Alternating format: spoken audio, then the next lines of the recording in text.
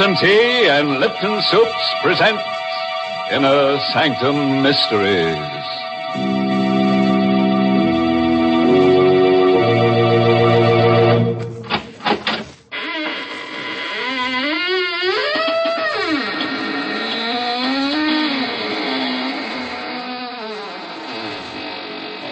Good evening, friends of the Inner Sanctum. When you heard the sound of the squeaking door, it was exactly 30 seconds past the hour for murder. But don't worry. We won't keep you waiting much longer.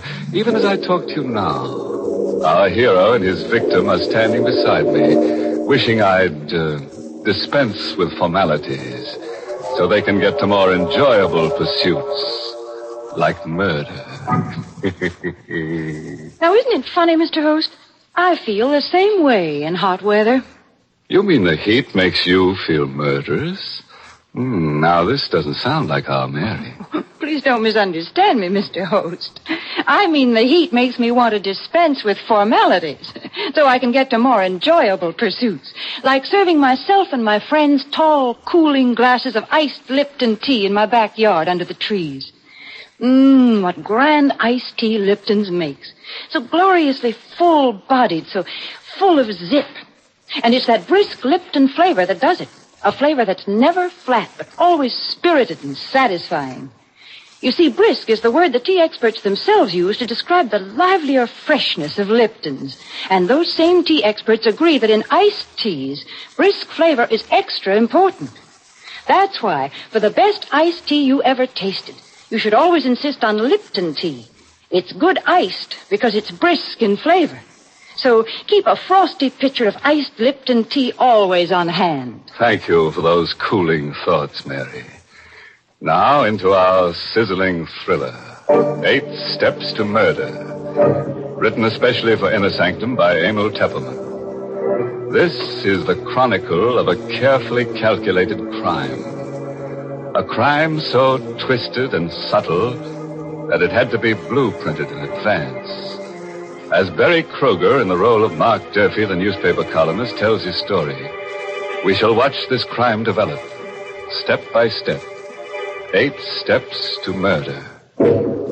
When I decided to kill Basil Archer, I went about it like an architect laying out the plans for a complicated building project.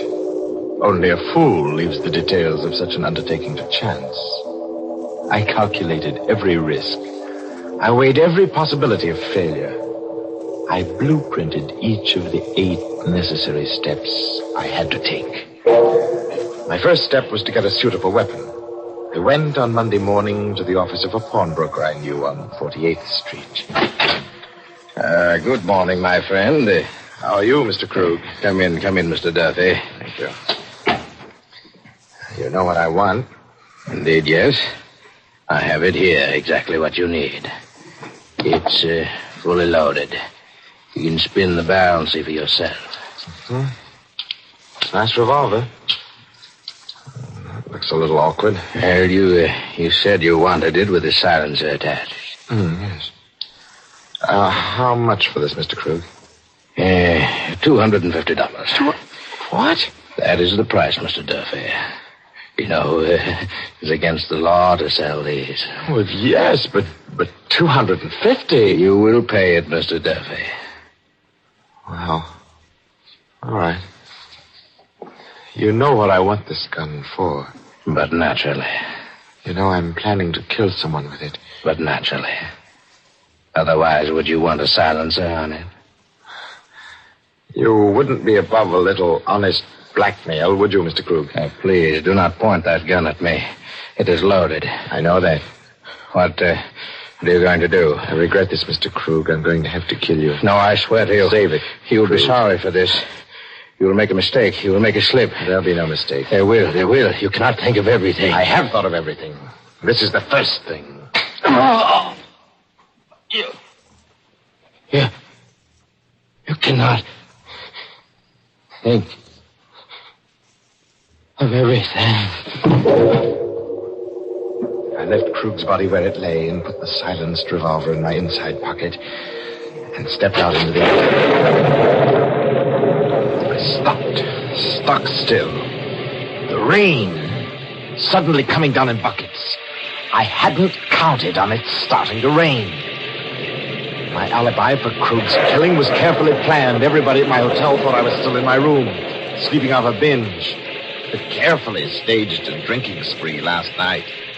But if my clothes were wet, they'd know I'd been out this morning. You cannot think of everything. You cannot think of everything.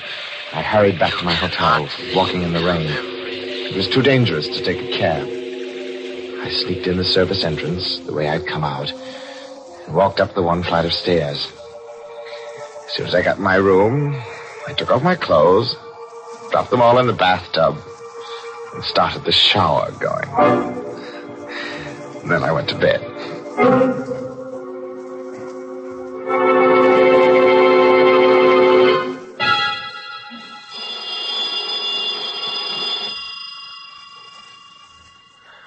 About noontime, when the phone rang, I knew it was the clerk downstairs calling, because I'd left a call for 12. I let the phone ring. That was step number 2.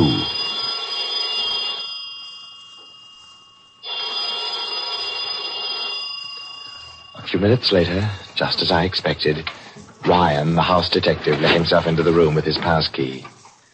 I pretended to be asleep, dead to the world. All the cockeyed shenanigans. Boy, what a load he must have taken on last night. I heard Ryan go into the bathroom where the shower was still running, and then come out, muttering, and approach the bed. Wake up, Mr. Duffy. What? Oh, my head. Oh, you must have been as high as a kite last night. Oh. You undressed in the shower. Left all your clothes in the bathtub. They're soaking wet. I was safe. My tracks were completely covered. This was Monday afternoon. According to my schedule, Basil Archer was to die on Friday evening at 10 o'clock sharp. I was now free to take step 3 in my blueprint for murder. For this purpose, I went to Basil Archer's office. He was a theatrical producer, you see. His office was upstairs over the famous old fantasy theater, where Archer's new play was to open on Friday evening. As I opened the door of Basil Archer's office, I was quite cool. I'd rehearsed myself well. Basil was seated at his desk talking to Gregory Sutherland, the young and handsome author of the new play. Hello there, Mark. Glad to see you. Hi, Basil. Just dropped in to get a line on the new play. You know Greg Sutherland, the author? Sure. Greg, this is Mark Durfee. We've met. I tell you, Mark, Storm Over the Highlands is going to be the biggest hit of the season. Greg's written a fine play. Oh, I'm glad to hear that, Basil. Ought to go over big, especially with your wife doing the lead. Nina's a great actress. Confidentially, that's one of the reasons why I'm doing Storm Over the Highlands. It's just suited for Nina. Nina will be wonderful. Oh, I guess she likes working with you, Mr. Sutherland. It's always a good idea for the author and the star of a play to work together. Oh? Have you and Nina been working together, Greg?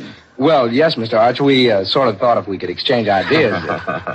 I never saw two people put their heart and soul into a job like Nina and Sutherland here. They spend every minute they can together. Now, look here, Durfee, I don't like the way you said that. Oh, I'm sorry, Sutherland.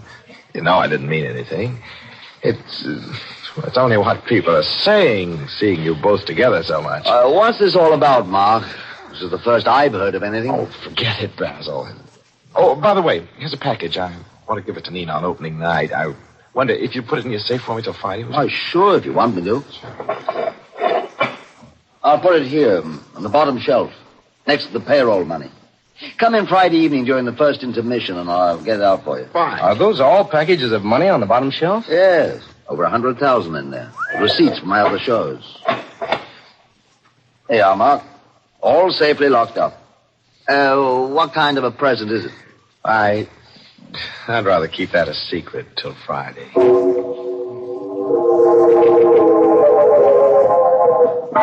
From Archer's office, I went straight to his apartment. I knew Nina would be home, and it was important that I talk to her now. Hello, Mark. I've been wondering if you'd come today. Well, I told you I would, Nina. I've waited so long.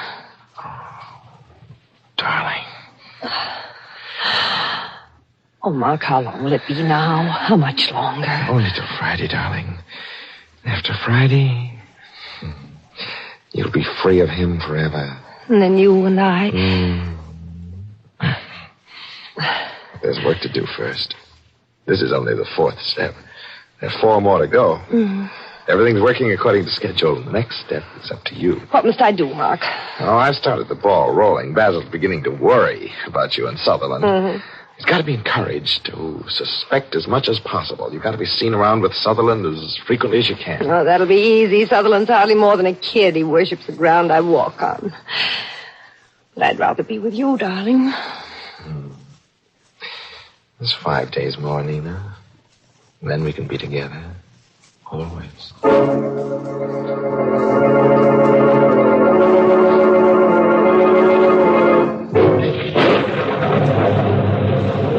Outside Nina's house, I stopped for a moment with a queer sensation in the pit of my stomach. It was raining again. It reminded me of Mr. Krug. You can't think of everything. You can't think of everything. I seemed to hear Krug's voice drumming in my ears. Drumming. You'll make a mistake, Mark Durfee. You'll make a mistake. I won't, you old fool. I won't. You'll make a mistake.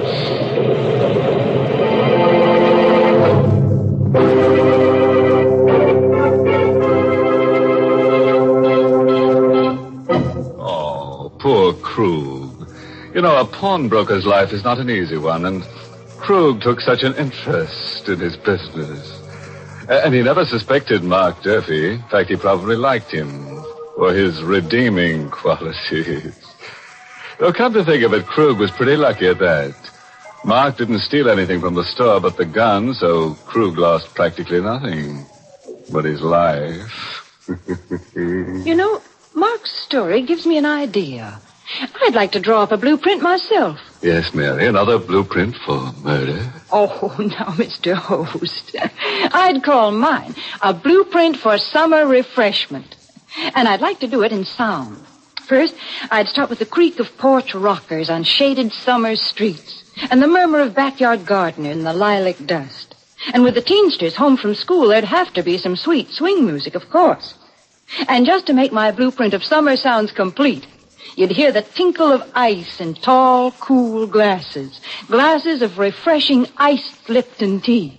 Yes, iced Lipton tea just goes with summertime fun and enjoyment.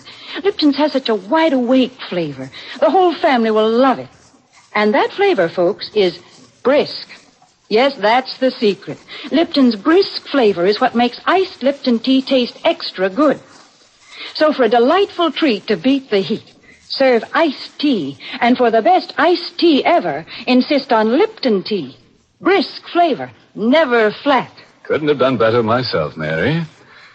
But now, let's catch up with our architect of murder. If Mark Durfee's blueprint works out according to schedule, our death rate should go up sharply to about 1 per person. Let's see. He should be up to his 5th step by now, shouldn't he? Tuesday was a clear day without rain, and I felt better. I knew now that I couldn't make a mistake.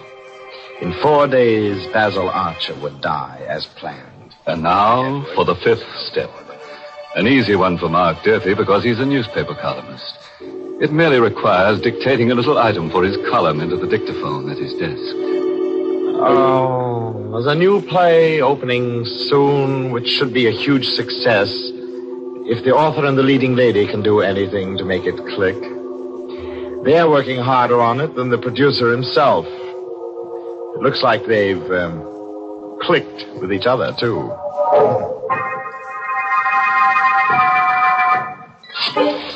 And now, the 6th step.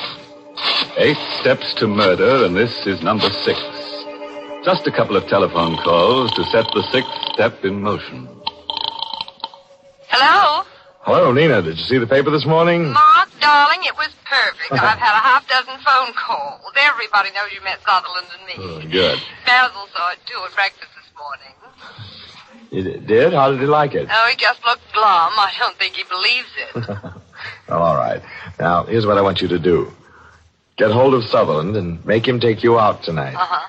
There's a fast little nightclub out on the island, the Pirate's Hold. I know the place. Kind of disreputable, isn't it? Yeah, right.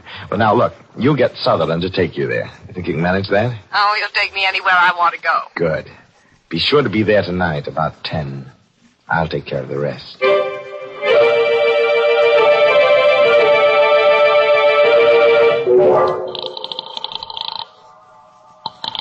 Basil Archer speaking. Oh, hello, Basil. How are you? Mark Durfee. Now, look here, Now, Mark. look, wait. Take it easy, Basil. I know you want to bawl me out about that piece in the column. I thought you were a friend of mine. Oh, look, Basil, that's why I printed that piece. I don't like what's going on. Just what do you mean?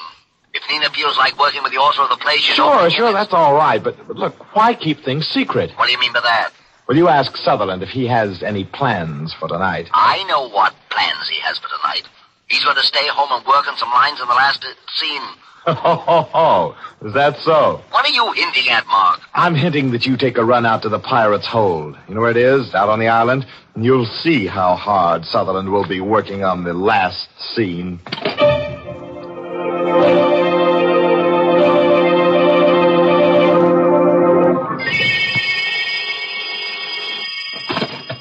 Hello? Mark, this is Nina. Oh, where are you? I'm calling from the Pirate's Hold. Basil was just here. Oh, good. Did he find you with Sutherland? Well, naturally, I did just what you told me to. Fine. Everything is set for tomorrow. You're sure everything will be all right? Oh, yes, quite sure. Now, this is what I want you to do tomorrow. Just before the show opens, you'll take sick. Oh. Basil will have to put in an understudy for you. Yes, I can do that all right. Then you'll dismiss the servant. Yes. Now, remember this clearly, Nina. You're going to be my alibi for the hour between 9 and 10. Understand? I understand, Mark. I'll be over at 9. But I'll leave a few minutes later by the back way. Only you'll swear that I stayed till a few minutes after 10. Is that clear? Yes, Mark. And good luck.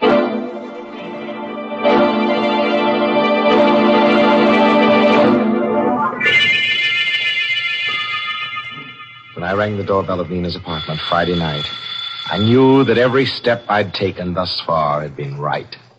I couldn't fail. Mark, I was afraid you weren't coming. I was afraid something had gone wrong. Nothing's gone wrong. You sent the servants away? Yes, they're all gone. I'm alone. I can swear you were here till after 10. Good. How are you going to kill him? With this. A gun. What's that bulky-looking thing on it on the muzzle? That's a silencer, Nina. Oh. Well, you better hurry, darling. You haven't much time. There's one thing more that I've got to do here before I go. Why are you pointing the gun at me? Because I'm going to kill you, Nina, dear. Oh, now, Mark, I don't like that kind of joke. It isn't a joke, my darling. Mark, are you crazy? You little fool. Did you think I'd go to all this trouble, planning this thing step by step? Did you think I was doing all of this for you? But I thought you loved me. You thought I was committing murder because I loved you? Oh, Nina, you're just another step in my blueprint. Now you've served your purpose, just like Krug. Krug was step 1, you're step 7. Mark! Oh.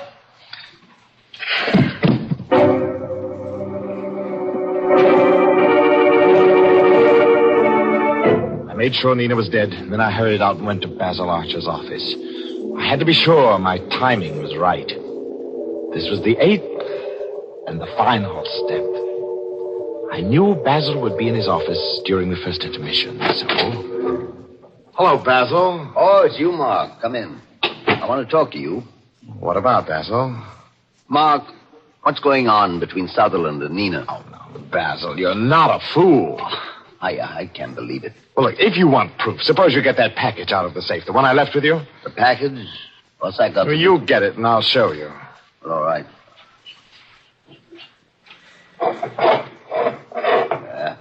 Well, here's your package. Now, what do you want to show me? Still got all that cash in the safe, huh? You know, I always have it here. Yes, I know. Say, what are you doing with that revolver? Look, Basil. Look into the muzzle. What the... That's just right. Oh! I opened the package Basil had given me. It was only an empty box, nothing in it, but there was something here I could put into it now.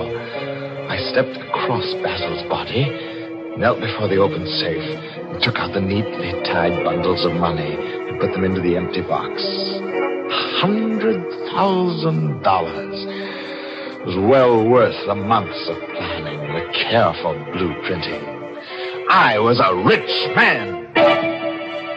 Now I was ready for the finale, the last bit of routine business, which would finish the whole thing off properly. Picked up the phone and dialed police headquarters.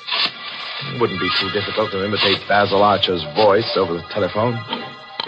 I'd rehearsed that, too. Yes, headquarters. Hello. This is Basil Archer speaking. I've just killed my wife. What's that? My wife and Sutherland, they were planning to run away together. They stole all the money from my safe, and we're going away. So I killed her. And now I'm going to kill myself, too. Now, wait, Mr. Archer. Now, wait a minute. Don't do anything rash. I softly replaced Just stay there till we send a radio. Now, everything was set. Carefully, I placed the revolver in Basil's cold hand. I'd left no prints on it, because I was wearing gloves. I picked up the package and walked out into the hall. But in the hall, I stopped short. Someone had just come into the building downstairs. I peered down and I saw Gregory Sutherland coming up. Mr. Archer, are you up there? You better hurry. The second act is started. Sutherland was coming up the stairs. I couldn't get out. But I wasn't trapped. Oh, no. There was a porter's closet down the hall. I tiptoed over to it and slipped inside just as Sutherland got to the landing. Mr. Archer, are you in there? Sutherland was in Basil's office now. He'd be finding the body. This was my chance to sneak out. I opened the closet door. Come on, Kitty. Archer's office is one flight up. Maybe we can make it in time. The guy said he was going to kill himself. The police had come in answer to my telephone call. Now I couldn't get out. There'd be a crowd outside, and I'd be seen leaving. I had to stay in the building. Still, I wasn't trapped. I knew just what to do. Instead of leaving the building, I would walk out of the closet and into Basil's office right after the police. They'd think I'd just arrived. I stepped out of the porter's closet. I started for the door of Basil's office. Then, suddenly, I got a sick, weak feeling in the pit of my stomach. I stopped stock still. I'd almost walked into my death. It was raining outside. Suppose I walked in there with my clothes all dry, claiming that I'd just come in from the street. They'd know that I'd been hiding in the building all the time. The rain, that rain, it almost tricked me again. You can't think of everything. You'll make a mistake. You can't think of everything. I can, you old fool. I'll show you. I hurried back into the porter's closet. I knew how to beat this, too. I turned on the faucet in the sink. Splashed and drenched myself from head to foot. Well, now I looked as if I'd just come in out of the rain. I stepped out of the closet, went down the hall, and entered Basil Archer's office, dripping wet. The two policemen were standing over Basil's body with Gregory Sutherland. They all looked up as I came in. Oh, hello, Mr. Durfee. Sorry about this. It's your friend, Basil Archer. Committed suicide. Oh, no. Oh, it's impossible, Sergeant Moran. Basil wouldn't do a thing like that. Why, who found him? I did, Mr. Durfee. I came to call him for the second act. Oh, this is terrible. It's like an open and shut case. Killed his wife, then came here and knocked himself out. Oh. And what's more, Mr. Sutherland, Yes? before he knocked himself off, he phoned headquarters and said you'd stolen money from his safe. Well, that's a lie. Wait a minute. Sergeant. Mr. Durfee, Yes, Sutherland. how did you get yourself all wet like that? Oh, well, you try not getting wet in that rain.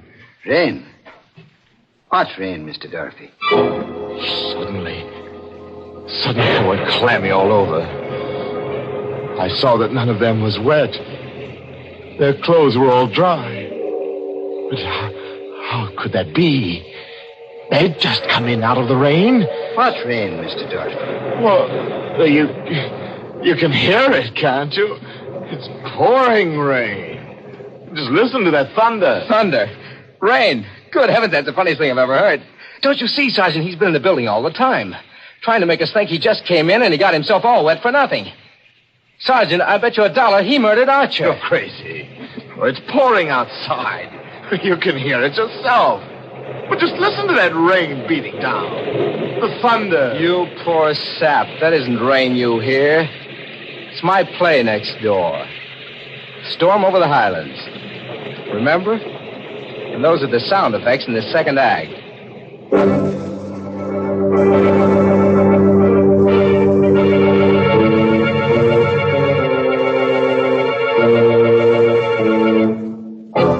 So, it looks like Mark Durfee was all wet. In fact, he got himself so soaking wet, he practically liquidated himself. But cheer up, I'm sure he won't spend more than 6 months in jail. And that wouldn't be so bad, would it? If they weren't going to execute him afterward. Poor Mark. If only someone had told him. Told him what, Mary? Well, look, Mark took 8 steps to get in the cooler when you really only have to take 1 step to get cool. Sure, just step down to the grocer's and get a large economical package of brisk Lipton tea. Then keep a pitcher of iced Lipton tea always on hand and help yourself to its cooling refreshment off and on throughout the day. That's all there is to it. And you'll find Lipton's makes perfect iced tea because Lipton's is never flat. It always tastes delightfully tangy and full-bodied. That's why this summer, when you want iced tea, you should be sure to use the tea with the brisk flavor. Ask your grocer tomorrow for Lipton's.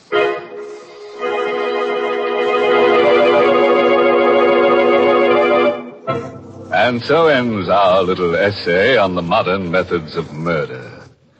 Of course, our little essays on murder are only for the select few. As a matter of fact, only 1 person in every 10,000 is capable of murder. Mm-hmm. And speaking of statistics, due to our high birth rate, the population of this country is increasing faster than inner sanctum can kill 'em. Very discouraging. Very discouraging indeed. Oh, by the way, this month's Inner Sanctum mystery novel is The Panic Stricken by Mitchell Wilson. And next week, the makers of Lipton Tea and Lipton Soups will bring you another Inner Sanctum story directed by Hyman Brown and called Bury Me Not. Now, there's a plot for you. A plot right in the graveyard. Trouble is, the rain's come and uncover it. What becomes of the body? Well, now, that's anybody's guess. But come around next week. We'll be right at the graveside, and we'd like to have you drop in. Until then, good night. Pleasant dreams.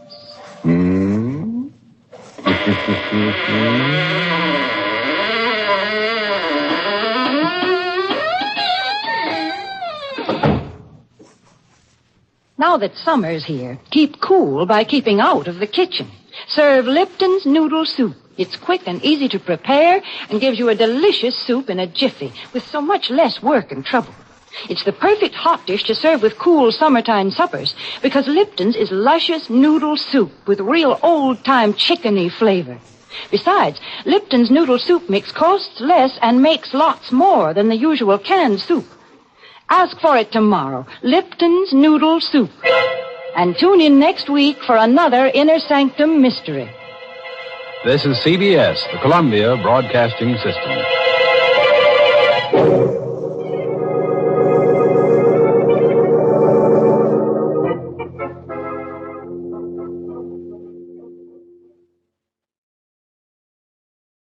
Now, Roma Wines present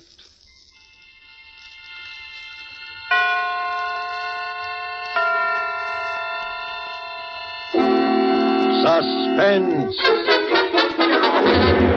Tonight, Actor's Blood, written and told to us by Ben Hecht and starring Frederick March. Suspense is presented for your enjoyment by Roma Wines. That's R-O-M-A, Roma Wines. Those excellent California wines that can add so much pleasantness to the way you live, to your happiness in entertaining guests, to your enjoyment of everyday meals. Yes, right now a glassful would be very pleasant, as Roma Wines bring you Suspense.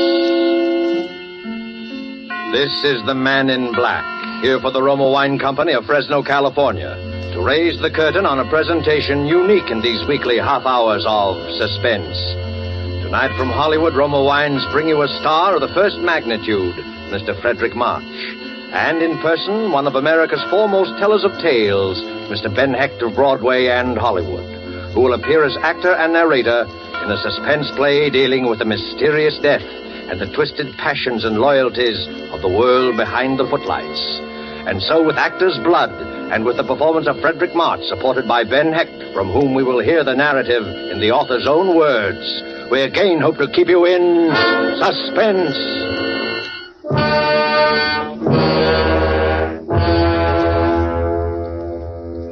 Do you remember Maurice Tilliou? Probably not. Only students of the theater or people old enough to have applauded the heyday of Mrs. Leslie Carter and John Drew and the theatrical didos of the Divine Sarah would be likely to remember. During the years I knew him, I saw him in harness but 3 times. Once in a revival, once at a benefit, and the 3rd time was the occasion of the anecdote I've set out to relate. By that time, his only claim to fame was the fact that he was the father of Marcia Tilliou. On a summer night in 1927, Marcia made a final exit worthy of the Tilliou tradition.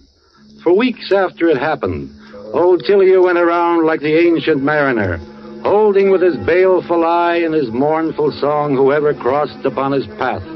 But after a while, he too seemed to drop out of sight in the wake of his glamorous daughter, and like her was forgotten. Then late one night, as I was getting ready for bed, the bell to my apartment rang.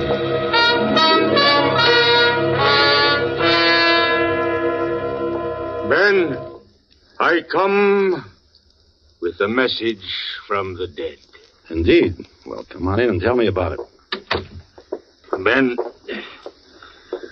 do you believe in ghosts? I've got nothing against them. Good.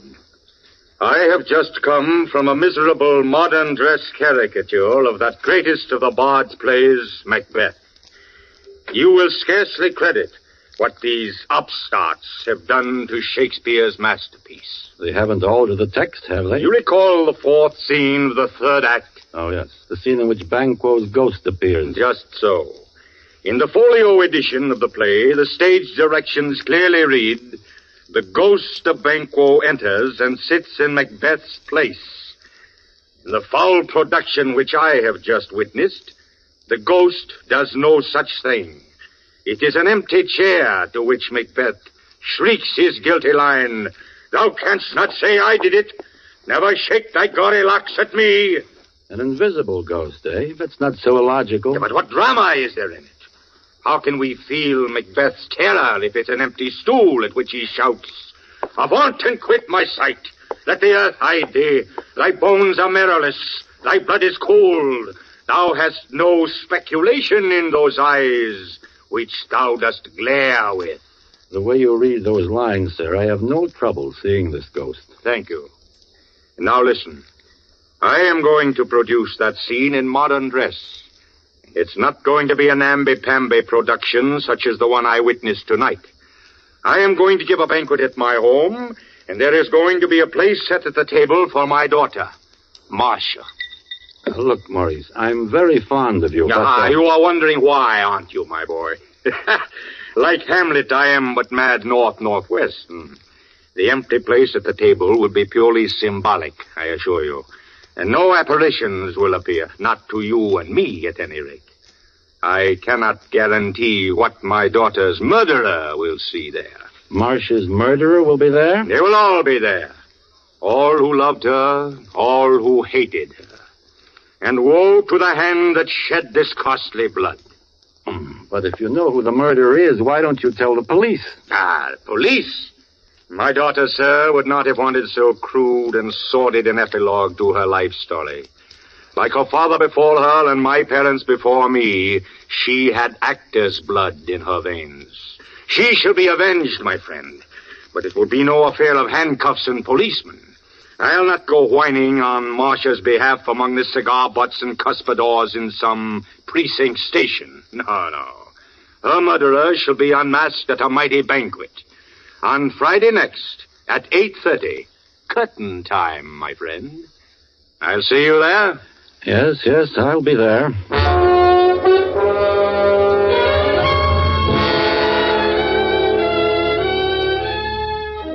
With Ben Hecht in person as the narrator of his own story, and with Frederick March as star, you have heard the prologue to Actor's Blood, tonight's tale of Suspense.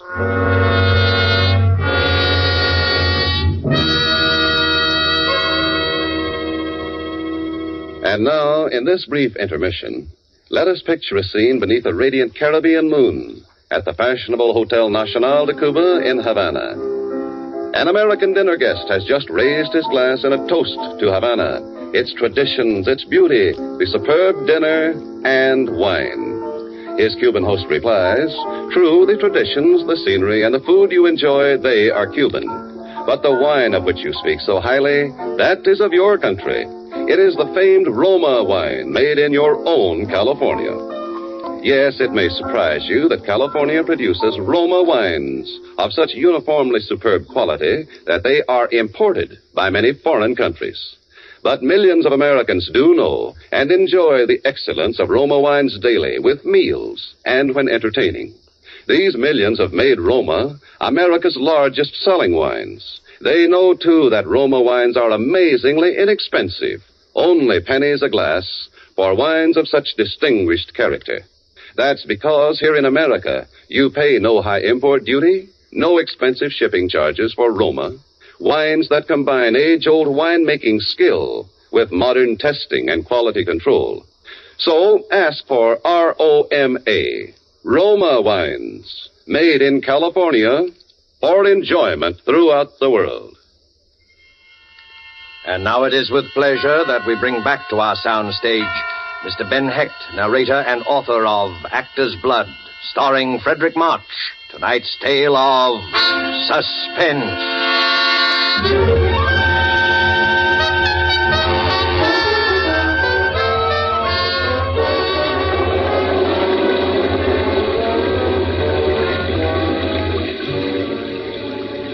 It rained on that Friday night. Thunder rolled in the sky. And the streets were full of that picnic-like confusion which storm brings to the city. Waiting under the hotel awning for a taxi, I turned over in my mind the strange invitation that had brought me out into this wild and stormy night. I was rather thrilled at the prospect of old Tiliou's dinner, for his intention was plain, to assemble a company of suspects in the murder of his daughter Marcia, and he was obviously going to climax the evening by some formal accusation of guilt. I knew pretty well who the suspects were, and I suppose I was one of them. Alfred O'Shea would be there, of course. Alfred O'Shea, the man who had written Marcia Tiliou's first successful play and her last. Broadway had its own private joke about the title of the last. It was called Forgotten Lady. It was after the final curtain of the last performance of Forgotten Lady that Alfred O'Shea chose to tell her. Marcia told the story at the time as a joke on herself. Hello, Marcia. Oh, why, darling, you waited for me in my dressing room. Like old times, I'm touched. Really touched. Look, sweetheart, you're off stage now, so cut the Bernhardt. You know why I'm here. I do? All right, I'll say it again. I'll say it for the last time. I want a divorce. I want to marry Rena Kratznoff. I want to marry Rena Kratznoff. Oh, it's such a bad line. And from such a great playwright. No, dear Alfred. Not for her. It'd be too belittling a successor. Can't you see, darling, after all we've been to each other, it's like Pygmalion wanting to trade in his beautiful Galatea for a wooden Indian. Then it's no dice, huh? No dice, Alfred. No divorce. Not as long as I live. Now, be a darling and help me out of this dress. Okay, Marcia, you've just made your own bargain. You can come out from behind that screen now, Father. How did you know I was there? Your asthma, darling. I'm glad you're here, even if you are a perfectly fiendish old eavesdropper.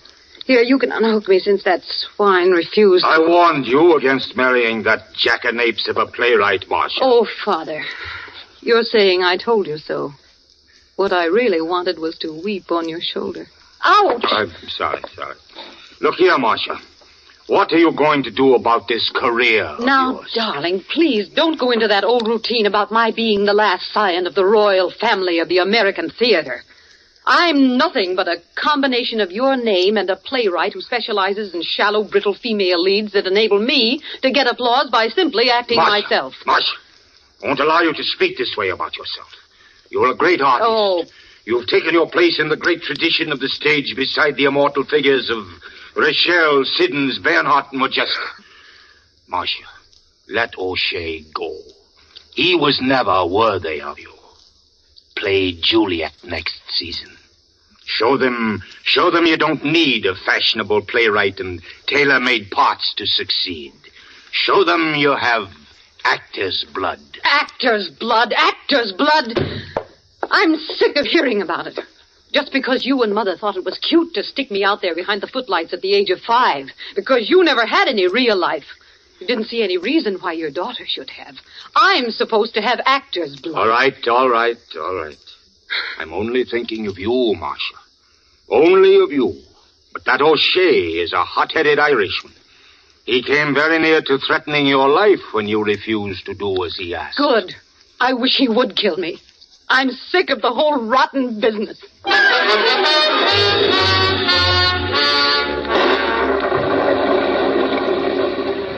Yes, O'Shea was a suspect. He would be at old Tilley's dinner. He would be seated across the table from the empty chair. And would he see a Banquo's ghost of Marcia Tillery? But O'Shea would be in a goodly company of suspects. Fritz von Klauber would be there, for sure. Fritz von Klauber. Not a man I should have liked to have as an enemy, that. Abnormally sensitive to insult, von Klauber was possessed also of an impenetrable Prussian stupidity. His first American production was a play called Jubilee for Spring, and Marcia Tillery starred in it. It was the most sensational flop of the Broadway season. After the first night performance in the 21 Club, Marcia held her own private autopsy on von Klauber's dead turkey. You see, darlings, Mr. von Klauber, my esteemed producer, loves his turkey farm so much, he sometimes forgets he's on Broadway. Terrific, Marcia. How about that for my column? Sure, Walter. Anything at all. It's all yours exclusively. Marcia, shh. Von Klauber. He's over there at the next table. He's heard every word. Good. Let him hear. He's going to hear from me in the morning anyway when I start looking for a new producer. Go ahead, my sweet Marcia. Go ahead. Rag me in public.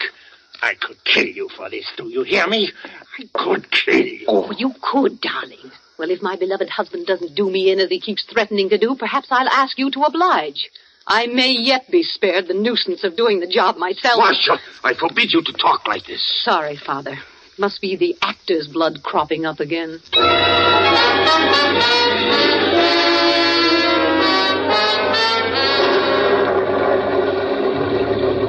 Yes, von Klauber would surely be present at Tilley's ghostly dinner. As I got into the taxi and gave the driver Tilley's address, my mind was still turning upon the terrible question, who killed Marcia Tilley? Third on my list of suspects was a character named Maury Stein. Maury Stein. A one-time racing tout and small-time gangster, Maury turned his brilliant, if slightly frightening talent to flesh peddling. That is to say, he was a theatrical agent. Marcia did 2 shows under his management, both of them flops. It wasn't her fault. There was no belittlement of the name Tilley. It was still an electric sign, but growing ghostly, slipping still aglow into the side streets of fame. Maury Stein was Marcia Tilley's last substitute for love. Maury, will you stop staring at that door? Let's get out of here. Oh, relax. This is a charming room. I like it here. Look, Chick, I said let's get out of here. Understand? Perfectly. I understand that Mrs. Maury Stein may come walking in that door. Perhaps she'll put two and two together about us. That'd make you sad, wouldn't it? Because you've signed over all your unscrupulously earned money to your good wife. Oh, just in case questions should be asked, you know. And if she gets any ideas, she may cut you off without a dime. And then... Shut up! You know, I've half a mind Did you hear what I said? Shut up! You ever so much as take up your coat. We're going. Maury, you are a worm. A despicable, slimy little worm. Sister, nobody talks to Maury Stein like that and gets away with it, see? Nobody. There was to be one more opening night in Marcia Tilley's career. And ironically enough, the three men she had caused to fear most of all her enemies were doing the honors. O'Shea had written it, Von Klauber was the producer, and Maury Stein had put up the money. I arrived backstage at the Broadhurst at 8:20 to find the three of them in hysterics. 10 minutes to curtain time and no Marcia. I found old Tilley sitting in her dressing room, nursing a sprained ankle and very upset. Then I'm worried. For the first time, I'm really worried about Marcia. What's the matter? I don't know. We've been calling her hotel since 6 o'clock. She refuses to answer the phone. Ben, go over there. You're the only one she'll listen to. No Tilly who has ever missed a performance, and Marcia, of all people, must not be the first. It's those villains out there who've done this, spreading insidious poison like Iago, tearing at her heart with their fangs until she's afraid to go on. Go, Ben, try to reason with her. Okay, Pop. I'll do my best to bring her back. I trotted the 3 blocks to Marcia's hotel. The clerk at the desk met me with a dead pan. No, Mr. Hank, Miss Tilly hasn't come down yet. No key in her box. I took the elevator up. I turned left and walked down the corridor. I knocked on the door. No answer. Tried the knob. Door opened. And then it all added up.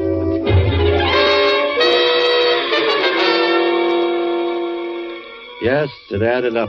To a gaudy room in shambles, mirror smashed, perfume bottles shattered. The portrait of Marcia is Pierrette, cut to ribbons.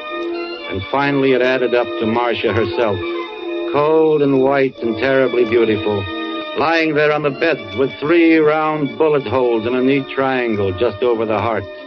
There was no mistaking it. Marcia Tilley was dead, murdered.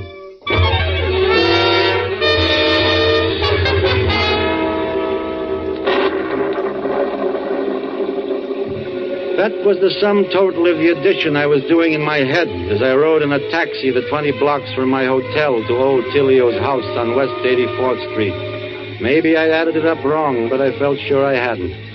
I was even more certain when I saw old Tilley standing there at the head of the table to greet the guests he had assembled on the promise of revealing the identity of Marcia's murderer. Promptly at 8:30, he made his entrance. He had brought a stranger into the room with him. Thank you. Thank you, all of you, for waiting so patiently. I trust you found your mutual company not too tiresome.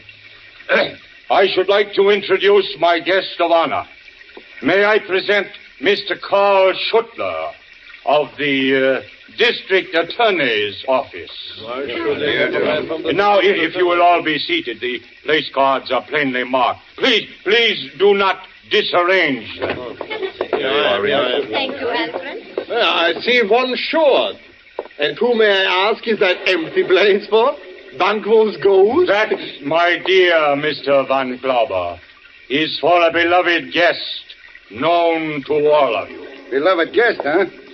Let's see now. Well, hey, listen to this. The seat has indeed been reserved for one known to all of us. Who is it? It's been reserved for Marcia Tilley.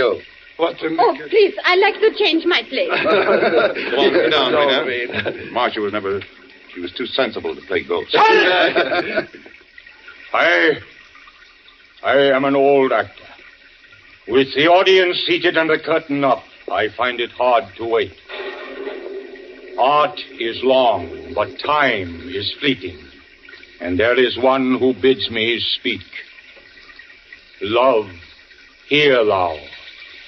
How desolate the heart is ever calling. ever unanswered, and the dark rain falling, then as now. You are wondering if I really believe my daughter Marcia is present in this galaxy of her friends. It may be the wandering wits of an old man, but I see her sitting there, tragic and beautiful. About her the sound of rain and of sweet bells jangling out of tune. Forgive me. You have not come here tonight to hear a doting father spread his miseries before you, but for a sterner business, which from your courtesy, your attentiveness, I feel sure you have guessed. Mr. Schuttler asked me to tell him this matter privately, but I refused. For you are all her friends, her honorable friends, and I wanted you present. Who killed my daughter? Who took her life? There's the question. I have the answer. Yes, Mr. Schuttler, the murderer is here. He sits here among us now at my table. Shall I lock the door now, Mr. Tilly? Yes, lock the door. Lock it tight. Leave no chance for escape. Ha! It's too late now. No power in heaven or earth can save him. All right, Mr. Tilly, the door's locked. My friends, is this not like a play? Your face is waiting for the name of Iscariot, the Judas. That's it. Clear your throats. Fidget, squirm. Look about you. Who knows? The villain may be right beside you. And who knows but that you may be his next victim. Mr. Tilly... I keep my promise, Mr. Schuttler. I have the proofs, all of them. Enough to send the murderer from this table to the gallows. The one who killed Marcia is looking at me now. The blood on his hands. The terror in his eyes. I'll tell you his name. His name is... Let me go! He's killing me! Everybody stay where you are! Not that! A knife! Oh, my God! Dilio! Where are you? He's killing me! He's...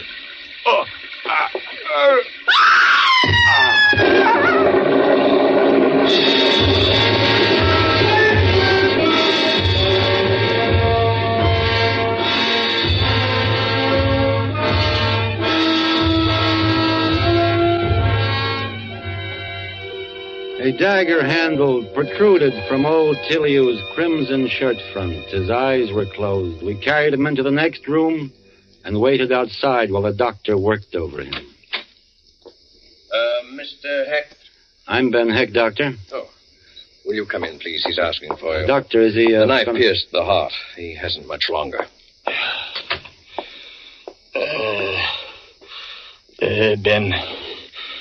Ben, is that you, Ben? Yes, it's me. Who did it? Here, lean over so I can see your face. There, satisfied? Something fell out of my pocket. Wait. What is that? Why, it's a letter. I must have tucked it into the pocket of this suit the last time I wore it. Wait, what's in that letter, Ben? Why, I don't know. I haven't even opened it. That's Marcia's handwriting. A letter from the dead. Open it, Ben. Read it to me.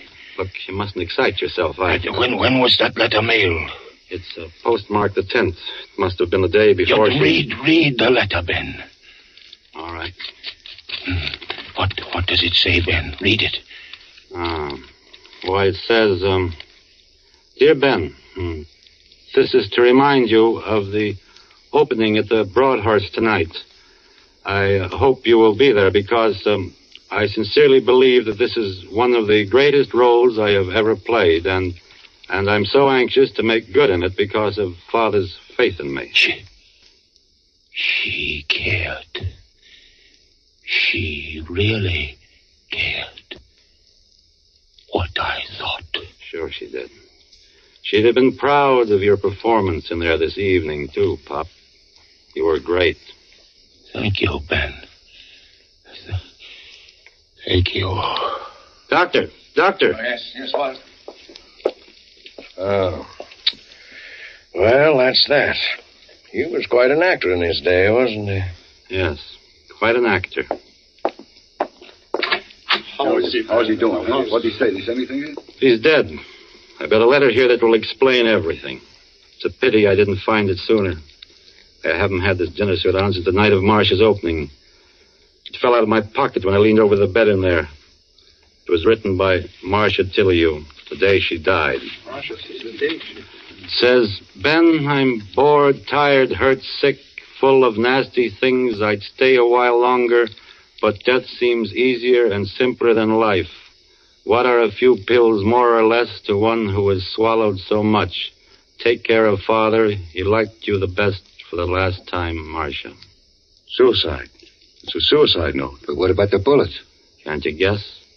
The old man worshipped her. She was his star. But stars don't commit suicide. Only failures do that.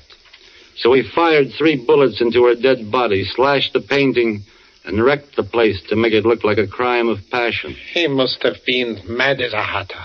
Oh, he was sane. I think he really saw her as murdered by all of us. Her so-called friends who had let her down when she needed them most. Do you realize that old barnstormer was playing his death scene from the moment he came into this room tonight? He'd rehearsed it in his bedroom for days, sharpening away at Macbeth's old toad stabber. He had his lines down pat. He staged his elaborate scene this evening and killed himself in such a way that we'd all be raked over the coals, not only for Marsh's murder, but for his own as well. Well, it was a lovely piece of old-fashioned miming, but as fruitless a drama as I ever had the misfortune to witness. You're right, O'Shea. The plot was full of holes. We could have helped him a lot with the construction, but it was a great last night.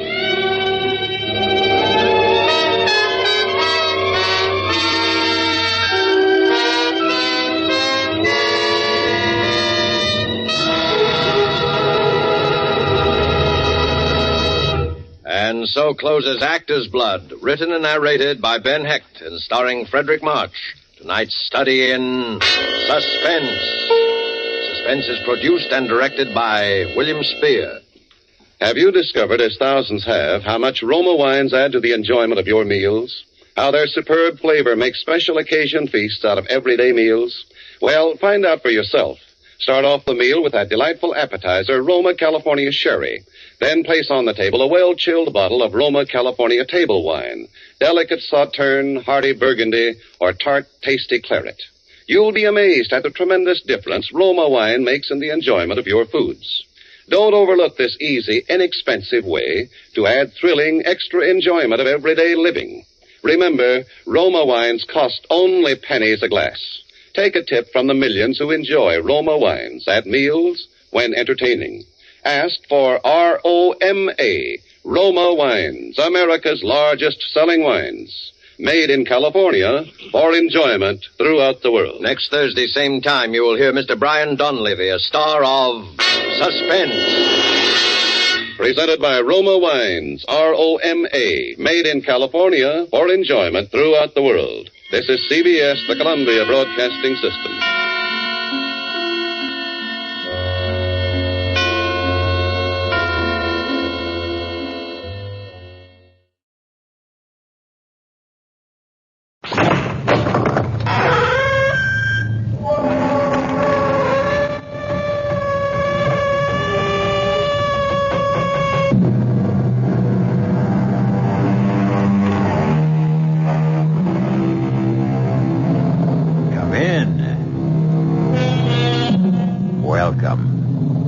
I'm E.G. Marshall.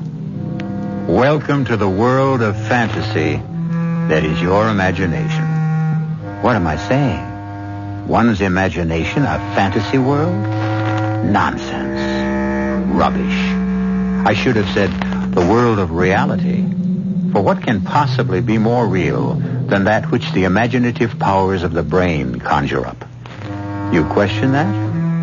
Consider then what happened to lovely, imaginative Nicky Carpenter. You can't be serious. You know I am, Nicky. But what you're saying, it's nonsense. You think so? You really think so, Nicky? Alicia, Amanda, imagination didn't kill them. True enough, my darling. But imagination, yours, will kill you.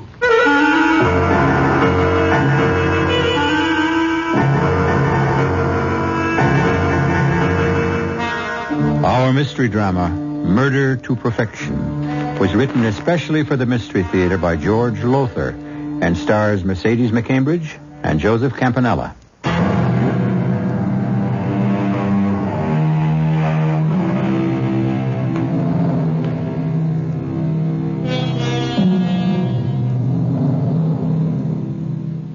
Few will deny that what we call imagination is the greatest creative, yes, and destructive force known to the human race.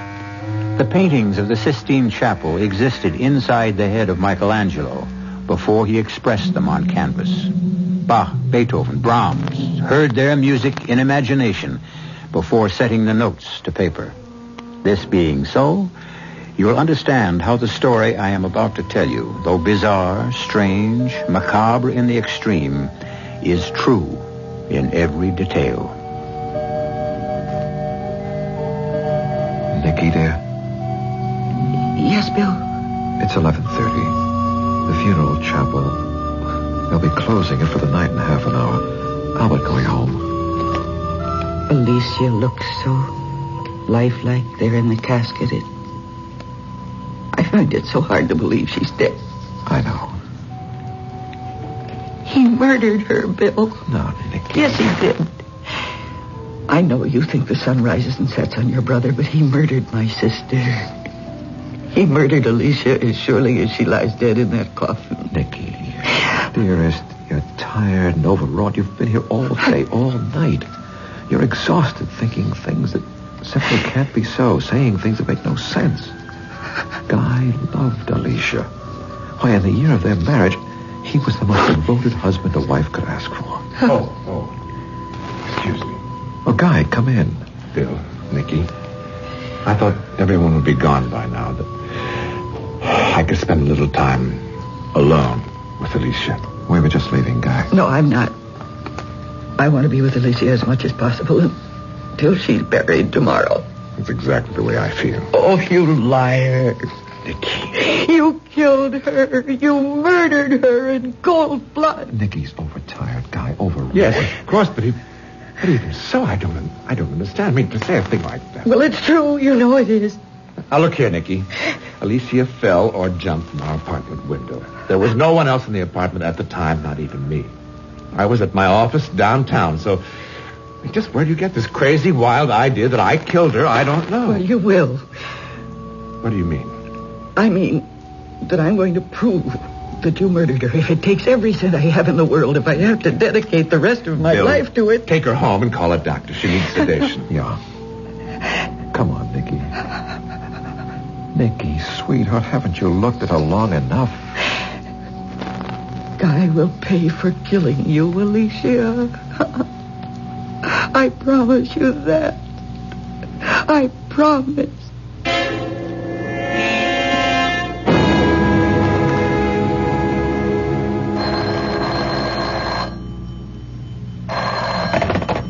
Yes, Nicky Carpenter.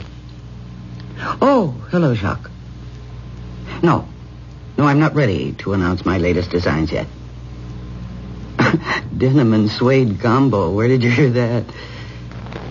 Oh, I'm sorry, Jacques. I'm not telling. Not this early. Yes, just as soon as I'm ready to announce, I'll make sure that you're the first one to know. Bye. Yes. Oh, of course. Bill, darling, what a lovely surprise. Hey, I'm not interrupting you in the midst of a creative brainstorm, am I, dear? Oh, the man I madly love and I'm going to marry could never be an interruption. But this visit is unexpected. I've got something serious to talk over with you. Oh, huh? Yeah, it's about my brother Guy. Yes. Well, I find this a little awkward, Nicky. Awkward? Why? Well, you and I are engaged, and Guy, he's my brother. So the whole situation... Nicky, have you hired a private detective agency to check up on Guy? Yes. But why? Because he murdered my sister, Alicia, and I intend to prove that he did. Oh, come on now, Nicky. How can you go on saying such a thing, thinking such a thing? Whatever gave you the idea in the first place? Guy, for one. Guy? I don't like him. I never have. Charming, yes, loaded with charm, and handsome and witty, and in my opinion, a deceitful fraud. He just rubs you the wrong way. Even if everything you say is true, it doesn't make him a murderer. Well, I think differently. But you must have a reason, something more than just disliking someone. I have. Alicia fell or jumped to her death from the window of their 12th-story apartment. Accident. Suicide, perhaps. Not murder. Yes, murder. How in heaven's name can you say... Because Alicia was scared to death of heights in all her life when we were kids together. She wouldn't dare go near an open window more than 2 stories above the ground.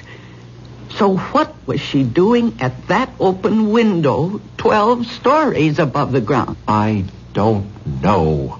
But it certainly doesn't make a murderer out of my brother. Not on the face of it, no. Guy loved Alicia. Why would he murder her? For the $250,000 he got from her insurance. Honey, you're letting that imagination you're so famous for run away with you. I may be known for my imagination. But the private detective I hired isn't. What does that mean? I didn't know that Guy had lived in Europe for nearly 15 years. You never told me. Never came up. But what's that got to do with... He was out of touch with you, completely, totally out of touch all those years, right? Well, yes. I mean, I had no idea where he was. Or Did you know that he'd been married twice while living abroad? What? No. And that both wives died under what is usually called mysterious circumstances? Leaving your brother more than $500,000 in cash? Good Lord, no. I never knew this. Guy has never told me anything about any of this. Well, maybe you ought to ask him about it. Well, to be honest about it, Nicky, I've never cared much for Guy either, but that's neither here nor there. Oh, I think it is. And it certainly confirms my feelings about him. Feelings aren't facts. And it's facts that stand up in a court of law, and that's where you're going to find yourself if you don't drop this whole ridiculous thing. Guy intends to sue you if you don't. Sue you for defamation of character. And as a lawyer, I can tell you he'd win, hands down. Unless you could prove your accusations, hands down. Well, then I have nothing to worry about. He murdered his first 2 wives. He murdered my sister. I don't know how he did it, but he did it. And before I'm through, I'll prove it.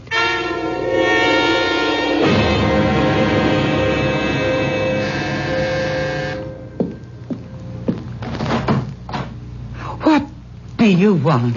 I don't think it's a matter of what I want, but what you want. May I come in? There's nothing I want from you, Guy. Oh, you do. Believe me, you just don't know it. Yet. However, if you're not interested... No. Wait. Come in. I knew you'd change your mind. You seem very sure of yourself. Well, I'm sure of you, anyway. You see, Nicky, you're gifted with a vivid imagination. At least, so they say in the fashion company. Well, they have to manufacture news. They exaggerate. Oh, I don't think so. I don't think so at all. They don't exaggerate in the slightest. I just proved that. You proved it. I knew once I had something you wanted, your imagination would invent all sorts of interesting possibilities, and you'd be unable to turn me away until you found out. You're very clever. Well, what do you want? I beg your pardon. What is it I want? Well, one thing you want is peace of mind, the ability to do your work. Another thing you want is to go on living in this very swank penthouse apartment, enjoying the fruits of the fortune you possess. Nicky, I can take all that away from you. Oh, can you? And will. Unless you, as they say, call off the hounds. The private detectives. The private detectives. There'll be no calling off of the hounds, Guy. All right. Then I shall sue you for defamation of character, Sue for every penny you possess. I have not defamed you. Neither I nor the private detectives have said a word to anyone. But I have. You? Of course. I knew you were taking precautions to keep your skirts clean until you could prove your suspicions. So, I upset your precautions merely by dropping the right words in the right place. Amanda Jordan being one of the right places. That poor, sad alcoholic. Alcoholic. Yes. Sad? Yes. Poor? No. Dripping with money. That's why I'm marrying her on the 10th. You are marrying... You object? Save your breath. Do you no good. The point is, being alcoholic, Amanda talks so strong. She also gets around. What you're doing to me, Nicky, or trying to do to me, is all over town this very minute, and in the right places. If we went to court tomorrow, I could prove on unimpeachable evidence that you have hired detectives to dig into my past to substantiate false accusations you have made against me. Accusations, I may add, which happen to be anything but false. But you can't prove them, Nicky, and never will. Are you standing there telling me that you did? That you are? A murderer? Oh, yes. Oh, you're altogether right. I did murder them. All three. Your sister Alicia included. Oh. But, you see, all three murders were so cleverly engineered and executed that no one would ever believe I had done them, let alone succeed in proving that I had. My God. To stand there and tell me to my face that you're a murderer, that you murdered my sister. As I shall murder Amanda Jordan, thus executing another perfect crime. A murder to perfection, you might say. What are you doing? I'm phoning Amanda. Phoning Amanda? To tell her that I'm going to kill her? Nicky, please, don't be a fool. Put the phone down. No. All right, go ahead. Amanda, this is Nicky Carpenter. Nicky Carpenter. Yes, Amanda, are you... Oh. Amanda, can you understand me? Smash, I could have told you that. Amanda, listen to me. That'll be the day. Amanda, please listen carefully now. Guy is here with me in my apartment. And he has just told me that he intends to murder you. Yes, I know you're going to marry him. That's the point of what I'm telling you. He's... No, I'm not inventing it. I am not a jealous fool. She didn't believe you? In her hazy, alcoholic way? You are evil. You are a devil. I haven't hesitated to tell you what I do, Nicky, because there's no way ever you can prove anything. But there's every way I can prove that you've damaged my career and altogether left yourself open to what are called punitive damages. A great big lump of punitive damages. You evil... And if what I've told you fails to persuade you to call off the hounds, I can still take one more step. One more step? Kill you, Nicky. Kill you. And no one the wiser.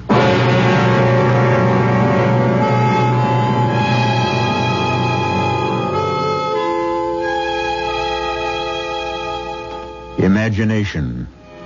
It plays like heat lightning in dark and ominous skies inside the heads of two people, Nicky Carpenter and Guy Weston, each seeking to combat, to outwit the other. The imaginative force within Nicky is good, that within Guy, evil. Certainly at the moment, it would appear that Nicky is helpless, that Guy has her where he wants her, that she must lose the battle. He win. Well, we'll see when I return shortly with Act 2.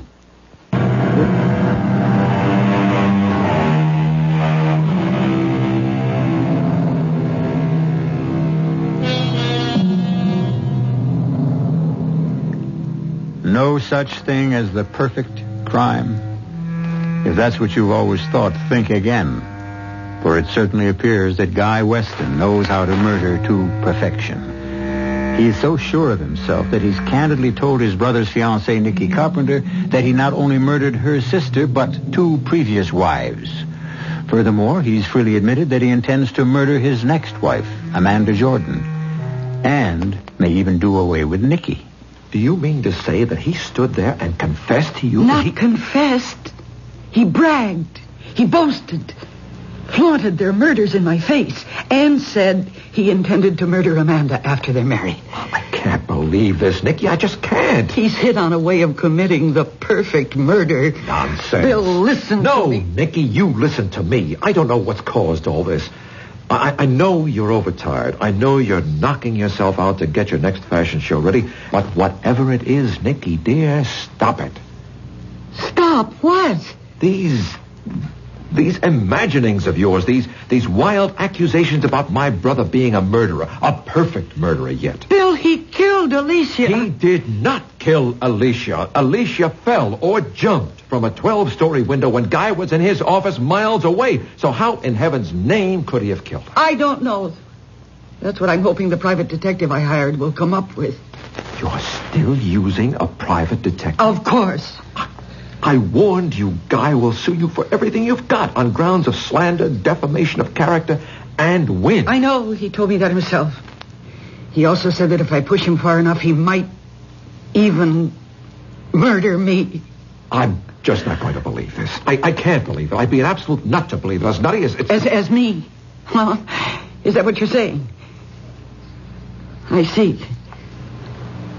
Well, in that case, Bill, I think I'd better give this back.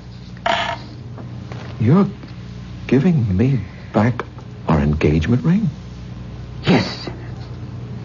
Nicky, you're letting... No. I am not overtired. I am not letting my imagination run away with me. I did not create or invent what I just told you about Guy coming to see me. It's true, every word of it. Nicky. Please. He will kill Amanda if I can't stop him. And he'll kill me if, as he puts it, I don't call off the hounds. Well, Bill, I may be a nut with an imagination that's running wild, but I'd say Guy wants me to call off the hounds because he's scared to death they'll run him to the ground. And I'm betting that they will. Betting everything I have. My fortune, my career, my life.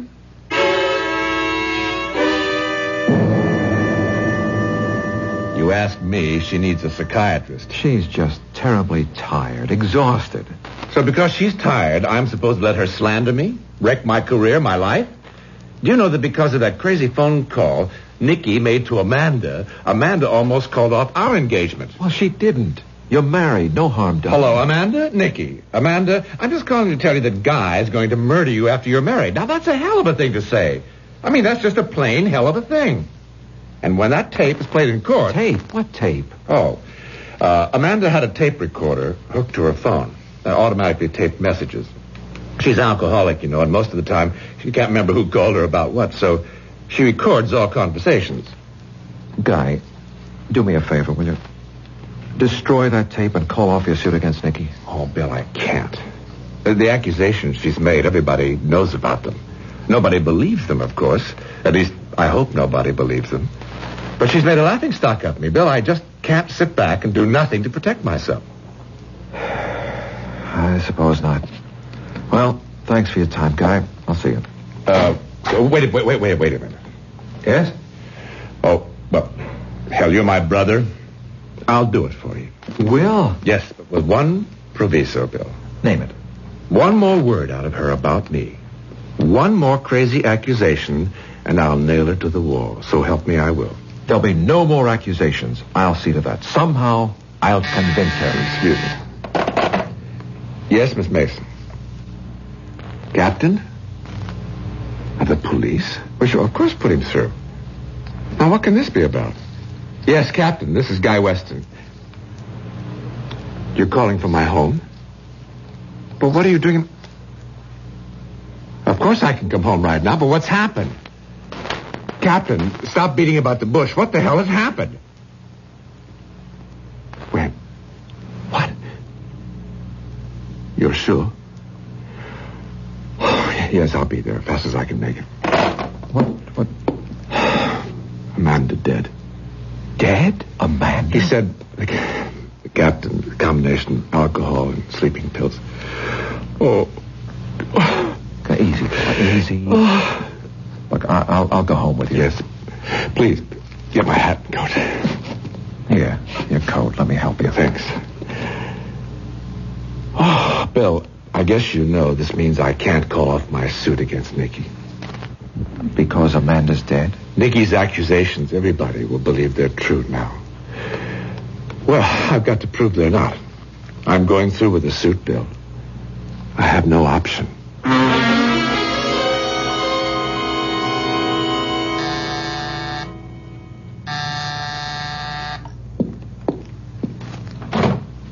What do you want? Wait a minute, Nikki. Don't close the door. Let me in. I'd as soon let in a snake. If I was afraid of snakes, I'd want to keep an eye on them. Know what they're up to. You better let me in, Nikki. All right, Guy. Make it quick. No, don't sit down. You won't be staying that long. Oh, I think I will. I got a lot to say to you, Nikki. Well, then say it. And get out. First thing I want to say is that, of course, Amanda's death was no accident. I know that. The second thing I want to say is yours won't be either. What? You've gone white. Well, I can't say I blame you. I'd be scared, too, if someone told me I was going to kill myself. Oh, I'm going to kill myself. Commit suicide, just like that. Mm-hmm. Just like that. And you're going to see to that. I am. And what reason will I have for taking my own life? Guilt. Shame. Guilt? Shame over what? Of making false accusations against a certain Guy Weston. Me. The accusations I made against you were true, not false. So why should I feel any guilt or any shame? Yeah, Nikki, you are going to murder yourself, so to speak, just as my European wives did. As Alicia did. As Amanda did. Since you're going to be my next victim, I should think you'd like to know how it's all going to be accomplished. I am not in the least interested. I'm going to tell you anyway. I've said this before, and I apologize if I bore you. But I am quite possibly the only person in the world who has discovered how to commit the perfect murder. Would you believe that I found myself taking karate lessons in Japan when I was there? Now, so help me, I did. And suddenly, one day, the thought crossed my mind, if you can use an opponent's physical strength or weakness against him, why can't his mental strength or weakness be used against him as well? The answer, quite simply, is, of course, it can. Well, I don't see how. You will. You will, my darling, you will. Now, consider Alicia. I had only to find her weakness to ensure her death. And I did. Her weakness was agoraphobia. That's the intense fear of heights. The reason such people fear heights is because they have a powerful, often overwhelming compulsion to throw themselves off into space. Well, such was Alicia's weakness. The weakness that I turned against her. How? Simply by laughing at her, showing contempt for her fears, taunting her for her inability even to go near a high window. I needled her, goaded her, irritated her until, to strike back at me, to prove me wrong, she would go to that 12th-story window of our apartment again and again, and open the window and stand looking down at the traffic far, far below and say to me, "See, I can do it." Oh. And she did. Until the day I knew would come sooner or later, the day her nerve broke, compulsion overcame her, and she threw herself to her death. Oh, you... Now, wait, no, claws. Please. Don't you try your claws on. Don't you try your claws on me again. Now, as for Amanda, her weakness was alcohol and sleeping pills.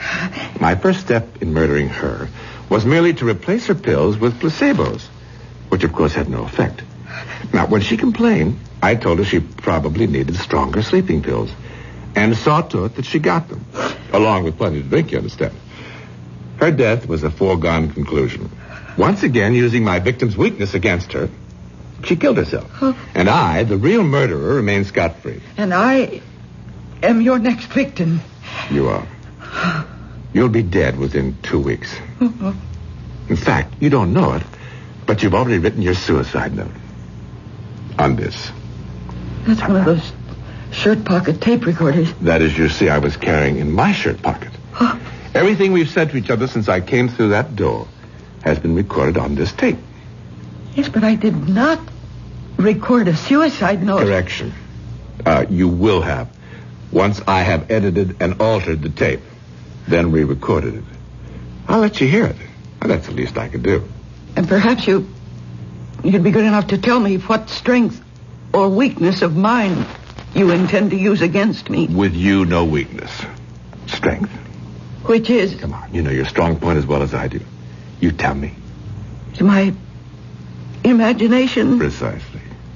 Within 2 weeks or less, Nikki, you're going to be dead. Huh? Murdered. By your own imagination.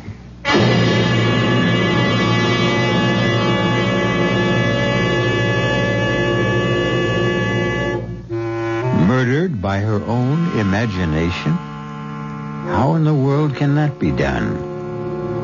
Come to think of it, people have been killed by terror, by sudden fear, overwhelming panic. But it can't happen that way with Nikki. She's too strong, too self-controlled. What way, then? What plan has Guy in mind? We'll find out shortly when I return with Act 3.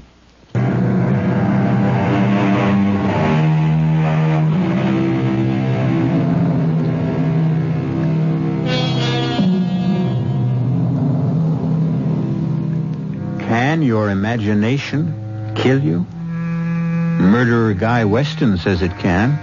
And since he's been eminently successful in doing away with a number of victims, it would appear that Nikki Carpenter is about to become his latest. He won't kill her. Oh, no. She will kill herself. The instrument of death being her own imagination. Up to now, Guy Weston has murdered to perfection. Up to now.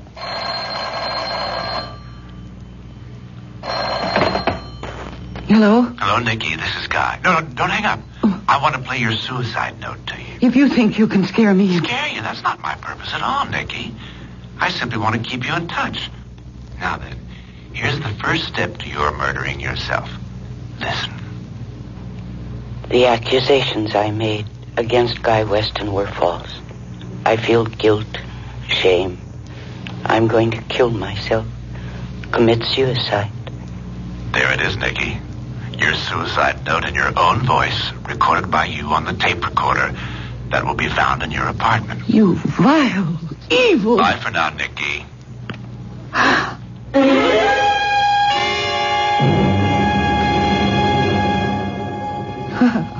Now, Nikki. Bill. Oh, Bill, you've got to help me. Of course I will, sweetheart. I'm so sorry I broke our engagement. That was stupid of me. But I was so upset and frustrated. Don't you think I realize that? The nice thing about a broken engagement is that it's easily repaired by putting the ring back on the girl's finger. Now hold out that pretty hand of yours, young lady. Oh, Bill. And now a kiss to make sure the repair holds. Mm-hmm. Oh, that's a repair that'll hold forever. It will, my darling, it will. Now then, new fashion season or no new fashion season, you're going to take a week off. A week off? At least a few days. Get away from work, out from all the pressure you've been under. Bill, what are you saying? I'm saying that I'm going to take you up to my place on the lake for a long weekend. See that you rest, relax, and recuperate from the heavy workload you've been...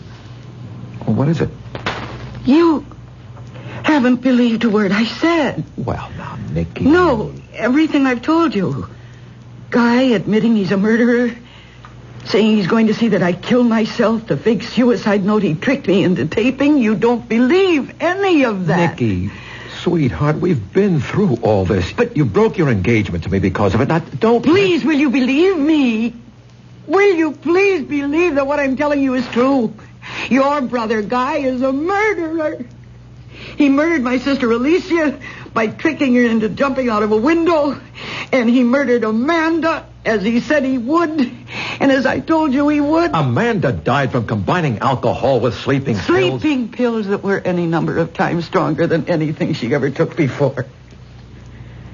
Your brother murders people by tricking them into murdering themselves. And he has told me that he's going to do the same to me. By maneuvering you into killing yourself with your own imagination? Nicky, be reasonable. You know you'll do no such thing. Sure. You're a highly imaginative woman, but you're also a very practical, down-to-earth woman. If only I could convince you Let me convince you of something. Convince you that one of the best things you could possibly do would be to... Yes? To what? Have dinner with me tonight and go to the theater afterward. Oh, Bill. Look, I'll pick you up at 6:30. Cocktails, dinner, and any play or musical you want to see. Date? Oh. Date.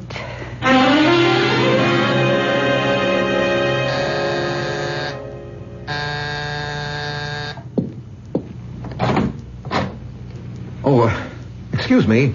My name's Bill Weston, and I believe I have a date for dinner in the theater with a very charming young woman. Yes, you have. And is she ready? Just about.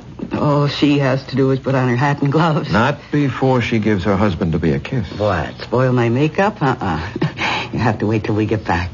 Something to look forward to. Hey, snazzy hat. You do something for it. Thank you. Ow. What's that? Ooh. There's something in the finger of this glove. Look, my finger's bleeding. Let me see. Oh, your finger's cut. Well, how could I possibly cut my finger on a glove? Just a sec. Turn the glove inside out.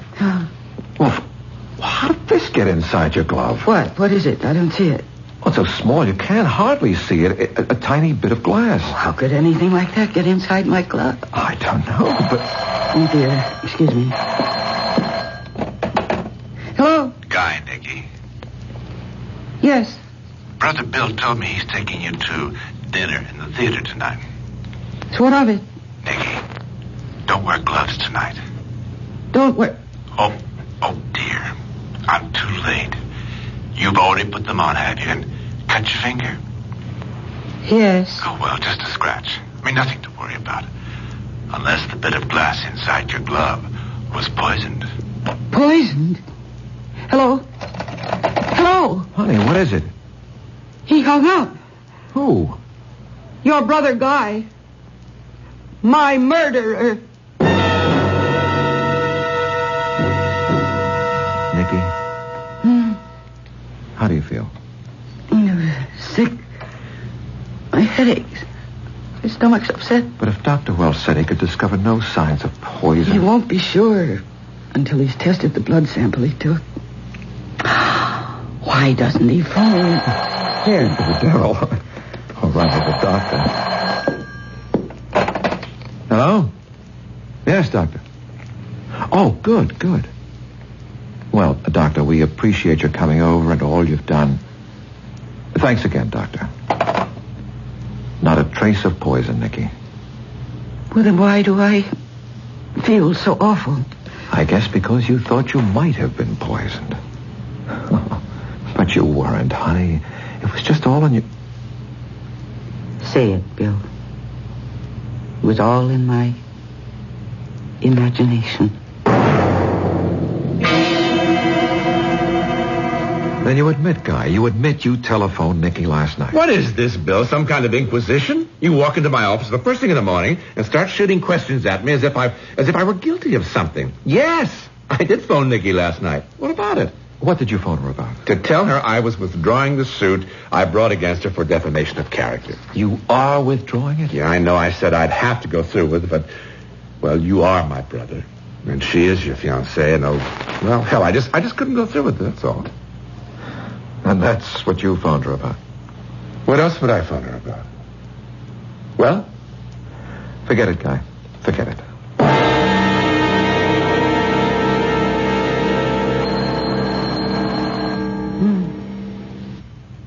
Look at me. It's 3 a.m. Who can be calling? Hello? Nicky, listen. The accusations I made against Guy Weston were false.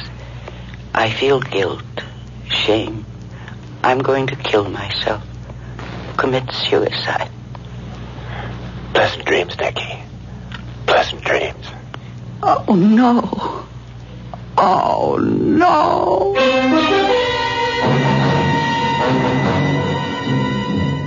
I ask you, are all of you, who you think you are. I mean, I am Nicky Carpenter. I created the Nicky Carpenter collection and not you. Nicky, please. Oh, shut up. I've heard enough out of all of you. Now, you listen to me.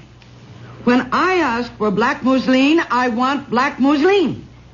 And when I ask for white file, I want white file. I don't care what your reason is. Don't change my orders. Now, get out of here, all of you, the lot of you. Get out. Get out. Oh, gosh, I'm sorry. Please. Please, I'm sorry. Please forgive me, please. Please.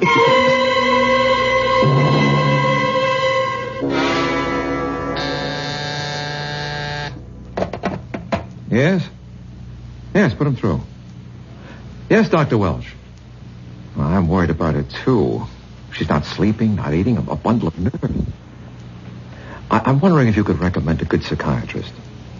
Why? Because I think she's in need of psychiatric help. Huh? Well, I'll certainly come to see you. When? Right. Be in your office in half an hour.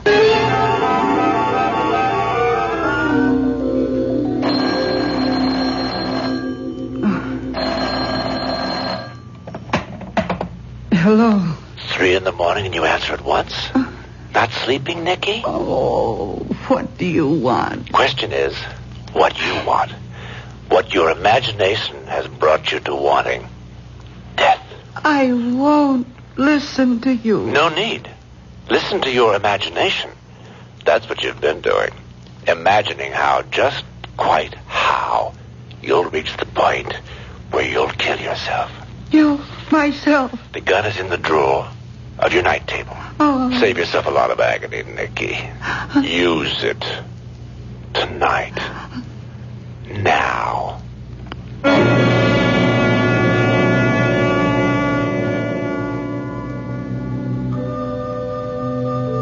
Bill.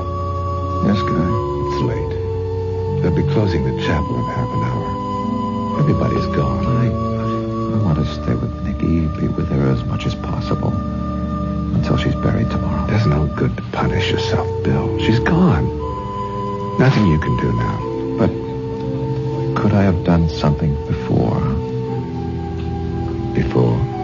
Listen to her fears, her worries. Guy? Yes? I'd like to look at her before... Could you ask someone to come in and open the casket? You don't want that? Yes. No. Guy, please. Bill, she isn't presentable. You know, a gun to the temple. Yes. All right. But I'll stay till they close the chapel at midnight. I won't do the same for you, though, Guy. You won't? For me? When you're lying in your casket to be buried next morning, I'll not sit with you, keep no vigil for you. Not for a murderer. You're saying some very funny things, Bill. I know you killed Nicky. You what? I know you killed her, made her kill herself, drove her to it. Bill, I think you could use a drink. You can use a lawyer. Get yourself one. I've got you with the goods, brother. What are you talking about? I was there in Nicky's apartment when you called and told her about the gun. I heard every word on the phone extension. I made a point of staying with her constantly after a little conference I had with Dr. Welch, Nicky's physician, who convinced me that she was as sane as I am, living on the edge of nerves rubbed raw, driven to the end of her rope, her emotional rope, and imagining things. You were there when I phoned? Oh, more to it than that, Guy. I went to your place, found the original tape, the one you recorded her suicide note from. You're lying. Am I? You couldn't have found the original tape. I destroyed it. Then there was an original. What? You just admitted there was an original tape from which you recorded, edited, altered, and re-recorded Nicky's suicide note. All right. All right, you're so bloody damn smart. All right. I did kill her the way I killed the others, by using their weaknesses, their strengths, so they would kill themselves. So do me something. Huh? Prove something. So I slipped. I admitted there was an original tape, so what? Who heard me say it? You? Me? Her? She's dead. No, Guy. I'm alive. I'm very much alive. Nicky? You have been tricked this time. I did not kill myself. It was all faked. Once I was convinced Nicky was telling the truth, trapping you, Guy, was simple. Trapping me? You haven't trapped me. But we have. You've admitted everything. Who heard me? You? Her? And you, Guy. You. You think I'd testify against myself in a court of law? Testify against myself? As a matter of fact, you will. You're crazy. But this isn't. A tape recorder. A shirt pocket tape recorder. You used this same little device to drive Nicky to suicide and failed. I'll use it to send you to jail. And, Guy, I'll succeed.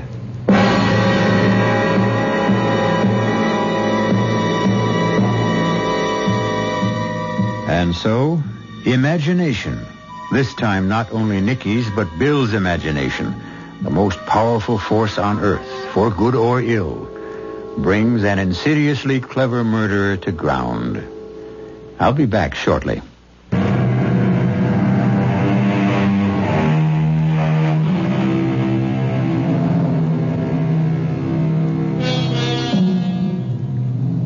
When you first joined me, I spoke of imagination as a world of fantasy, then corrected myself to say it is a world of reality. I'd like to correct myself again. It is truly a world of fantasy and reality. Question is, which is it? When? Our cast included Mercedes McCambridge, John Newland, and Joseph Campanella. The entire production was under the direction of Hyman Brown. This is E.G. Marshall inviting you to return to our Mystery Theater for another adventure in the macabre. Until next time, pleasant dreams.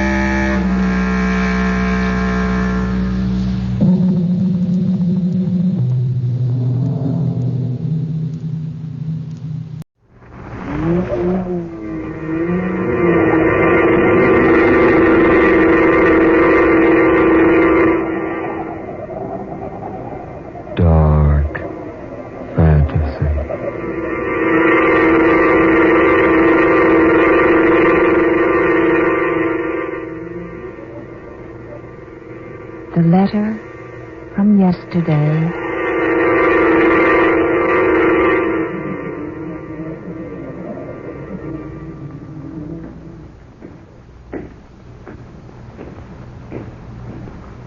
I beg pardon, miss, but do you happen to have any material at all dealing with the... If you please. Huh? What's that? Will you please lower your voice? What, I... And then you might read the sign over there. Or shall I read it for you? Absolute quiet required in this library. My, but you read beautifully. But I wonder Will you please lower your voice? Oh, sure. I mean, sure. I'll be more than happy to help you. But you simply can't disturb the others here in the library. I see. Well, I'm terribly sorry. Excuse me, everyone. I didn't mean to disturb you, folks. Will you please be quiet? Well, good heavens, ma'am, I just wanted to apologize. That's quite unnecessary. Now, may I help you? Well, I hope you can. I'm looking for some literature on hydrokinetics. Don't suppose a hick library like this would have anything like that, though. You're a stranger in Jackson City, aren't you? That's right. How did you know? I know most of the people in town. And besides, folks who live here never refer to the town as having a hick library. Oh, now look. No offense intended. But after all, I don't expect too much from a 2x4 place that probably doesn't have much more to offer than the encyclopedia and a couple of copies of the Rover Boys. You said you wished to see something on hydrokinetics. That's right. Hydrokinetics is a branch of kinetics which relates to liquids. You see, kinetics is the branch of dynamics. Do you wish to read Kendall, Johnson, Abernathy, or Sandine on the subject? What? What's that? I said, which author do you wish to consult? Those four seem to be the authorities, but some engineers like Alexander and Bowen. Well, look here. Are you serious? Serious? About having books by Johnson and Kendall and Sandine and Abernathy on the theory of hydrokinetics. Will you follow me, please? Yes, certainly. But turn on that light if you wish. It's a little dark in here today. Yes, all right. I think you'll find these quite up to date. I'm sorry that one of the Alexander volumes is out, but it should be back tomorrow. Oh, quite all right. It's Kendall I'm really after. Here we are. This one. That was printed sometime last year, I believe. Yes, it was. Kendall is propounding a new theory on hydraulics. I read it when I was in New York. I'm glad you didn't have to go back into the city to find what you wanted. No, Oh, look here. I owe you another apology, don't I? No, please, don't bother. Oh, but it's no bother. You may use any of the tables over there. Yes, but I'd like You'll find the one by the window quite good.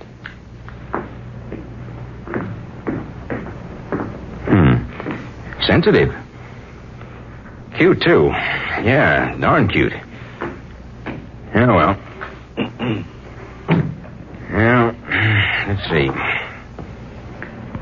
Kendall says, when an ounce of plain lubricating oil is introduced into... wonder what her name is. First one, I mean. Nameplate on the desk says, Miss Marshall. Well, that's interesting. Miss Marshall. Oh, well. Well, as I remember reading about it 3 months ago, Kendall says that if you introduce 1 ounce of common lubricating oil into a cylinder 2 inches in diameter and 4 inches in height... Pretty girl. Wonder why I can't get her off my mind. Wonder where she lives. Oh, confound it. Well, then, according to Kendall, if an ultraviolet ray is permitted to cross the cylinder at the time pressure is applied to the top, the result will... Wonder what a good-looking girl like her is doing in Jackson City. She's smart, too. I just mentioned hydrokinetics, and she reeled off the 4 top authorities like she was a student on the subject. I wonder what she's doing tonight. Well, hang it all up.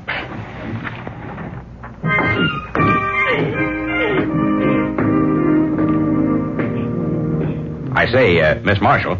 Oh, I say, Miss Marshall. Yes, what is it? Would it be possible for me to check this book out? I'm very sorry, but I'm afraid not. Well, it's really quite important. I'm an inventor, and I'm just on the verge of a very important discovery. I simply must have this book to use. I'm sorry. Perhaps you should buy a copy. Oh, I've tried that. Everywhere in town. There's none I can get a hold of. You could have one sent out from New York. I can't wait that long. I have to work on this thing while it's running through my head. It's very important. I might lose the whole idea by the time a copy came out of New York. I'm sorry. It's quite against the rules to permit anyone to take out a book without a library card. Well, suppose I take a card. How much? Oh, there's no charge, but you must have a property owner sign your application. Property owner? Application? Yes. Someone who can pay for the book in the event that it's lost and who's willing to personally guarantee your honesty must sign your application. Then your card will be ready within 48 hours. Oh, now look. That's worse yet. I'm sorry. This isn't any way to treat a Jackson City guest, you know. I'd like to help you. Really, I would. Would you? Really? Yes, I would, but I can't break the rules. Now, wait a minute. I've got it. Yes? Your place. What? Your place. Your home. Wherever you live. You mean... I mean you can take the book out yourself. You take it home. Then I'll come by tonight and use it there. That's not very clever, Mr. whoever you are. Chase. Adam Chase. And not very original either. Well, there aren't any new ideas. At least give me credit for picking one that's not too bad. Are you serious about the book? A word of honor, ma'am. I need that book right now like anything. Seriously? Seriously. Well, then I just might be able to help you. Would you really? I might. Tell me, can you take dictation? A little. Ah, good. You can help me. That is, if you'd like to. I might. I'll be glad to pay you. Oh, well, we'll see. You'll do it? You'll take the book home and let me study it there? Yes, I'll take it home. Ah, good. Where do you live? You won't have any trouble finding me. Just ask anyone for Cicely Marshall. Did you say Cicely Marshall? Yes. What about it? Well, nothing. I just like it. It happens to be one of my favorite names. What time? Tonight? Uh-huh. Oh, anytime after 7:30. Good. How's 7:32? You better go now. We're beginning to disturb the folks who are trying to study. Yeah. All right. See you tonight.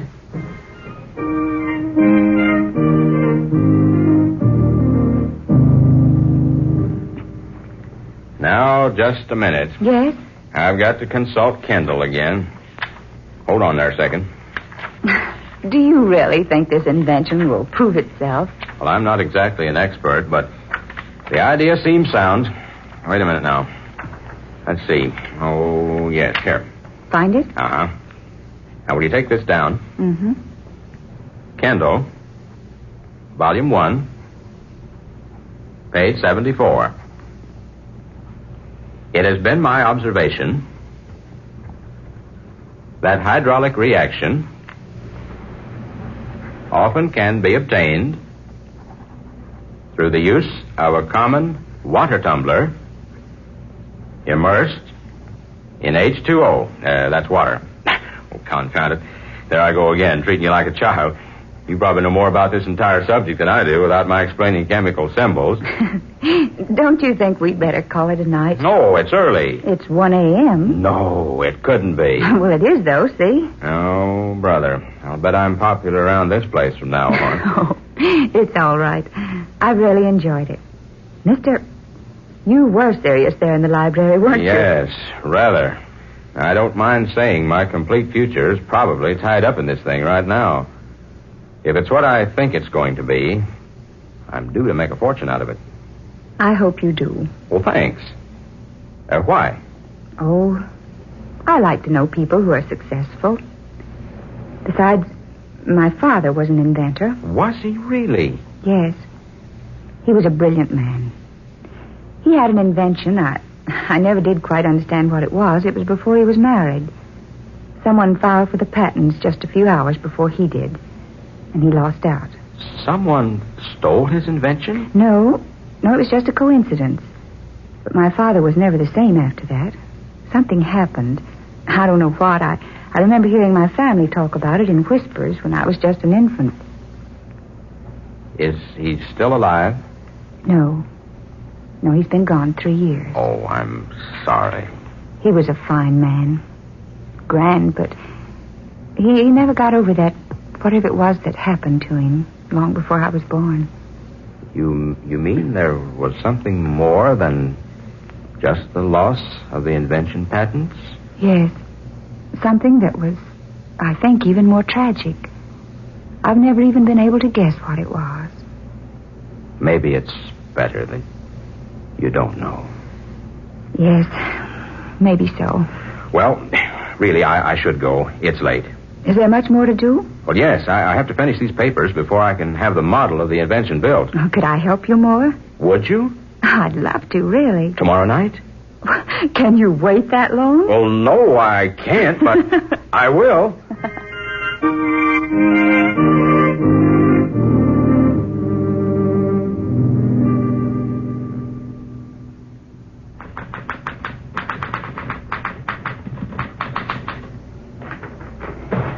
There we are.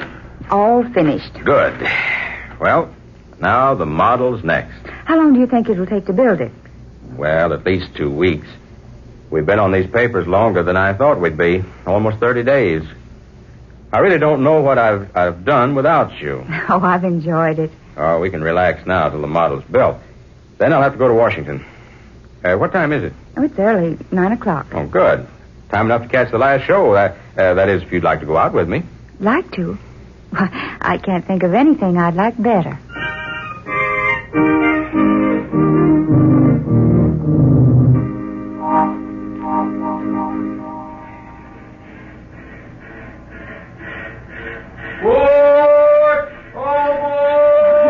Your train's leaving, Adam. I'll be back with those patents. You will come back? You try to stop me. Oh, goodbye, darling. Cecily? Yes, Adam? Will you marry me when I come back?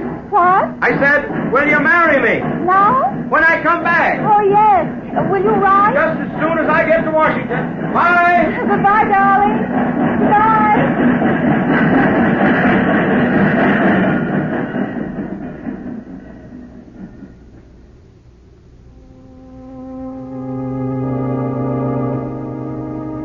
To my diary, January the 17th. It has been 5 days since Adam went to Washington. I'll never forget the unromantic but lovable way he asked me to marry him. Standing on the steps of the moving train, shouting the question at me above the noise of the engine. How I loved him at that moment. How I love him now. But why? Why, oh, why hasn't he written? 5 days, and not a word from Adam yet.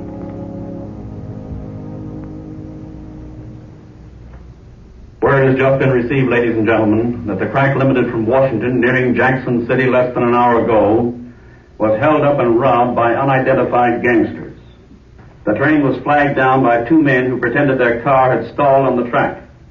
The engineer and fireman were shot and killed.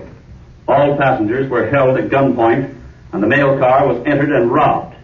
This train robbery will remind old-timers of the historic and dramatic train robbery on almost the same spot some 50 years ago. Or to be exact, 53 years ago, January the 17th. There is no indication as to the identification of today's bandits, but it is believed police have found a vital clue.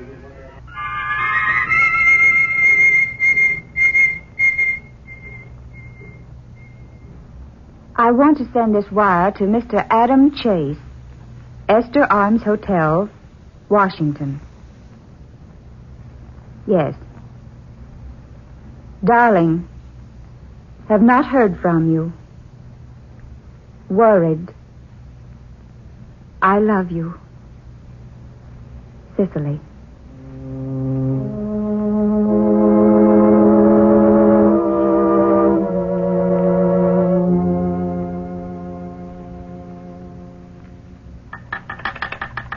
Hello? Hello? Yes, operator, this is the party calling Washington. Yes, I'm calling Mr. Adam Chase. That's right, at the Esther Arms Hotel. Oh, you have a hotel? Hello? What's that? Checked out. 2 weeks ago. Oh. No, thank you. Just cancel the call.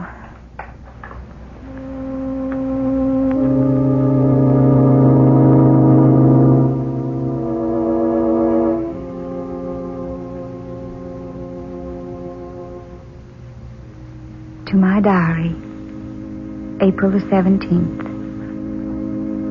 It has been 3 months and 5 days since I last saw Adam Chase.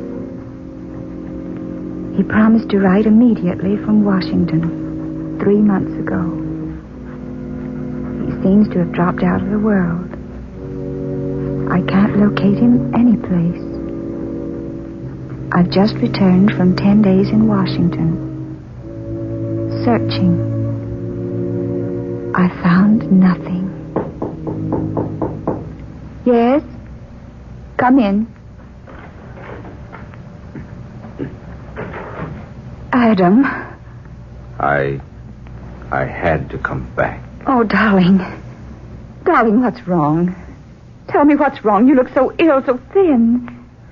I guess I shouldn't be here, since you didn't want me. Didn't want you? Didn't want you? Oh, my darling, what makes you say anything like that? I wrote you about the invention. I didn't get your letter. I haven't heard a word from you. I told you what happened. That I was ruined. Darling. That if you loved me, you'd come to Washington and we'd make it some way. I didn't get it, Adam. I tell you, I didn't get that letter. I waited. You didn't answer. You didn't come. You didn't want to come. Darling, will you listen to me? I didn't get that letter. What? What, Cecily? I didn't get that letter. You didn't get it? No, I waited and waited. I wired you, phoned. Well, I just got back from looking from one end of Washington to another for you. Cecily. Oh, my darling, my darling. I was too late. Just 24 hours too late. Adam. Someone else. Someone from California had just filed for the patents to the same invention. Oh, sweetheart. I was just a few hours too late. Oh, but the invention isn't everything. I wrote to you. I told you what happened. I asked you to come to Washington to marry me. I'd have come in a minute. And I thought, no, the thousands of things I thought. Oh, don't think of them anymore. I had to come back. I couldn't live without you. I had to come back to see you. Just once more. I couldn't live without you, Adam. We'll be married. Promise me we'll be married right away. Right away, darling. Yes, right away.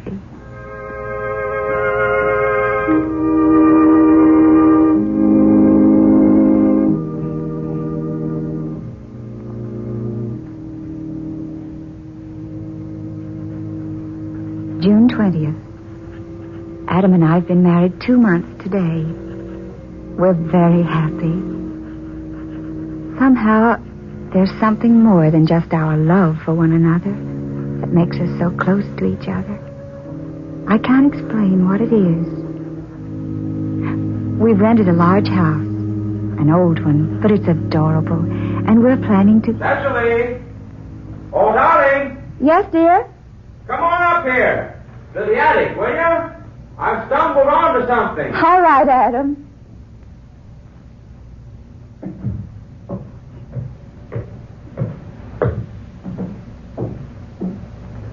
Look what I found. Back among the rafters. Well, what in the world is it? Well, it's an old mail sack full of mail. What? Yeah, look. Look here. These letters. None of them have ever been opened. Why, Adam. Dozens of letters, all sealed, all stamped and dated. Look.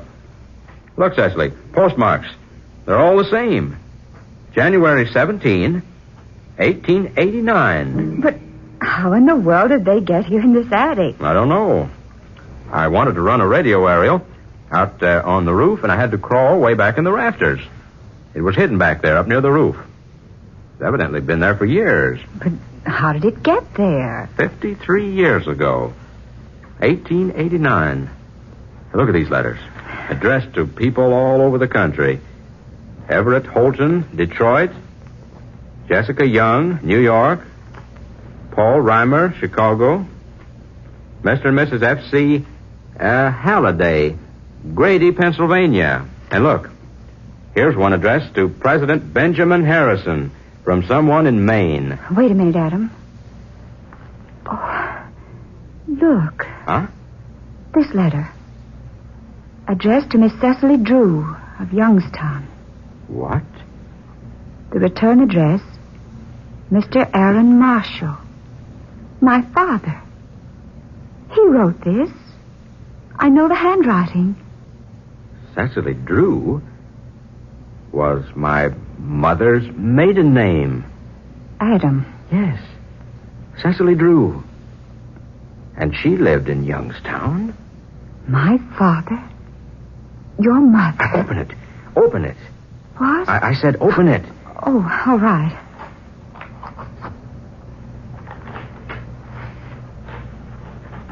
Oh. What is it? It was my father. Listen. My darling Cecily, I have bad news.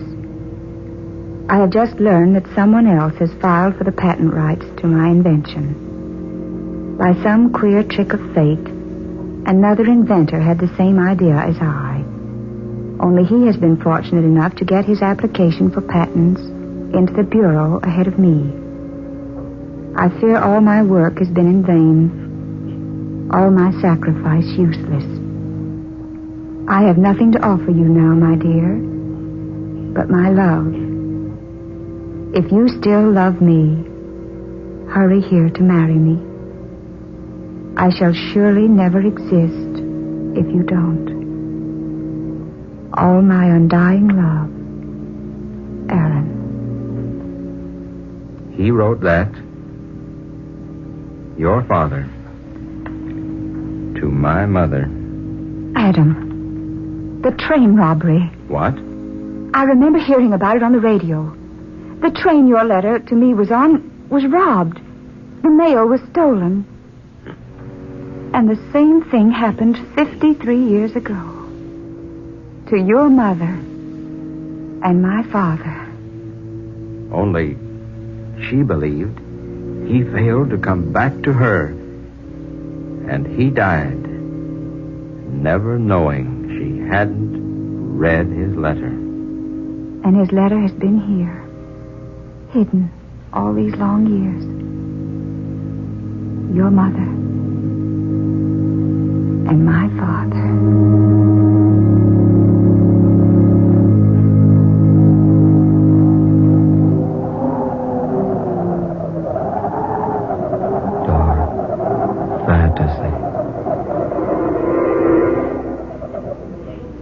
You have heard The Letter from Yesterday, tonight's original tale of dark fantasy by Scott Bishop, originating in the studios of WKY. This is Tom Paxton reminding you to buy United States war bonds and stamps. Dark fantasy comes to you each Friday night from Oklahoma City. This is the National Broadcasting Company.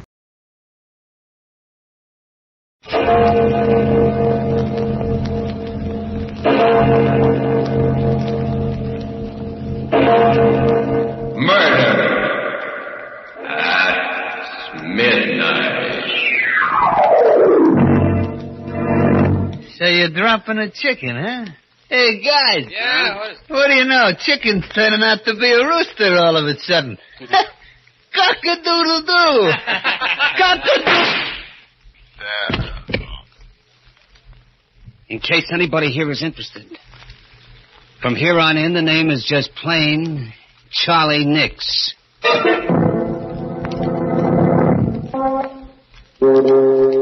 Midnight. The witching hour when the night is darkest. Our fears the strongest, and our strength at its lowest ebb.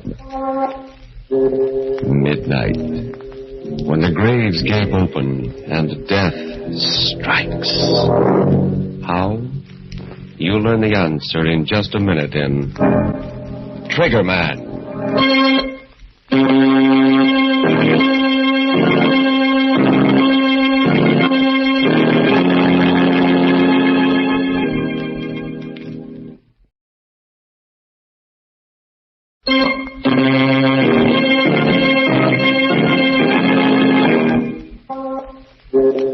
And now, Murder at Midnight.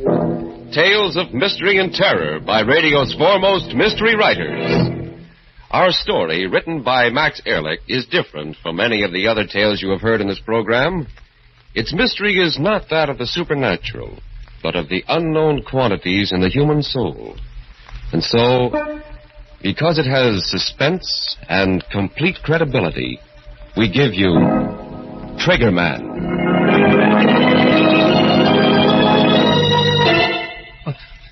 Was that the door? No.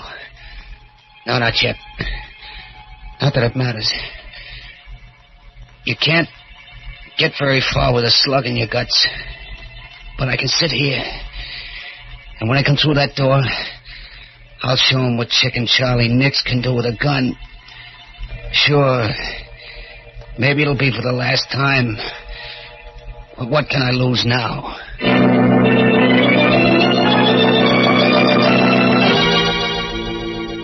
It's funny how it all comes back to you in the end. Just a year and a half ago that it all started. But I remember it like it was yesterday. I was standing back in the doorway waiting for some sucker to come along. It was down at the waterfront and it was plenty dark. I stood there, the rod cold in my hand, waiting. Finally, I heard footsteps. A man and a woman. I waited until they were almost opposite the doorway, and then... Hey, buddy. Got a match? Why, yes, I think so. Never mind. Get your dukes up. Tell him he's got a gun. Oh, stick up, huh? Aren't you smart, sucker? Come on, reach. Get those hands up before I let you have it. Yeah. It's better. Okay, lady, let's begin with you. Oh, Tom, Hand over that purse. Better do as he says, then. All right, Tom. Thanks, lady. Thanks very much. Okay, buddy, let's have your wallet. I said come across with your wallet. Not tonight, chicken. What do you mean? Hey, wait a minute. How come you know my name? It's my job to know it. In your face, too. The name's Riley. From headquarters. Tom Riley. Plainclothes. Yeah. Keep up those hands. Keep them up or I'll drill you. I know you won't, chicken. Tom. Not for a lot more than I've got in my wallet. Tom, what are you doing? He'll kill you. I don't think he will. Will you, chicken? Keep away from me, Flatfoot. Don't come a step nearer, you hear? Another step and I'll splatter you all over the sidewalk. You haven't got the nerve, chicken. You know it and I know it. Now, drop that gun. Keep away, do you hear? I ain't afraid to shoot. I tell you, I'll let you have it. And what are you waiting for? Wait, that was for the gun, chicken, and this is for you. No. Hold me up. No. You yellow belly rat. Pull the gun on me, will you?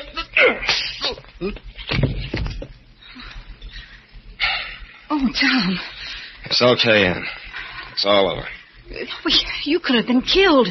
Walking straight into a hold-up man and knocking the gun out of his hand. Well, I knew he wouldn't shoot, Ann. You knew? But how? His name is Charlie Nix. Chicken Charlie. Oh, he carries a gun, yeah, but he's not a gunman. Because he's never used it and he never will. Just plain chicken-hearted. Yellow. That's why they call him Chicken. Still, you took an awful chance, Tom. There's always the first time.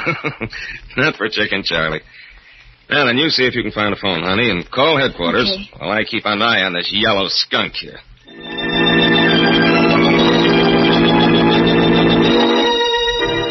Yeah, that's the way it was. I just didn't have the nerve to put the blast on anyone.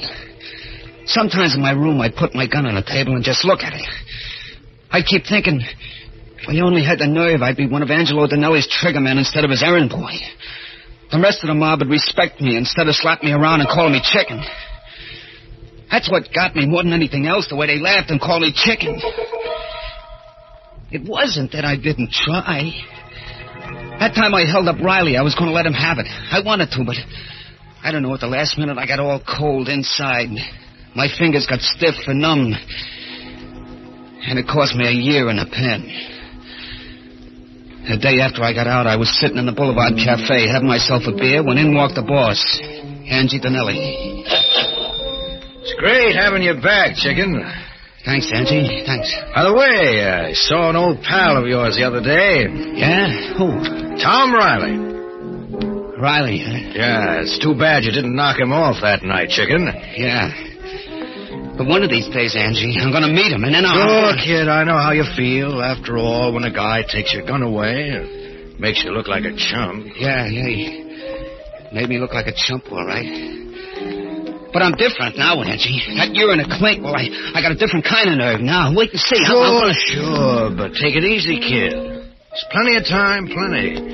You just got out of stir, and you got yourself to worry about. What do you mean, Angie? I did my time, didn't I? I'm in the clear? Sure, Chicken, sure. But if you ask me, the pen didn't do you any good. You look kind of all in. You don't feel so good, do you? But What makes you say that, Angie? Oh, I don't know. Your face ain't got any color and you're breathing hard all the time. Well, I feel okay. Sure. I ain't saying anything's wrong with you, chicken. But you never can tell until a good doc checks you over, huh? Yeah. Maybe you're right, Angie. Maybe I ought to see a doctor, huh? Now you're talking sense, kid. Tell you what I'll do. I'll take you to my own doctor, Dr. Leonard. He's a big specialist, and he'll give you the once-over ride. Yeah, but he probably comes high, and Forget it, chicken, forget it. I'll take care of it. Won't cost you a dime. Hey, that's pretty white of you, Angie. Think nothing of it, kid. After all, you're one of my boys, ain't you? Yeah. Yeah, I am. Well, if there's one thing Angie Donnelly does, it's to take care of his boys.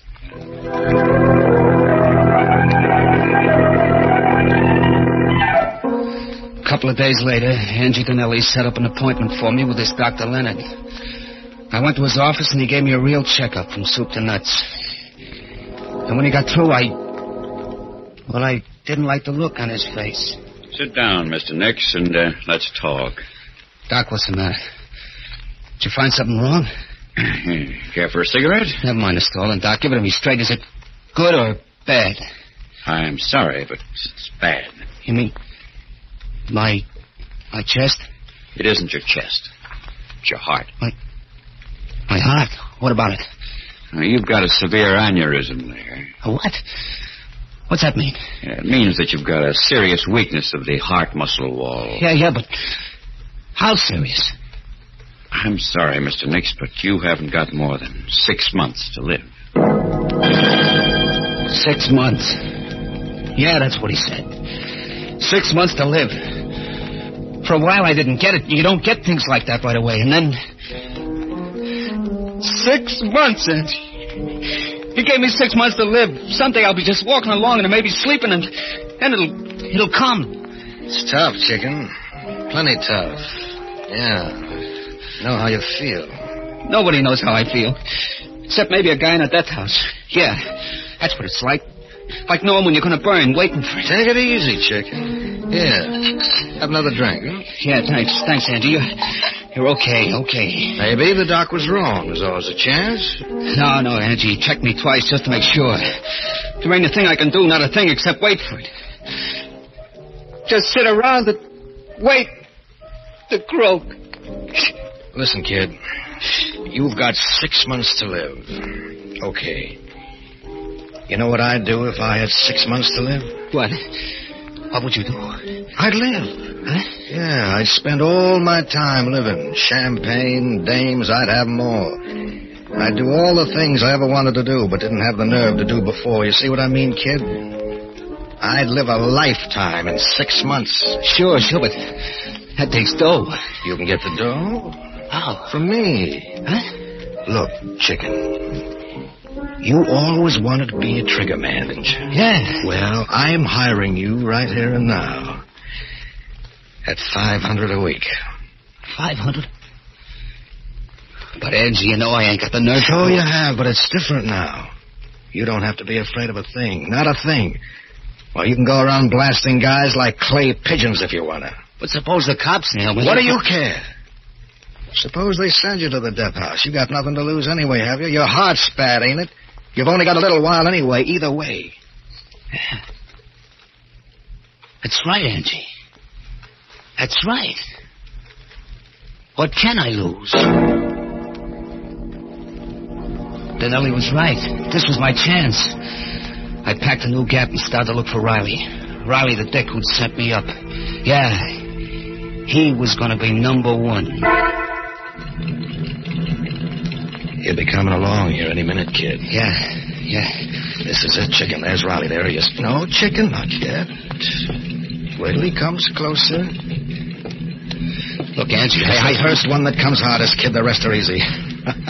Look at him, pal. He knows from nothing. Take your beat on him. You can't miss. Okay, chicken, go ahead. Let him have it. Go ahead. Blast him. You did it. Yeah, I guess I did. Flat on the sidewalk, colder than yesterday's hash. You did it, Charlie. Angie, You just called me Charlie. Sure, kid, why not? You're not chicken anymore. Now, maybe we better get out of here.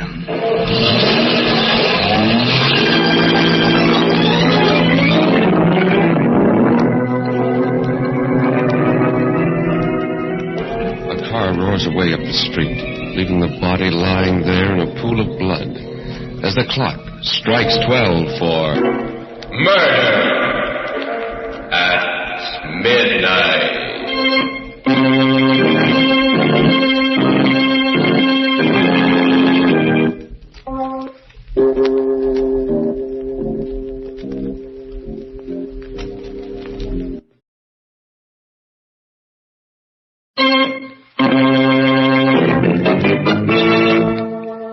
And now, back to Murder at Midnight, to the story of Triggerman. Where are they, anyway? Getting kind of anxious to see them. Even with a slug in my gut, I'll be able to give them quite a reception. Funny how a guy can change.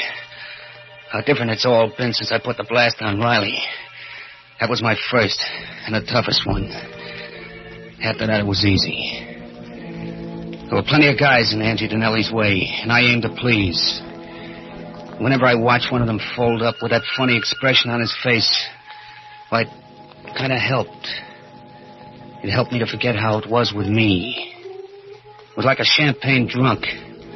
But then the hangover would come, and I'd remember that I had less than 6 months to live myself. Yeah, I was a different guy, all right. Take what happened a couple of days after I got Riley. We was having a meeting up at the Hideaway on a new job when a character named Bummy Devine started shooting his mouth off. Hey, Chicken. Still carrying around that pop gun of yours? What did you call me? Chicken. Ain't that your name? The name is Charlie. Charlie Nix. Hey, guys. Yeah. What do you know? Chicken's turning out to be a rooster all of a sudden. Cock-a-doodle-doo. Cock-a-doodle. In case anybody else here is interested, the name from here in is just plain Charlie Nix.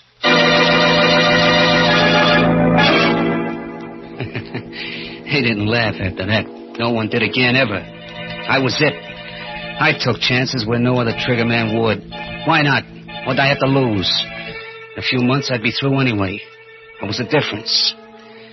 Meanwhile, I lived.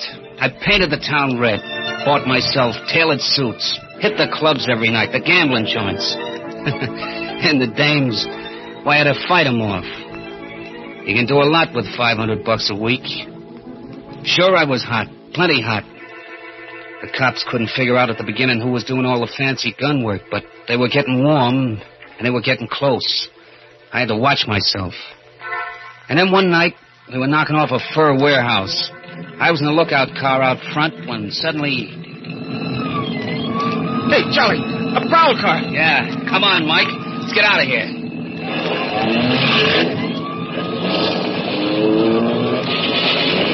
Hey, they're shooting at us. Tommy guns. Hang on, Charlie. Here they come right after us. Hold it steady, Mike. I'm going to try to nail a tire. Oh! Hey, Charlie. Charlie, what's the matter? I'm hit. Keep going, Mike. Got a ditch him.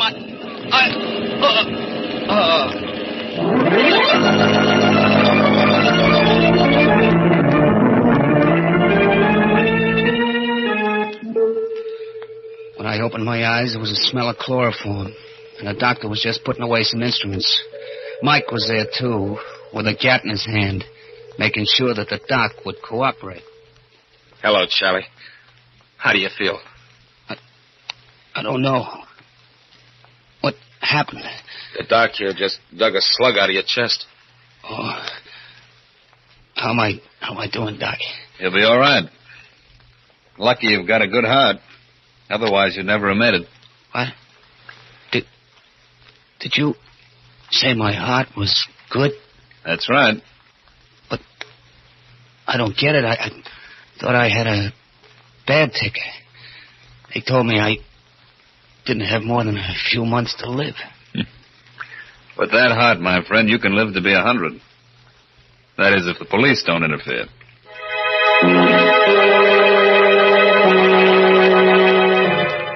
I spent 3 weeks laid up after that in bed. And every day the boss would send me flowers, comic books, and all kinds of stuff. A real thoughtful guy, Angie. But I was thoughtful, too. There were some things I had to add up for myself. I had to find out whether I was living on borrowed time or not. As soon as I could walk, I made a beeline for Angie Donnelly's specialist, Doc Leonard. But I found out right away that Doc Leonard didn't live there anymore. A dentist was in the office instead. Then I looked up the superintendent. Yes, I'm in charge here. What can I do for you? If it's about It isn't. I'm looking for Dr. Leonard. Dr. Leonard? Oh, the one that was in the dentist's office before. That's right. You know where he went? No, he didn't leave any forwarding address. It's a funny thing about him. Yeah? Why? Why, he paid us a month's rent in advance and moved in, equipment and everything. But he only stayed 2 days. Moved out at night. No notice, nothing. Just came and went. I see. Never could figure it out. That's the way it was. Sorry, I couldn't be of more help, mister. That's okay. You've told me enough. All I want to know. So that was it. I had the answer. I went home, took my old gun out of the drawer, slipped it into my shoulder holster. It felt good there. Just like old times. I was just putting on my hat and coat when the phone rang. Hello. Hello, Charlie. How do you feel? Fine, Angie, fine. Funny thing you calling up just now. Yeah, why? I was just thinking of you. Where are you now? I'm over at my apartment. Listen, kid, do you feel well enough to do a little job for me tonight? I feel fine. Well, that's swell. Drop over to my place right away. Okay, I'll be right over. And, Angie. Yeah? Thanks for everything. The flowers and stuff. Forget it, kid. What's a pal for, anyway? Funny how a guy acts sometimes. I remember in the cab on the way over, I was like ice, cold inside and out. I should have been excited, but I wasn't. I came up to Angie's apartment and knocked on the door. Yeah, who is it? Me, Charlie. Oh, okay. Come on in, Charlie. Yeah, thanks. Well, you're up and around, huh, kid? That's great. Yep, not that it makes much difference. You see, Angie, my 6 months is supposed to be up tomorrow. Is that right? Yeah, that's right. And you know something, Angie? I feel fine. And yet, I'm supposed to croak. Well, it's just like I said, kid. Maybe Doc Leonard was wrong. Yeah, that's what I thought. Maybe he was wrong, made a mistake. Sure. So, this afternoon, I went up to see him. You did, huh? Yeah. And you know what, Angie? He doesn't live there anymore. No. In fact, he only set up practice there a couple of days. Kind of set me to wondering. Uh-huh. Wondering, what? Whether this Doc Leonard wasn't a doctor after all, but just a phony. I don't get it. Why should he be? Suppose you tell me, Angie. I don't know what you mean. Oh? And suppose I tell you, Angie. This Doc Leonard was your boy. Between you framed me with this bad heart gag.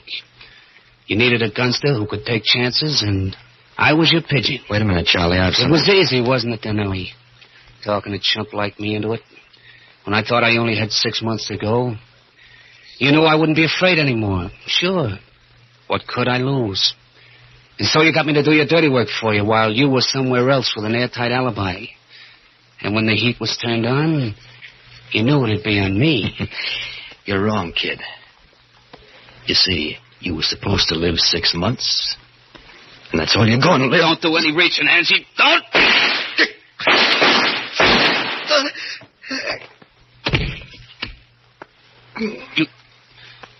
You taught me how to use a gun, Angie. You should have just let me stay Chicken Charlie Nix. Yeah, he got me in the belly with his first one. But I got him before he could repeat. There he is, lying on his own rug, soaking in his blood. And as for me, well, there ain't much I can do but wait. Somebody must have heard the shots, called the cops. Funny how I feel now, how different it is. When you think of it, if I'd stayed Chicken Charlie, I wouldn't be here now with a slug in my guts. Like the doc said, I could have lived to be maybe 100. Well, if it ain't old Chicken Charlie. Hello, copper. What did you call me? Why, we've been looking all over for you, Chicken, but it looks like somebody saved the state some dough. Not yet. I've still got enough stuff to... Stay where you are. Don't come any closer, you hear? No? Why not, Chicken? Because I'm a killer, that's why. Because I got nothing to live for anyway. And keep away from me, you hear? Keep away or... Oh, what? Give me that rod. Oh, stop, you can't. Sure I can, punk. Once a chicken, always a chicken.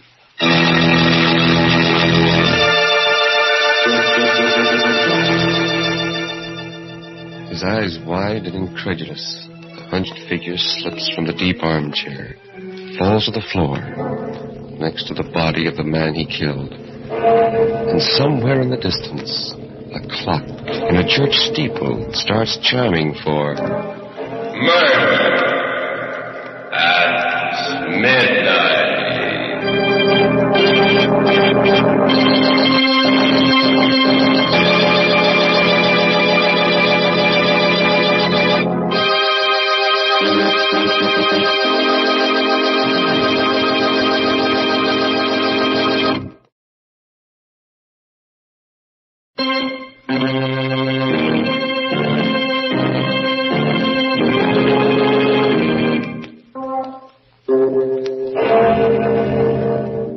Remember to be with us again when death is our unseen guest, and the clocks strike 12 for murder at midnight. The part of Chicken Charlie Nix was played by Bill Quinn. With music by Charles Paul, Murder at Midnight is directed by Anton M. Leader.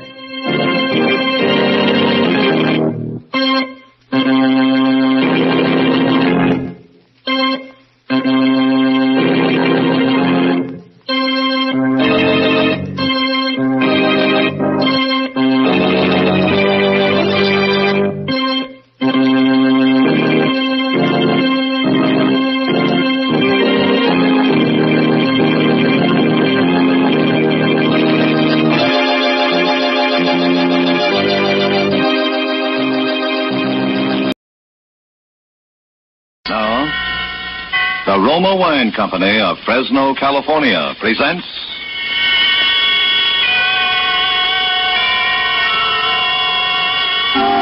Suspense.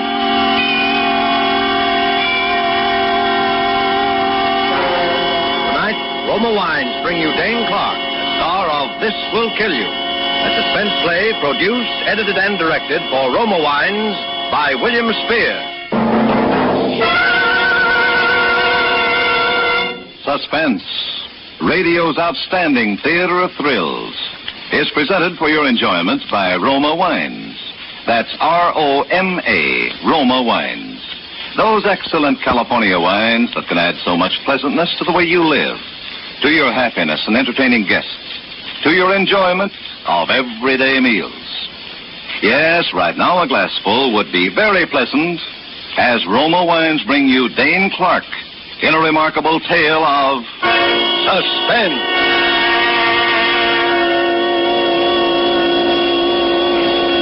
Listen, get a load of this. This will kill you. I got a story that should be written up by one of those big magazine writers. Only mine is true. The whole thing is true, so help me. You know, they say truth is stranger than fiction, don't they? Well, get this. I was working down at the Acme Engineering, an outfit making hydraulic valves for gun turrets. And we had a foreman named Charlie Harris, one of those big, good-looking guys who thought he was a big shot because he was the boss. Well, this guy was always picking on me. Like, for instance, one morning I come to work a few minutes late, and Miss Harris says, "Well, good afternoon, Jordan." "Ah, save those gags for Jack Benny. It's only 8:15. "Well, get here at 8 and you'll be spared my sense of humor." "Ain't a guy got a right to get here a couple of minutes late once in a while?" "Yeah, sure, once in a while, Joe, but not every other day." "Oh, gee, Charlie, my alarm clock's on a bum. You know you can't buy a new one these days." "Oh, save that for the teacher. Now, come on, Joe, come on, get on the ball." Save that for the teacher, he said. Always throwing up to me that he graduated from engineering school, and I never even had a chance to go to high school. As if you need an education to be a smart guy. Well, I could tell you 100 guys who never even went to school could buy and sell that guy a million. Well, that's another story. Anyway, this Charlie Harris kept giving me the needle. "Joe, can I talk to you for a minute?" "What is it now, Chief?" Quit calling me Chief. Now, look, kid, look. I don't know what's wrong, but you're slowing up. The other boys are turning out 100 parts a day, and you're only averaging 80. Now, what's the trouble, Joe? Well, I don't know. My eyes hurt. This work gets tough on the eyes, and I got to stop once in a while. My eyes hurt bad. You complained last week, too, Joe, and the company doctor's report said there was nothing wrong. Ah, what does that quack know? All right. Now, quit the complaints and get on the job, Joe. We've still got a war on our hands, even though you and a lot of other guys have forgotten it since Germany took the count.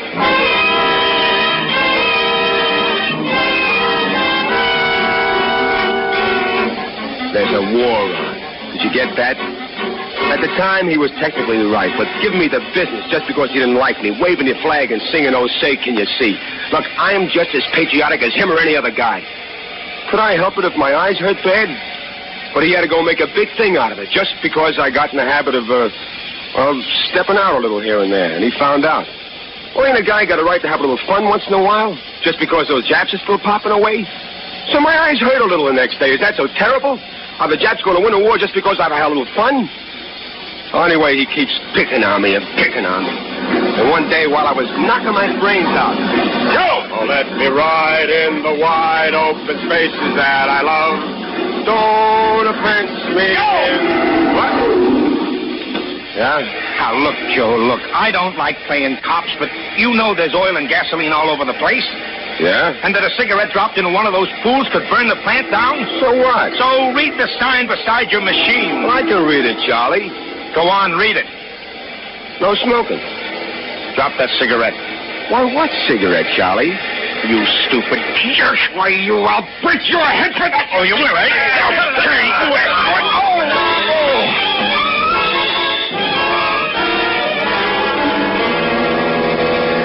I would have mobilized the guy, but he hit me a lucky punch. Never would have happened again in a million years, but, well, he knocked me out. Charlie was standing by the cot when I came to, looking worried, and he started to apologize, but I gave him a quick brush. Why, that stinking rat, he was scared of me. That's why he didn't report me to the front office. He acted as if he were doing me a big thing by not snitching, but it was because he was scared of me. He thought I'd forget. Joe Jordan never forgets. Remember that. And Joe Jordan always gets even. But I played my cards right. I didn't let him know I was still sore. Now, that was smart, wasn't it? I went on working as if nothing happened, even though the rest of the guys started picking on me, too. Because he was a boss and they were trying to get in good with him, they kept it after me every day until I thought my head would explode, always rubbing it in. Hey, Jack's empty. Still leading with your chin? Quit using my tools all the time, Joe. Hey, Joe, you ain't smoking again, are you? You'll be able to get another lucky punch from Charlie. Hey, quit throwing your shavings on my machine, Joe.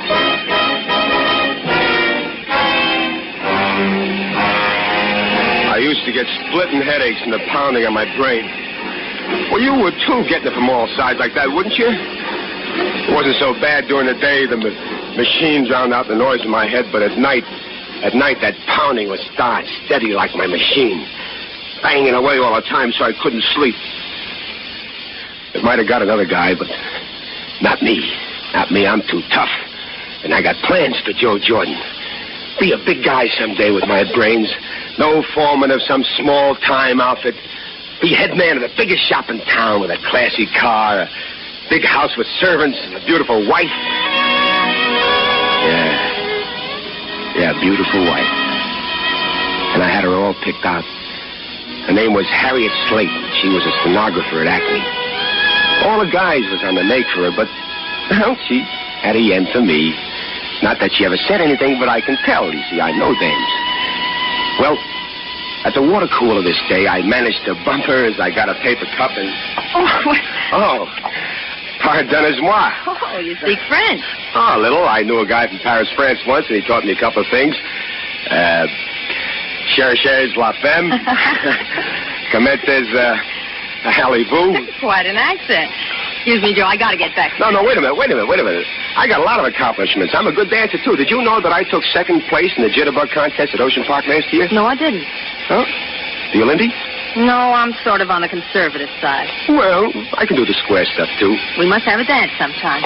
Excuse me, Joe, wait, Harriet, I just happened to think, how about going on a company dance with me on Friday? I'm very sorry, Joe, but I can't. Why, aren't you going? Yes, but I have a date with Charlie. Charlie who? Charlie Harris.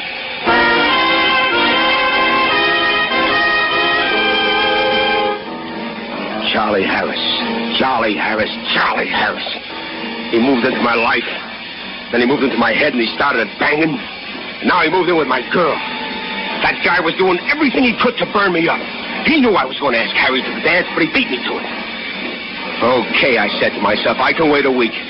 But I'll get to dance with that little lady, and once I get her in my arms and I show her a couple of steps, she won't want to dance with him again. Well, it was a long week, and I kept hearing reports that Charlie and Harriet were engaged. But that was just to burn me up, see? And then came the dance. Hey, didn't you bring a dame, Joe? I got a doll here, pal. Where is she? Dancing with some other guy? Yeah, she's dancing with some other guys. Don't stand there with egg all over your face. If my dame was dancing with another guy, you can bet I'd cut in. Well, that's a good idea.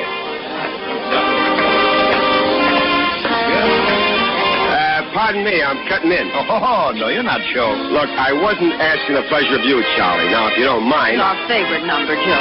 Well, why can't I cut in once? Just because he's a big foreman or something? No, because you're the big dope.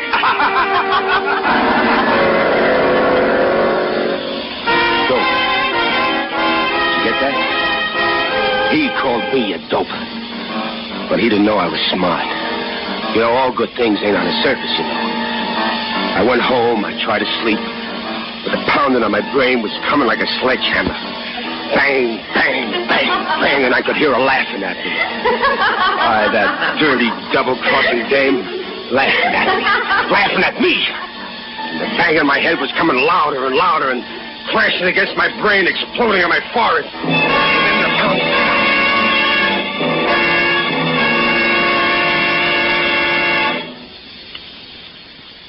And for the first time in weeks, there was silence in my head.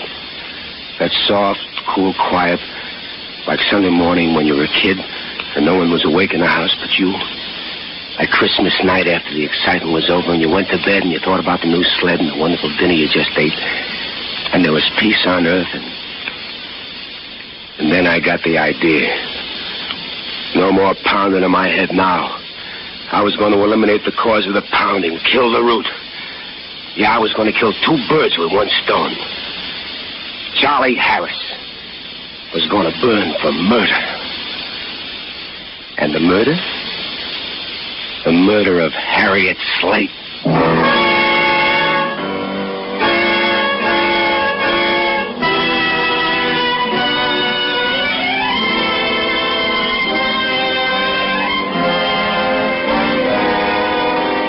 Suspense, Roma Wines are bringing you as star Dane Clark in This Will Kill You by I.A. Finley.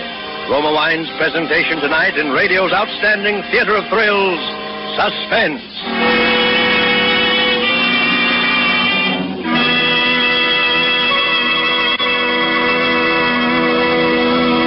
Here's a suggestion from the internationally renowned hostess Elsa Maxwell, who says this about smart and gracious hospitality.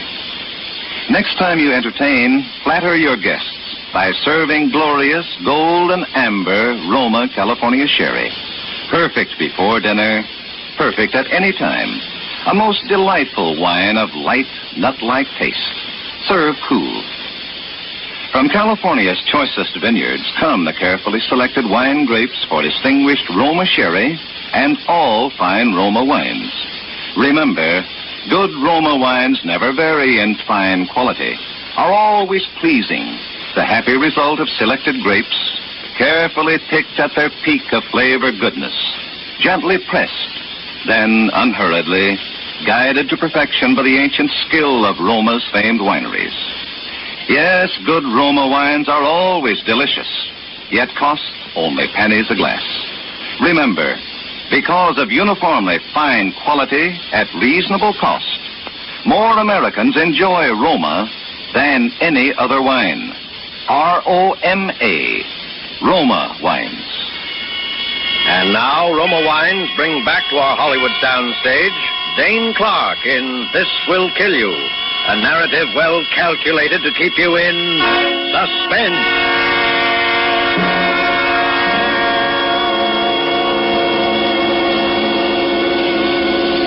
Are you still with me? Well, listen. Like I was telling you, I decided to kill Harriet and pin the rap on Charlie. Fooled you, didn't I?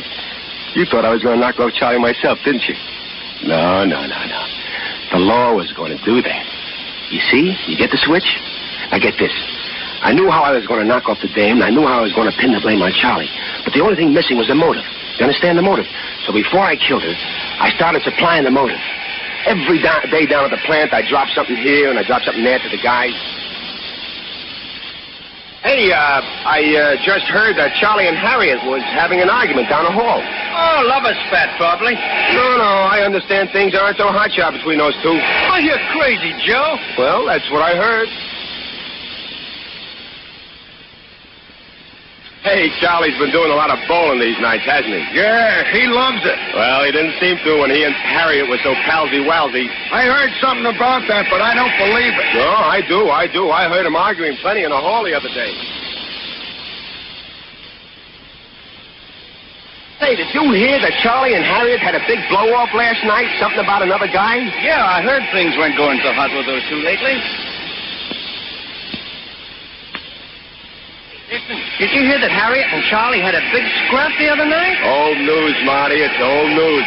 I understand she's got a guy up north, and Charlie is burning. Oh, he ought to bust her head wide open. It'd serve her right for two-timing a white guy like Charlie.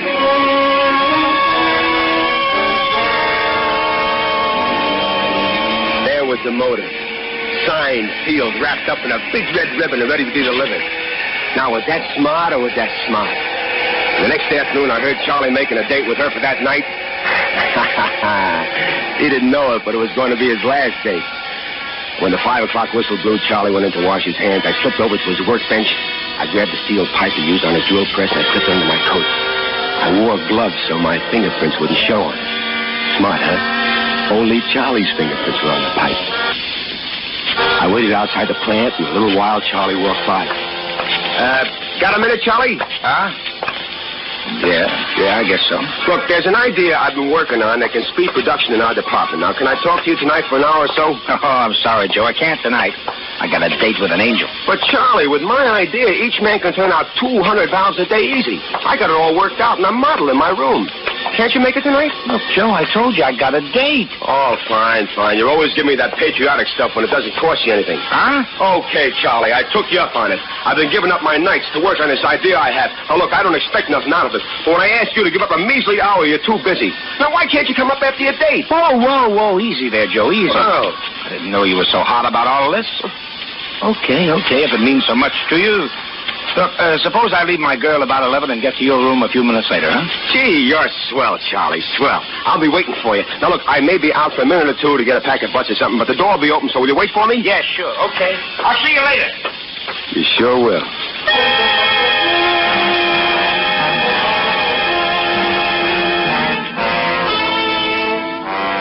Everything was working out just like I planned. Pretty good for a dumb guy, huh? I grabbed a bite of dinner, and then I dropped over to Charlie's boarding house. He lived on the first floor in the back. I looked at his window, and it was open. Perfect. I I waited until dark. I pushed up the window and I dropped in. It took only a few seconds to find what I wanted. A handkerchief with Charlie's initials on it. I was outside and walking down the street before I had a chance to even get nervous. I killed time till about 10:30, and then I drove over to Harriet's house, and I waited across the street. In a little while, Harriet and Charlie walked up. And they talked, and then Charlie looked at his watch, and he kissed her goodnight. Kissed her goodnight. I waited for a few minutes after he left. Then I walked up to her room and knocked on the door.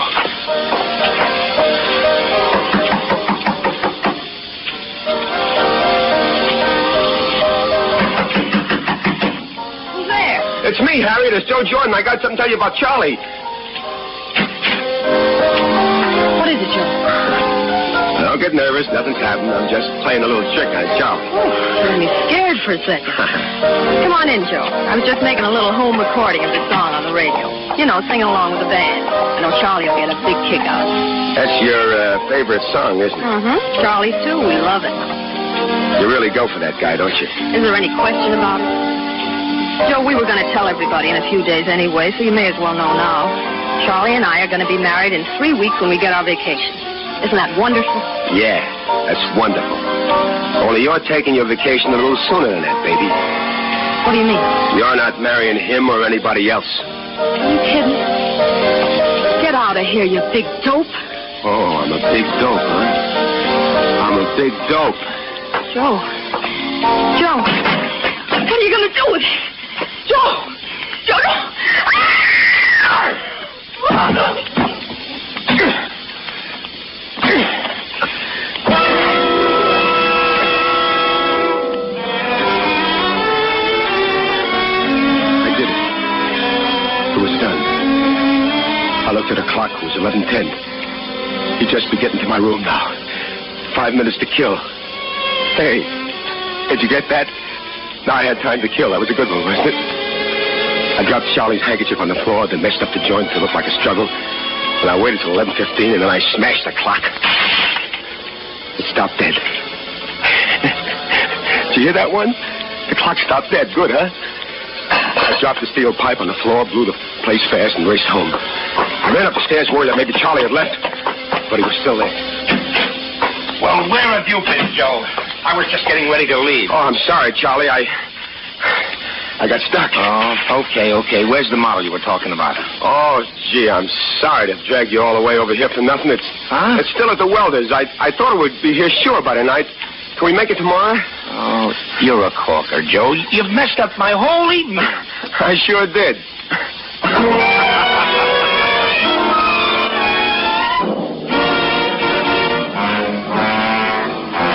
I kept chewing the fat with Charlie about this and that until I was sure he wouldn't get home until late. And then I dropped off to a nice, restful sleep. The next morning, I was on the job at 8 on the dot. Charlie was there already, but that didn't worry me. It wouldn't be for long. And about an hour later, the kids in the front office came up and said something to Charlie, and he left the shop. Now, that was it. Those were the discs, and Charlie was a dead pigeon. I went on with my work, not doing very much, just faking, because I knew I was going to be next. And I was. The same kid came at lunchtime and told me I was wanted at the front gate. Got a little nervous when I saw the two big coppers, but as soon as they spoke, I felt it was going to be all right. Joe Jordan? Yeah? Yeah, it's me. I'm Lieutenant Sullivan, Homicide Squad. This is Sergeant Carter. Hello. Hop in. Hope you don't mind coming down to headquarters with us. Want to ask you a couple of questions. No, I don't mind. What's it all about? Where were you last night, Jordan? Last night? Well, I hit the hay early. What time? I was awful tired. I had a tough day at the shop yesterday. I guess it was about 9:30. Did you see Charlie Harris last night? No, I saw him when we left the plant yesterday about 5, but... Hey, wait a minute, where's Charlie now? He left the shop about 10 this morning. Never mind. But he says he was in your room at 11:15. Says he was in my room at 11... Well, maybe he was. No, Charlie Harris is a white guy. He don't lie. If he says so, then he's probably right. I thought you said you went to bed about 9:30. Well, I did. Maybe I was asleep when he came, and maybe I was talking in my sleep when he was there. I wouldn't want to do anything to contradict Charlie. Say, so what are you guys trying to pin on me? If Charlie's in a jam, I got to know what he said because I got to back him up. David, kid. Tell me, Huh? Do you know Harriet Slate? Why, that no-good, two-timing dame, double-crossing a good guy like Charlie. Why, you know, he was telling me yesterday when we left the plant yesterday that he was going to get it settled last night once and for all. As a matter of fact, he... Say, what are you guys smiling at? Did I say something? Why, did I say anything to make Charlie...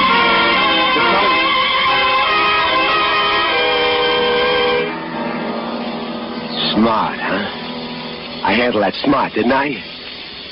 You see now how I worked the whole thing out? Every little detail? Remember now how I planned it that night in bed when the pounding stopped like I told you before?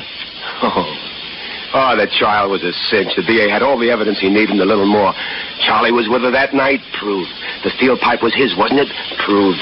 There were his fingerprints on it, wasn't they? Proved. And the motive? The boys in the plant furnished that. They were perfect witnesses. They liked Charlie. They tried to help him, but they had to admit the stories that were going around. And the piece de resistance, that's French, you know, was the way I knocked his alibi for a loop. Now do you see why I smashed the clock at 11:15? Do you? It was airtight. Charles Harris, will you rise and come before the court? Charles Harris, a jury of your peers have found you guilty of murder in the first degree, and I...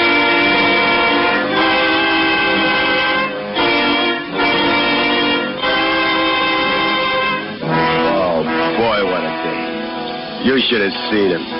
He stood there trying to put on the big shot stuff even then, trying to act like he wasn't scared. But I could tell he was ready to faint right there and then. But the newspaper guys were taking him, they said he stood straight and fine and brave, like a soldier facing a firing squad. That's what they said, the dopes. But I knew he was yellow. Or else he wouldn't have picked on me just because he was boss, would he? Would he? Huh? You see? I was smarter than he thought, than anybody thought, even the DA and those dicks. Now, there was a funny situation for you, wasn't it? The real murderer was in court furnishing that testimony that convicted that poor... and no one knew it. That's a good one, isn't it, huh? Isn't that wonderful, Father, huh? Wasn't that marvelous? The real guy was in court... Time, Father. Be brave now, Joseph. We must go. Well, all right, Father, but let me tell you the punchline. Come on, Joe. It's time. Now, will you quit a warden so we'll be a minute late? So you'll pay the guy who pulled the switch a minute overtime. The state can afford it. I've been telling Father here the whole story. I got to tell him to snap it, don't I? Let him finish, Warden. Go on, my son. Well, you see, it was a fluke, Father. 1,000,000 to 1 shot. They never would have got me if not for just one thing. One little mistake, Father.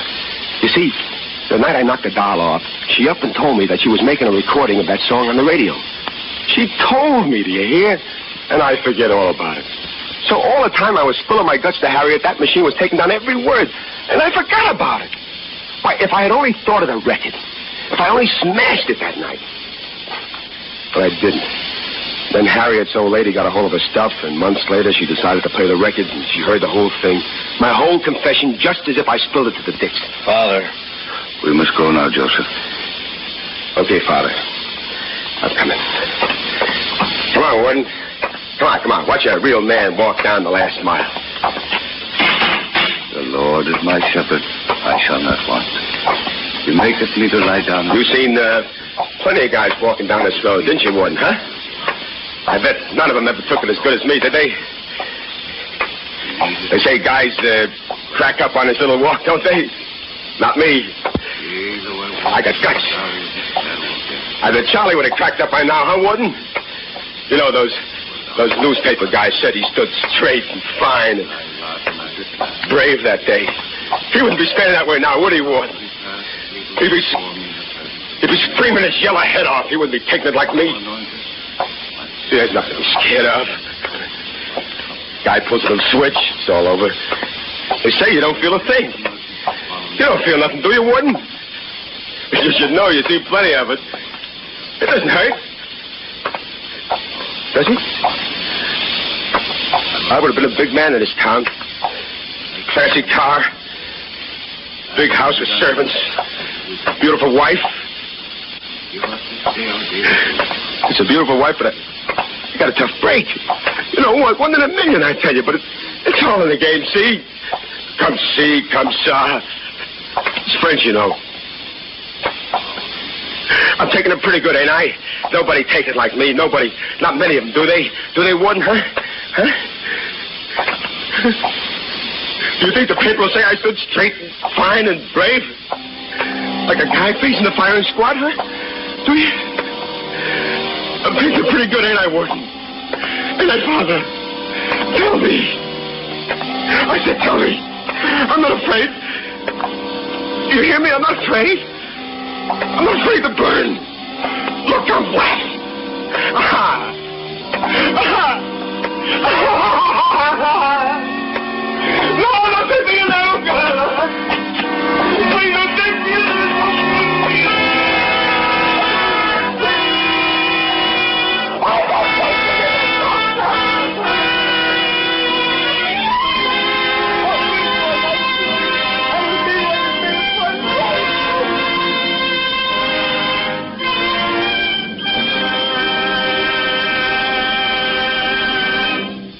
Roma Wines have brought you Dane Clark as star of This Will Kill You. Tonight's study in Suspense. Before Dane Clark returns to our microphone, this is Truman Bradley for Roma Wines, the sponsor of Suspense. As the temperature goes up, so does the popularity of tall, frosty, thirst-quenching drinks. And as Elsa Maxwell recently said, one of my favorite iced drinks, and one everybody enjoys, is the delightful to look at, delicious to sip, Roma Wine and Soda, made with distinguished Roma California wines. And, Miss Maxwell might have added, made so easily, too. Half-fill tall glasses with Roma California Burgundy or Sauterne. Add ice cubes and sparkling water and a bit of sugar. And for a decorative touch, garnish with fruit or cherries.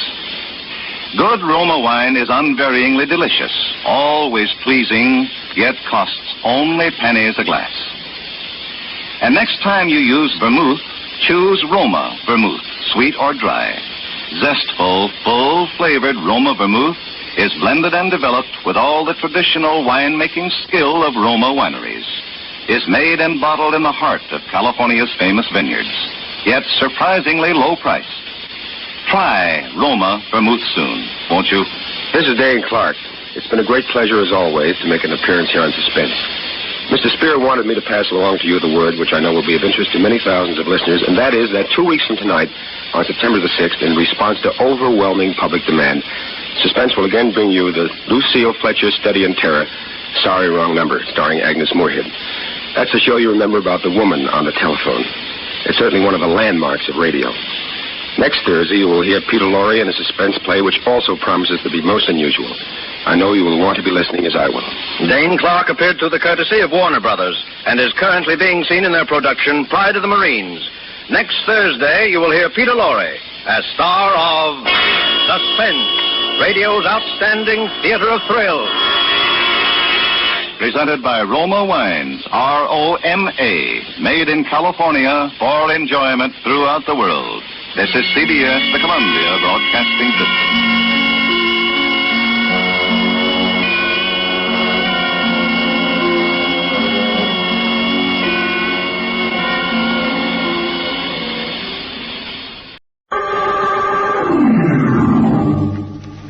Mystery is my hobby.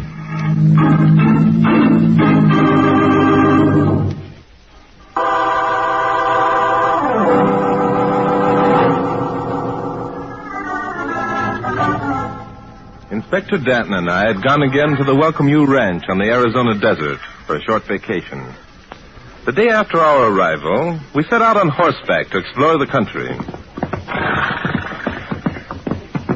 Say, Bart. Yes, Inspector? It's certainly good to get away from it all for a while, isn't it? Get away from what, Inspector? Oh, the humdrum, the hurly-burly, the helter-skelter, the murders. Yes, I see what you mean, Inspector. This is the life for me.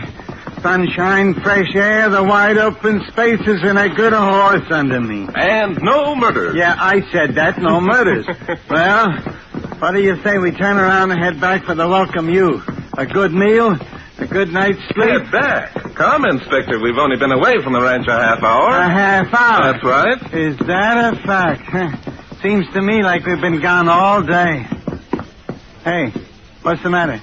What are we stopping for? Look over there, Inspector. Over where? I don't see anything. There's something lying on the ground near that giant cactus. Huh, so there is. Must be a fallen log or something. There are no logs in this country, fallen or otherwise, Inspector. Unless I'm greatly mistaken, that's the body of a man. I was afraid you'd say that. Come on, Inspector, let's have a look. Come on, right. Whoa! Oh, boy, easy now. Oh. Yeah, it's a man, all right. So I see. Get off your horse, Inspector. Okay, why is it that these murders have to follow us all over the country? Let's not assume that this is a murder yet, Inspector. By Jove, he looks done in, doesn't he? Yeah, let's roll him over. Right. Say, look at the whiskers. He's an old man. Yes, and quite dead. Now, I wonder... Suppose he was hit by an automobile? That's a brilliant, Inspector. Imagine the nearest automobile road isn't more than 20 miles away. I was just supposing. Let's see. No marks of violence. Suppose he died of heart failure. I doubt it, Inspector. Why, for crying out loud? Can a man die of heart failure if he wants to? That's odd. What's odd? The boots. Our friend here is wearing a pair of brand new boots. Yet the rest of his costume consists of a patched pair of jeans and a faded shirt. Now, look, Bart, do you have to try and make something out of nothing? The guy just died. Let him lie in peace. How old would you say the gentleman was, Inspector? How old? Who cares? 70, maybe? Yes, at least 70. And those brown stains on his beard, would you say they were tobacco stains, Inspector? Yeah, tobacco stains. Now that we've reached those amazing conclusions, let's go back and report to the local sheriff. Probably he was a prospector. Wouldn't you say, Inspector? Yeah, out here they call them desert rats. Right. What are you doing? I'm removing this poke from the old man's pocket. You see, it's full of gold dust. There's a small fortune in this poke, Inspector. There is, eh? Yes. Now consider the inconsistency. Here is a man carrying a fortune in gold around with him. The only thing he has to indicate such wealth is a pair of new boots. Okay. Now, look, Bart, suppose Inspector, this is one of the most interesting cases we've come across in a long while. What do you mean, case? A guy dies of heart failure. Hello there! Hey, there's a babe on a horse. Yes, and a very attractive-looking young lady. Another inconsistency. With that I can agree, but what's a good-looking babe like that doing way out here? Well, we'll probably know in a minute, Inspector. Here she is. Whoa, boy. Whoa. Well, this is a surprise. Imagine finding two civilized-looking men way out here. We were just thinking the same thing, lady. By the way, what's the matter? Is that a man? Why, for goodness sake. Is he someone you know, miss? It's Hardtack Wiggins. What's the matter with him? He's dead. Well. So they caught up with the old boy at last, did they? Caught up with him? Who? Oh, one of the bunch was after his gold. I imagine it was either Oliver or Matt who murdered him. Murdered him? Look, lady, he wasn't murdered. He died of heart failure. You want to bet? Now, wait a minute. Open his shirt, good looking. And if you don't find a knife wound, I'll never make another wager. Go ahead, Bart. Open the old guy's shirt. Some people have just got to be shown. I think that might be a good idea, Inspector. There. By Jove. There is a knife wound. Of course there is. There had to be. Why did there have to be, miss? Because Hardtack couldn't have died of heart failure. Why not? Because yesterday he was examined by Doc Sandbar in Coyote Wells. And the doc said that Hardtack was in perfect health. Well, Lady, you seem to know a lot about what's going on around here. Naturally I do. What's wrong with that? What's wrong? Nothing. Not a thing. Except that the way I look at it, you're sticking your neck into a noose. I suppose by that you mean that you think I murdered old Hardtack. Yeah, you're quick to catch on. That's exactly what I mean. How naive you are, darling. Darling, now look. Inspector, I told you this was one of the most interesting cases we've run across in a long time. Pardon me, miss. Were you well acquainted with Hardtack? Well acquainted? That's right. My dear boy, Hardtack was my husband.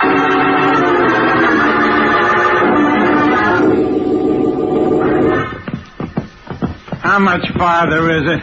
I'm getting doggone tired of carrying this dead body around in my lap. It isn't much farther. Want me to spell you for a while, Inspector? No, I'll keep him. Somehow I feel more natural when I'm lugging a corpse around. There's the shack now, down in that little hollow. Shack is right. Don't tell me that you and your husband actually lived there. Of course not, Inspector. You don't really think that I could abide a hovel like that, do you? I don't know. The way things are shaping up, I'm willing to believe most anything. How long had you and Hardtack been married, Mrs. Wiggins? No, not very long. Oh? The City Hall in Coyote Wells opened at 9 o'clock this morning. And we were married 15 minutes later. This morning? Well, for crying out loud, if this isn't a screwy Inspector Wiggins. Tell me, Mrs. Wiggins. Oh, darling, would you mind not calling me Mrs. Wiggins? Gives me the creeps. What shall I call you? Shirley, darling. Very well. I'll compromise. Stop calling me darling, and I'll call you Shirley. That goes for me, too. Well, what strange men you two are. Most men Yeah, would but love... we are not most men, and if you think we are strange, you better get out a mirror and take a gander at yourself. Now that that's settled, I'd still like to ask a question. But of course. Barton. How long have you known Hardtack before you married him, Mrs. Wiggins? 2 days. 2 days? Things happen fast out here, don't they? I've read about this romance on the range stuff. Oh, Inspector, let's face it. You know as well as I do that there wasn't any romance connected with my marriage to Hardtack. We're quite aware of that, Shirley. So suppose you tell us why you did marry him. He was lonesome. Oh, come, Shirley. He was lonesome, and he wanted someone to help him spend his money. Now we're getting places. Well, I'm certainly not going to pretend that I married Hardtack for any other reason than the fact that he was wealthy. I'd be a hypocrite if I did. I don't know which is worse, being a hypocrite or being a murderer. Oh, don't be silly. I didn't murder the old billy goat. Shirley, what makes you so sure that Hardtack was wealthy? Because he discovered a pocket of gold 2 weeks ago. And the asked heirs appraised its value at $500,000. $500,000. And all the poor guy got out of it was a pair of new boots. Yes, isn't it a pity? Poor dear. Been wanting a pair of new boots for so long, but up till now he couldn't afford them. And bought them for his honeymoon, eh? I suppose so. Hardtack had been poor for so long that he just didn't know how to spend his money. I imagine you planned to help him out on that score, eh, Shirley? Oh, Barton, you're so cute. It's exactly what I planned on doing. Oh, my goodness. What's the matter now? Those 2 horses standing in front of the shack. They belong to Matt and Oliver. And who are Matt and Oliver? Matt Palmer. He's the son of Hardtack's dead partner, Chris Palmer. I see. And who is Oliver, Shirley? Oh, Oliver's last name is Runyon. He's Hardtack's nearest neighbor. They're both terrible people. What's terrible about them? You'll see. Well, here they are now. They heard us coming. Yes, and by the expression on their faces, they're rather unhappy about something. It's about time you got back here, Shirley Milton. By golly, you needn't think you're going to get away with this. Not by a jugful, you're not. Hey, look. Look at what's draped across that saddle. Yeah. Why, it's Hardtack. What's the matter with him? He's dead, Bob. Stuck with a knife. Know anything about it? Dead? You mean the old coot's really dead? Oh, don't act so surprised, Oliver. You know he's dead. It was you who killed him. Me? Dad blast you, girl. I'll wring your neck if you say that again. I never laid a hand on the old codger. Sounds convincing, doesn't he, Bart? Be quiet, Inspector. Let them talk. This is interesting. Now I see it. I see it all. Shirley, you married him because you were afraid we'd get some of the money. How quick you are, Matt, darling. And I suppose you murdered him for the same reason. I murdered him? Are you crazy? What good would it do for me to murder him? No more good than it do me. There's only one who would benefit from Hardtack's death. His legal heir. How sweet of you to admit that I am my dear husband's legal heir, Oliver. I'd anticipated some trouble from you. Really, I had. And you're going to get it. By gum, you are. I was with Hardtack when he discovered the pocket. I helped him. Half that there gold belongs to me. Belongs to you? That's a hot one. Listen, my old man was Hardtack's legal partner. So what if he was? I'm my old man's heir. Half of what Hardtack found is supposed to be mine. Any court in the country. Boys, aren't you forgetting that since I am Hardtack's widow, all of what he had will go to me? I ain't forgetting nothing. I know my rights. And I know mine. Any court in the country will back me up. Well, Barton, now do you understand what I meant when I said they were terrible people? Yes, I understand a lot of things. Has it occurred to any of you that giving Hardtack a decent burial would be your chief concern at the moment? He'll be buried. Don't fret about that. Say, who be you two anyway? We be policemen now. What do you think of that? We don't think anything of it. We don't believe it. Shirley, where'd you pick up these dudes? I didn't. They picked me up. They're staying at the Welcome U. Dudes, eh? Well, dudes, you can leave us Hardtack's body and get out. We don't like dudes. And we don't like murderers. Inspector, when Sheriff Tanner deputized you this morning, did he give you the authority to arrest any suspicious characters? Huh? What was that, Bart? Oh, yeah. Sure he did. Fine. There's no doubt in our minds that one of the three people standing here in front of us murdered Hardtack Wiggins. Now, look here, you. And that's right, isn't it, Inspector? One of them... oh, sure. No doubt about it at all. We got the proof. Haven't we, Bud? We certainly have, Inspector. We know which one of these three thrust a knife into the heart of Hardtack Wiggins. Huh? We know why and how and when. Yeah, sure we do. We got the evidence to prove it, too. Haven't we, Bud? We have, Inspector. And by virtue of the authority vested in you by Sheriff Jim Tanner of Cactus County, Arizona, I demand that you arrest the guilty person.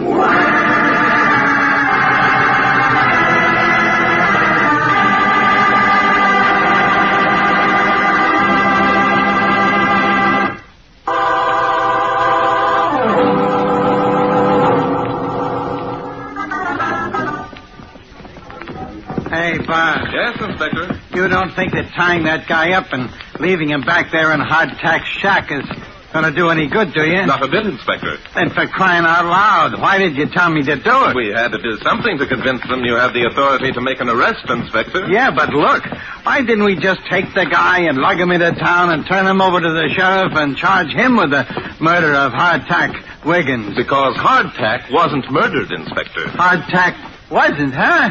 But for the love of Joshua, what are you talking about? Oh, come, Inspector. You know as well as I that knife wound was made after Hardtack was dead. I do?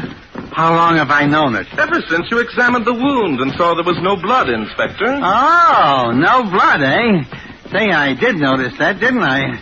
Now that you mention it. You know as well as I that blood doesn't flow from a wound that is made after death. Sure. I've known that for years. Was there anything else that I noticed when we examined the body part? Yes. We both noticed the Hardtack shirt didn't have a hole in it. So we wondered how the knife wound could have been made, unless someone had first opened the old man's shirt. Say, that's an angle. What does it prove? I don't know, Inspector. It might prove a lot of things. Well, here we are. Whoa there. Whoa. Whoa, boy. We've arrived, have we?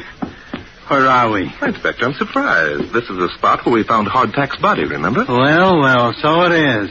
What do we do now? We get off our horses and look around. Okay. But I don't know what you expect to find. There's the depression in the ground where Hardtack lay. And there are his footprints clearly outlined in the sand. Yeah, I see him. Say. Yes, by the looks of those footprints, it appears as though poor old Hardtack was pretty close to exhaustion, doesn't it? Or drunk. Oh, let's give him the benefit of the doubt, Inspector. Come along. Where are we going? Let's backtrack on his trail a bit and read signs. Read signs? Say, where'd you pick up that expression? I listened to the Lone Ranger program, Inspector. There's Cynthia jumping. Judas, look out, there's a snake.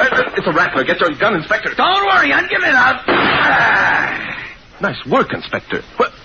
You shot its head off. Sure I did. It was his head I was aiming at. Oh, I see. Pardon me for the compliment. Well, come on, let's get going. You don't have to apologize, Bart. I can't help it if I'm a good shot. What's the matter? Look, there. Isn't that an empty whiskey bottle? Yeah, that's exactly what it is. Well, I guess for once the old inspector was right, eh, Bart? How do you mean, Inspector? Why, those staggering footprints, the empty whiskey bottle, the guy was drunk just like I said. What do you mean, Oh, stop saying, for crying out loud. And don't start telling me I'm wrong. Doggone it. It's as plain as... Yes, Inspector, this is certainly the most interesting case we've come across in a long time. Come on. We're going back to the shack. Why? What are we going back there for? Because the evidence that proves how Hardtack died and who murdered him is there.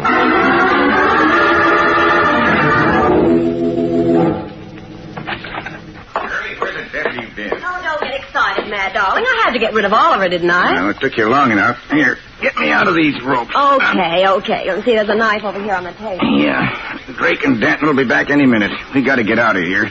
Get out of here? Well, where do you think we're going? Now, hold still while I cut the rope.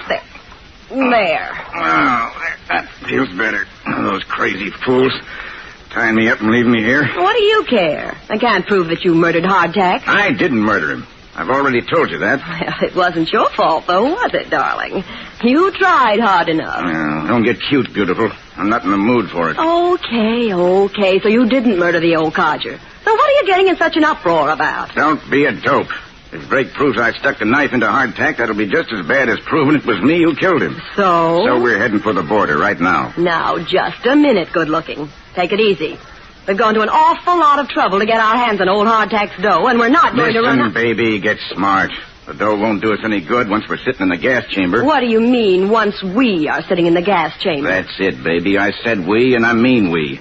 You're in this as much as I am. Well, you're crazy. It was you who handled that knife. And it was you who married Hardtack after first making a deal with me to knock him off on your wedding day. Remember? Why, you lousy bum, Miles. You'll what? Matt, don't look at me like that. You'll what, baby? Matt, Matt, don't. Call me a bum.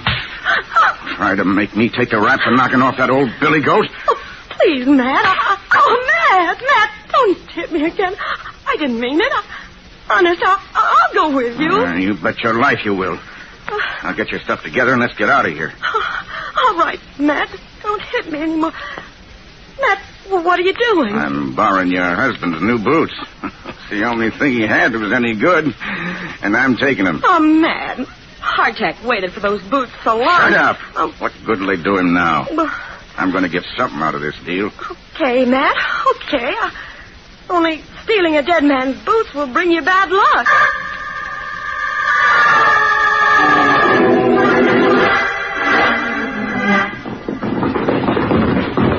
Whoa, boy. Whoa. Watch it, boy. Whoa. Well, the shack looks just the same, doesn't it, Inspector? Yep. It looks as though the birds have flown the coop. So I see. Both the horses are gone, huh? Well, let's get off. Go inside and have a look. Yeah, they're gone, all right. The door's wide open. Yes, just as I expected. Shirley came back and released Matt Palmer. There are the cut ropes lying on the floor, Inspector. And by the way things are scattered around, they got out in a hurry. Come on over here, Inspector. Uh-oh. What's the matter? Look, there's Hardtack lying on the bunk where we left him. Only someone removed his boots. Probably Shirley. Do you see the boots lying around anywhere, Inspector? No, but... Which means they were stolen, probably by Matt. Come on, Inspector. We've got to catch those two before they reach the border.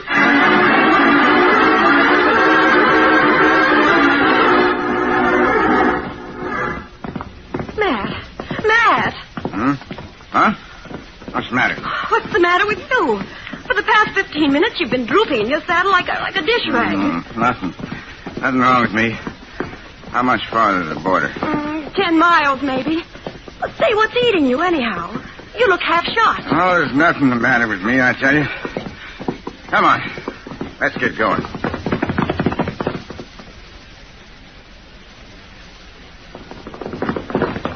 Hurry, Inspector. They can't be much farther ahead. They better not be much more of this, and I'm going to quietly lie down and expire. Oh, you're all right, Inspector. Just hang on and grit your teeth. Grit my teeth. My teeth were all shaken loose an hour ago. Look, Bart, how do we know we're even going in the right direction? Why, we're reading sign, Inspector. See? The trail is right there in the sand, as plain as Fifth Avenue. Fifth Avenue, oh, what a beautiful thought. You think we'll ever see it again, Bart? Well, we won't unless you stop complaining and get a little speed out of that nag you're riding. Come on, man.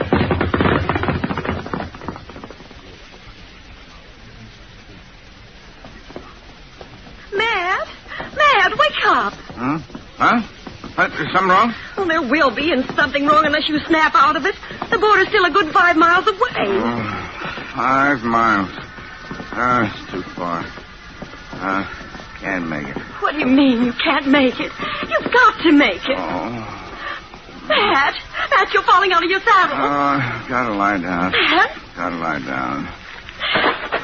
Matt, what's the matter? Oh, Matt, get up. Get up. What's happened? Oh, Matt, open your eyes. Matt. Gotta reach the border. Matt, get up. I murdered old Hardtack. I killed him. Oh, Matt. I'm a murderer. Matt, stop it. Someone will... Matt! Oh, Matt, here they come. Here come Drake and Danton. Get up, Matt. Get up. Oh, terrible pain. Terrible. I guess I'm going to die. No.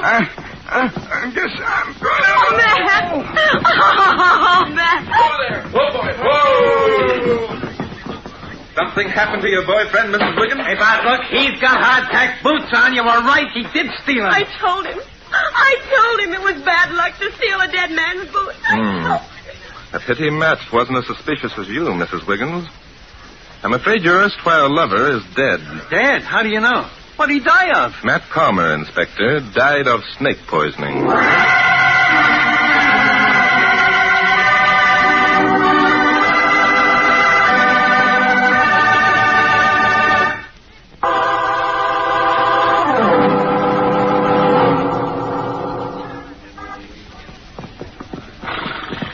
Inspector, there's the Welcome You down there in the valley. Which is all right with me. Welcome You's a welcome sight to these tired old eyes. Come, Inspector. You should be in better spirits. We've just completed one of our most interesting cases. Yeah, well, give me the details, Bart. Well, there aren't many details, Inspector. You see, Matt didn't discover that Hardtack was dead until after he'd driven that knife into him. Then he covered up the wound with Matt's shirt, hoping that whoever discovered the body would think Matt died of snake bite, which, of course, he did. Yeah, but why did Hardtack have his shirt open in the first place? Why, that's obvious, Inspector. Hardtack apparently stepped on the rattler, and the snake struck him. And Hardtack killed the snake, eh? Yes, by trampling the reptile to death. Incidentally, Inspector, that was the same snake that you shot. Whoa! You mean I shot a dead snake? Yes, I'm afraid you did, Inspector. Well, I'm a bang-tail maverick. Get up! You see, Inspector, the minute Hardtack realized he'd been struck, he finished off that bottle of whiskey we found lying beside the trail. Wanted to die with a jag on, eh? No, there are still some old-timers who believe that whiskey is an antidote for snakebite, Inspector. But the fact is that just the opposite is the case. So the booze only made him worse, eh? Yes, I'm afraid so. He staggered along, probably suffering horribly. When he finally collapsed, he must have clutched at his shirt in his anguish and torn it open. The poor old guy. Then Matt Palmer came along and stuck a knife in him, eh? That's what happened, Inspector. And Matt died the same way, eh? Almost. It was Hardtack's new boots that killed Matt. The boots? What are you talking about? When the snake struck Hardtack, the old man apparently slashed down at it with a stick or some other object he was carrying. The blow broke off the rattler's fangs while they were still embedded in the soft leather of the boots. Well, I'll be... and when Matt put on the boots, the fangs were still there, eh? That's it, Inspector. You see, the boots fitted Matt snugly, and there was enough venom left in the fangs to work into his bloodstream and after a period of time to kill him. By golly, what do you know about that? Just like the girl said, it's bad luck to steal boots from a dead man. Yeah. So what about the girl? Oh, we'll have to let Sheriff Tanner settle that for us, Inspector. And, by the way... Yeah? When we reach the Welcome You, I think you'd better not mention our experience of the day. No, why not? Well, Inspector, we're out here on a vacation, and I'd just assume that the folks didn't know that mystery is my hobby.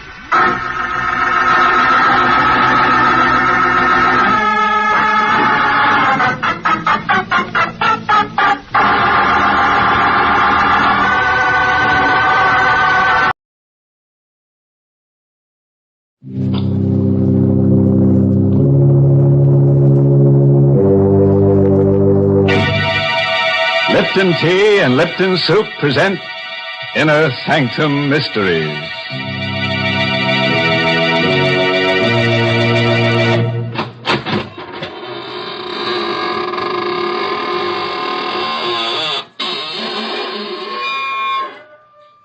Good evening, friends of the Inner Sanctum. This is your host at the squeaking door again. Just, slither in and let me dispel your weariness with a bit of eeriness, Oh, no, please. Don't sit in that chair. I'm, saving it for rigor mortis to set in. Oh, dear. I see this is going to be one of those nights when my favorite character gets killed. Yes, Mary, but don't scream blue murder because this is a corpse of a different color. Well, if it's going to be that kind of a story, I'd better tell folks about something cheerful first. Yes, I mean Lipton tea. Lipton's is such a friendly, welcome drink. And that's because of its brisk flavor. Now, that word brisk is important. It means that Lipton tea always tastes fresh and full-bodied, tangy and vigorous. It's never flat or wishy-washy. That's the reason why Lipton seems to make good food taste better, and why Lipton tea is the perfect beverage to serve on your entertaining friends. So even if you're not a regular tea drinker, you should try Lipton's. That brisk flavor makes all the difference in the world. And now let's leave the world, temporarily, of course. Tonight's story is called The Lonely Sleep. It's an original radio play by Christopher Mayle, who scribbled it during a nightmare. And our star is Carl Swenson, who plays the role of Archie Gold. Murder is a specter which nudges all of us, anywhere. Most of us will never murder, but can any of us say we never will? Certainly Archie Gold, 30-ish, bald and mild-mannered, never thought he would murder. Archie was the window display man for Greg's department store. At night, the store is a fantastic nightmare of eerie shadows, covered showcases, cavernous depths, and dank, stale odors, with only his own hollow footsteps for sound, because windows are dressed at night. It's night now, and Archie's busy in his storeroom crating his favorite mannequin for shipment to the mannequin factory. Being a lonely man, he talks to the mannequin. And being in love with Esther Newman of the store's accounting office, he naturally calls his favorite mannequin Esther. You've been very mean to me, Esther. The last time I asked you to go out with me, you snickered at me. That's not nice. That's why I had to do this to you. Archie tucked Esther's smooth pink torso into a crate. There. Perfect fit, darling. Perfect. Then Archie wrapped Esther's slim legs and arms in excelsior, tucked them into another crate. So, you wouldn't put your arms around me, darling. Well, you won't get another chance. Then Archie picked up Esther's pretty head and placed it on his workbench. Oh, Esther. I'm so lonely. Why don't people talk to me? Why can't I be popular? What's wrong with me? Why don't you go out with me? What Archie never dreamed was that the real Esther Newman was at that moment slamming the last of her monthly report books closed, flicking off the light, and starting out of the finance office toward the rear door of the store. Oh, Esther, I want to tell you. She stopped by Archie's half-open door when she hears his voice. No, listen to me, Esther, darling. I am making enough money here to buy us a little place over in Jersey. See, all my life I wanted to love someone like you. You're so beautiful. You will marry me, won't you, darling? Why, Archie, go. Sitting there proposing to a dummy, and the dummy's name is Esther. What a coincidence. Well, Esther, you worked late? I didn't know. No. I mean, yes, I give the mannequins names. It's sort of a game. Yeah, game. That's it. Well, they don't talk back anyhow. No, they don't talk back. But they're sort of kind. They smile at me. And, see, I'm lonely. Mm-hmm. I work all night. And Esther, will you go out with me Sunday night? Mm-hmm. Please. Just dinner and the movies. Are you kidding? Why don't you ask your dummy friend? Hey, say what a swell idea. She won't eat much. You can maybe get her into the movies for half price, and when you kiss her goodnight, Archie, she won't slap your face. Why are you looking at me that way? You shouldn't laugh. You're crazy. You're trying to scare me. Yes, that's it. No, you're not. You are crazy. Don't come near her. Archie! You shouldn't laugh. Archie, don't. You shouldn't laugh. My turn to laugh. See?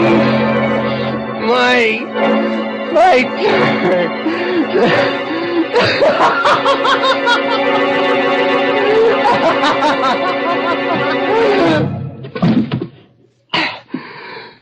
You shouldn't laugh. People shouldn't laugh when you're lonely. You see, the specter of murder had nudged Archie, and he's obeyed. This was no mannequin at his feet. This was a woman, warm, beautiful, and dead. Then, being scared and lonelier than ever, Archie talked to his mannequins again. This time to Frank, painted and rouged and handsome in Greg's bargain $29.50 tweed suit. You heard her laughing at me, Frank. I just couldn't stand her laughing at me again. See, look at her, Frank. You'd think she was asleep. Her neck's broken. See, what am I going to do with her? Yeah, I gotta think. Gotta hide her. Gotta dress the front window, too. Window. Sale of Cozy Kitten mattresses starts tomorrow. It's a big sale. Sleep on a Cozy Kitten. I've got it, Frank. The window. I've put her in the window on a Cozy Kitten mattress, and nobody will know.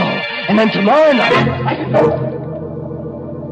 So Archie used some pancake makeup, bringing life to Esther's sallowing cheeks and purple lips. He placed her dead weight on a hard truck. He rolled her to the lighted window. An hour later, Esther's corpse, covered with gleaming white sheets and sleazy satin quilts, smiled in peaceful bliss at the empty street. Archie found his work well done. Nothing more to do now. Just wait. I'll go home. And wait. That's a good window. You look very pretty in bed, Esther. I've been watching you, young fella. Saw you do the whole thing. What's the matter? I scare you? No, officer. I didn't know. Yeah, I've been in the doorway across the street watching you. A lot of work to making up one of them windows, ain't there? Yeah. You saw me do the whole window, you mean? Uh-huh. So I put the mattresses in, make the bed, put the signs in, then fix the lights. Then you put the girl in the bed and fix her face up. Yeah, it's a nice job. Yeah. Say, you look bad, son. Yeah. Anything wrong? You sick? Huh? No. I'm just tired. All through for the night? Yeah, I'm all through. Good night, officer. Good night, young fella, and don't worry about your girlfriend. I'll keep an eye on her every night.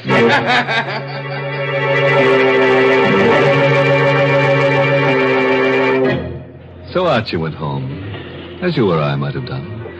And because he'd been too busy setting his little post-mortem stage, the impact of his crime began to seep through only as he neared his rooming house. Maybe the girl in the doorway he passed started him thinking because she laughed. Are you kidding? Just a girl, a date. But you can't blame Archie for hurrying. You would have thought it was Esther, too. Archie hurried. He hurried to the rooming house. He raced up the steps. He had to get to his room, get in and close the door. Oh, world. Close the door. That's it. They can't laugh at me here. They won't find me here. This is my room. Nerves. Stupid running like that. I've got to act normal. Sure, just like nothing happened. I couldn't help it. She made me do it. No, forget about it. Why, Archie, gold. No. You can't laugh now. You're... I'm dead, Archie. Yes, in a way. I'm in Greg's department store window. I don't believe in ghosts. It's just my mind, my imagination. That's right, Archie. You're too clever to believe in ghosts. I'm not a ghost, Archie. I'm in your mind. I'm part of you now. Part of you. Get out! I'll drive you out. Oh, no, Archie. You can't. Unless, Archie. Unless you replace me with someone else.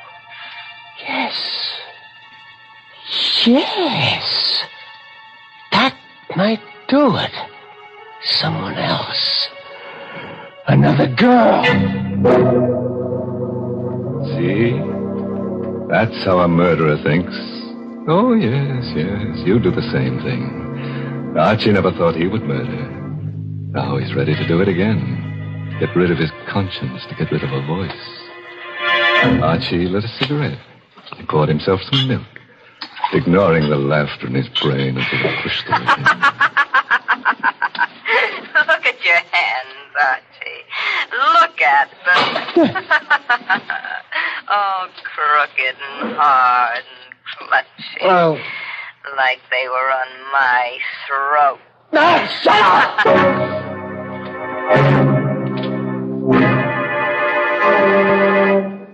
Archie threw himself on the bed and jammed the pillow against his ears.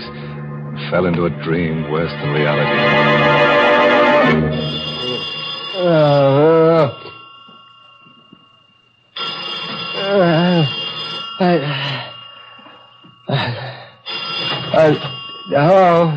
Huh? Archie Gold? Yeah, this is Archie Gold. This is Mr. Gregg, Archie. I know this is your time to sleep, but it's important that you get down here right away. Is anything wrong, Mr. Gregg? I can't tell you over the phone. Come down here. Goodbye. All right, Mr. Gregg. After he'd shaved and dressed, Archie felt a little better. After all, if they'd discovered anything, Mr. Gregg wouldn't have called. He'd have sent the police. Feeling of confidence stayed with him until he stood across the street from Gregg's. He lost it then. It dropped with a sickening pain about his heart and a dry pinching about his lips. People were standing 3 deep in front of his window display, and he caught sight of a policeman's cap following Mr. Gregg's bald head into the store.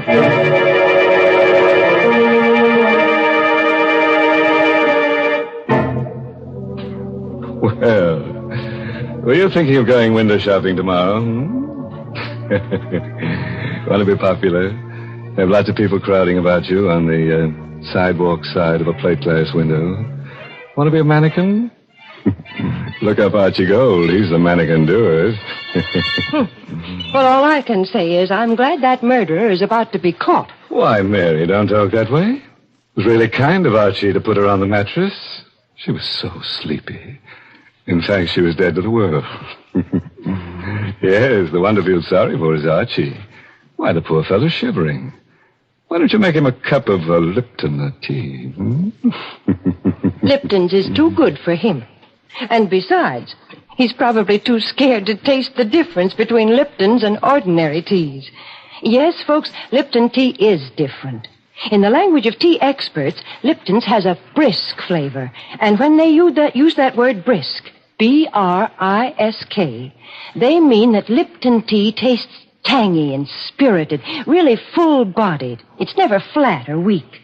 So get acquainted with that brisk flavor.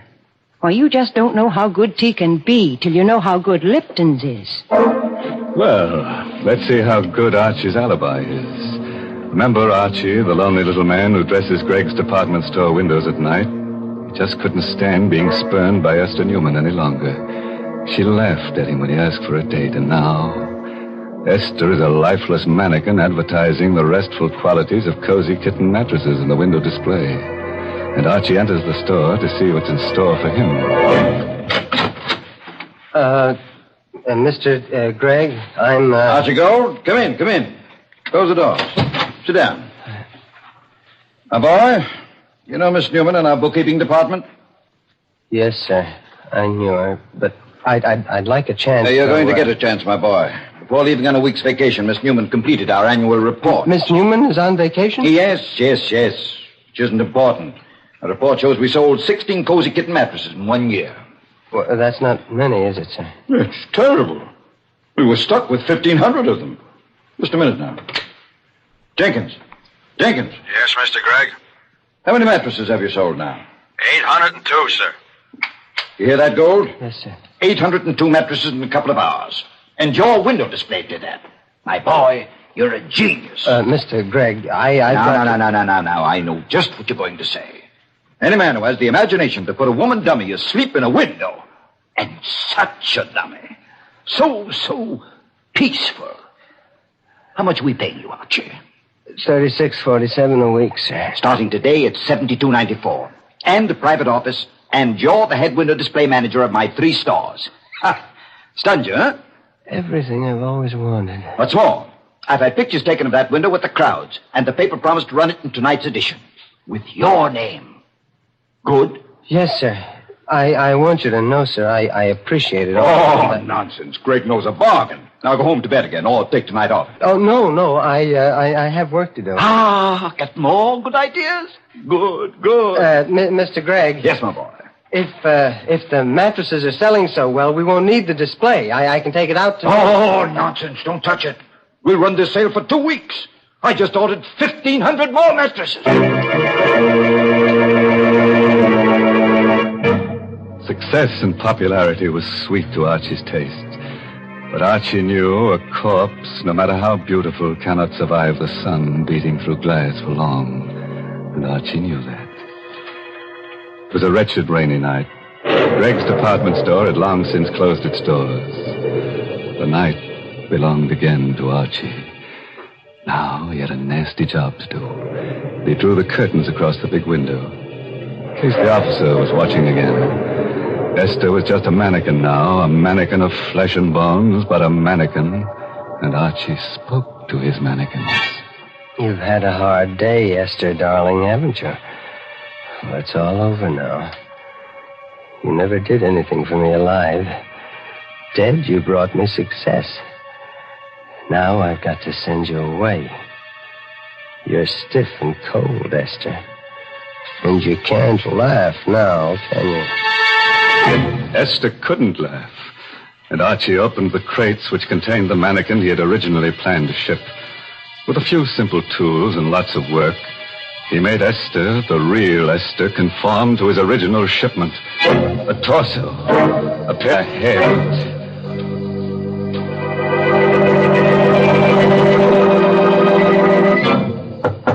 Yeah. Who? Oh, that's the alley door. Somebody's there. Gee, a cop, maybe. I've got to act natural. After all, she's well hidden. Could I come in? Please, I'm so wet and tired. Girl. It's a girl. Yes. Come in. Get out of that rain. Thanks. Why, you poor kid, you're soaked. Come into the workshop. I've got a heater in there. Gosh, thanks. She was sent to me. Someone to take Esther's place.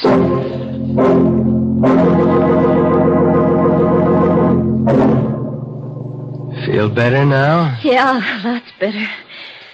You're very kind. How did you happen to pick this door to knock at?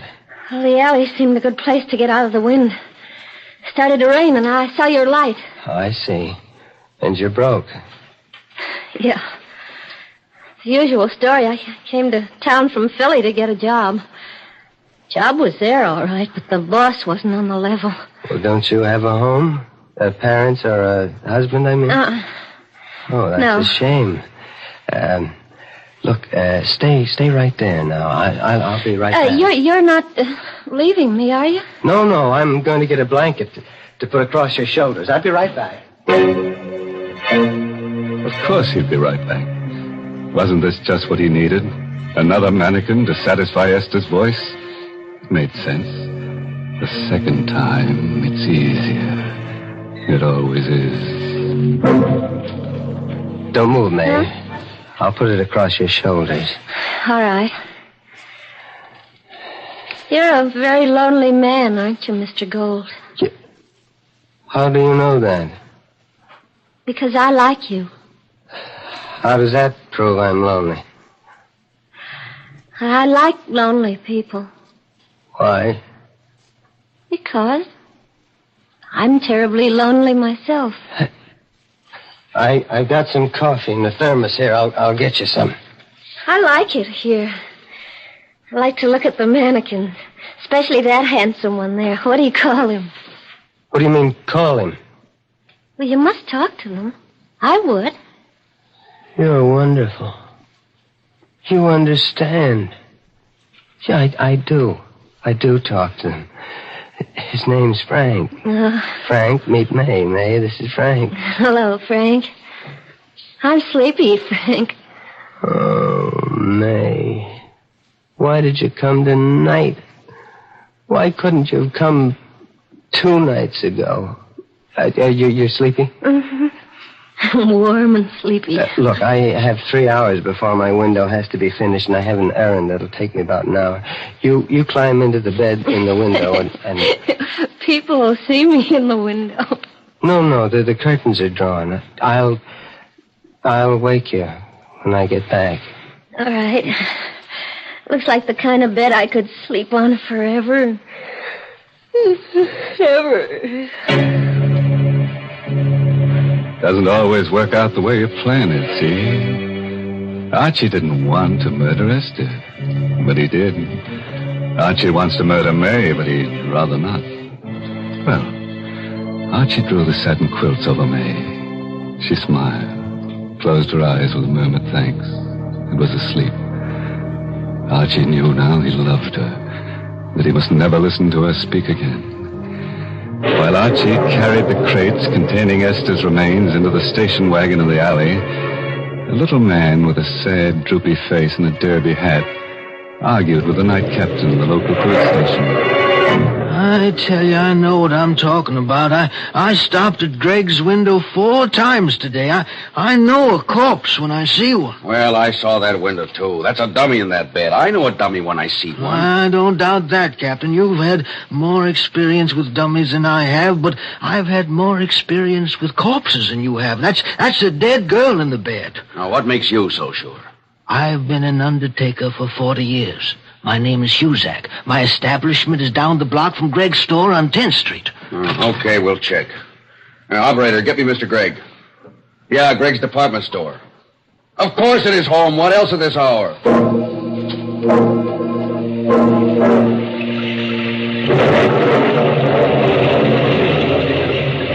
Archie had a plan. Excitement gripped him. But that habit of years was strong, and he talked to Esther as he piled her 3 coffins into the station wagon in the alley. Don't you worry, Esther. In a half hour, you'll be at the bottom of the river. You shouldn't have laughed, Esther. And then I'll come back to May. Sure. Archie had a plan, all right. But it didn't include the little old undertaker who knew a corpse when he saw one, or an angry, sleepy Mr. Gregg, or a confused who were right then coming to a stop in front of the store. This is an outrage, a preposterous, fantastic farce. Getting me down here in the middle of the night to prove I have a corpse in my window. I know, Mr. Gregg. I feel silly about it myself, but Mr. Huzak here seems so sure. The curtains are drawn in front of the window. We'll have to go inside. In a minute, you're all going to look very silly. There. Does that look like a corpse? No. You're right. It's not a corpse. It isn't a dummy either. She's alive. Breathing. Something queer here. I'm going to look around outside. Archie! Archie, go!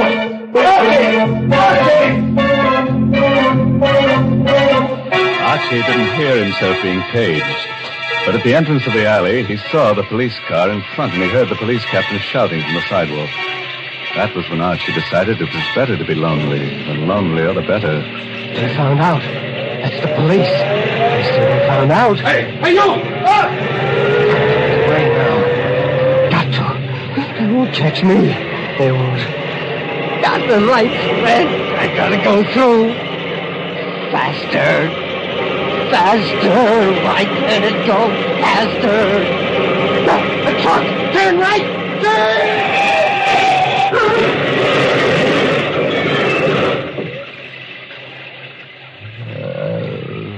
No one ever heard Archie's last words. They bubbled through his torn throat as he lay in the glass-smashed window through which he'd crashed. No one. I'm so lonely. May. So lonely.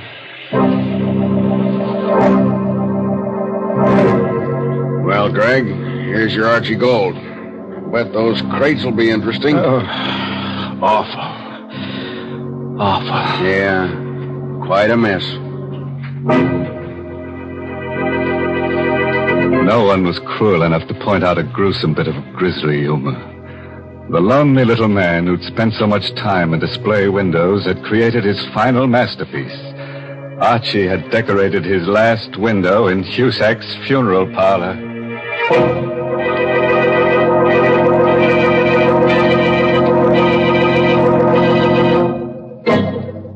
The lesson we learned from tonight's story is that murder doesn't pay. It's a losing business. Murderers are always in the red. And it's strenuous work, too. You're bound to find yourself a little stiff. Mr. Host, I did not like that story. Well, neither did I, Mary. Imagine the Cozy Kitten Mattress Company pulling a smart advertising stunt like that on Lipton's time and for free. Now, that's not what I mean at all. And if you're worried about Lipton's, let me assure you that Lipton's is the largest selling brand of tea in the whole world. That's the kind of popularity that really counts. And, folks, if you'll just once try Lipton tea, I think you'll be convinced, too.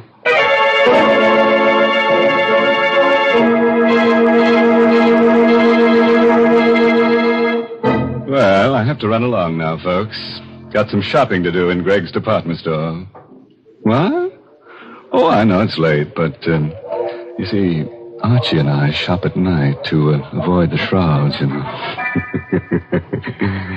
By the way, this month's Inner Sanctum mystery novel is Puzzle for Wantons by Patrick Quentin. Oh, and here's a special announcement. Next week's Inner Sanctum story, directed by Hyman Brown and brought to you by Lipton Tea and Lipton Soup. Next week's story is about a man whose dreams always come true. All he has to do is to dream that somebody's being murdered and...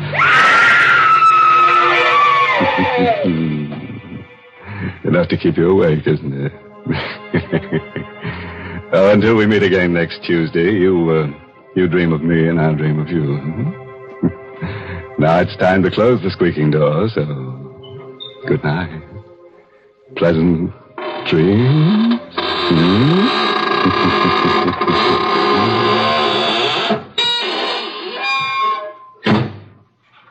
Folks, here's a grand way to begin a meal. Serve Lipton's noodle soup. Lipton's takes no time to prepare, and yet it has a real fresh-cooked chickeny flavor. Yes, it tastes just like the chicken noodle soup you'd make right in your own kitchen. And Lipton's is economical, too. It costs less and makes lots more than canned soups. So, folks, don't forget to serve Lipton's noodle soup. And don't forget to tune in next Tuesday night for another Inner Sanctum mystery. This is CBS, the Columbia Broadcasting System.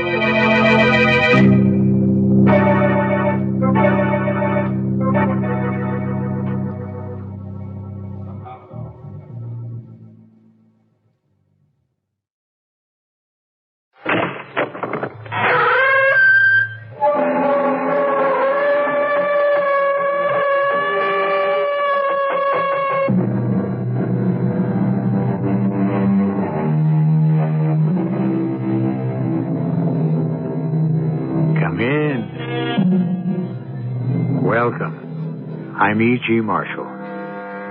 Welcome to a world where fears and suspense are the order.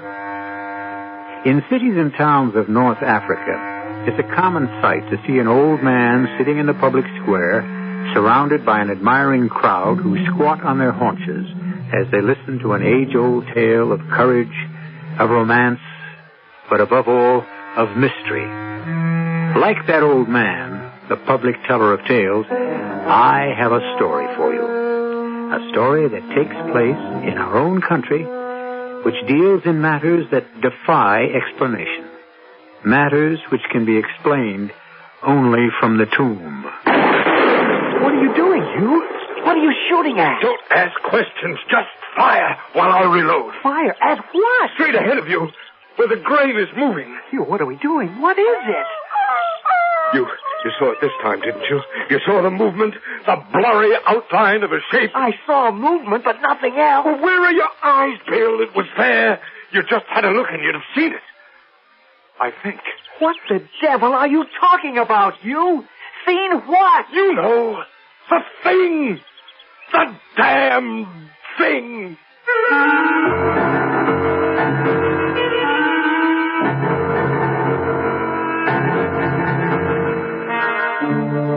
Our mystery drama, The Damned Thing, was inspired by the celebrated American writer Ambrose Bierce. It was especially written for the Mystery Theater by Arnold Moss. It stars Robert Dryden and Joan Tompkins. It is sponsored in part by Buick Motor Division and Sign-Off, the sinus medicines. I'll be back shortly with Act One.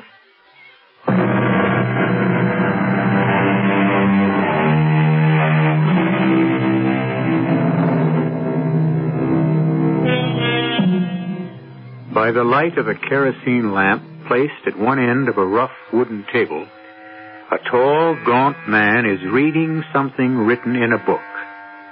The man reads silently as his fingers trace the words.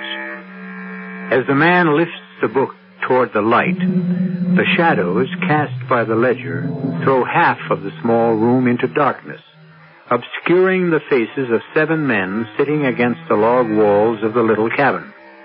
On the other side sit 3 people, 2 women and a man, an elderly Indian, all equally silent, equally motionless. Next to them is an empty chair. By extending an arm, any one of them can touch the man who is lying on the table face upward, covered by a sheet, his arms at his side. The man, Hugh Morgan, is dead. The man with the book is the district coroner. They all seem to be waiting for someone to occupy the empty chair. Finally, the tall man closes the book. There are 3 things to determine at this inquest. The identity of the deceased, the time of death, and finally the mode of the departure, the manner in which his life came to an end. There's no question of identity. These have been positively confirmed as the remains of Hugh Morgan, famous scientific book writer and, until 3 years ago, well-known professor at the State University. Upon resigning from the university, he came up here to our mountains with Mrs. Morgan to get away from city life, to get what he called closer to nature. He built this cabin pretty much with his own hands. Is that a fair statement, Ms. Morgan? That's correct, Mr. Bentley. The time of death has been determined by medical examination as between 36 and 48 hours ago. We are now waiting for Mr. William Harker, the young newspaper fellow from San Francisco, former student of Professor Morgan. His testimony, we are led to believe, may be of the greatest importance in this determination. Until such time as he arrives, we shall proceed with the investigation. I first call on the wife, the widow of the demised. Miss Morgan, if you please. Yes? Would you kindly repeat to these gentlemen what you've already told me about how your late husband met his death? My husband loved these mountains, second only to his work, his writing. He loved nothing more dearly than walking, hunting, fishing, in all seasons, all kinds of weather. No, of course. Tell us, please, about the visits of young Mr. Harker. Well, as you've already stated, Mr. Harker is a newspaper man, a former student, a protege of Professor Morgan's. He had visited with us for a few days 5 or 6 weeks ago.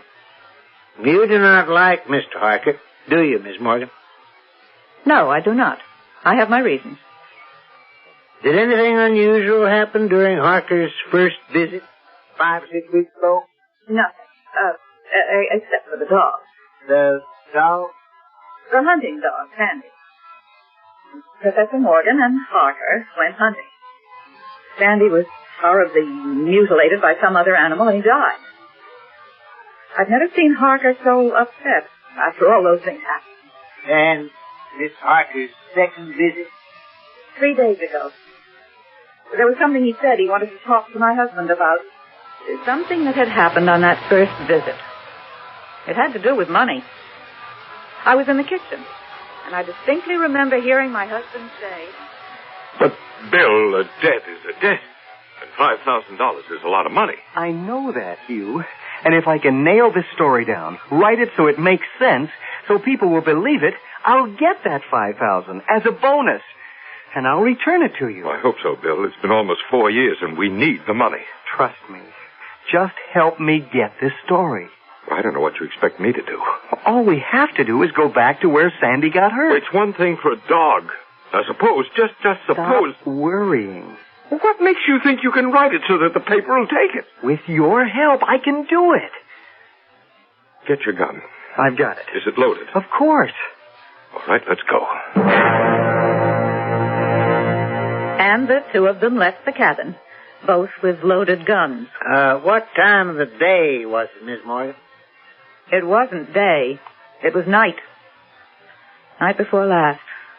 Clear, bitterly cold. It was a sharp night. I remember looking out the window after them. They had been gone no more than 5 minutes when I heard the strangest sound. It's hard to describe to you. And then almost immediately there was a scream. And then 2 shots, one right after the other. And then, Miss Morgan? A few minutes later, young Harker burst into the cabin looking as if he'd seen a ghost.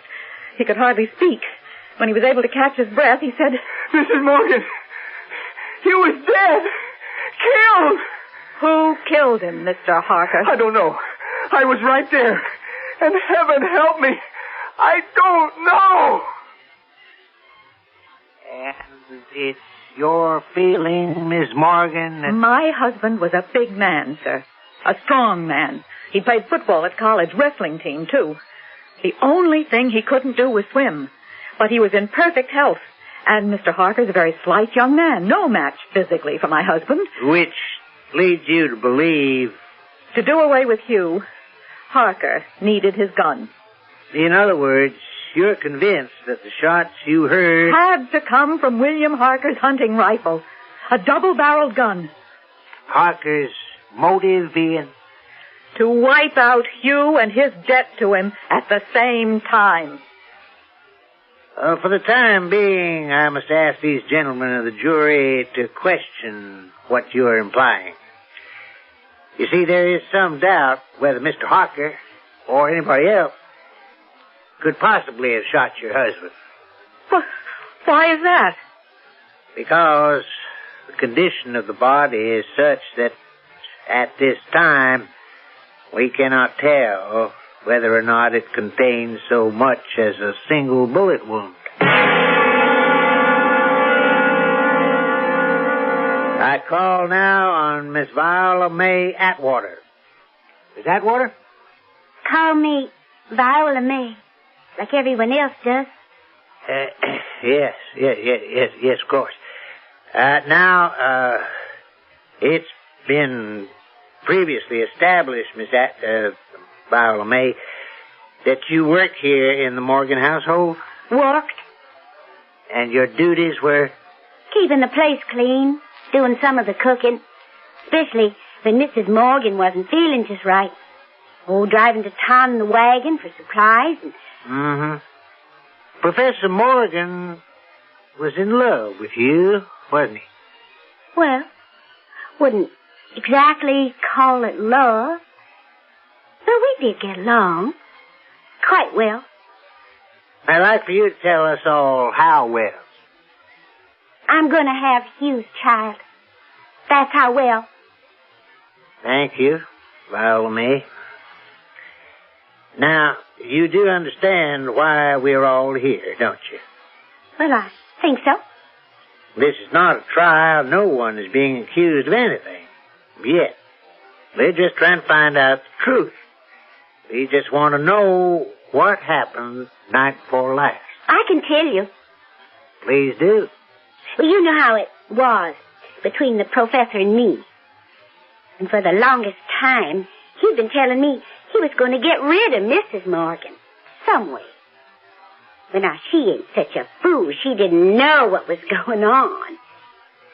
Well, night before last, I was in the kitchen doing the supper dishes. I couldn't help hearing every word they said.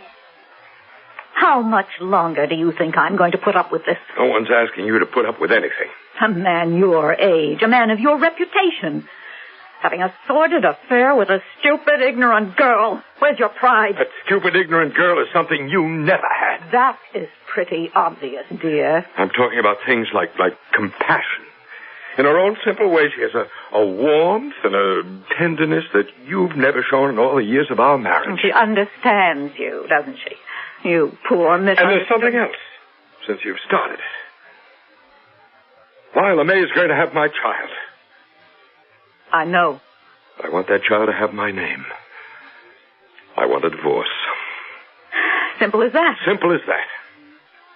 Before I'd let you throw yourself away on a girl like that, and before I'd let you toss me aside like some old worn-out shoe, I'd kill you first. I'm sure you would. Don't push me to where I'd have to prove it. Excuse me, ma'am. The dishes are done. Kitchen's in order. Is there anything else you'd like me to do before I turn in for the night? That'll be all. Thank you. Well, then I'll just say good night. Hugh, I'm going for a walk around the lake. I'll go with you. If you like. After we get back, you can pay a visit to your little friend. And they both went out together. Now, what time of the night would you say it was when they left? Oh, 9:30 maybe. 10 at the latest. What'd you do after they left? Straighten things up a little more. And then? But they wasn't gone very long. Maybe 5 minutes. Not more. When I heard a most peculiar sound, like nothing I'd ever heard before. I can't exactly describe what it was like, and then almost on top of it, there was a scream that went right through me. Go ahead, Viola May. A minute or two later, Mrs. Morgan bust right into the cabin. She couldn't hardly talk. And finally she said, Viola May, Mr. Morgan is dead. Drowned in the lake.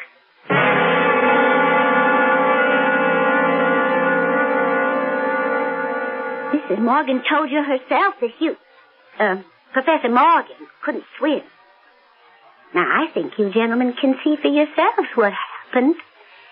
The first chance she got, she pushed him into the lake at the part where it's real deep. Now, he struggled for a piece, and in the darkness of the night, finally give up and drowned. I see.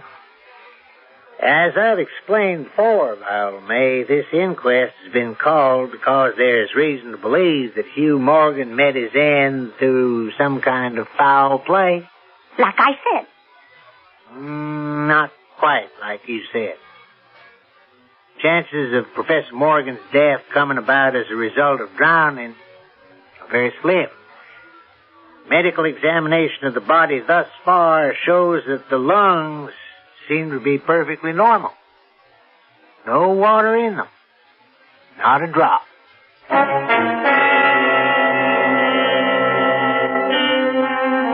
Absolute truth is a very strange thing. What seems real to one person is very often a lie to another. The fact, as one person sees it, becomes a fiction in the eye of his neighbor. What then is real?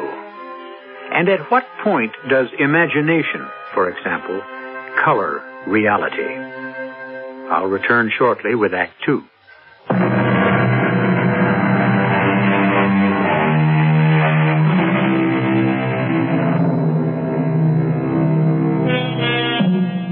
In an isolated cabin high in a deserted area of the mountains of Northern California, a corpse lies cold and rigid on a rough hand-hewn table. The dead man, science writer Hugh Morgan, has come to an unexplained and unnatural end. The district coroner and his jury await the arrival of a man who may turn out to be the key witness in this death. Two other witnesses, the wife and the mistress of the dead man, have already testified. The coroner turns up the wick of the kerosene lamp, calls on a third witness, the elderly Indian who has been sitting in stony silence, listening. Joe Crowfoot? Yes, sir. Joe, You earn your living as a guide to hunting parties, is that right? Yes, sir. I know every stream, every trail, like the back of my hand. Mm-hmm. Would you please repeat for the benefit of these gentlemen what you already told me? What happened night before last? It was about 9:30. I'd put out the lamps and was just about to call it a day. Hunting party at 5 the next morning. I'd just gone out to the rear of my shack when I heard voices. You said you loved me, Hugh. You said I was the only thing in this whole wide world that mattered to you. That's true, Viola May. Then what's all this talk you've given out to me about how the time ain't right for a divorce? It would kill her. I may not love her, but at the same time, I wouldn't want to do anything to hurt her. Ain't you the considerate one? You think nothing of hurting me. Look out for that snake. Oh. Quick! Get back on the path. Oh, that was close. I couldn't see it. Well, how could you? Here, let's sit down on this stump for a minute and, for heaven's sake, keep your voice down. Joe's asleep, and we don't want to wake him. You got a responsibility, Hugh. I'm going to be mother to your child. So you say. Now, what's that mean? What makes you so sure it's me? Well, who else could... Now, what is in back of that filthy mind of yours? I told you to keep your voice down. I'll tell the whole world what a dirty old man you really are. You little fool. Now, you pull yourself together. Hugh Morgan, I hope you... You pushed me, you deliberate. No. Oh, the rattlesnake, it's there. I can see it. Now, don't move. Lie here as quietly as... It's lifting its head, but... It bit me. Get help! You little idiot, I've been bitten. Wait, Joe Crowfoot, fast! What makes you think Joe would help you? Wake him up yourself, lover boy. I got more important things to do. Joe! Joe Crowfoot, help! I need help! Help me, somebody! In no time at all. I had him in my shack. Did everything I knew to kill the poison the snake had shot into his body. But... Yes, Joe? I guess I was too late. Within a very short time, Professor Morgan was dead.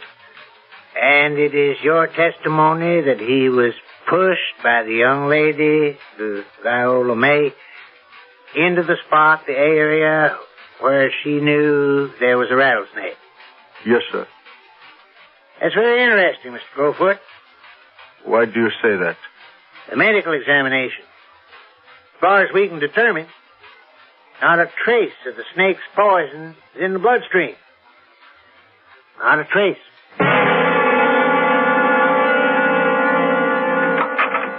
Mr. Bentley, I got here as fast as I could. You, young man, are... I'm William Parker of the San Francisco Press. Forgive me if I've held things up. Oh, delighted to see you, Mr. Harker. I left the minute I got your call. This is not the easiest place to get to. I want to finish this business tonight. Well, I think you should know that when I left here early yesterday morning, it was not to evade your summons. No? No, it was to get the story to my paper. The story of Hugh Morgan's death. Now, Mr. Harker, we've heard 3 different versions tonight of how Hugh Morgan met his death. And none of them has yet been substantiated by the facts of the medical examination of the body. Now, have we any reason to expect that the account you posted to your newspaper, Mr. Harker, will be anything like the story you will give here? That's up to you, sir. I've made a carbon copy of what I wrote for my paper. You're welcome to see it. It's incredible. More incredible than pure fiction, but it is the truth. I'll swear to it. All right, we'll resume the inquest. Mr. Harker, would you kindly be seated? Now, you knew the deceased, Hugh Morgan? Yes. How well? He was my professor at the university. It taught me everything I knew about writing. More than that. He was the closest friend I had. And you were with him when he died? I was with him when he died. How'd that happen? You being here, I mean.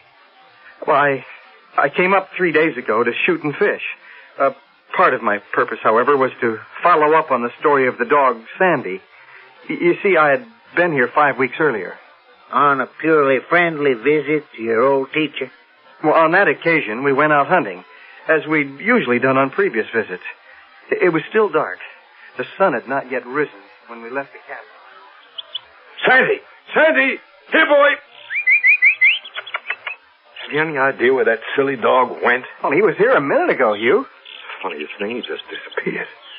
Oh, but he'll be back. In the meantime, we'll have to do without him. Well, now, let's see if we're as good as he is in raising some quail. What's our best ground? Beyond that ridge, I'd say. We'll have to go through the chaparral to get to it. It's pretty level ground, thickly covered with grain. Let's go, Bill. Hold it, Bill. Hold it. Be very quiet. What is it?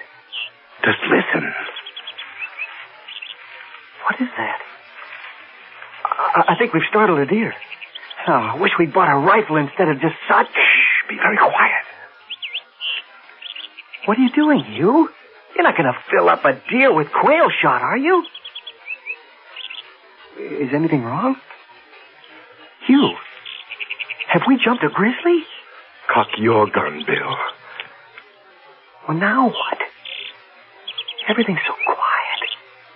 What is it? Just keep your eyes open and your mouth shut. Keep low, very low, and watch. And that's exactly what I did. What happened next? A minute or two went by. Suddenly, there was this weird sound that seemed to come from out of nowhere.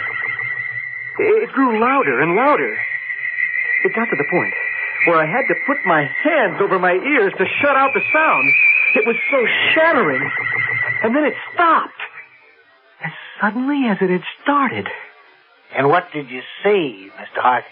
Well, up until then, the bushes had been deathly still. Not a bit of movement of any kind. I turned to Professor Morgan and was about to speak when the field of wild oats we'd been watching began to move in the most curious way. It seemed as if the oats were being stirred up by a streak of wind, which, well, not only bent it, but pressed it down, crushed it, so that it didn't rise, as if some huge, invisible, what can I call it, presence was moving slowly along through the oats, stepping on it with giant feet. And this movement, foot by foot, was prolonging itself directly toward us. What was your feeling, Mr. Harker, as you were watching this strange occurrence? Well, I must confess that I lay there in the chaparral, right beside Professor Morgan, watching this fantastic thing happen. And I was not afraid. Was this equally true of your companion? No. He was terrified. What are you doing, Hugh? What are you shooting at? Don't ask questions. Just fire while I reload. Fire? At what? Straight ahead of you, where the grain is moving. Well, if you say so.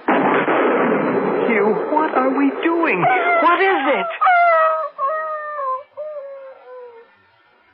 It's all over now. It's gone. Let's see what happens. Yeah.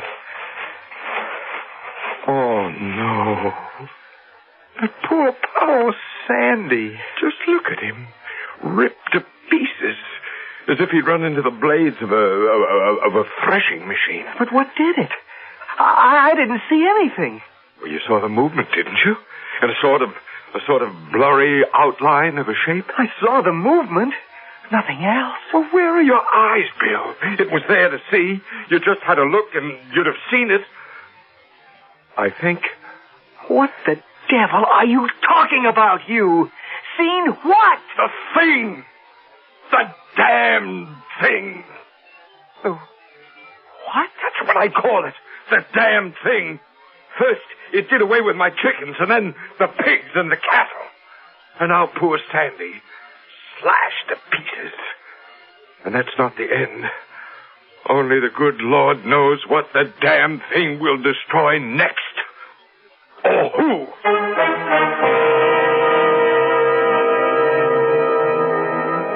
Is it possible that there is a grain of truth in the incredible story Harker has just told? And can Hugh Morgan's fear of a shapeless, sinister force, of a thing that seems to challenge all reason and logic, be justified? We'll find out when I return shortly with Act 3.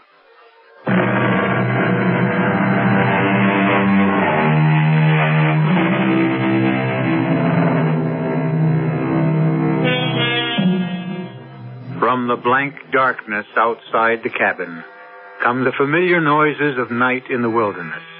The long, nameless note of a distant coyote. And all that mysterious chorus of small sounds that seem always to have been but half heard when they suddenly cease. But none of the company present seems to be aware of anything other than the corpse on the table before them. Please continue, Mr. Hart. Well, that's about it. We buried the dog and went back to the cabin. And never said another word to each other about what had happened that morning. You stayed on for a while? No, sir. I returned to San Francisco the next day. Then, 5 or 6 weeks later, 3 days ago, you came back again. Why? To fill in some of the blanks. There were too many unexplained things. Tell us what happened night before last. I think Hugh had a pretty good idea of why I had come back so soon after the episode with the dog. It was he himself who suggested that we go out to hunt whatever might be around. I think our best chances are this way, over this ridge. But Hugh, isn't that the same ridge where Sandy... Of course it is, of course. Now just see that your gun is loaded. It's loaded. Good. Keep your eyes and ears open. We've got a full moon and visibility is real good. Now, if anything... Be very quiet, Bill. Do you hear anything? No. Nothing. But just be careful. Be very careful. It comes up on you out of nowhere. It gives you no warning. Right. Let it have it, Bill, both barrels. And here's mine. I missed it, Bill. I missed it. Run. Run for your life. You, I don't see anything. What's happened? I was thrown violently to the ground by the impact of something unseen in the haze. Something soft and heavy hurled itself against me with great force. Before I could get back to my feet, I heard Morgan crying out in mortal agony. Mingling with his cries were hoarse, savage sounds, like from the throats of mad dogs fighting each other to the death, snarling and growling. This time I was terrified. I struggled to my feet. I looked for Professor Morgan, and may heaven in mercy spare me from another sight like that. Now, easy, Mr. Hart. Not 20 yards away, my friend was down on one knee, his head thrown back at a terrifying angle. His hat was gone. His long hair was in disorder. His whole body was convulsed with violent movements from one side to the other, backward and forward. His right arm... Yes? It was lifted, and it didn't seem to have a hand. At least I could see none. The other arm was completely invisible.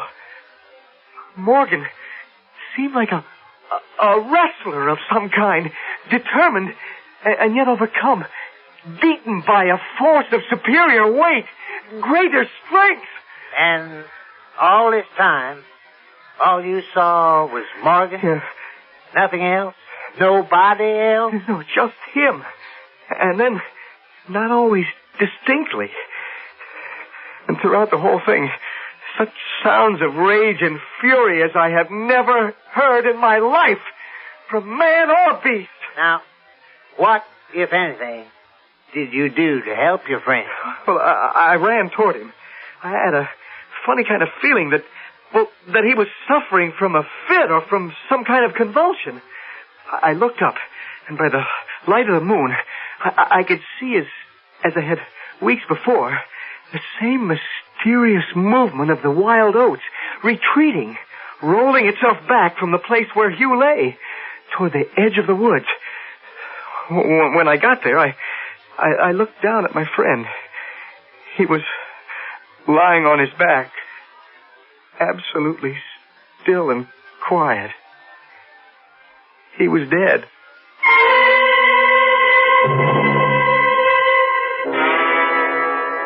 Gentlemen, you've now heard 4 different accounts from 4 different witnesses.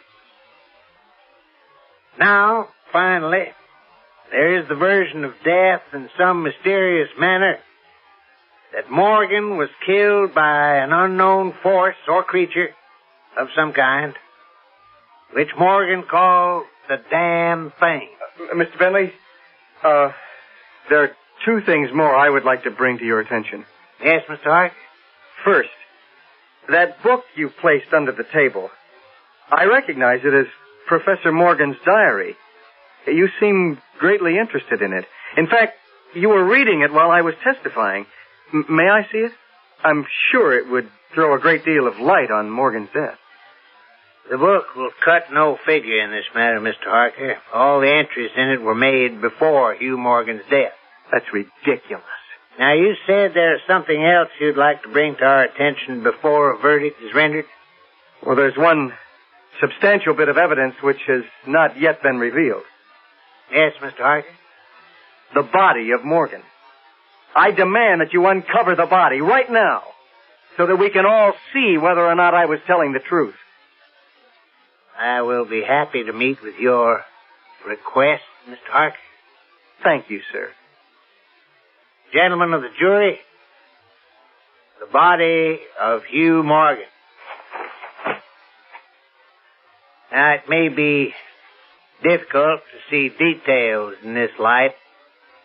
I read from the medical report, gentlemen.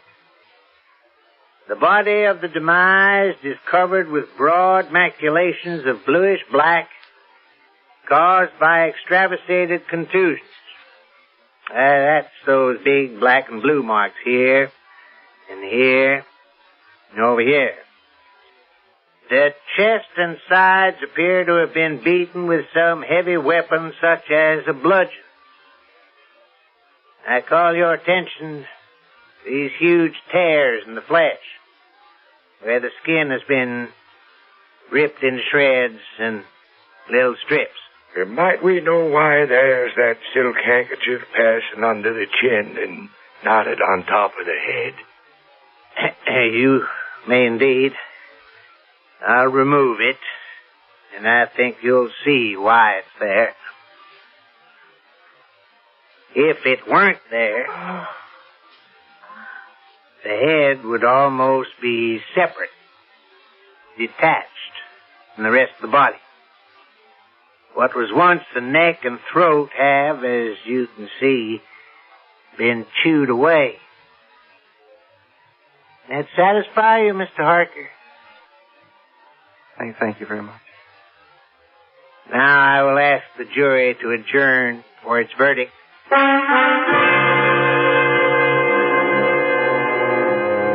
We, the jury, do find that the remains of Professor Morgan come to their death at the hands of a mountain lion. You can't mean that! Just the same, there is some of us thinks that the remains was subject to a simple case of fits.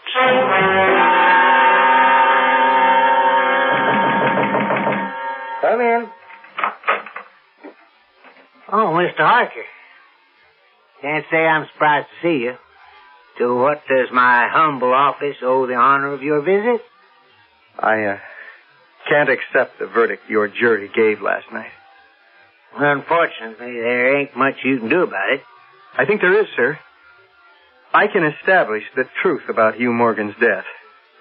And how exactly do you propose to do that, Mr. Harker? Take a look at this.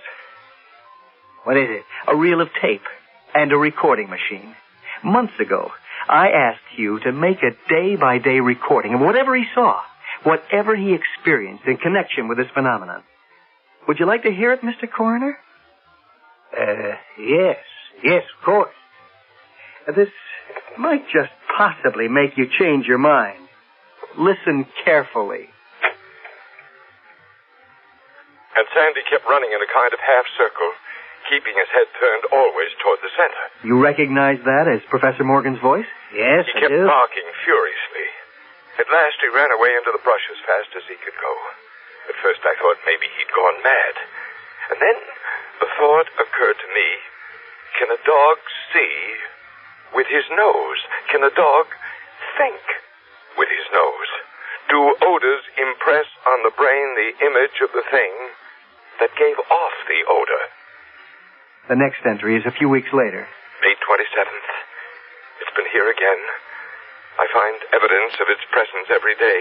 In the morning, fresh giant footprints were there as before. I find it impossible to sleep. This is terrible and terrifying. If this is real, I shall go mad. And if it isn't real, then I'm mad already. It's like I said. June 3rd. I will not leave. I will not let it drive me away. This is my house, my land. June 5th. I can't stand it any longer. I've invited Harker to spend a couple of days here with me. He has a level head. I can tell from the way he acts whether or not he thinks I'm insane. Turn it off. I've heard all I intend to hear. Not yet, sir. We're coming to the most important part of the whole thing. Just listen. June 10th. I have it. I'm sure I have it. I have the solution to this mystery. It came to me last night suddenly. And how simple it is. How terribly simple. There are sounds we cannot hear. At either end of the scale there are notes that imperfect instrument the human ear cannot grasp. They're either too high in pitch or too low. Like those whistles that they make for dogs. The dogs can hear it, but the tones are too high for the human ear. Mr. Harker, listen, please. As it is with sounds, so it must be, so it is with colors. Things that are visible to the eye, things that are not visible, are all of them ruled by the same phenomena that govern sounds. At one end of the solar spectrum, there are infrared waves and ultraviolet waves at the other. None of them are visible to the human eye. The eye can only see a few octaves of this huge band of colors, the band between the infrared and the ultraviolet. Now I know that I am not mad. There are colors that we cannot see. And heaven help me, the damned thing is of such a color. Well? Yes? That's what killed Morgan. I was there. I saw it happen. Mr. Harker, you play this tape for anybody, they'll swear that Professor Morgan was as crazy as a loon. I don't think you'd want that, would you? What are you going to do? Now, please have that reel of tape. Now, I love the truth as well as the next fella. The world needs the truth. But there are times when the world has an even greater need for what is not true. For the untruth that may offer something like consolation, compassion, or hope. And so, Mr. Harker, with your permission, I think destroying this tape is the best thing we could possibly do.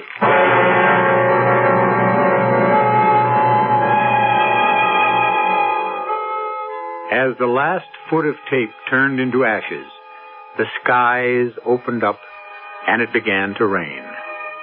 And the mutilated body of Hugh Morgan rested quietly where it was. They say, blessed is the bride the sun shines on, blessed is the corpse the rain falls on. Who knows? I'll be back in a moment.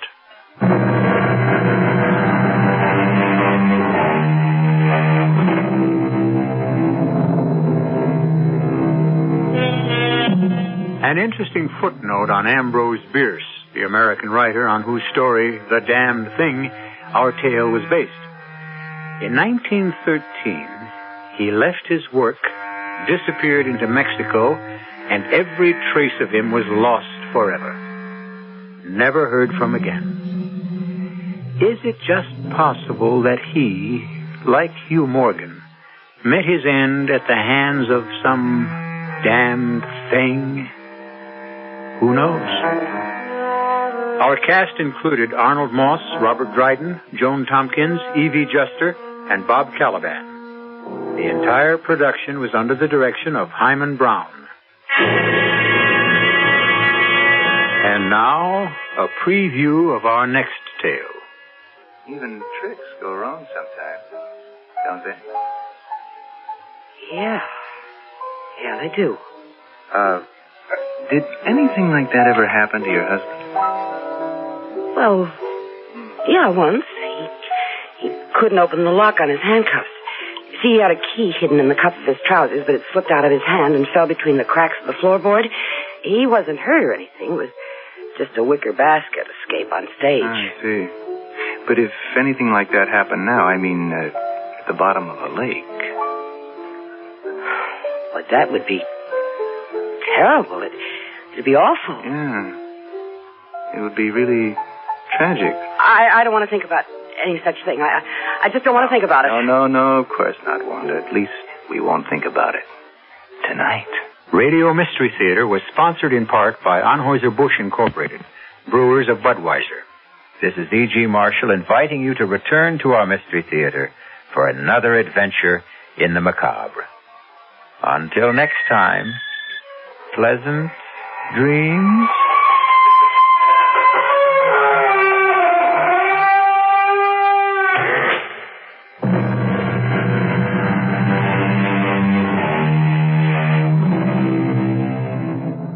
Now, Roma Wines, R-O-M-A, made in California for enjoyment throughout the world. Roma Wines present Suspense. Tonight, Roma Wines bring you Mr. Paul Henry, star of No More Alice, a suspense play produced, edited, and directed for Roma Wines by William Spear.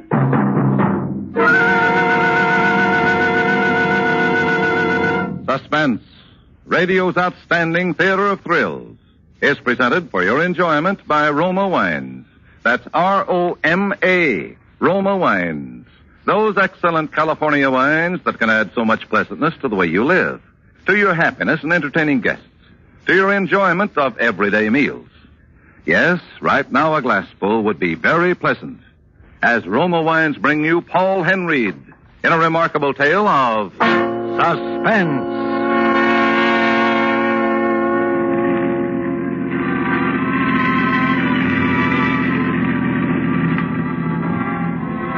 Driving along there, I had the radio on, but I was thinking of Alice. A few more miles and I'd be home with her. I was thinking how her teeth gleamed through a twisted smile she'd got in the habit of wearing, how white and inviting her throat was. I was thinking of her voice when she accused me of being in love with Elisa Waters. Cold, shrill, full of bitterness. Your attention, please. A prison break has been reported by Warden J.G. Johnson of Greystone Penitentiary. At 9:15 tonight, less than 1 hour ago, the notorious Frankie Tatum shot his way out of the death house at State Prison, killing 2 guards and wounding 2 others. All state and local police, as well as all motorists in the vicinity of Greystone, are warned to be on the lookout for this escaped convict. Once again, the name is Frankie Tatum. He is armed and dangerous.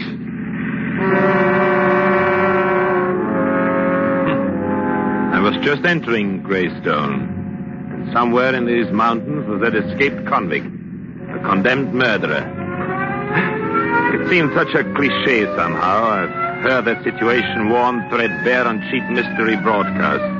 The escaped murderer announced over the radio, the innocent listener. Well, I began to think about it. And all at once, Alice got mixed in those thoughts. I slowed down the car and pulled over to the side of the road. I kept the motor running and the lights on. And just sat there.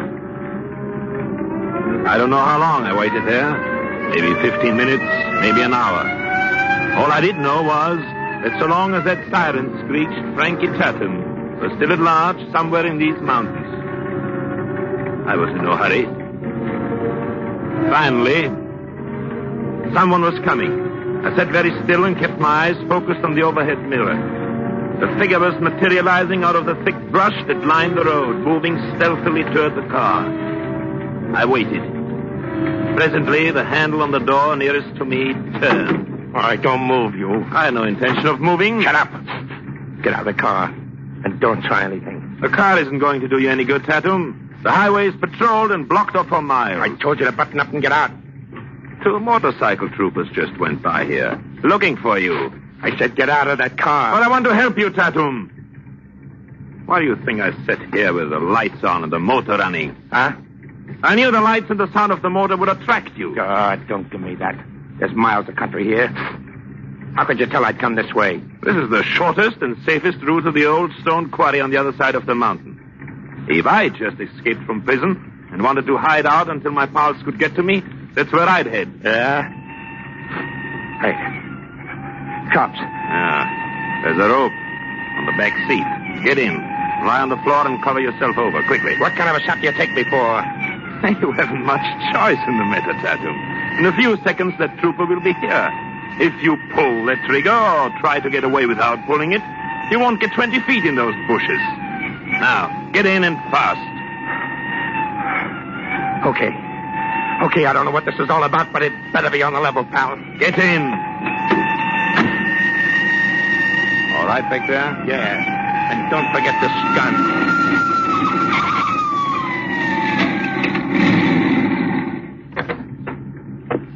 What's going on here? Having trouble with my motor, officer. Keeps heating up on me and stalling. Well, you got it running now for if it's overheated. Just started it up. Let's see your license. Oh, gladly. Here you are. Warren Rice. Oh, Dr. Rice. Right. Gosh, Doc, why didn't you say it was you? Probably because you didn't ask me. You better watch it, Doc. Frankie Tatum's escaped from the death house up here. Frankie Tatum? Yeah, you must remember him, the bank robber and killer. Papers were full of him a while back. Bad guy. Shoot you in the back quick as he'd breathe. Did you say shoot me in the back? Yeah, he's loose somewhere in these mountains. You better not hang around any longer than you have to, Doc. He's a bad actor. Thanks very much, officer. I'll get started right away and see if I can make home without stalling again. Yeah, well, good luck, Doctor. Good luck to you, officer. Hope you find Tatum.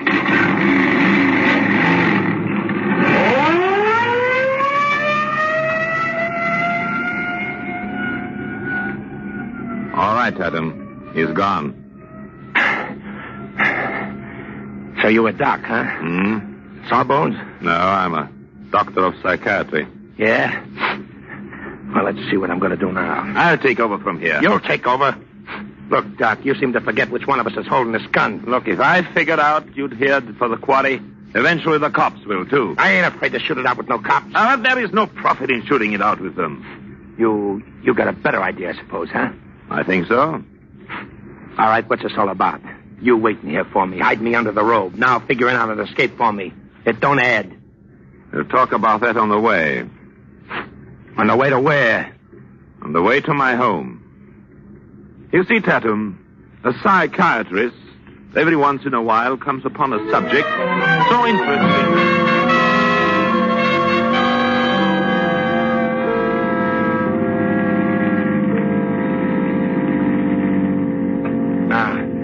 In other words, Doc, you're trading me a safe hideout and a chance to make a clean getaway for the opportunity of using me as a guinea pig. That's right, Tatum. I want to study you for a while. Yeah? Well, you've fronted for me all along the line. And if I can make a clean break out of town in a few days or so, well, I guess I can stand being under glass that long. Okay, it's a deal. All right, Tatum. Follow me. Wait a minute. Hey, we going to the front door? No. There's a side entrance. Leads to the left wing of the house. That's where I have my office. Okay. This is it, Tatum. Wait till I get my keys out. This is the one. There is a light switch right where your hand is, Tatum. Click it on, will you please? Okay. Wow, this is quite a layout. Yes, I had this annex put on the main building so I could have it private. No one uses it but me. Yeah? Where'll I stay? Well, there's a little room back of the office. It has a bed and everything else you'll need. I use it sometimes for patients I bring home and sometimes for myself when I work late and don't wish to be disturbed by my wife. Yeah? Wow, it's not bad. Well, I'm glad you like it. Just make yourself comfortable. I'll be back. Okay.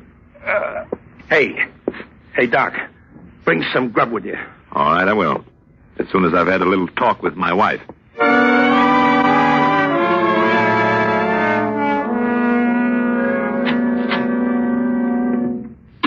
Good evening, dear. So you got home? Yes, Alice, I just got in. I didn't expect you until morning. I finished the case earlier than I thought. Had anything to eat? No. I'll call Greta. It's her night off. Dooley, too? Yes. Oh. I'll get you something myself. Oh, no, Alice. Don't bother. Bother? Why, it's a pleasure, darling. Oh, thanks. Oh, yes, I almost forgot I have someone with me. Not Lisa, by any chance. Alice. I'd hoped you'd forget about the other night and all the disagreeable things we said. Disagreeable? I found them rather enlightening. Did you? Yes. It isn't every wife whose husband is so honest, telling her that he's in love with someone else. Oh, I'm sorry about that, Alice. I didn't mean to say it, really. I can believe that. I mean, it isn't true. I'm not in love with Lisa. I've never been. Is that why you wanted a divorce? I said that in the heat of the argument, Alice. I've no reason to want a divorce. Especially since I told you I'd never give you one. I'm not going to argue with you anymore, Alice. I told myself that on the way home. I'm going to try to make our marriage the way it was 10 years ago. A very pretty speech, darling. But I'm afraid it will take a great deal more than the power of words to convince me of that. Why, I think I convinced you, Alice. If you'll give me time, I'm sure I can convince you.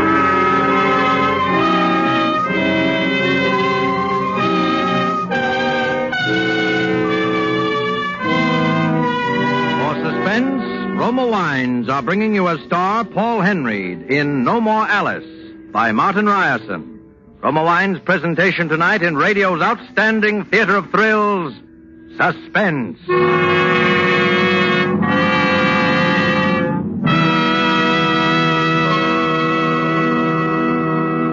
Between the acts of Suspense, this is Truman Bradley for Roma Wines. What to serve when friends call during Lent? Millions of Americans answer this question by serving Roma California wines. Yes, Roma wines, delightful anytime, are especially appropriate during Lent. Roma wines offer you a traditional beverage of moderation. Delicious, easy to serve, inexpensive. You're ready for guests or pleasant family evenings at home with a small selection of Roma sherry, port, muscatel, or Tokay. And remember, only Roma offers you such taste luxury for so little. Yes, because Roma wine is America's first choice.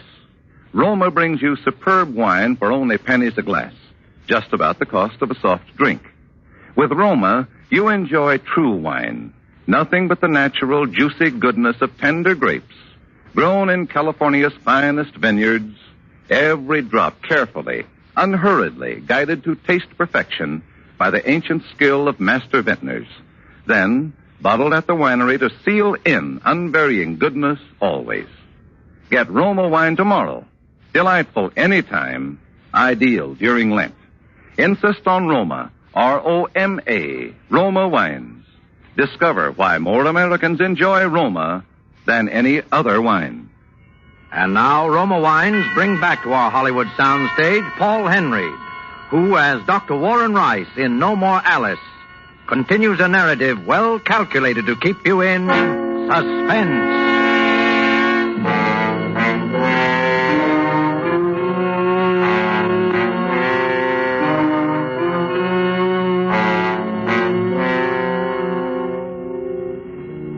I suppose there are no particular advantages to hiding an escaped convict in one's home, and a convict who is a murderer at that. But there are, under certain circumstances, sometimes.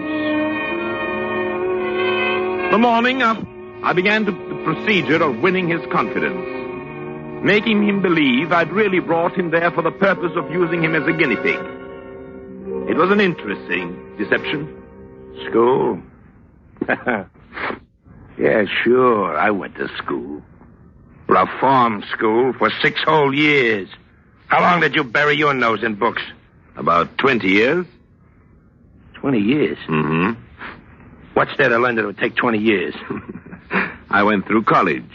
Then I took several postgraduate courses. You sure had plenty of time to waste.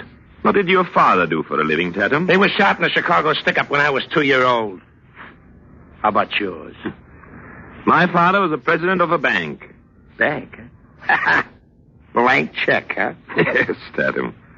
I never really wanted for a thing in my life that I couldn't have. Well, we sure came out of different baskets, didn't we, Doc? Yeah. Tell me, when you robbed a bank or killed someone, was it premeditated? You mean, did I plan him? Yes. Well, sure. Sure, you have to lay out a bank job. But killing, well, that just happened. Somebody just had the rough luck to get in my way. Did you feel you had the right to take the life of another human being? Why not? Somebody tries to take something from me, so I nudge him out of the way. But you... well, you wouldn't understand that, Doc. You just said you never wanted anything you couldn't have. Ever feel remorseful when you killed someone? Remorseful? What's that? Well, did you ever regret it? Did it ever bother your conscience? No. Why should it? Why, I'd kill my own brother if he ever got in my way.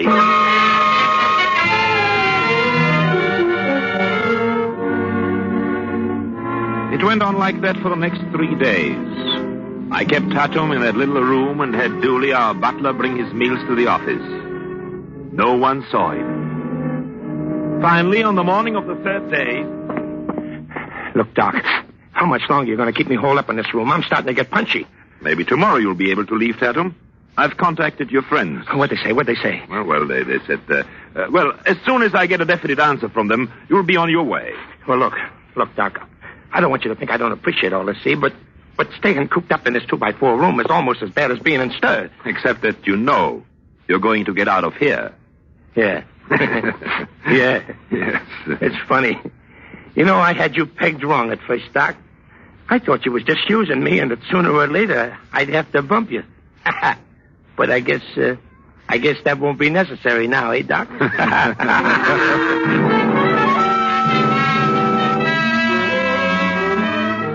Yes, Tatum was getting restless. So was I. I couldn't keep him hidden out much longer. The rooms were getting dirty and had to be cleaned by Greta. Alice was getting a little curious as to who my patient was. If he stayed there too long, there would be questions. It was time to act. That evening it rained, came down in torrents, but it was mild compared to the storm that surged inside me. I walked into the drawing room and saw Lisa Waters sitting in front of the fireplace alone. Alice asked me to drop over and said you'd be furious if I didn't stay for dinner. Hello, Lisa. Where is Alice? Hello. She wanted to see Greta about dinner. Warren, aren't you going to sit down? Hey, no. You're beside me on the divan. Thanks. My, it's been a long time since I last saw you. Does that mean you missed me? But of course. You know by this time that you're my favorite husband? Am I? Uh-huh. I've often told Alice that if I ever get married, I'll try to find a husband just like you. Well, hello, Doctor. Hello. You finished your work rather early this evening, darling. Or did you happen to see Lisa's car in the driveway? Alice, well, anyone hearing you would think... Think what, Lisa? Warren isn't early for dinner very often. Come to think of it, he hasn't been early since the last time you were here. Doesn't she tease something awful, Warren? Oh, but I'm not teasing. Don't you know, Lisa, that the other night Warren confessed? Alice, please. What's the matter, darling? I was only going to say you confessed that of all my friends, you prefer Lisa. That was sweet, Warren. Mind if I sit between you two? Well, you'll be breaking up a very handsome couple. Yes, I know. By the way, speaking of breaking up, we had a most interesting discussion the other night about divorce. Alice, must you? Certainly not you and Warren. Oh, no, Lisa, darling. I don't believe in divorce. I told Warren that no matter what happened, I'd never give him a divorce. I don't imagine you would. After sacrificing and working with him for 10 long years, I'd never step aside for anyone. Not even if that anyone was you, Lisa. My best friend. That's how marriage should be. Till death do us part.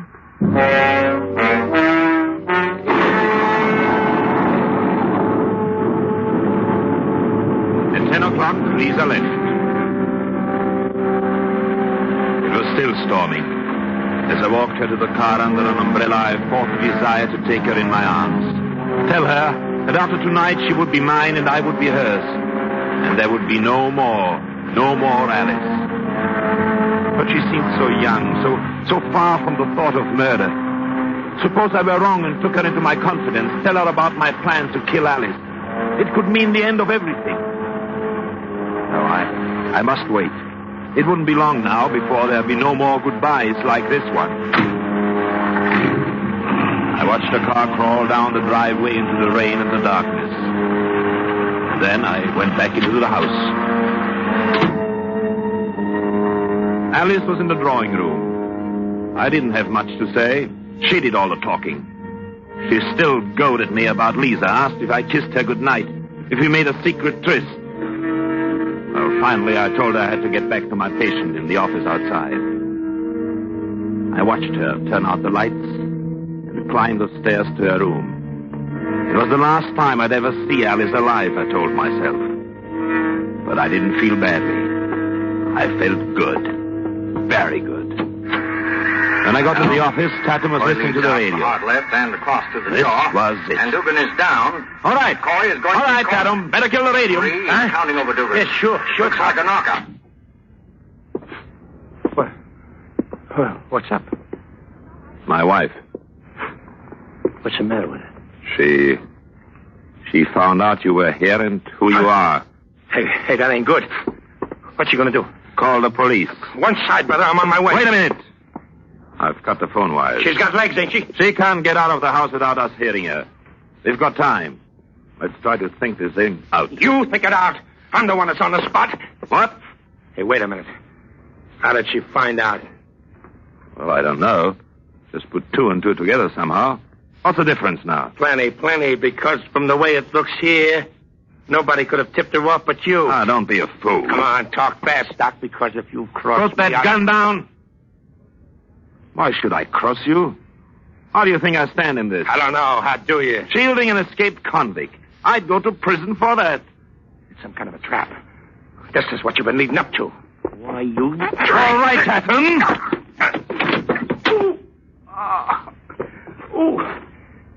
Now, you stupid fool, listen to me. We're together in this. Do you understand that? We're together in this. You can't kill me, and I can't turn you in.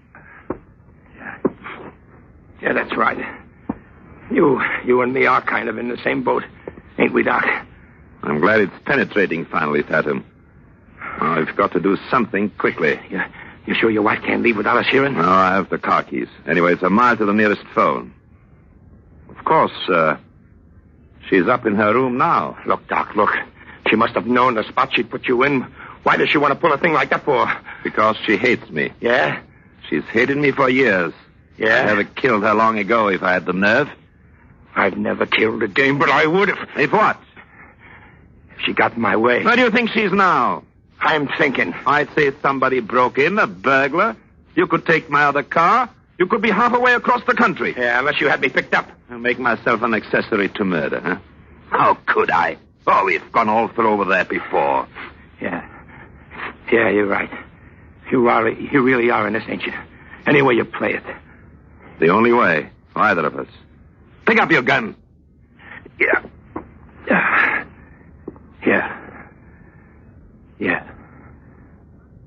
Okay, Doc. It's a deal.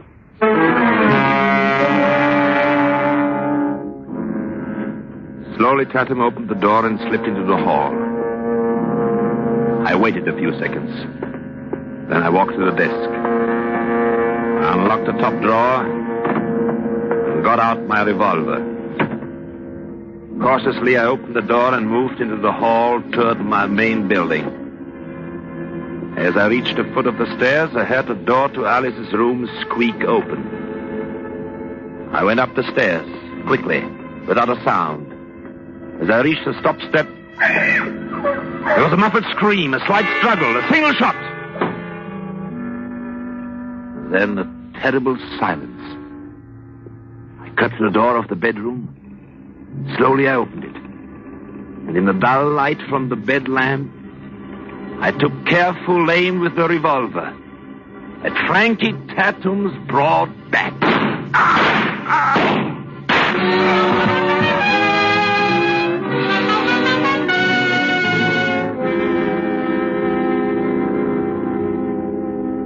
Four bullets I pumped into him. A wave of conquest swept through me. For this was perfection. This was the difference between a crude killer like Frankie Tatum and me. This was exactly as I had planned it. In a moment, Dooley, our butler, summoned by the shots, would rush into the room. He would find me standing there with a gun in my hand. The way I would disarrange the room in the next few seconds would convince him and the police that Frankie Tatum had broken into my wife's bedroom and murdered her. And I, the gallant husband, had rushed to the scene and blazed away at him. It would look awfully nice in print. I would be quite a hero. And no one would know that I had carefully planned this murder step by step, from the moment when I first heard the prison siren on the mountain road. Yes, now at last, I was free to marry Lisa. Already I was busy turning over the furniture, disarranging the bed, reaching to tear the robe from the prone figure on the bed.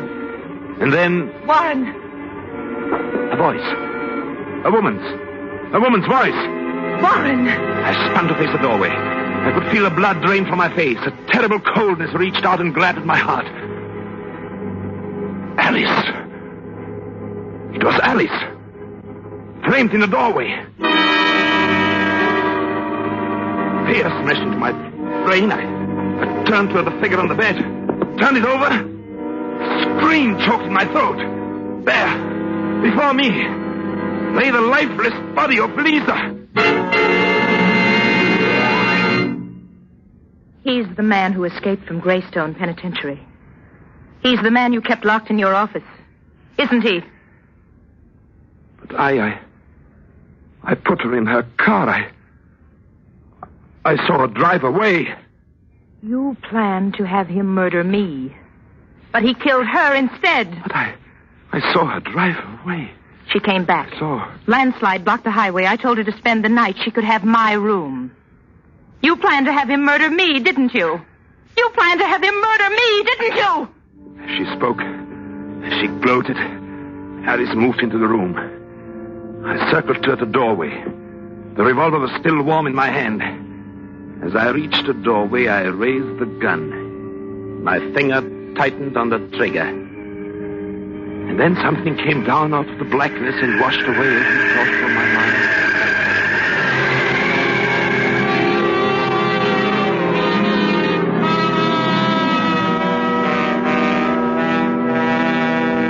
And that, gentlemen of the jury, is the true confession of Dr. Warren Rice, told you in his own words. Ironically, the very person Rice expected would be his chief collaborating witness turned out to be the man who trapped and convicted him. I mean, Dooley, the butler, who, summoned by the shots, hurried to the door of Mrs. Rice's bedroom, found Rice about to kill his wife, and struck him down. The state rests.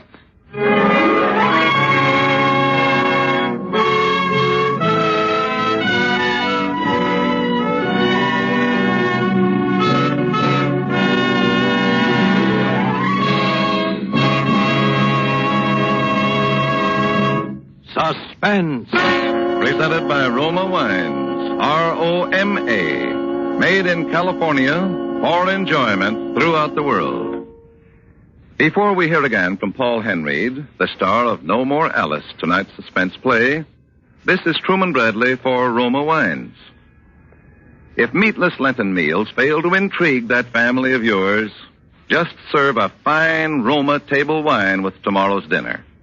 Yes, the simplest meals become more flavorful, more exciting with Roma wine.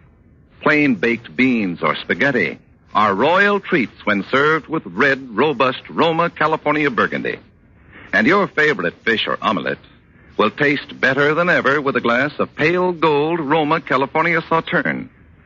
And listen to the praise you get for the extra appetizing goodness, the cheerful warmth, the air of friendly companionship that Roma wine adds to your dining pleasure. For an adventure in good dining, try delicious Roma Burgundy or Sauterne with tomorrow night's dinner. You can enjoy Roma wines often, for they cost just pennies a glass. So insist on Roma, R-O-M-A, Roma wines, made in California for enjoyment throughout the world. This is Paul Henreid. Next week, I know you will want to make it a point to hear a suspense show that promises to be really something. It will star Gregory Peck in a remarkable study of the mental breakdown of a man who brings himself to the very brink of murder because of a woman. I know you won't want to miss hearing Gregory Peck in The Lonely Road. Thank you. Paul Henreid will soon be seen in the Warner Brothers production, Devotion. Next Thursday, same time, Roma Wines will bring you Mr. Gregory Peck as star of Suspense, radio's outstanding theater of thrills. Produced by William Spear for the Roma Wine Company of Fresno, California.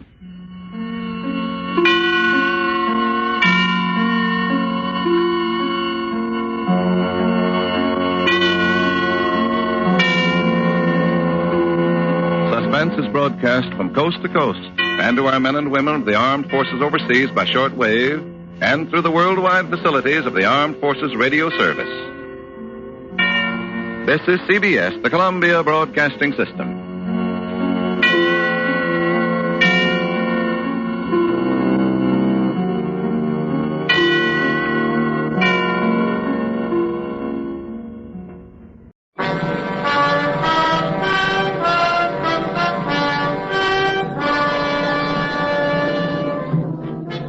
U.S. Highway 99, a concrete ribbon of commerce winding its way over the hills from San Francisco to Los Angeles. In the dark hours of the morning, a steady stream of trucks roars along this road. Huge six-wheel monsters, their headlights burning into the blackness, their mighty tires pounding the concrete, hour after hour, mile after mile.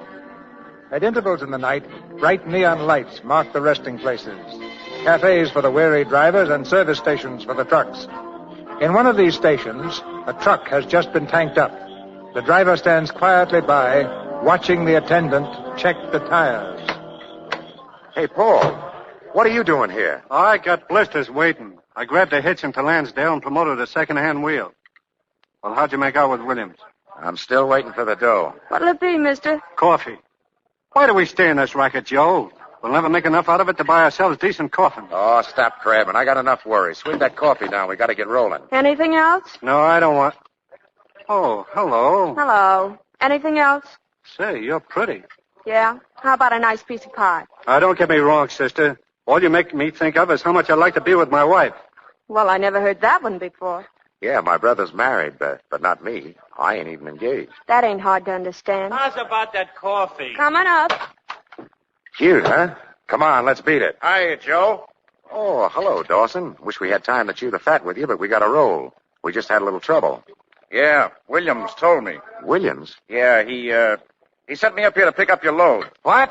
Why, that dirty muzzler. After carrying the load all this way, we won't get a dime out of it. What if we don't give it to you? Shut up, Paul. You're a nice guy, Dawson. Why do you pull stuff like this? It ain't my fault, Joe. I got a wife and a kid. I got to do what Williams says or don't get any hauls. Now, don't be sore at me, fellas. I'd like to bust that chiseler in the nose. Button up, Paul. That don't get you nothing. Come on, our rig's about 2 miles down. Where do we go from there, Joe? I think maybe we better run back to Frisco. Yeah, I think maybe I'll slap Williams in the teeth.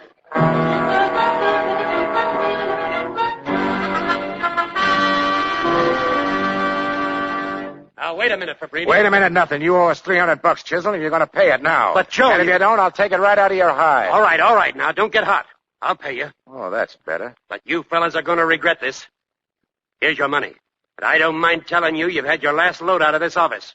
Then in that case, we ain't got anything to lose, have we? Watch the birdie, Williams. Oh.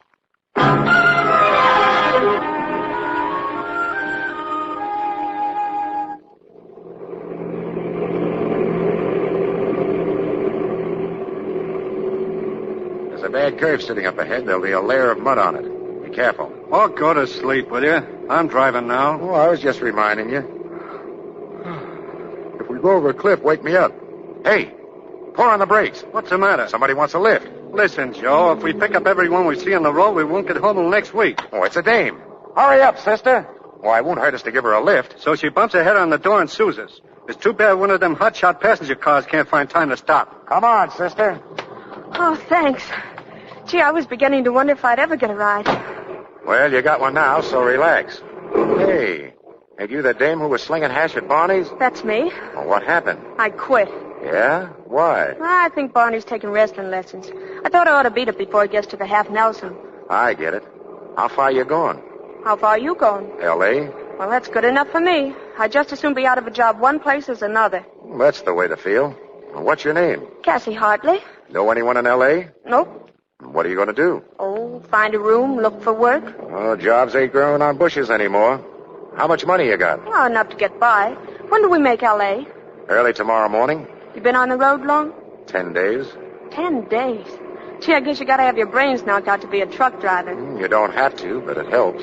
Hey, what are you flashing your headlights for? Truck up ahead of us. That means we want to pass. If it's clear ahead, he'll wink his lights back. Well, I don't see him winking. Well, that's funny. It looks clear to me. Try him again, Paul. Yeah. Say, ain't that Harry McNamara's rig? Yeah, looks like it. When I met him in Barney's, he was blurry-eyed. He's all over the road now. Look at him. Pull up alongside of him, Paul. That guy's asleep at the wheel. We'll blow your horn. Well, not unless we have to. He might come to and jerk his rig right off the road. Watch out he don't dive into us, Paul. He's going off the road. Harry! Look out! Harry! Pull up, Paul. They turned over. Get the fire extinguisher quick. They're cooking in there.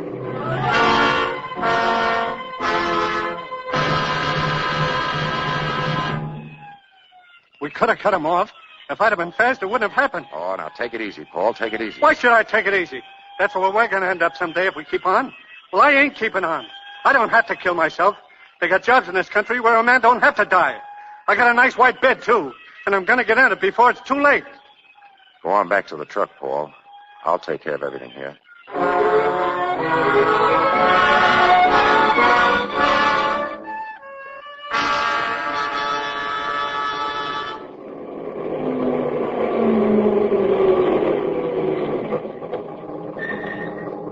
There's Pearl, fella. She must have been waiting up. Yeah. Hello, Paul. You're late, darling. I'm here anyway. That's something, ain't it? Paul, what's the matter? Hiya, Pearl. Oh, hello, Joe. Come on, get out of there. I'll put on some coffee and... Oh. Well, Pearl, this is Cassie Hartley. This is Pearl, my sister-in-law. Hello. Pleased to know you. Come on, Joe. It's cold out here. Oh, can't stop this trip, Pearl. I'll just about make the market now. Catch you on the way back. What's the matter with Paul? Oh, he's just a little nervous. He'll be okay after a night's sleep. Tell him I'll pick him up sometime tomorrow. I'll phone him when I'm leaving L.A. All right. Be careful. I can't figure you guys out. If you took care of your truck like you take care of yourselves, it'd fall apart in 2 weeks. Yeah? But we're tougher than any truck that ever came off an assembly line. Yeah, I'll bet your friend Harry thought the same thing. Forget about Harry, will you? He was probably so tired he thought the whole thing was a dream. How much money you got? Come on, how much? $1.12. That's what I thought. Not even enough to rent a room. Oh, I'll get along. How? A guy can walk around nights without a place to sleep, but a dame hasn't got a chance. Well, as soon as I dump this load, I'll get you a room. Listen, you don't have to do that. I'm grateful just for the ride. You've been awful nice. Well, if I let you go, I'd keep worrying and wondering what happened to you. And I got enough worries the way it is. Well, I'd be pretty dumb if I didn't say yes. Or am I being dumb anyway? We can figure that out later.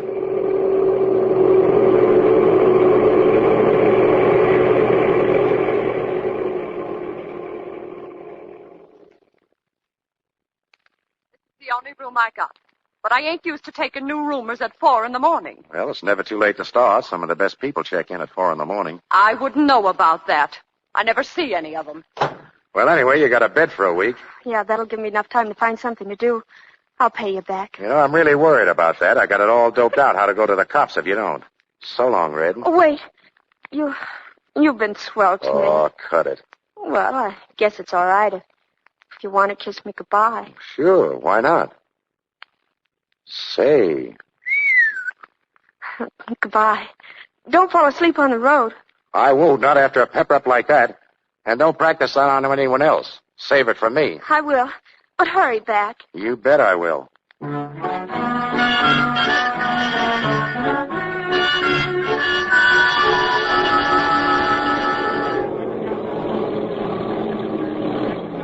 Hey, you get that truck out of here. This space is only for Carlson's trucks. That's who I came to see, Carlson. And I'm parking here till I see him. Now listen, buddy. Get that broken-down tub out of here or I'll park one on your chin. Oh, I ain't so sure of that. Well, maybe this'll show you. Hey. Let's see what this is all about.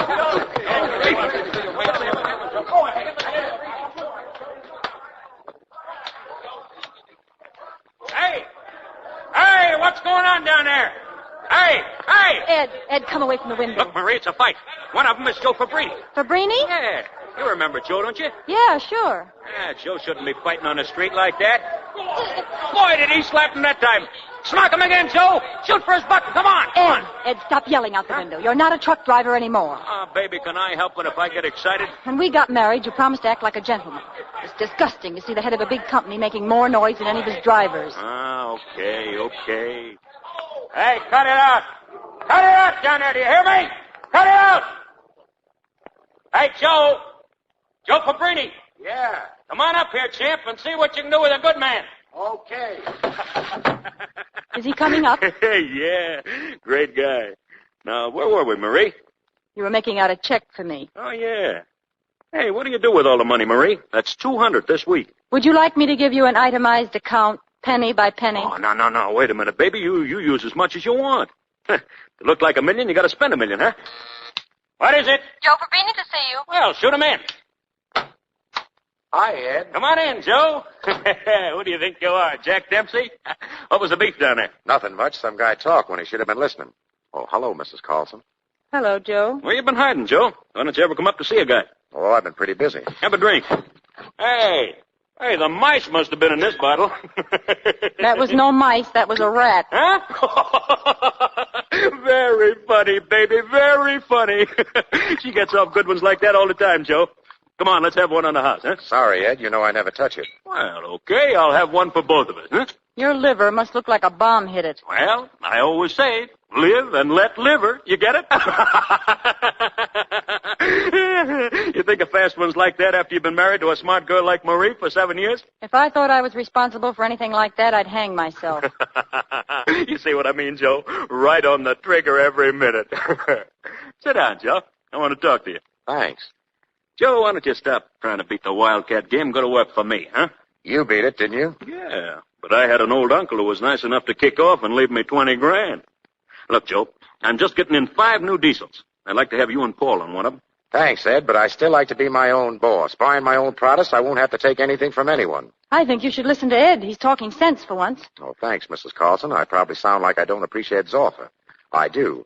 But I still want to try it my way. Just a few drakes, and maybe I'll be hiring Ed. Oh, sure. And I'd haul for you, too. Say, do you know where you can buy any loads? Oh, I ain't looked yet into it. I thought you might know. Well, sure. I know just the guy. And as long as I'm going to be working for you someday, I better start getting on the good side of you, huh, Joe? Yeah, and you'd better be nice to him, too, Marie. I'm always nice to your friends. Oh, yeah? Be back in a minute. Well? Well, what? Where were you last Thursday? On the road, I guess. You're lying. You were here in town. One of the boys saw you. So I was in town. I waited in front of that restaurant so long they thought I was a picket. Don't you ever keep a date? I didn't make a date. You did. I told you I wouldn't be there, and I'll tell you now. I'll never be there. Why? What's the matter with me? Nothing, except you got a husband, Mrs. Carlson, and he happens to be a friend of mine. Understand? Oh, now, Joe. Cut it out, Marie. Is there any harm in a kiss? Sometimes, yeah. Now lay off. You know, one of these days, Ed's going to catch you, and when he does, he'll slap your ears off. He'd never believe it. He could see it, and I could still convince him it wasn't so. A lot of dames think that, and they all end up behind the 8 ball. You know, I wonder what I see in you. You're crude, you're uneducated, you never had a pair of pants with a crease in them. And yet, I can't get you off my mind, Joe. Well, you're not on my mind, so forget it. Hang on, Joe. I wrote it down. The United Warehouse in Pomona asked for Oscar Drake. He's got a floor load of cull lemons he wants to get rid of. Well, that ain't bad. Okay, Ed, I'm in business. You better beat it. He's in a hurry. Hey, wait a minute. You got any dough? Oh, enough for a load. Thanks, Ed. I won't forget this. Well, that's all right. Goodbye, Mrs. Carlson. Goodbye. It was nice to see you again, Joe. Keep your eye on that white line. You betcha, and I'll watch all the curves, too. So long, Joe. You know, if anyone can beat that Wildcat racket, he can. He's a great guy. Yeah. You know, it's funny how all the dames used to go for him. Hey, Marie. I was talking about Joe. I said it's funny how all the dames used to go for him. Did they? I can't understand it.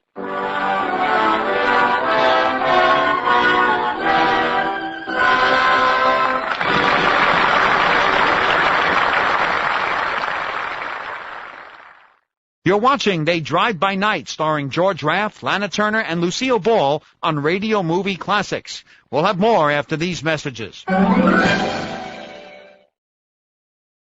The 60 Greatest Old-Time Radio Shows starring Frank Sinatra and Friends. Radio Spirits presents a collection of 60 rare radio episodes guest starring Frank Sinatra. Here's Sinatra on Suspense, Jack Benny, Rocky Fortune, and the Lux Radio Theater, to name only a few. You'll also receive a 64-page booklet with photographs and show histories. Order now and save $20 off the $59.98 catalog price. Pay just $39.98 during this limited-time offer. Call now, 1-800-RADIO-48. That's 1-800-723-4648. Or order online at MediaBay.com.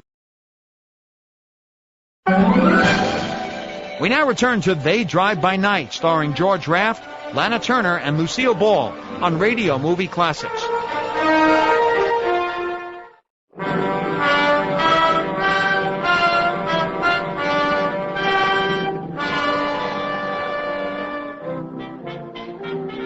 Night after night, Joe Fabrini and Paul pound the highway north and south.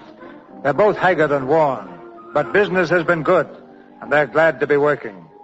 In an all-night cafe along the road, Joe has just put in a long-distance call to Los Angeles. Hello? Hello, Cassie? Joe? Joe, is that you? How are you? Oh, Joe, did something happen to you? You weren't in an accident. Nah, nothing's happened. What took you so long to get to the phone? Oh, I was scared when they told me it was long distance. I knew it was you or about you. How did you know? Oh, I just knew. Is everything all right? Oh, everything's great. We got more dough than we ever seen before. Say, this is a funny time to call up a girl, ain't it? Oh, I don't mind. I'm glad you called. I was worried about you. Were you? Yeah. Did you think about me? Oh, sure, every minute. Gee, this is beginning to look like love at first sight. Do you believe in that? Well, it saves a lot of time. When you coming back, Joe? You anxious? Oh, what do you think? I think I want to get back there and see you as fast as we can buy another load. Oh, but be careful. Don't drive too fast. I want to see you quick, but I want to see you all in one piece. You will.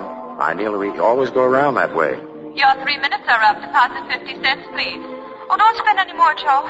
We can talk all we want free when you get in town. Okay, honey. Good night. Good night, Joe. That was great talk, Joe. Pearl and me used to have them silly conversations before we got married. Who said anything about getting married? Nobody. But you can't horse me.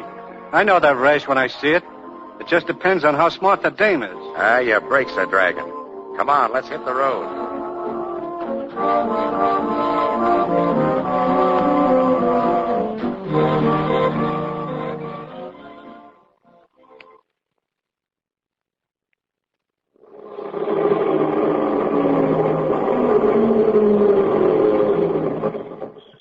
Paul.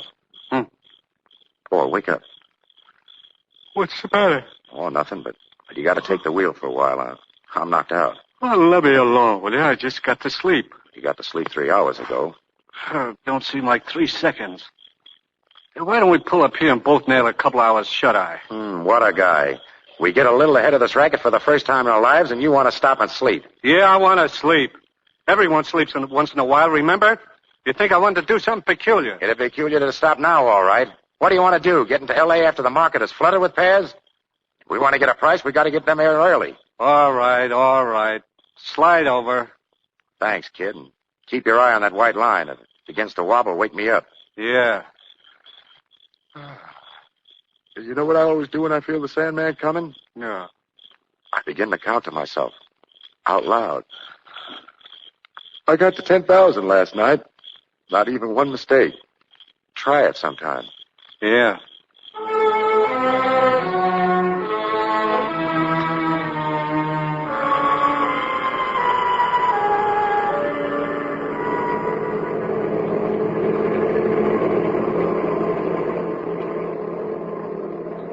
$901, 902, 903,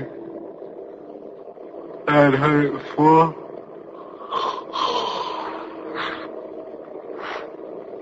905, 6, 907, 8, 909.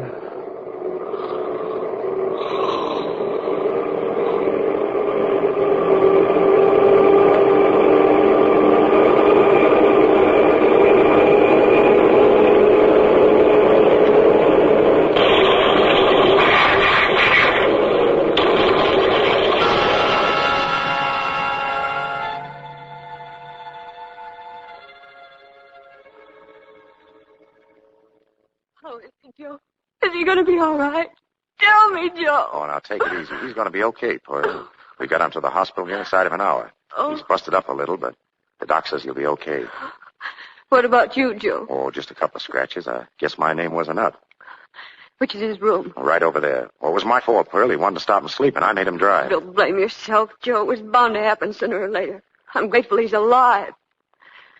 Truck's gone, I suppose. Complete wreck. Load smashed. Not a cent of insurance. Oh. We were just starting to do pretty good, too. It's always that way, isn't it, Joe? Oh, you and Paul get another truck and you'll be on the road again. No, not for a while. I'm going to go to work for Ed Carlson. Carlson? Yeah, he always wanted to give me a job, and, well, I'm taking it. You see... Joe, I want to see Paul. Now, wait, Pearl. He's going to be out of work for some time. Huh? But I don't want you to worry, see? While he's getting well, I'll take care of everything. What are you trying to do, Joe? Soften the blow? How bad is he? Oh, he looks all right. A couple of cuts here and there, all except his right arm, they thought. Well, they had to do it. They had to take it off. I'm going to surprise you, Joe. I'm going to surprise you a lot. I'm almost glad it happened. You what? You heard me. I'm almost glad. Now he can't drive a truck. Now he'll be home nights. And I won't always be alone worrying. Maybe it's worth a right arm, Joe. Maybe it's worth it.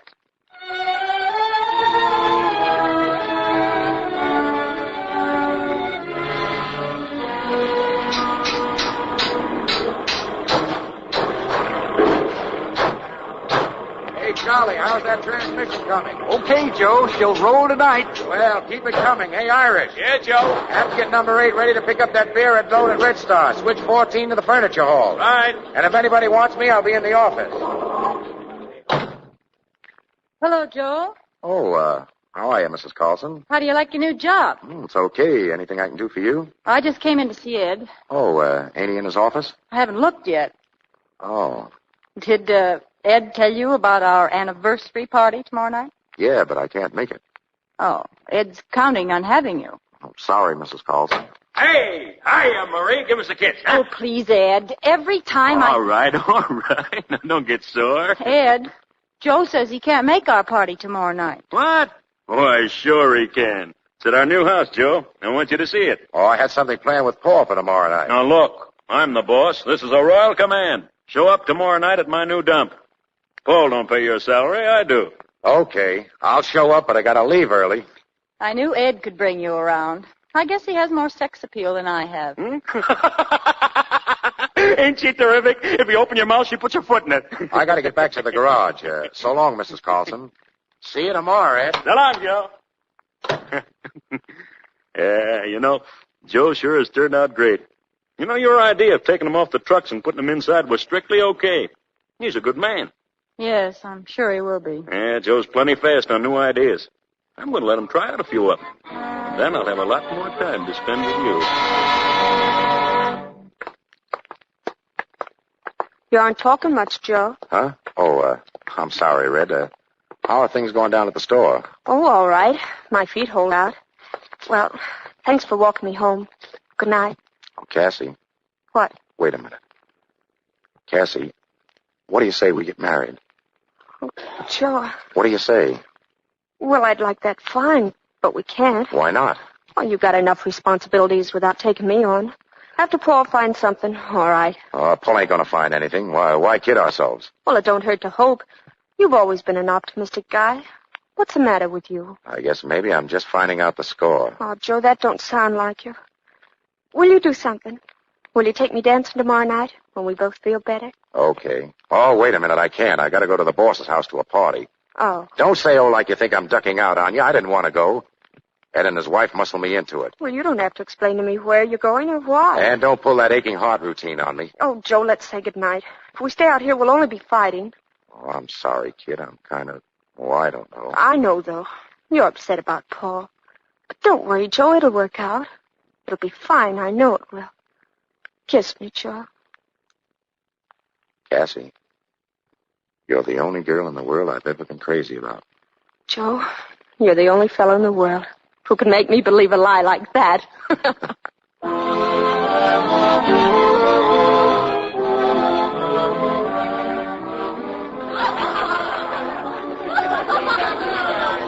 Yes, sir, that's what I always tell my drivers.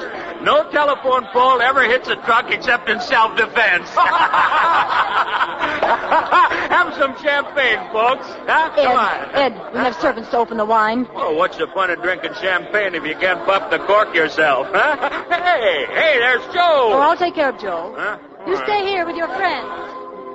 Oh, hello, Joe. You're late. Yeah, I got stuck at the office. Oh, I'm sorry. I forgot to tell you we were dressing. Oh, it wouldn't have done any good. I don't own a tux. Hey, hi, Joe. Have a little champagne, huh? Thanks, Ed. You know I don't drink. Well, neither do I, unless I got a glass in my hand. You don't have any bad habits, do you, Joe? None I can't handle, Mrs. Carlson.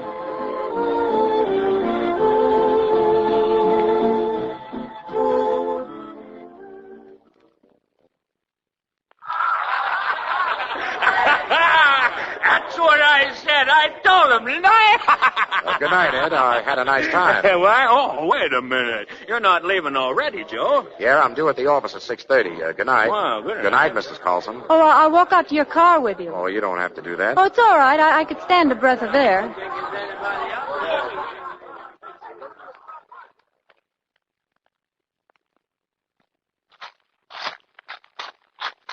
Oh, it's cold.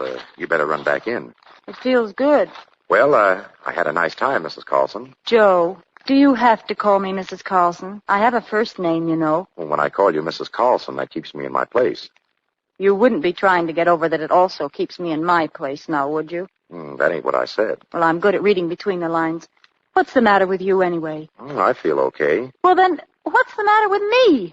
I know a dozen men who'd come running if I even winked at them. Then wink at one of them and leave me alone. I've told you 50 times I'm doing good at the office, and I'm not going to stick my neck out fooling around with the boss's wife. Particularly when I happen to like the boss. How touching.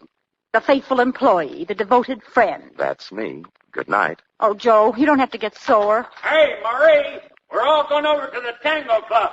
Get into your gunny sack, honey. We're stepping out. Yeah, the Tango Club. He'd be lucky if he can walk in the door, let alone tango. Don't you worry about Ed. He's okay. Sure. Ed's fine. When you don't have to look at him every day and listen to his gags. You know, Joe, it's too bad I had to meet Ed first. Yeah? I mean, before I met you. Yeah? If I wasn't married to him, maybe you'd liven up a bit, huh? I doubt it. I don't. Anyway, you're Mrs. Carlson. Yeah. Ain't I the lucky one? Good night, Mrs. Carlson. Mrs. Carlson. Mrs.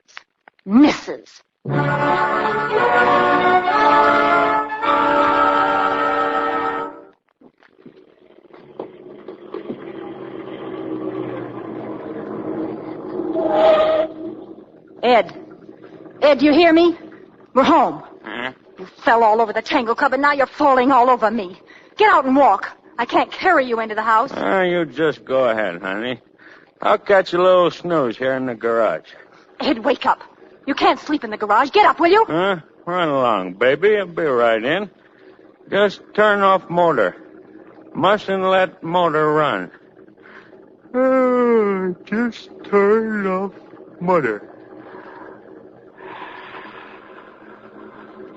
Ed, wake up. Oh, how cold. Or to leave you here for good. Or let the motor run and wash you out, you. Why not? No.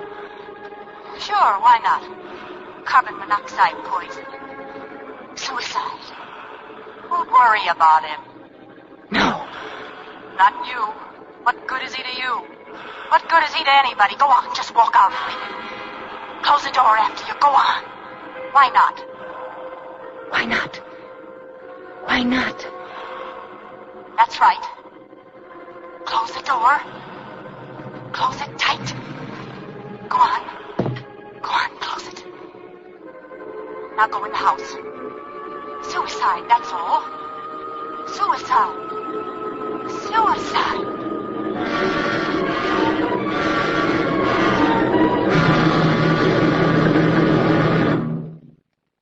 And then I went in the garage, and I found him in the car. He was dead. Try to be calm, please, Mrs. Carlson. I'm not questioning you. This is just a formality that the police must observe. He was so drunk. Naturally, I couldn't get such a heavy man out of the car. He'd stayed in the garage before, but he always came into the house when he sobered up. This time Don't distress yourself, Mrs. Carlson. Just take your time. This time he must have awakened. Still drunk. And he must have started the car and... Oh, it was awful. He wanted so much to live. He had everything to live for. Thank you, Mrs. Carlson. I'm sorry I was forced to question you. I won't bother you any further. You've been very kind.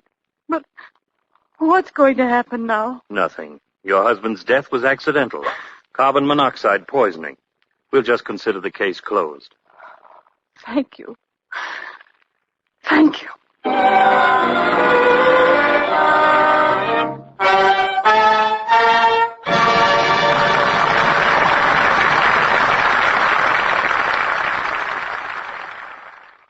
Let's pause right here. We'll return to They Drive by Night, starring George Raft, Lana Turner, and Lucille Ball after these messages.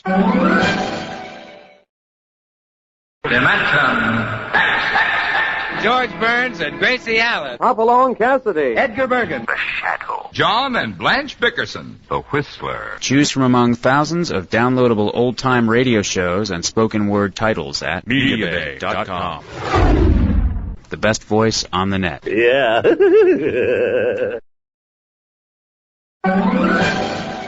Now for the conclusion of They Drive by Night, starring George Raft, Lana Turner, and Lucille Ball on Radio Movie Classics.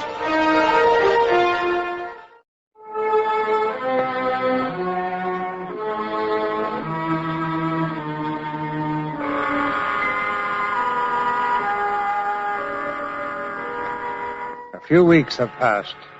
With Ed Carlson's death preying on her mind, Marie's brittle poise has disappeared. She's restless, jumpy. Her face is drawn, her eyes haunted. Alone in her living room, she stares out of the window toward the garage. Behind her, a maid comes quietly into the room. Mrs. Carlson? Oh, did I frighten you? Stop creeping around the house. I wasn't creeping, ma'am. I don't want you sneaking around here. I wasn't doing no sneaking. I was just... Get out of here. Get out of my sight. But Mr. Fabrini is here, ma'am. Joe? Come in, Joe. Hello, Mrs. Carlson. Get out, Anna. Yes, ma'am. You were supposed to be here at 10 o'clock, Joe.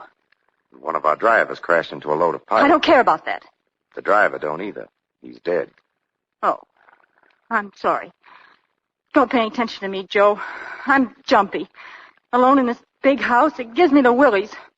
You want a drink? No, thanks. Oh, that's right. I forgot. Sit down, Joe. What's this business you wanted to see me about? Look, I don't know anything about that company. It only confuses me. I've tried to understand. The lawyers have been explaining things to me, but the more they talk, the less I know. I can't run a trucking business by myself, Joe. I need someone to help me. Does that mean me? Yes. Ed had a lot of confidence in you. He said you had good ideas. I know he'd want you to be my partner. Partner? Yes. 50-50 and everything. I had the papers all drawn up. Oh, yeah? What's wrong, Joe? Don't you want to own half a big trucking business? With anyone else, I think this was a great idea. But you? I don't know. Look, Joe, it's good for me because if I don't get someone to run the company, I'm going to end up losing it. It's good for you because you'll never get a chance like this again. No interference? None. I promise you, Joe. I don't know anything about trucks. How could I interfere? I wasn't talking about trucks. Oh, you have to help me, Joe. I haven't anyone else to turn to. Please. What's it going to be? If it's going to be like you say, you can count me in. Oh, that's swell. Here's to our partnership, Joe. May it be a long and happy one.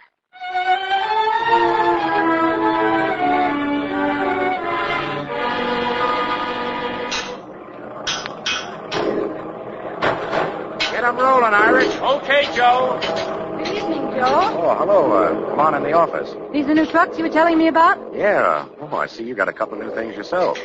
Say, that's a pretty snappy-looking outfit. You like it? I didn't think you'd notice. It's not too soon for me to stop wearing black, is it? No, I don't think so. Well, that's the way I felt. I needed some pepping up. So I went out yesterday and bought a whole closet full of clothes and shoes. Joe, you're not going to see me twice in the same outfit for months. I got 6 new Hello, Joe. Oh. Oh, hiya, honey. Got a kiss for me? Well, why not? Maybe I'm in the way here. Oh, Cassie, this is Mrs. Carlson. Mrs. Carlson, Miss Hartley. I'm glad to know you. Yes? Oh, well, if you're talking business, I can wait outside. Oh, don't go. Mrs. Carlson, Cassie and I were going out for a quick dinner. Would you like to come along? No. No, thank you. I don't. Joe, catch her. Oh, she passed right out. Get some water, Cassie. Oh, we better get her to a doctor. Yeah. Mrs. Carlson, we're going to take you to a doctor. No. No, take me home, Joe. Well, don't you think it would be better? No, take me home. Okay, relax. It's all right, Mrs. Carlson. We'll take you home.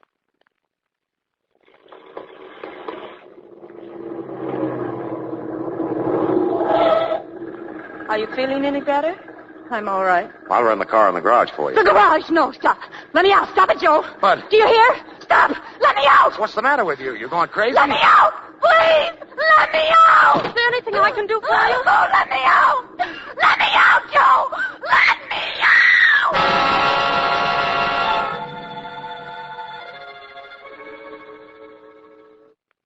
Sit down, Joe.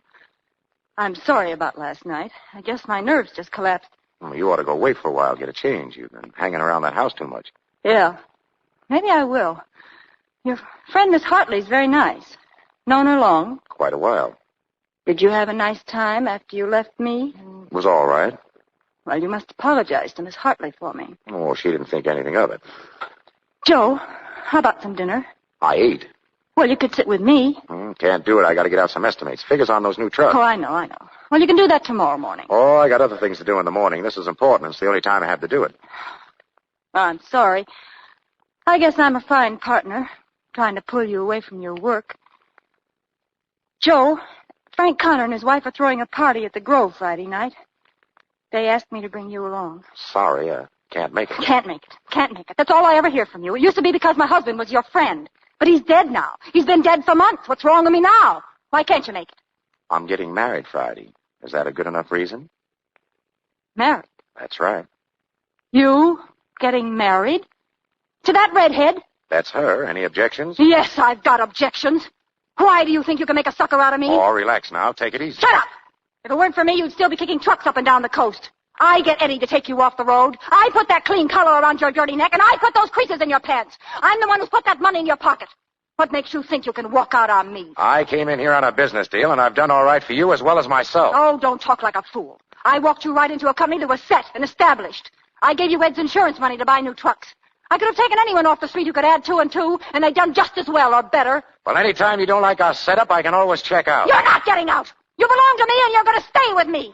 If you don't like it now, you'll learn to like it. You're not going off marrying that cheap chiseling redhead. Look, I'm marrying Cassie, and I'm not asking anyone what they think about it. That includes you. She hasn't any right to you. You're mine, and I'm holding on to you.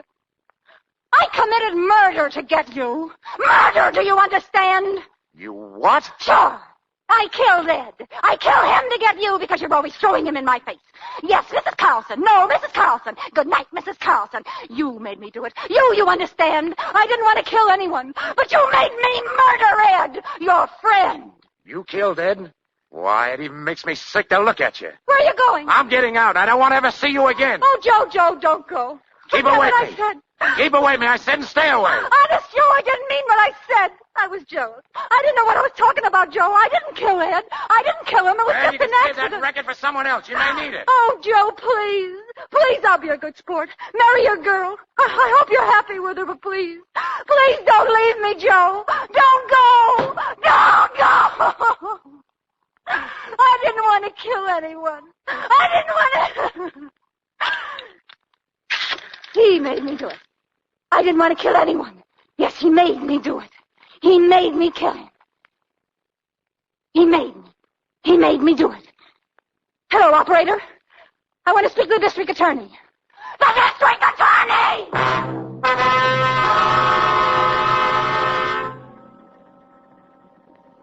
Go ahead, Mrs. Carlson. He made me kill him.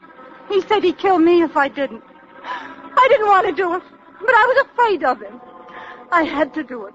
Joe wanted the insurance money. He wanted to have everything for himself. In other words, you were coerced by Fabrini into murdering your husband. Yes. Yes, that's it. That's it. He made me do it. Hello, Boyle. Pick up Joseph Fabrini at the Carlson Trucking Company. The charge is murder.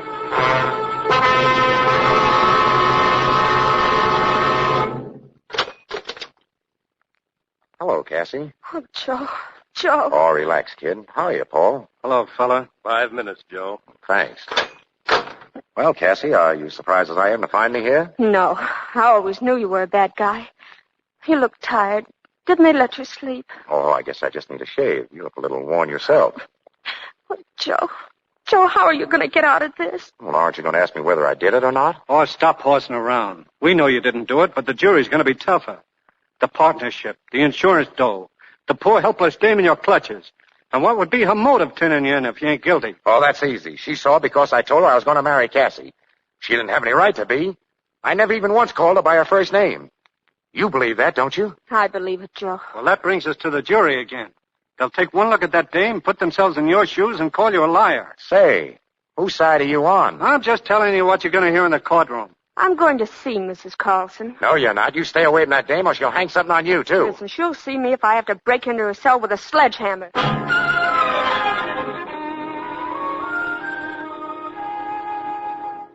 I thought you'd show up. What do you want? I want you to tell the truth. And what do you think the truth is? Joe had nothing to do with killing your husband. And what's more, he had nothing to do with you. Is that so? Is that so? Well, why do you think I took him into the business?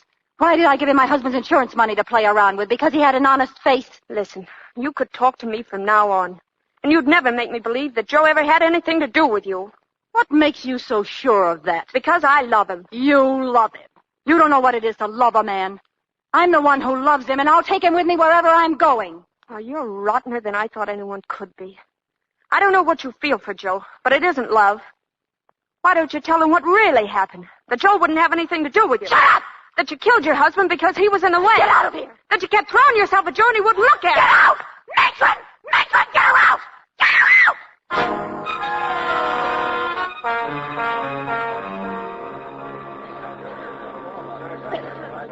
Your Honor, gentlemen of the jury, you've heard the testimony of the witnesses. Is there any doubt left in your mind? Joe Fabrini, by reason of duress and threats, employed this woman as ruthlessly as ever a man employed a dagger or gun to commit for profit a brutal, cold-blooded murder.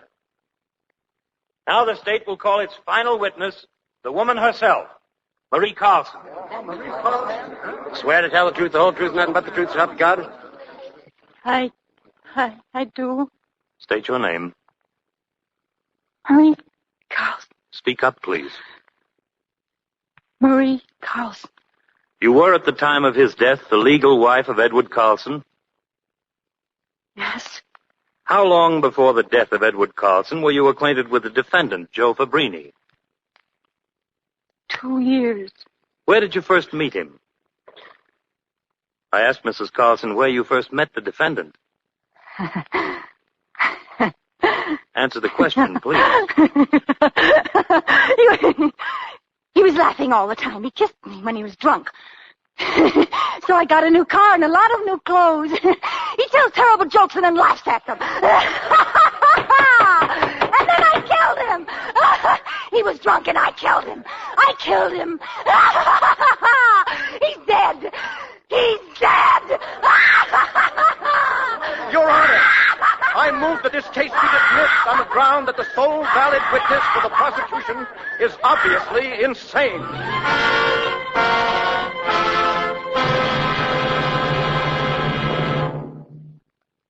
Joe Fabrini Freed. Well, I'm glad they spelled my name right. You know, sounds funny, but I can't help feeling sorry for that dame. Me too, in a way. What about the business, Joe?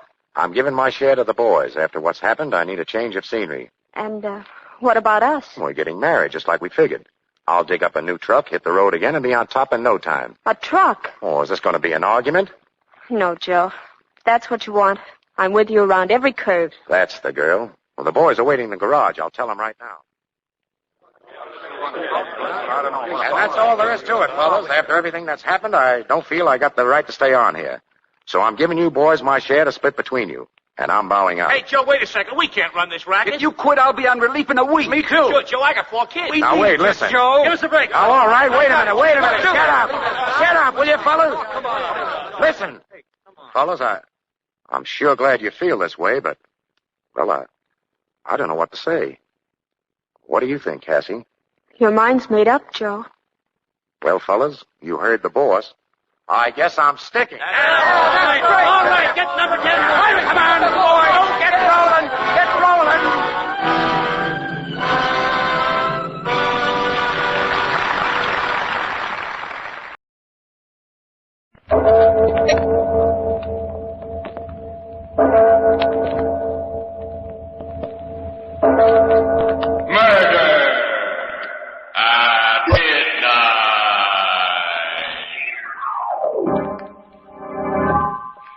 This item here, Mr. Bradley. Mm-hmm. Girl in mystery drowning, Pennaquit, Maine. While her sister stood helplessly on the dock, Abigail Thorne, 26, was drowned in the bay here at midnight last night. What? According to her sister Sarah, the older girl was about to board her ship. The Black Swan. What? Why, yes, that's the name. How did you know? How did I know? Because it had to be. It had to be.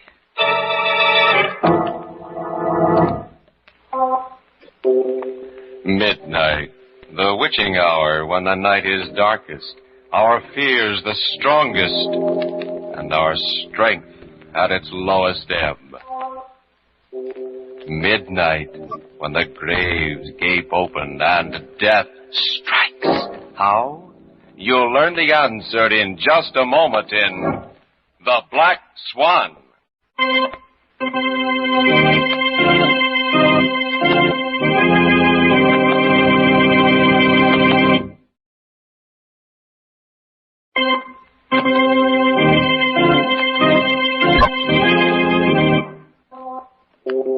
And now, Murder at Midnight, Tales of Mystery and Terror by radio's masters of the macabre. Our story by Leon Meadow is The Black Swan.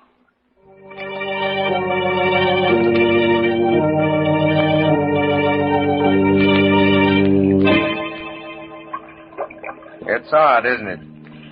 How familiar sounds revive old memories. Listen to the waves against the dock. Yeah, it's 6 years since I, Amos Bradley, last heard this sound. Last stood here in the moonlight, looking out over Pennaquit Bay. And there she rides at anchor, just as she did 6 years ago. A black ship against the sky. 45 feet of black-hulled beauty. Loveliest sloop ever turned out in the main shipyard. 45 feet of unholy black evil. The Black Swan, she was named, but a better name would have been Ship of Death. Yes, she was even launched in blood.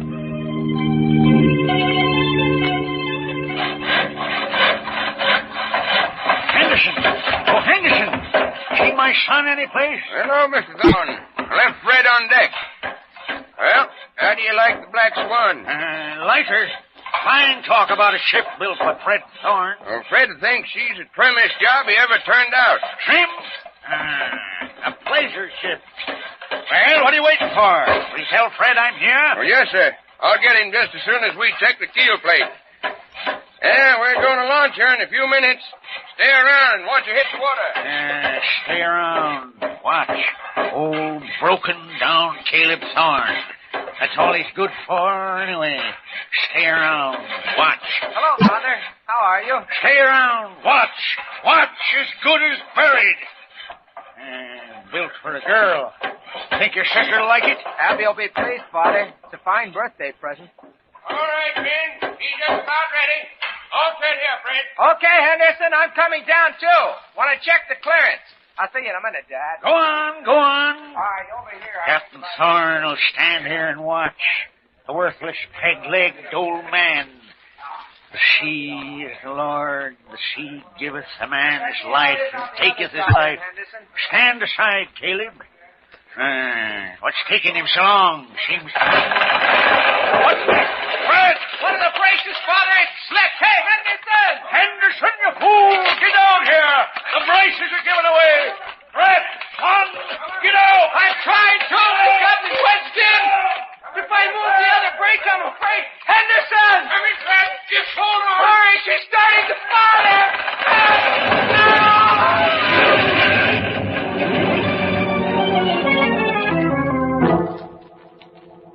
Yes, launched in blood.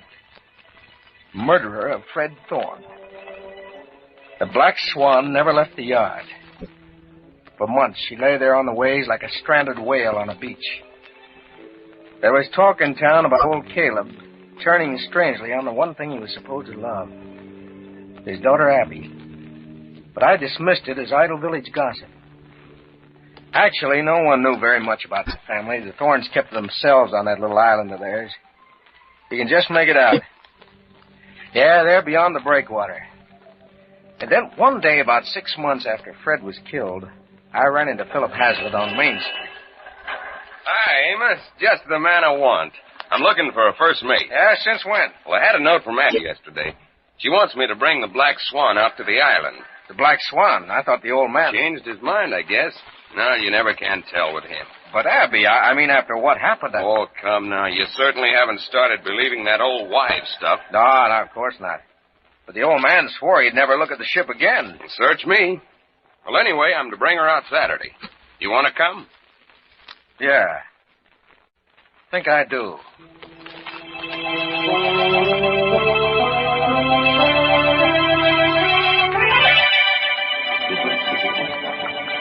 Here, Amos.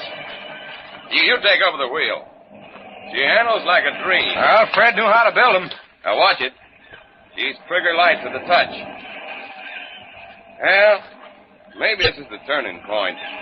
Maybe now Abby will set the date, now that she's put these childish fears behind her. You've been patient, Philip. I'd wait forever for Abby Thorne. How about the old man? You know how he feels about Abby, or how he was supposed to. You'll just have to learn to like it. Cut her closer to the boy. That's it, Amos. Right. Now, a few points. Ah, there we are. There's the dock.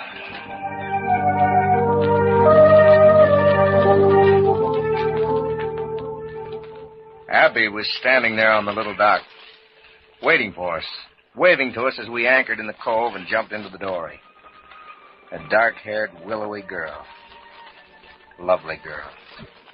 And next to her was Sarah, Sister Sarah, 14.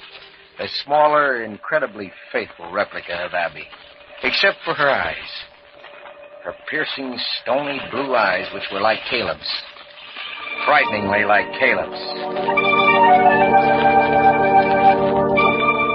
Abby had planned a picnic for us at Arrow Beach on the other side of the island. She and Philip had set out first to get away from Caleb, I suspect. And I was to bring Sarah along later. Well, just as we were about to leave the house, Caleb stopped me. He'd scarcely uttered a word since our arrival. I want you to see something, Amos. Oh. All right. You come too, Sarah, to Fred's room. All right, Father, only I know what it is. Yes, Sarah knows. It's our secret. We keep it locked in Fred's room. We waited till Abby was gone. Abby's left us. Left? Oh, Father means she's with Philip. Yeah, Abby's gone. Abby's left us. See him? It's on the floor there. Why, it's a tool chest, complete set. His tools, Fred's. All his tools. His planes and chisels and gouges. And all the bits and braces and mallets. All his tools. Aren't they beautiful, Amos? The way they shine? We keep them shining and clean, just the way Fred always kept them. It's our secret. Abby doesn't know. Abby's left us. But Fred is back now. See all his tools. And someday Father's take them and put them all in that big chest and bury them out at sea. That's what Sarah and me planned. Only now I have a better idea. You didn't tell me, Father. You didn't. Where, Father? Where could there be a better place? There's a better place, all right. Well, go on. Get to your picnic. There's a better place, all right.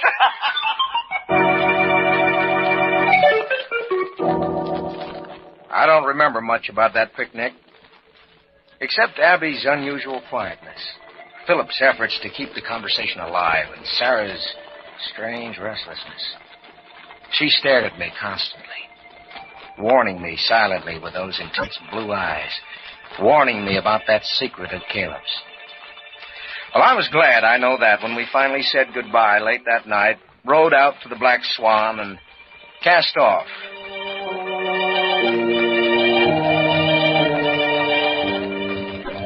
Amos, I don't get it. Get what? The ship, the way she's acting.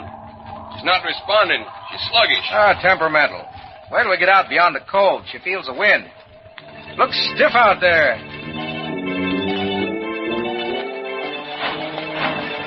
Hey, that's the jib. Came loose from the cleat. I'll go for it. You take the wheel, Amos. I don't like the way she's handling.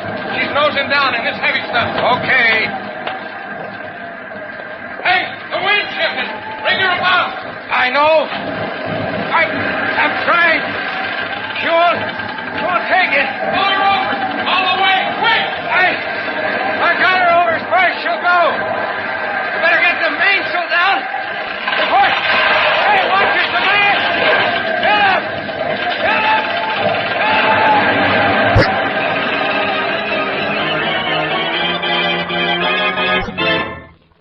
Yes, he was gone. Swept overboard by the backlash of a splintered mast. Lost in the darkness. Philip Hazlitt, second victim for the Black Swan.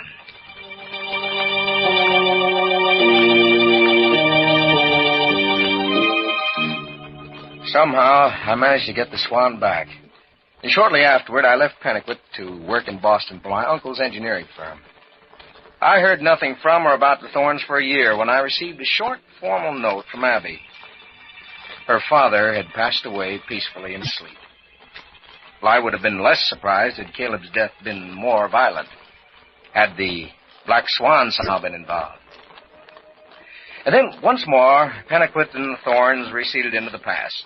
3, 4, 5 years slipped by uneventfully before the Black Swan again revived my half-forgotten fears. I had just returned from a conference to find Miss Brewster, my assistant, standing at my desk, glancing at the evening newspaper. She looked up as I entered the office. You're from Pennaquit, Maine, aren't you, Mr. Bradley? Yeah, what about Pennaquit? Well, this little item here. Possibly you know the girl. Sounds positively spooky. Listen. Girl in mystery drowning, Pennaquit, Maine. While her sister stood helplessly on the town dock, Abigail Thorne, 26, was drowned in the bay here at midnight last night. What? According to her sister Sarah, 20, the older girl was just about to board her ship. The Black Swan. What? Oh, yes. That is the name. The Black Swan. How did you know? How did I know? It had to be. It had to be. The dark of night, and the ship with the past, that is just as dark. What would you expect of a ship that was launched in blood, but murder at midnight?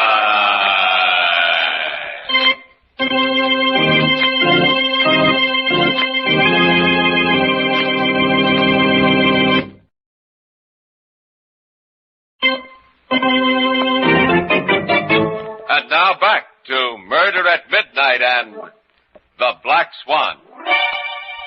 Who has the ship of death singled out for its next victim? Listen as Amos tries to find the answer.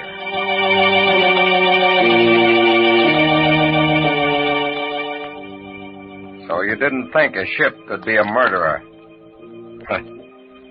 First, Fred Thorne, who built the Black Swan for his sister Abby. Then Flip Hazlitt, who loved that sister, Abby. And then Abby. Lovely, dark-haired Abby herself. And who's to be next? Well, that's why I'm here now. Why I've come back after all these years to Pennaquit Bay. I'm going to find out tonight. Yeah, I know, it's late and dark. Care to come? No? Can't say I blame you. What's that? May storm a bit later. Well, fine. That suits me just fine. I'm going out there, see? Sailor myself. Before this night is done, I am going to know the answer.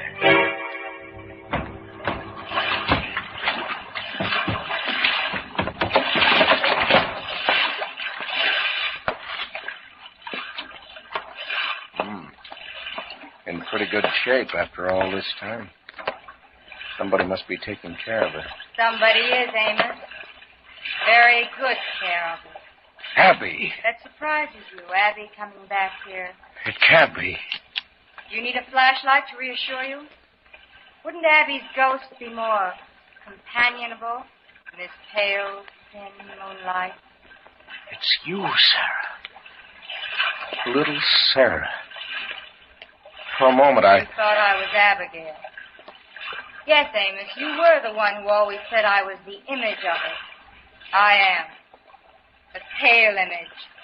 A reflection without substance. Come over here and sit down, Amos. After all, we have a lot to talk about. You want to know, don't you? You came back to find out about Abby. The Black Swan? Yes, Amos. But the paper didn't say how or why, did it? It didn't tell about the fights we had, Abby and I, after Father died. The bitter fights we had about the Black Swan. Until one day, a few months ago it was. Well, why not, Abby? Why not sell her? What's so precious about that horrible ship? I won't, that's all. I won't. Hasn't she caused enough grief? Let her rot to pieces in the harbor. I won't sell. You're afraid, aren't you? Afraid she might kill someone else. Yes. Yes, I'm afraid. Then make sure she never has another chance. Sure? How? Destroy her. In the harbor. Destroy her? Yes, Sarah. Yes, why not? Leave some gasoline at the house. We could burn her in the harbor.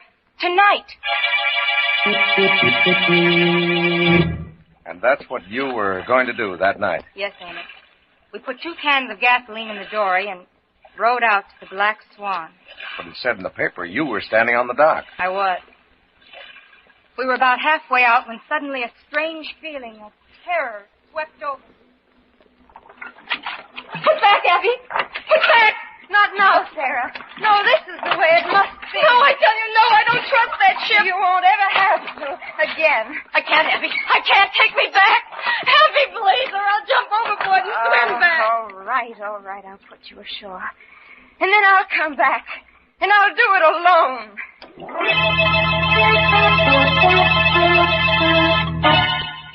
I see. See what? Do you see me standing there watching the dory in that choppy swell? Do you see me standing there watching Abby get to her feet, a gasoline can in one hand? Do you see it happening swiftly, without warning, the Black Swan rolling violently, swamping the dory? Do you see Abby pitching forward, her head striking the black hole? Do you see her plunge backwards, her knees catching the gunwale, her body snapping like a broken oar. Her head beneath the water. When I got there, she was dead. The Black Swan again. Yes, the Black Swan. And we're the only two left who care. And we'd come back to find out. Amos, who loved my sister in silence. And Sarah. And Sarah, who? I might have told you once. She went away like the others. I've come back, Sarah. Yes. Because there's no rest for you either. No rest until we know. Look to the anchor, Amos. It's time we did know.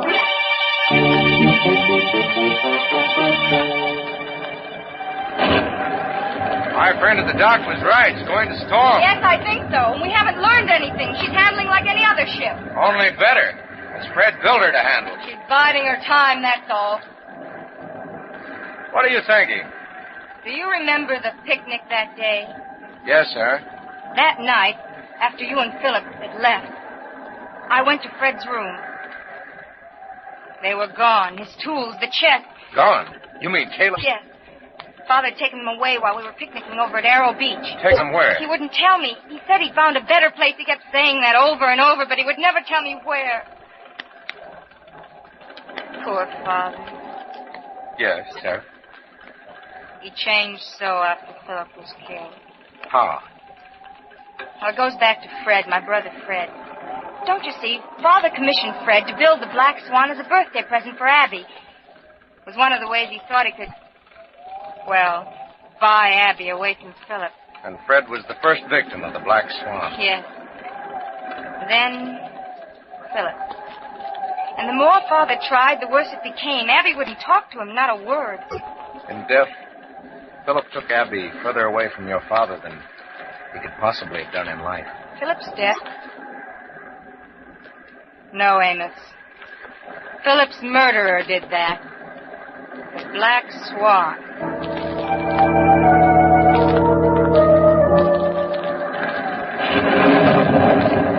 We'd better put about and head back, Sarah. I don't like the way she's blowing up. And I don't care, Amos. I feel so different now about everything. Now that the Swan is behaving herself? Yes. Well, maybe so, but the weather isn't. Now that you've promised to come back to Boston with me and to leave all this behind you, I'm not taking any chance. Anywhere you say, Amos, anywhere. Because now I'm free. See how she's riding the storm. It's as if she were free, too.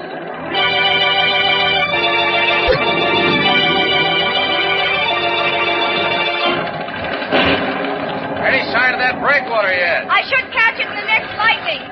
It's somewhere off port. I know it is. It can't be far now. Keep your eye peeled. I am. There, Amos. It is. It's...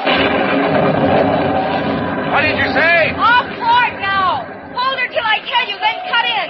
I think we can make it on one run. Okay, say when. All set? All set.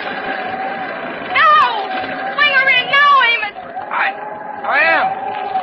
I'm trying. I'm giving it everything No, Amos, quicker. We'll hit the rocks on the other side of the engine. She won't fall. Put her about then, quick. She won't. She's not answering the helm. She's gone dead the way she did the night Philip.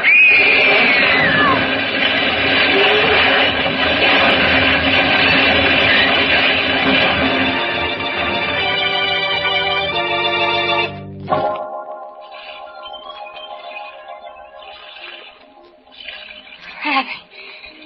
It's my fault. It's all right. It's all right. Abby, I need you. You're safe. It's all over. Oh, Amos. Amos, the ship. Finished, dear. All finished. Can you sit up? Here, take my hand. Look, Sarah. I want to show you something. Over there. Can you see? See? See what? You mean the shining... Yes, sir. It's half submerged. Why, they're... No. No, they can't be. They are. They're his tools. Fred's tool chest and everything.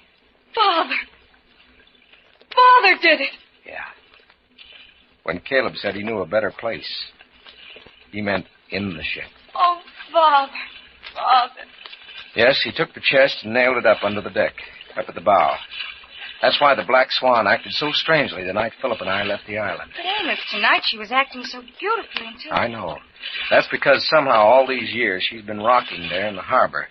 The chest worked itself loose, just loose enough so it would shift with the ship's motion. But then, what happened when we tried to bring her in tonight? Well, my guess is that the chest suddenly got itself wedged in tight in one place, off-center. That's why she wouldn't answer the helm. Fred's chest. Yes, Amos. Yes, that's why she rolled so badly the night Abby and I... Don't, Sarah. It's all over now. Yes, it is over now, isn't it? It was almost over for us. And then no one would have known. We know now, Sarah.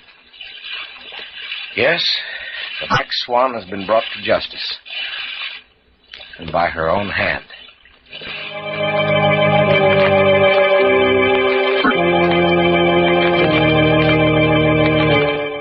A wild, strange family. And the ship was launched in blood. With such a setting, it's no wonder that what was meant as a tribute and an act of love turned into murder at midnight.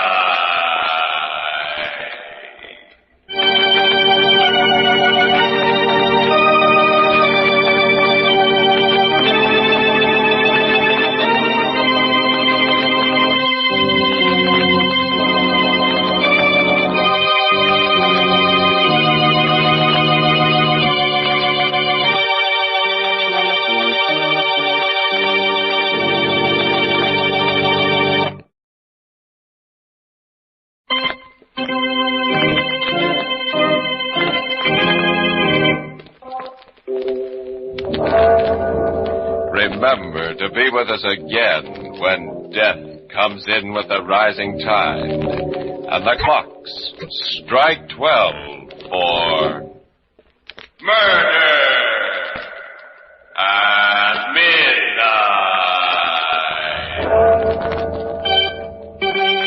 Our storyteller, Amos Bradley, was played by Lawson Zerby. With music by Charles Paul, Murder at Midnight was directed by Anton M. Leader.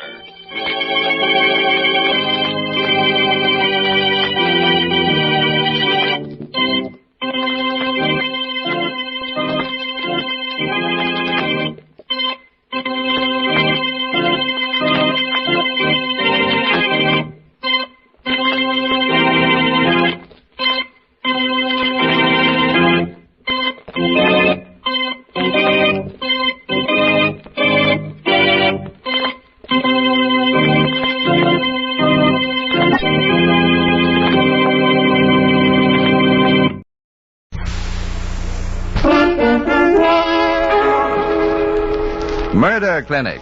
Stories of the world's great detectives of fiction. Men Against Murder.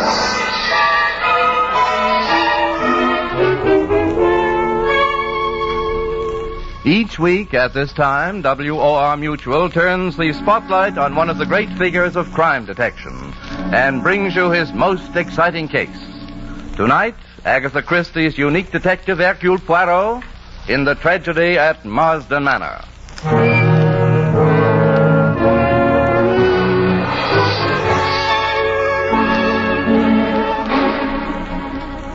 Evening, Monsieur Poirot.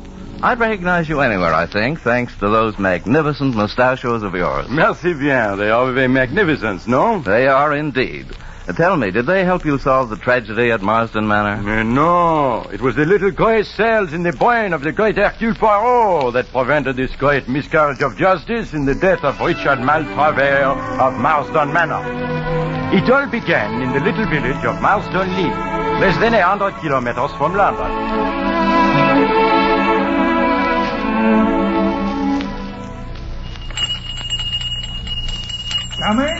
Coming.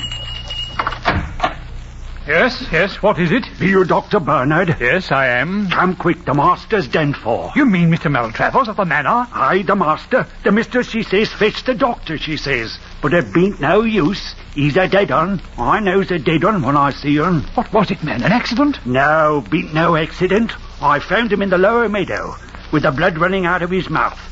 Be a stroke. A stroke? That's what it be. Well, hurry, man, let's go.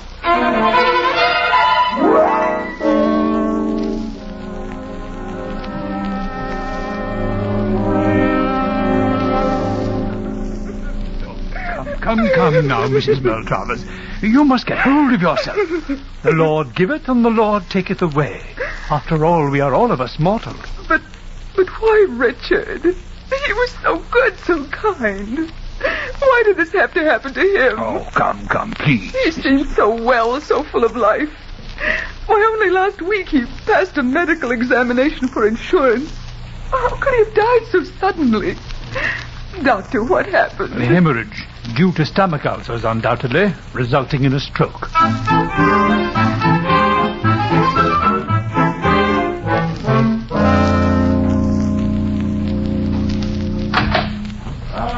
Bonjour, Mr. Hyde. Hello, Poirot. You know my good friend Captain Hastings, no? Good morning, Captain Hastings. Morning, sir. Well, Poirot, you got my message, I see. I did. What is it that disturbs you, mon ami? Richard Maltravers dies? You sent for Poirot. What was the cause of Monsieur Maltravers' death? The death certificate says a hemorrhage resulting in a stroke due to stomach ulcers. But surely you did not bring Papa Poirot here to talk of the stomach ulcers. This Richard Maltravers had taken out the insurance policy in your company, no? And what a policy. For £50,000. Well, good square sum, that, huh? Rather. So, what is it you wish me to do? It is unfortunate for your company, but everything seems, how you say, open and above the plank, no? No, Poirot. Open and above board. Ah, my good friend, the great Hastings. Always he corrects the English of Hercule Poirot. Monsieur Wright, I ask you, do I not speak the English of a super? You do indeed. But to get back to your previous question, what my company wishes you to do is to investigate the circumstances of Mr. Maltravers' death. So, what is it you suspect, mon ami? Well, of course, you know in the case of suicide, the policy is invalid. Yes. And when a man past the prime of life takes out an unusually large policy in favor of a young wife half his age and then dies within 2 weeks, the possibility of suicide cannot be ignored. With certainty, mon ami. But suicide by hemorrhage? That is a queer saucepan of fish. Now, if the cause of death had been heart failure, then I would smell a mouse. Heart failure can always mean that a stupid doctor did not find the true cause. But hemorrhage, ma foi, hemorrhage is, well, hemorrhage. Exactly. Nevertheless, we are determined to proceed with the matter. You will undertake the inquiry? But of course. Hastings, that great professor of English, shall go with me. Eh, mon ami? Gladly, Poirot. Eh bien. Now, where is this place, this MARSDEN Manor?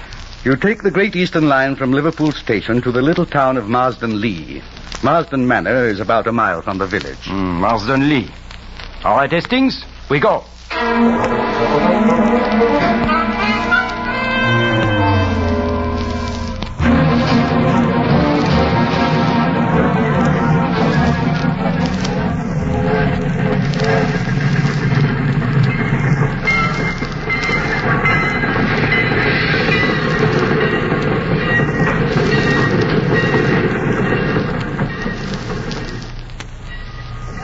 Well, so this is Marsden, eh? I hope we can get a conveyance up to the manor. Tickets, sir. Here you are, my friend. I suppose you'll be coming down for the funeral, sir? Funeral? What funeral? You say you've made a funeral of Master Maltravers. About the manor. Oh, you say the manor? Could that be Marsden Manor? Aye, it be. That is an odd coincidence. My friend and I, we have come down with a thought of buying this Marsden Manor. You couldn't pay me to live there, you couldn't. Why not? It be haunted. Haunted? Aye, haunted. Seen things there, folks says. Yeah, we should see. Now, could you tell us where Dr. Bernard lives? Aye, up yon hill, about half a mile. Well, come, Hastings.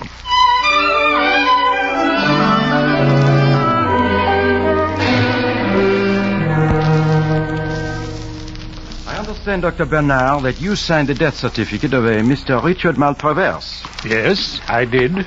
You understand, Doctor, with such a big policy, we must make the careful investigation. Of course. I suppose he was such a rich man, his life was insured for a big sum, hmm? You consider him a rich man, Doctor? Well, was he not? He kept 2 cars, you know, and MARSDEN Manor is a pretty big place to keep up. Although I believe he bought it very cheaply. I understand he had considerable losses of late. Is that so? Indeed. It's fortunate for his widow, then, that there is this insurance. Yes. Very beautiful and charming young creature, but terribly unstrung by this sad catastrophe. I've tried to spare her all I could, but of course the shock has been very great. Why shock? These ulcers of the stomach, they are what you call chronic, Yes. They are not sudden. No. Did you not attend Mr. Maltravers before, Doctor? My dear sir, I never attended him. What? I understand Mr. Maltravers was a member of a faith-healing sect. But you examined the body? Certainly. I was fetched by one of the under-gardeners. And the cause of death was clear? Absolutely. There was blood on the lips, but most of the bleeding must have been internal. He had not been moved? No, the body hadn't been touched. He had evidently been out shooting crows, and a long-barreled bird gun lay beside him. The hemorrhage must have occurred quite suddenly. Gastric ulcers, without a doubt. He could not have been shot, huh? My dear sir, I beg pardon, but I remember once a doctor who said heart failure until the constable showed him a bullet wound for the head. You will find no bullet wounds on the body or head of Mr. Maltravers. Now, gentlemen, if there's nothing further, Thank you, Doctor. Just one more thing. You saw no need for the autopsy, huh? Certainly not. The cause of death was perfectly clear. In my profession, we see no need to distress unduly the relatives of a dead patient. Now, gentlemen, if you'll pardon me, good day. Well, Hastings, what do you think of our good Dr. Bernard? Bit of an old fool. Precisely. Your judgments of character are always profound, mon ami, except where a young and beautiful woman is concerned. So now you must mind your Q's and P's, because the good doctor has said that the next one we see is both young and beautiful. This Madame Maltravers.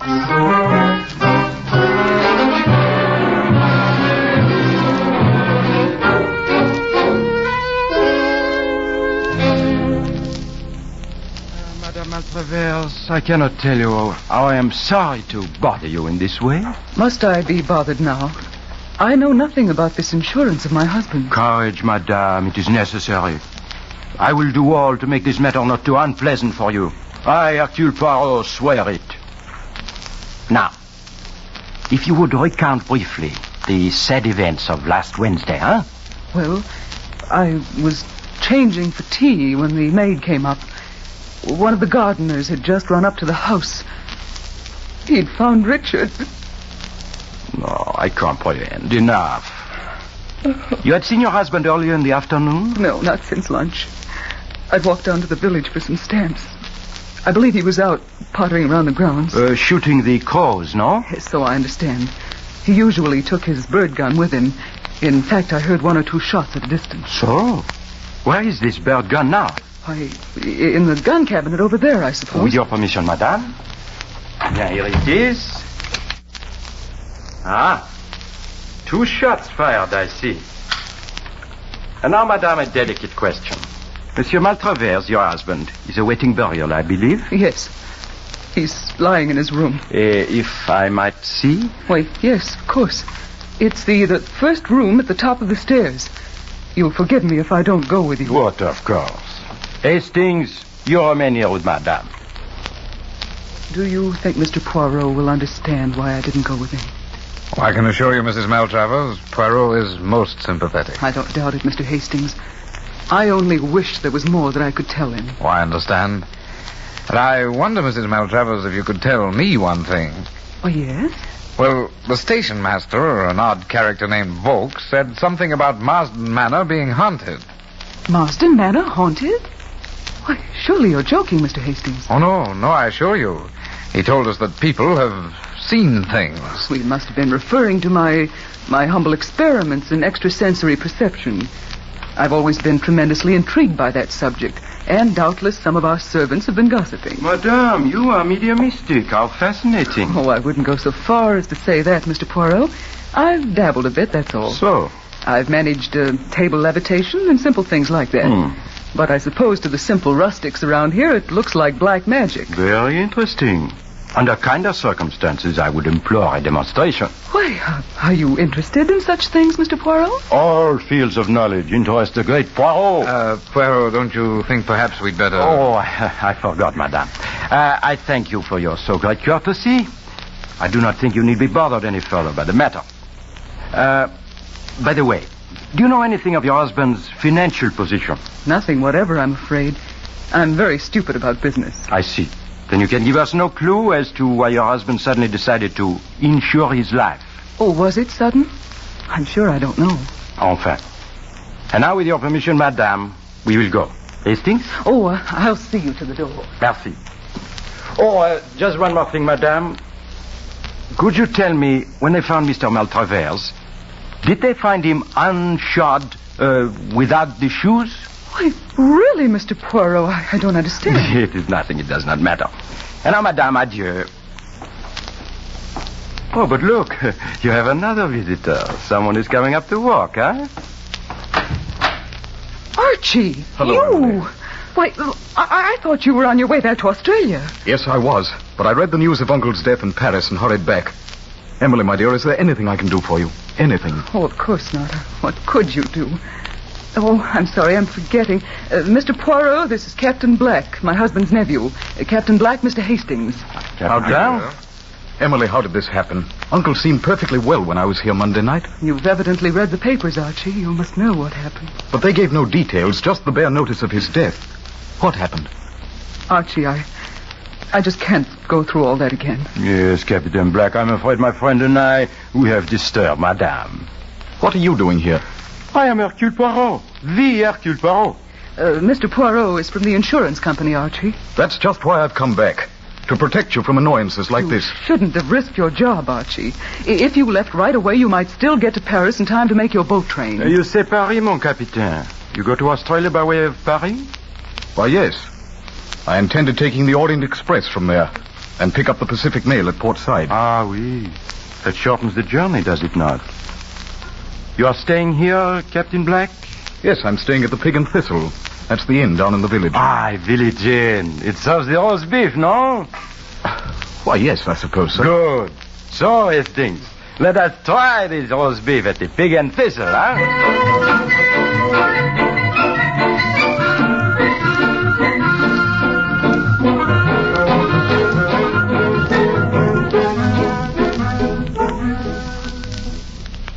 All right, Poirot. Now you've had your roast beef.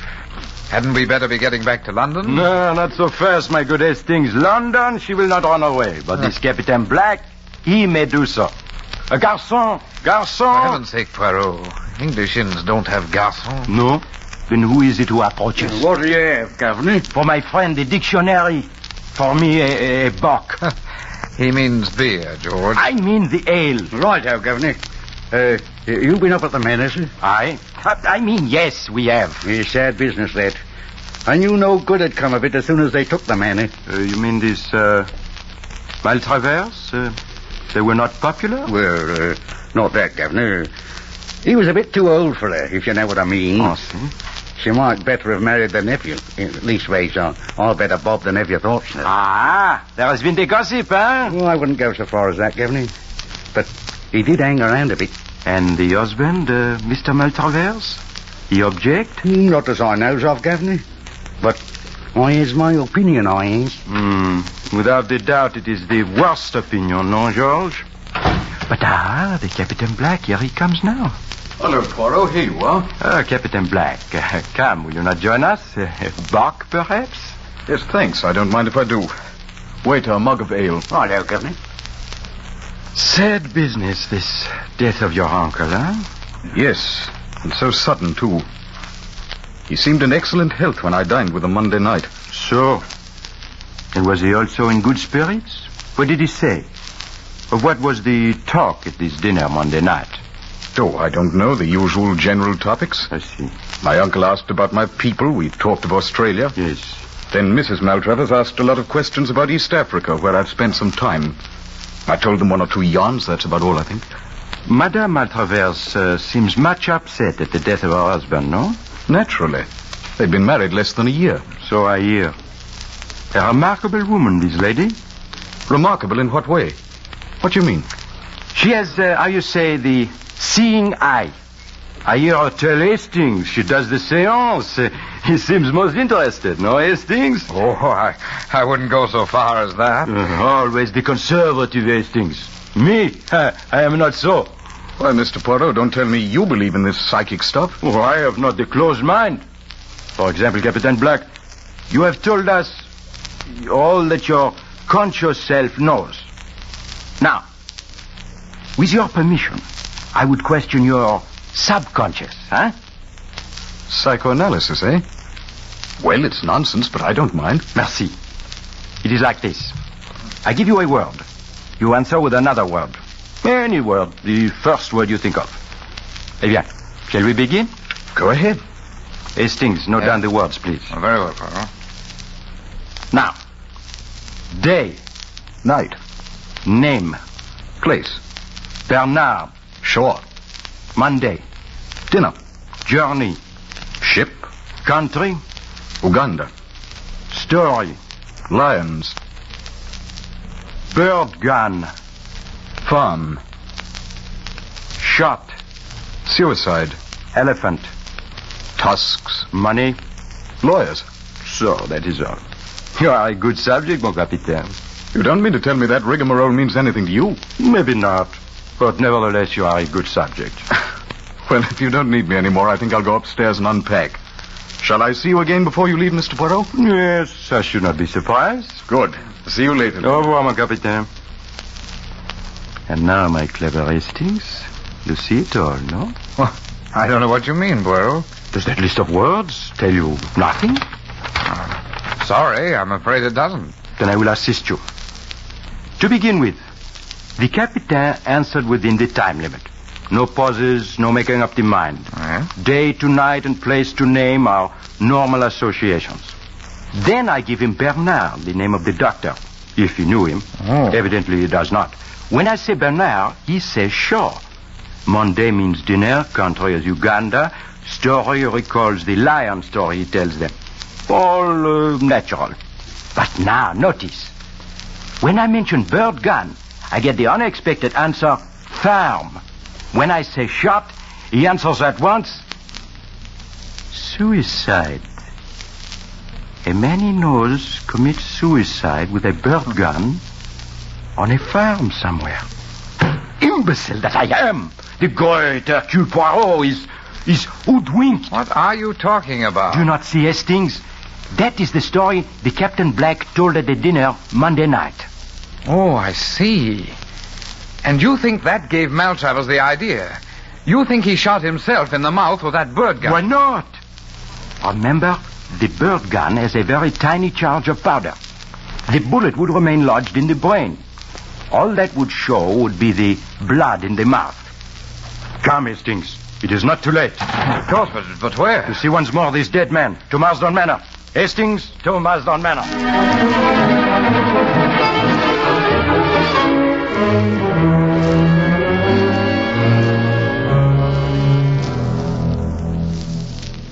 Alas, Mrs. Maltravers, it is true. Your husband shot himself through the mouth with the bird gun. You mean suicide? It would seem so, madame. But the insurance... Naturally, madame, the suicide will void the policy. It is unfortunate, but what will you? Oh, but this is impossible. My husband would never commit suicide. It's inconceivable. But the evidence, madame, it is conclusive. No. There must be some other explanation. You mean murder, madame? Well, of course, that is always possible. But no, not likely, I'm afraid. But you do admit it's possible. You just said it was possible. Yes, of course, everything is possible. Have you any idea who might have wished to kill your husband? Why, no. No, I haven't. Madame, I have a suggestion. It is bizarre, no doubt, but perhaps if you are willing to help. Oh, yes, of course, anything. Madame, you are mediumistic. Perhaps if you would try, you could... Perhaps you're right. Perhaps I could get through to Richard. He might tell us what happened. I am sure you could do it, madame. Yes, I'll do it. Come back here tonight at 8 and bring Captain Black with you. Eh bien, madame, I am sure you will succeed. Until 8, madame, au revoir.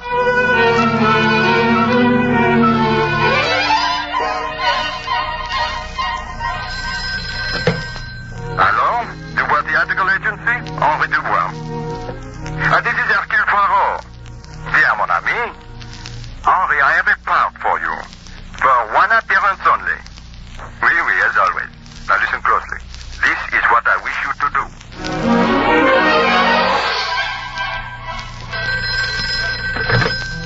Dr. Bernard, this is Hercule Poirot. Tell me, doctor, when you saw Mr. Maltravers after the stroke, did he have on the shoes? He did?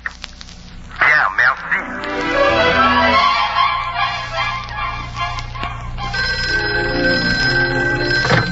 Hello, Scotland Yard. Inspector Japp, please.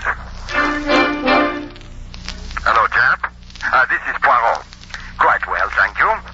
Inspector, I think I have a murderer for you. No, there is no time to explain. Be at Marsden Manor, Marsden Lee, at 8 o'clock tonight. Wait outside the window. And do not come in until I call, eh? Good, remember. Marsden Manor at 8.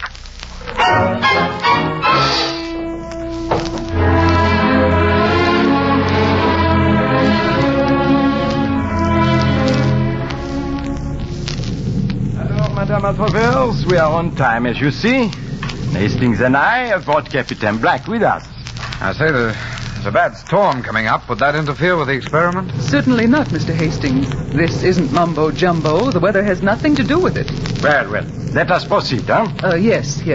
Now, will you draw chairs up around this table, please? Now, Mr. Hastings, if you'll put out the lights. Certainly. Now, remain perfectly quiet, please, no matter what you hear or see. Richard. Can you hear me, Richard? Can you hear me? If you can, rap. Rap 3 times.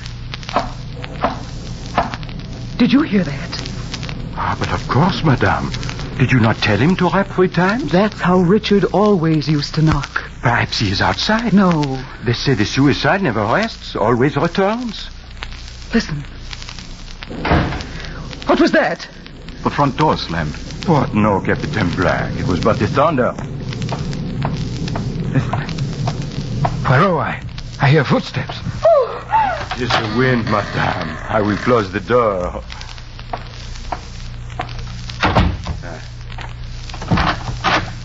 I have locked it. Don't do that. If it should open now.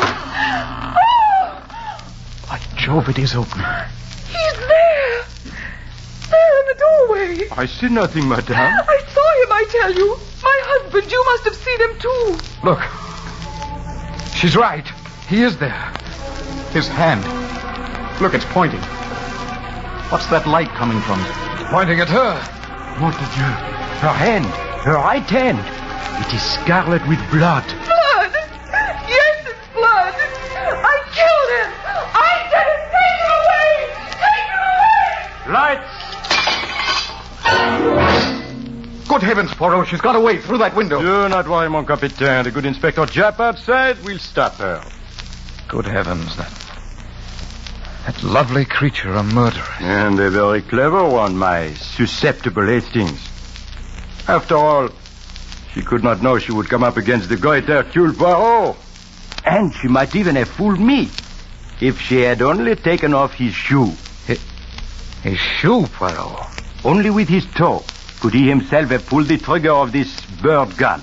And parbleu, his shoes were still on when they found him. But I don't understand. This séance, was it all fake? Mais certainement. She meant to pull the sheep. Wool. Very well, wool. But it was I who pulled the sheep's wool over her eyes. Thanks to my good friend Henri Dubois, who played the part of the husband's ghost, and Papa Poirot, who put the red paint on her hand in the dark. But what was her idea in having this seance? Parbleu, mon capitaine. Do you not see? Madame, she will go into the trance. She will hear the voice. She will come out from the trance. She will, with great reluctance, name the murderer. You mean she meant to confess? Mais non, mon capitaine. She meant to name you.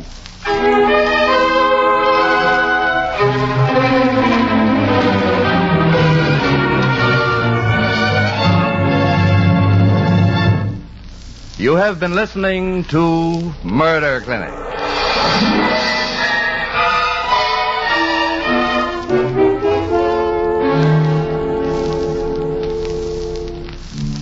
Murder Clinic, the WOR Mutual series which brings to you each week one exciting case. Tonight, the tragedy of Marsden Manor, with Agatha Christie's unique detective Hercule Poirot, played by Maurice Tarplin. Next week, Murder Clinic will bring you Fred Irving Anderson's Deputy Farr, the Vermont farmer who became chief of the Homicide Bureau in New York City. Deputy Farr, the man with the nose for murder. The story is Gulfstream Green, in which the deputy proves that the conceit of murderers is colossal.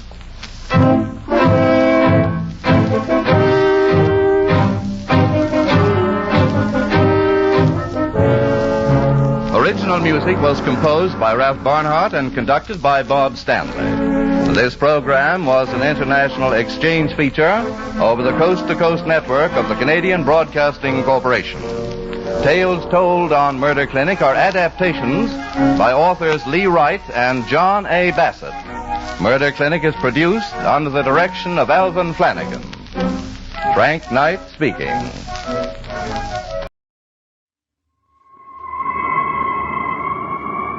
Mystery House.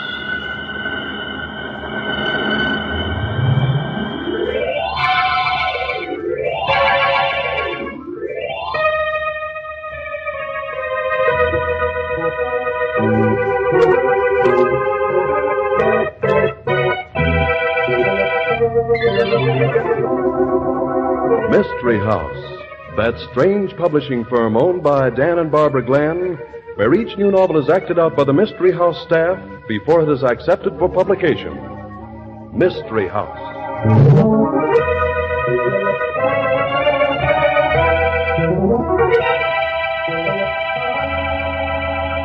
Say, Barb, you said the novel we're acting out for Mystery House tonight has a detective who never even sees the scene of the crime. That's technically correct, Dan. At least she never gets on the premises. She? Yes. The girl's an invalid. Oh, that sounds impossible. Oh, now, don't use that word, Mr. Glenn. Nothing's impossible. No, well, I can think of a good many things that nobody's ever been able to do. Well, I can remember when people said it would be impossible to make the radio commercials as interesting as the show itself. But listen to this.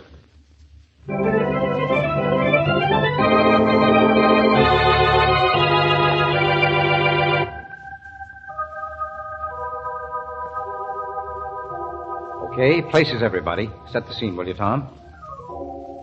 Death past my window. A story about a young girl who lives in that section of an industrial city where the tenements sit in squalid rows, side by side, with only a few feet between.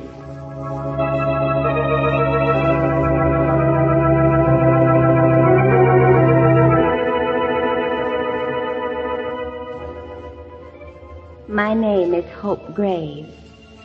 I've been a hopeless invalid for 8 years, ever since the night a hit-and-run driver struck me down. I lie in my bed now in a dingy room of a crowded, faded tenement. My one window stares at a window in another tenement almost directly opposite. That window and the girl who lives behind it have become friends of mine.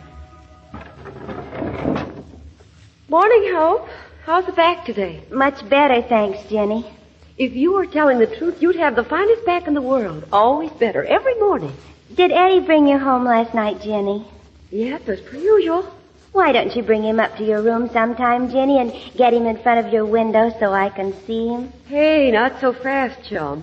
Nice girls don't bring their boyfriends to their rooms. Even when the girl happens to be a nightclub dancer and the boy's a sax player in the dance band. I'll bet he's handsome. No, I wouldn't say he's handsome. But he's kind of a sweet kid. He can sit in a crowded, noisy, smoky nightclub all night long, night after night, and still not be there at all. Know what I mean? Mm-hmm. The way I go sailing out on the lake in a little racing sloop. Like I shop the beautiful stores on the avenue. Poor kid. You with your one little window. But I do have one window. You know, Jenny, I sometimes wonder if people realize what wonderful inventions windows are. You silly goon. Well, I got a lot to do this morning. Got to sew on some costumes. So long.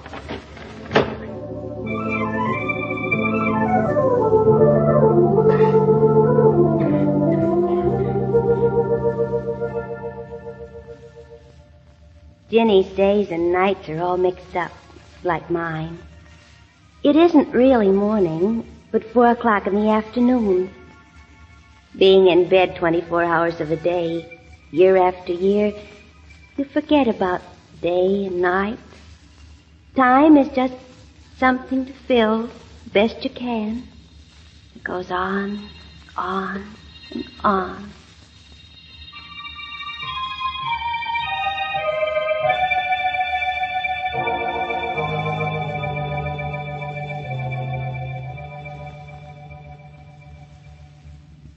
Night.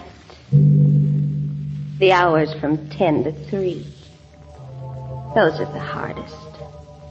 Nothing but blackness outside my window. The complete blackness of night. Sometimes I wish Ginny wasn't a dancer. But then I'd miss the funny little squeak one of the floorboards always makes when she practices her dance steps. Her visits mean so much to me. Morning, Hopeful. What you reading? Hi, Jenny. The new mystery in the honey. Oh, I'll bet it's good. Oh, just bet everything in the whole world is good. Well, what are you so happy about? Take a gander. See? I know it's small, but you can see it from there, can't you? The way it glistens. Oh, it's a diamond ring. It wouldn't exactly blind you, but it's real. Eddie? Yeah. We're going to be married. Oh, wonderful. It sounds simply terrific. Oh, he isn't really, kid. But he's nice and a square guy. Oh, Jenny, you've got to let me see him. I'll just die if you don't. I'll bring him over to your room some night. Promise? It's a promise, Hopeful. Cross my heart. And hope to die? No, just cross my heart.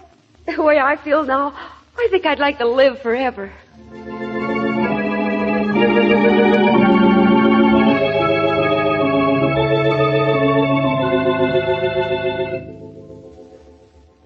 Days and nights form a pattern, not all alike, but each like some remembered one from the past.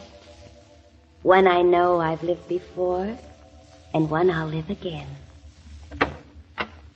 Ready for me to turn out your light, dear? Yes, thank you, Mother. I brought you something for tomorrow, honey. Oh, what? It's one of the Flamand stories. The Case of the Insolent Din. I got it from the rental library. Oh, gee, it's a big book. Oh, Mother, you're wonderful. Good night, dear.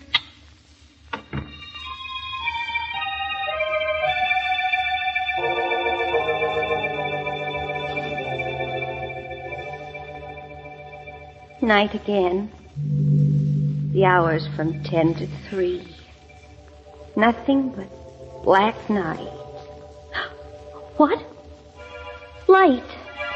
A light in Jenny's room. Jenny! Jenny, how come you're home so early? She must be opening a wooden box. Maybe it's something she doesn't want me to see. Jenny! Oh, the squeaky place on the floor. She's fixing it. And I wish she wouldn't. I'll miss it. A lighted cigarette stub being thrown out of the window. And Jenny doesn't smoke. Why didn't Jenny answer me? I guess she brought Eddie up to fix the squeaky board. She didn't want me to know he was there. But I didn't mean to be nosy. She has a right to a little privacy. I just won't say anything to her about it.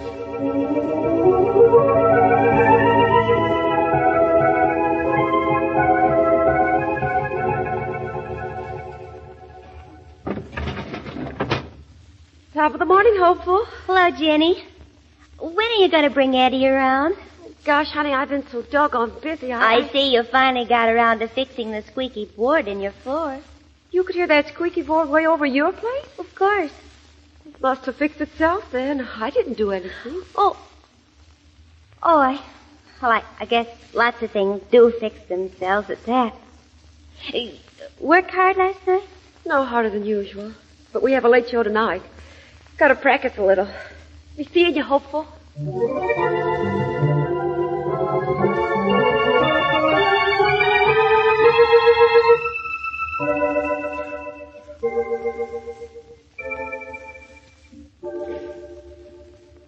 12 o'clock.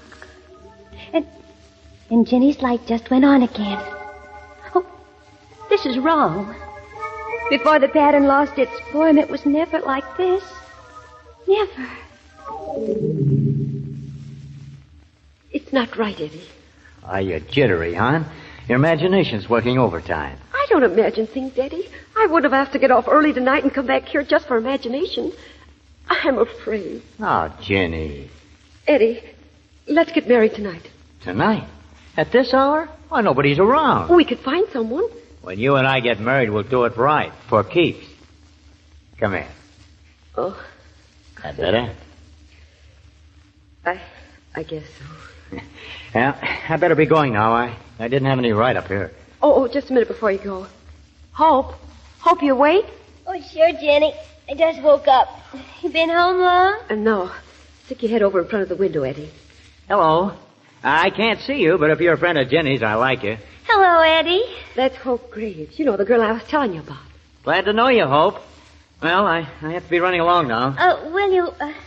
Will you do something for me before you go, Eddie? Sure, kid. Anything you say. Well, will you, kiss Jenny goodnight in front of the window? Sure. How was that, Hope? Well, it was beautiful.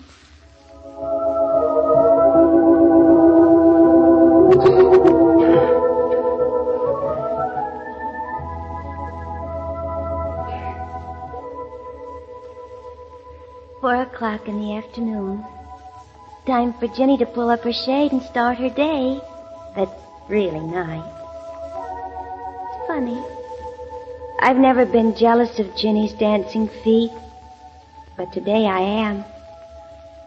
She has a Prince Charming, and I'll never have one. I'll go on getting excitement from books, but I'll think of Jenny and her Eddie. I'll think of the misty sparkle in her eyes when Eddie kissed her last night. I'll think of it because it was so wonderful, and because I can't have it ever.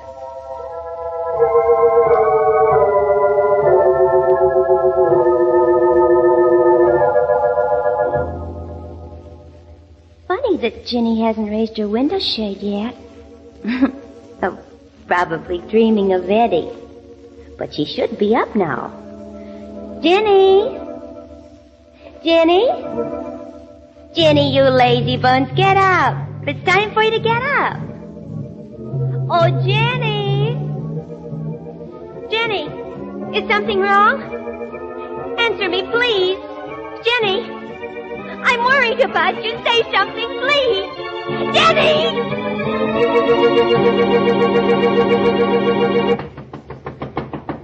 All right, open up, miss.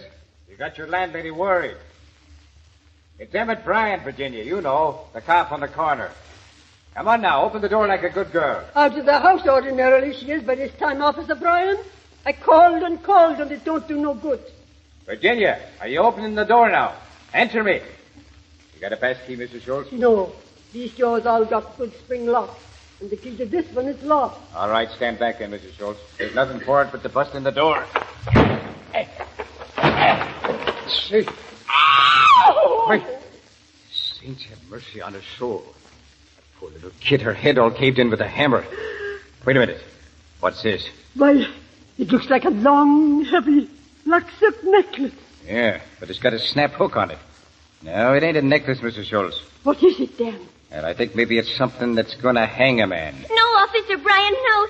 You're all wrong. I know what that thing is, and you're wrong. Oh, I am I? Oh, yes. Well, what is it then? Well, it's a thing saxophone players wear around their necks to hold their instruments. Yeah, that's what I thought it was. Oh, but it couldn't be, Eddie. It just couldn't be. Oh, Eddie, huh? So Virginia had a boyfriend named Eddie, and he left a saxophone card in her room. You know when he left it? Oh, No. No, I don't. You know his last name. You know where he lived. No. You don't know, or you just won't tell me? I said I didn't know. I heard you. But I've been around this neighborhood too long to be fooled all the time. Now, if you do know anything, kid, you should tell it fast. Why? If you know something that'd pin a murder on somebody, that somebody would try another murder to keep me from getting the answer. And you wouldn't be able to defend yourself very well.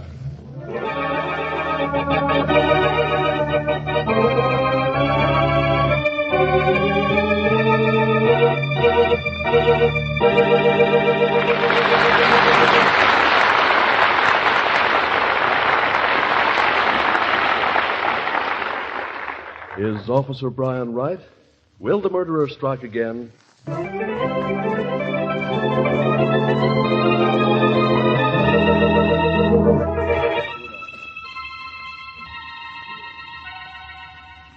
And now, Act 2 of Death Past My Window opens at the battered door of the murdered girl's apartment. Somebody is knocking. Jenny, you're late for work. What's the matter, honey? Jenny! Jenny! What? What the devil? A cop? What are you doing here? Where's Jenny? She's down at headquarters, kid. Oh, no. She hasn't done anything. Take me to her right away. It ain't a bad act, kid. You almost convinced me. Almost. What are you talking about? Sit down. I want to see Jenny. She's late for work right now. She ain't going to work, kid. Ever. What? What are you trying to say? You already know. I don't know a thing. Quit torturing me. You've got to tell me. Something's happened. What is it? Well, Virginia's had an accident, Eddie. A bad accident. Her head was all caved in with a hammer early this morning. Oh, no. No, you're lying. No. No. It isn't true. It isn't true. It isn't true.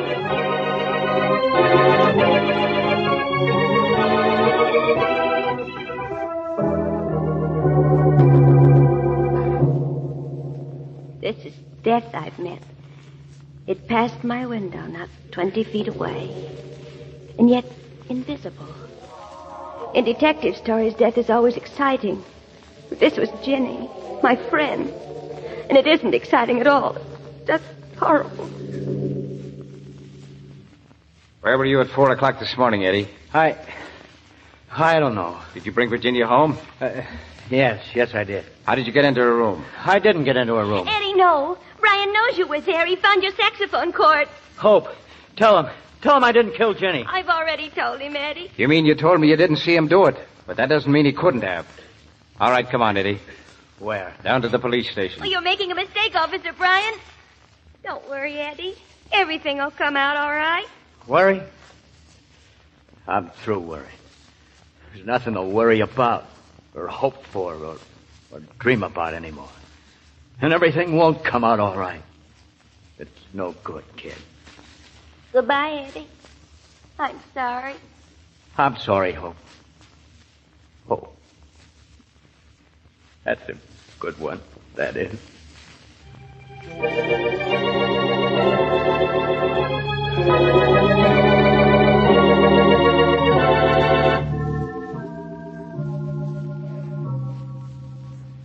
Brian caught the murderer, huh? Took him to the station. Ah, such goings-on. What are you doing in Jenny's room, Mrs. Schultz? Brian told me I could move her things to the basement storage. Mrs. Schultz, will you call Officer Bryan for me? What for? Tell him I want to talk to him. That I have some important information. But you have already told him all you know. No, there's a great deal more. There is an old proverb, Hope. Murder, though it have no tongue, will speak? No. People who look for trouble usually find it.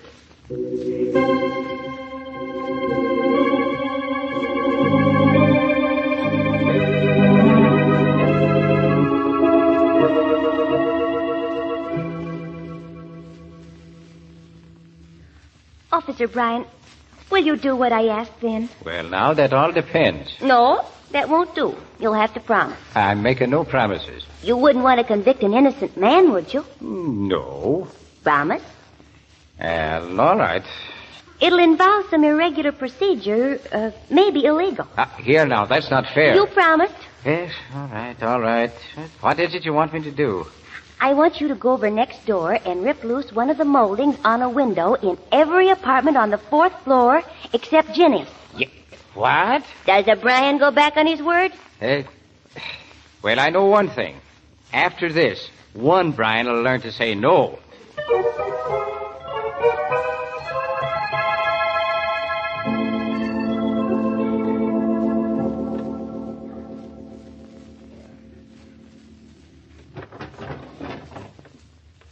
Did you get them all, Officer Bryan? Yeah, fake phone calls to get people out, breaking and entering, destruction of property. And me a policeman, too. Yeah, I got every apartment on the 4th floor. And make Captain O'Houlihan never hear of it. Well, thanks, Bryan. Now, all you have to do is wait. Wait? Sit over here in this room all by myself and wait? Wait for what? Just wait. And don't worry about being alone. We can visit. Hey, listen. Some of my destruction's being repaired. Yes, that's apartment 4D, isn't it? Sounds like it. Mr. and Mrs. Gutowski. He's a section hand, and he's not the one. Not the one? What are you talking about? Never mind. Just wait. Try to have patience.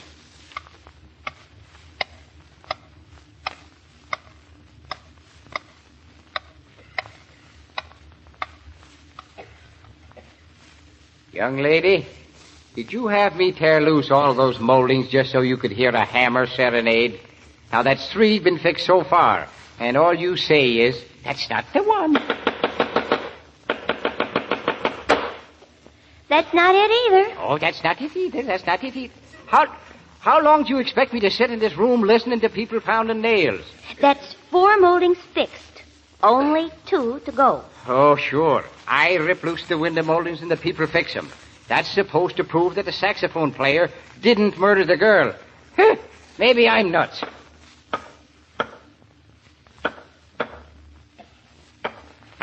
Brian! What? That's it. Huh? What apartment's it coming from? 4C across the hall. Get him, Brian, quick. Get him before he runs away. He killed Ginny.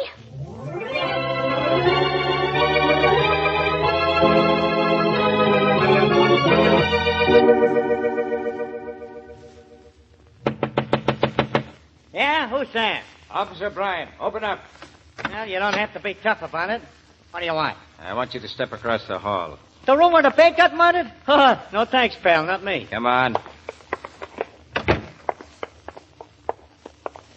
Just step over here by this window, mister. Huh? What for? Hope. Is this the man? Yes. Yes, it has to be him. Say, what kind of a gag is this? I never seen this girl before in my life. How about that, Hope? Oh, he's quite right. I've never seen him before either. See, Copper? But he killed Ginny, and I can prove it. Hey, you don't look too healthy, sister. But it's less healthy to make cracks like that if you can't back them up. First, Officer Bryan, there's a wide pine floor in that room, isn't there? I've never seen it. Yeah, that's right. White pine. Lie down on the bed, Bryan, and then get up. What? Oh, all right. Okay. Your foot, Bryan. Keep it right there on the board it touched when you got up. Mark the board with your pencil. What goes, sister? You ain't gonna rope me in on any funny business. Getting interested, mister? All right, Bryan. Get a hammer and pry up that board. Well, it still sounds crazy to me, but I might as well, I guess. No, you don't, Copper. Stay right where you are. Put down that gun, you. You'll get a bullet from it right through your thick head if you make a move. I'll keep your hands in the air while I take your gun. And don't get any ideas. What are you going to do? First, I'm going to do what the bright girl suggested. I'm going to pry up that board. Then I'm going to nick you enough so you won't follow me. And then take it on the lam. money. I've never seen so much money in my life. About 30 grand, copper. In nice, crisp folding dough. Yeah, but the checks, all them checks, what about them? Don't be dumb all your life, copper. That's the racket. The checks are hot, lifted out of mailboxes. I got kids shoving hot checks all over town. I rented the room across the hall because I knew the dancer wasn't home nights when I'd be collecting dough and passing out the stolen check to my shills. I needed a sure, safe hiding place for the stuff. Yeah, and Virginia was working with you? She didn't even know there was such a guy as me. Until she came home early with Eddie. Yeah, that's right. She found cigarette ashes on her floor and a ground-out stub right in front of my door. And she was dumb enough to start asking questions. I couldn't have her asking questions. You'll never get away with this, lad. Get back, copper, or I'll shoot. I mean business. Hey, my eyes, I can't see. Try to shoot me, will you? All right. Lay off me, copper. You don't have to be so rough about it. I'll be rough, all right. I can't see you, Brian. Is everything all right? Yeah, honey. Thanks to your flashing that mirror in this guy's eyes, he'd have shot me sure if you hadn't blinded him. I won't forget that either, sister. Well, what you remember or forget ain't going to be of much importance, lad. I've got a feeling that you ain't going to be around long.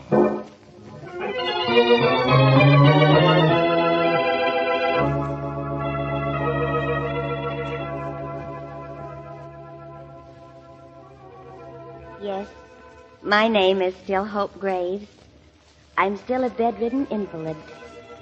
Yet, somehow, I don't feel at all like the same person who started to tell this story.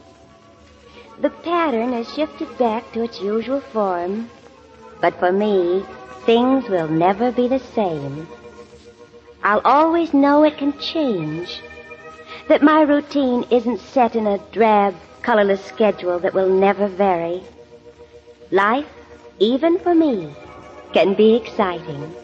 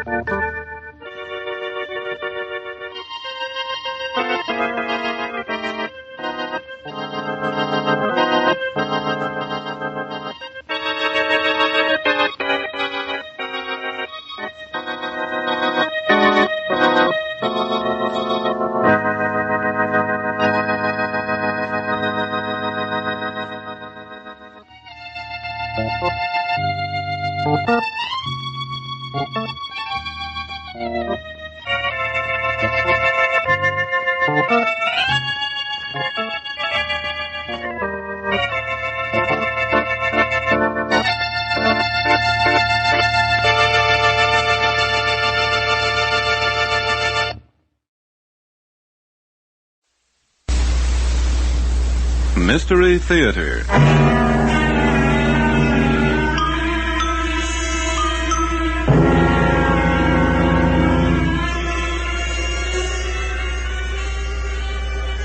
CBC presents Mystery Theater, a series of strange tales of the supernatural and the unforeseen, of chills and thrills and adventures, selected from the classics.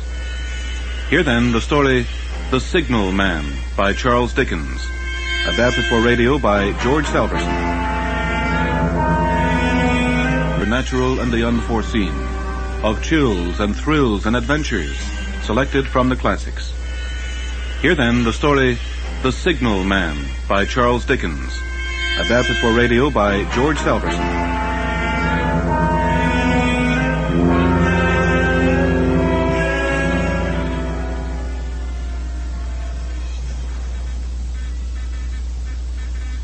Goods train by 11:22. All clear. Bright moon. Oh, well. Don't bother me Now, making tea. Aye, tea. What's that? Who's there? Hello! Below there! Who's there? You there? What's the matter? Hello, you by the danger light. What you be doing there? Was it you that called? What do you want? Speak up there. What's wrong?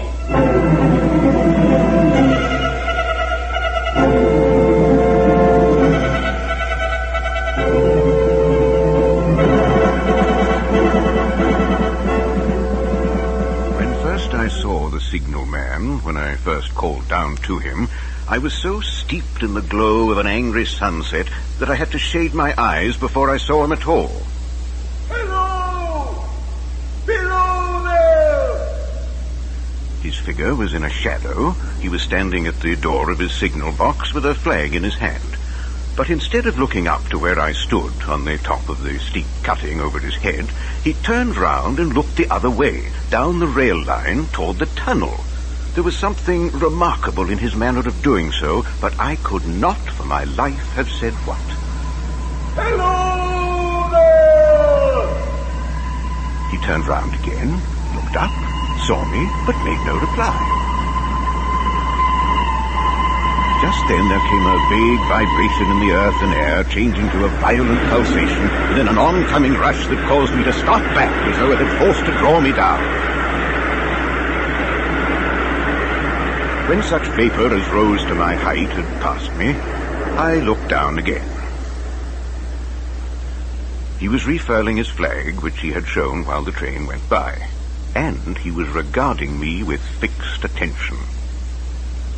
I say, is there a good way down? I see a kind of path there. Is it safe to come down by it?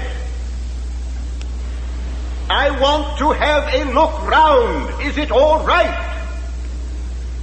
Is the man a mute? I believe I can make it.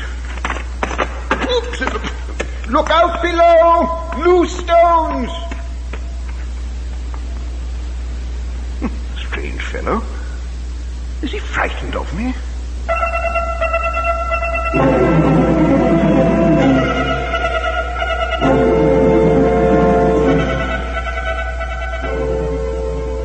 I made my way down the deep railway cutting, down oozy, clammy stone, and he was waiting for me between the rails with an attitude of such expectation and watchfulness that I stopped, wondering at it. His post was solitary, dismal, jagged rock walls excluding all but a strip of sky, terminating in a red danger light and a black tunnel. Cold wind rushed through it, hissing over the telegraph wires, striking chill to me as if I had left the natural world. And the signal man had not stirred. I drew near, I made some little greeting.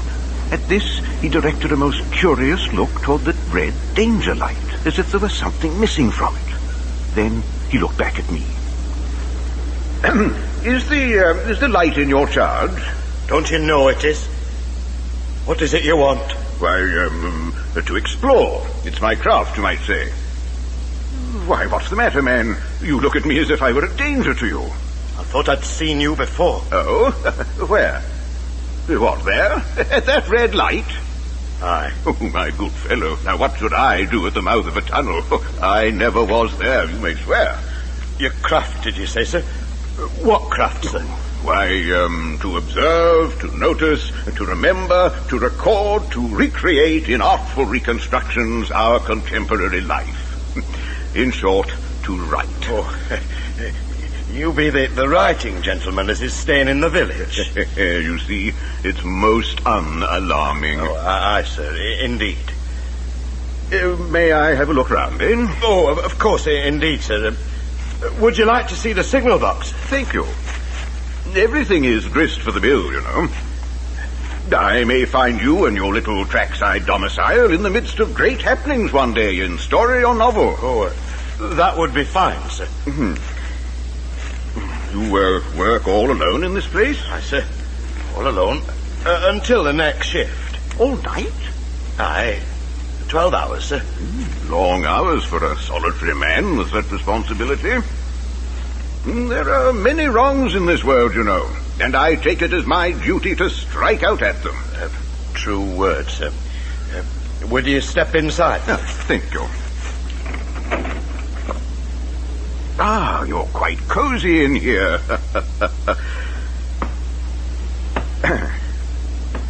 I see you keep a close watch on the danger light. Is there anything wrong with it? What? What, sir? I was wondering, is there something wrong with that danger light? No, sir. But you keep looking at it. Aye, trim the light when needed, change the signal when the line is clear. No opposing traffic, you know, sir. We'll shut out that cold wind, shall we, sir? Oh, right.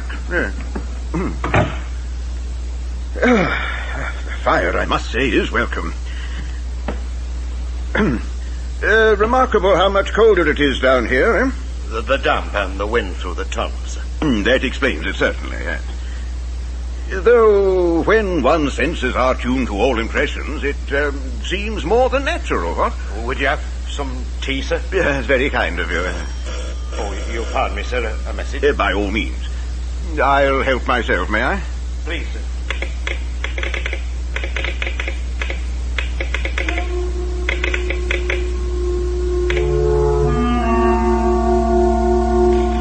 He seemed quite a different man now. He replied to my questions with readiness. I observed him to be remarkably exact and vigilant, which might have explained his several penetrating glances at that danger light. Several times he was interrupted by the electric bell and had to read off messages. We drank the welcome tea, we chatted about the railroad life, and then a strange thing happened. Aye, when you put it that way, sir. But it's such a part of my life, like eating, I hadn't thought on it. Yes, you know, it's less than 20 years since Mr. Morse made his invention. Is it, sir? It is. And now in many countries of Europe and in America, hundreds, nay, thousands of lives of travelers depend on this telegraph of yours, and the responsibility and meticulous care of lonely men like yourself. Well, when you put it that way, sir, yes, it is quite What is it? a bell. Bell? Please, sir. What are you listening to? Excuse me, sir. What is it? Is it the light? The light is functioning properly. What? Aye, sir. You must keep unceasing vigilance. In a manner of speaking, sir. Will you have more tea, sir? Yes, why, thank you. It's a rarity, sir, and most welcome, a visitor here. I can imagine you would have many hours for thought and reflection here. The mind wanders. Must be a grand thing, sir, to be a man like yourself, with the thoughts you must have to fill the tavern. Yes, it is a busy head, this. There are times, you know, when I long for a little silence up there. Is it working all the time, then, sir? Even as I strolled in the fields from the village, even as I discovered you below me in the cut. What thoughts, sir? Might I ask? Why not? Words for a book. The actual words, sir? Inside your head? Inside my head, ready for the paper. You can recall them, sir? Memory, a part of the craft. I train myself, you see. I walk down a street in London, I glance once into each shop window. Then I write down each item in each window. What words did you have as you came along, sir? Your village. Aye, sir. Did you know a battle was fought there? A battle? Mm-hmm. When, sir? Why, in the time of Cromwell. Didn't you ever hear that? Oh, never, sir. Were you thinking on the battle, then, sir? Yes. Oh. What's that? Oh, only the wind in the telegraph wire, sir. Oh, yes, of course. Your battle words. Battle words. Yes, well, it begins once upon a time. They all do that. Yes. Once upon a time, it matters little when, and it matters little where, a fierce battle was fought. Not 100 soldiers in the battle knew for what they fought or why. Not 100 of the rejoicers in the victory why they rejoiced. Not half 100 people were the better for the gain or loss. Not half a dozen agreed to this hour on the cause or merits. Nobody, in short, ever knew anything distinct about it except the mourners of the slain. For it was a great fight in which thousands upon thousands had been killed. Ah, sir, that's well said. Heaven keep us from a knowledge of the sights that moon beheld upon the field, when coming up above the black line of distinct rising ground, she rose into the sky and looked upon the plain, strewn with upturned faces that had once at mothers' breasts sought mothers' eyes. Heaven keep us from a knowledge of the secret whispered afterwards upon the tainted wind. Before the traces of the fight were worn away, many a lonely moon was to rise and be bright upon the battleground, and many a wind from every quarter of the earth was to blow over it. Aye, wind. Who can tell where the wind has been? Those traces of the fight lingered for a long time, but surviving only in little things. Little things? Crops were sown and grew up and gathered. The stream that had been crimson turned a watermill. Men whistled at the plough. But, sir, the death, it was still there. Sabbath bells rang peacefully. Young people lived and old people died. The simple flowers of the garden grew and withered in their destined terms upon the fierce and bloody battleground where thousands upon thousands had been killed in the great fight. Still there, sir. Little things, you said, sir. What? You said little things. The little things in which the battle survived? Yes, sir. Well, for a long time in the growing corn there were deep green patches that people looked at awfully. Year after year they reappeared, and it was known that under those fertile spots heaps of men and horses lay indiscriminately buried, enriching the ground. Sir, the husbandmen who ploughed those places shrank from the great worms abounding there. Worms? One dinted helmet had been hanging in the church so long that the same old man who tried in vain to make it out above the arch had marveled at it as a baby. Old wives' tales, so fanciful that they make it easy to forget the truth. Old wives' tales, yes, all that remained of the truth. No, sir, no. No? It's still there, sir. What, the truth? Yes, sir. Oh. The truth being that if the host, slain upon the field, could have been for one moment reanimated in the forms in which they fell, each upon the spot where he fell, gashed and ghastly soldiers would have stared in at household door and window, hundreds deep, and would have risen on the hearths of quiet homes, and would have been in the garnered store of barns and granaries, and would have started up between the cradled infant and its nurse, would have floated in the stream and whirled around on the mills, and crowded the orchard and burdened the meadow, and piled the rickyard high with dying men. So altered was the battleground, where thousands upon thousands had been killed in that great fight. What? Now, these are only words. No. Oh, please, sit down. More than words, more. Calm yourself, please. Truth. Did you not say it yourself, sir? Truth. Yes, of course, but merely a concept of the mind all the same. Here, let me give you some more tea. No. What? No, I am extremely sorry. I've no... Quiet. Yes? What? Bell. Did you hear the bell? No. The message. Can you not hear the telegraph? No, not a sound. Only the wind in the wires.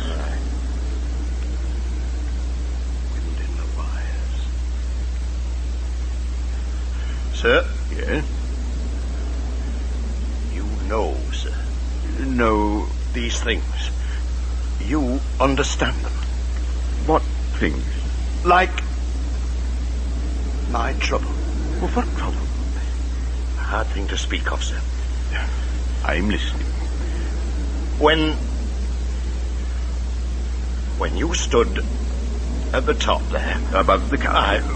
What made you so... Why did you call out in just that way? Well, what way do you mean? Hello, below there, you said. Why was that? Oh, heaven knows. I did shout something to that effect. Well, because I saw you below. Is that all? Yes. What other reason could I possibly have? True. What is it that troubles you, man? A man like you, sir. I can tell you. Yes, you tell me. An hour ago,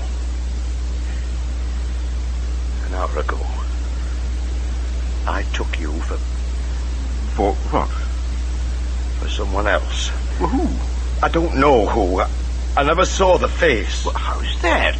The left arm is across the face, the right arm's waved. Well, what do you mean? Well, like this. The face is covered and the arm is waving. Well, where was this? Last year it started. One moonlight night. What started? I was sitting here when I heard a voice. Hello? Below there? Last year? Oh, then you don't mean me. No, sir.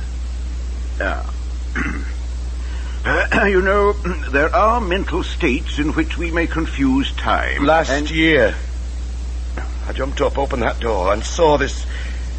This what? This... someone standing by the red danger light near the tunnel. Ah, the danger standing light. there waving, just as I showed you. Well? I just got hold of my lamp, I turned it on red, and I ran towards... Ran towards this person? It was standing just in front of the black mouth of the tunnel. I ran right up. What? I came so close that I wondered at the sleeve still across the eyes. I had my hand up to pull the sleeve away. Didn't you? No. Why not? It was gone. Gone? Aye. Well, how could it be gone? Aye. How? Was it rain or fog? Oh, no, you said bright moonlight. Well, did you look? Well, what about the tunnel? I ran into the tunnel, held up my lamp. Saw all them wet stains creeping down the walls. Like something in those words, sir, in your head. Wasn't the person there? No. I ran out again, come in here, and telegraphed both ways. You telegraphed? What did you say? An alarm has been given. Is anything wrong? Did you get an answer? Both ways. And? All well. Very dear fellow. I wish I'd known this before I made my little recitation. Then I'd never have told you, sir. I'd never tell anyone. Then perhaps it's just as well. You know these things, sir. Sir, what is it? Now to begin with, sir. Well, it's not what you think. Then, sir? Well, you see, strange shapes are often known to trouble the delicate nerves of the eye. Yes, have you thought of that? The dust, the soot, the smoke with every passing train. Oh, no, sir. Oh, yes. As to the imaginary cry, why, listen to the wind in this unnatural valley. I see your meaning, sir. But there's more. Oh? What else? Within 6 hours of what I've described to you, the accident happened. Accident? And through the tunnel, over the spot where I had seen what I had seen, they brought the dead. Oh. Like your battlefield, sir. Oh, now I understand. I haven't finished. That was last year. One morning 5 months ago, as the day was breaking, I looked towards the tunnel. You heard the cry? No, it was silent, and did not wave an arm. It was leaning against a shaft of light. A shaft of light? So it seemed, with both hands covering its face. In mourning? Like this. Aha, yes, mourning. Incredible. I've seen such an attitude in stone figures on tombs. Well, perhaps not so incredible if you had seen them. I come in, sat down, feeling faint. But nothing happened this time, eh? That very day, what? A train stopped. Well? Right here. Well, what of it? No train stops here. Oh, then why... They brought in a woman. She'd been took ill on the train. She died. Right here. Oh, but my dear man, people are dying all the time somewhere. Yes, but Mark, listen. Judge how my mind is troubled. Oh, yes, of course. You've seen it again. A week ago. It came back.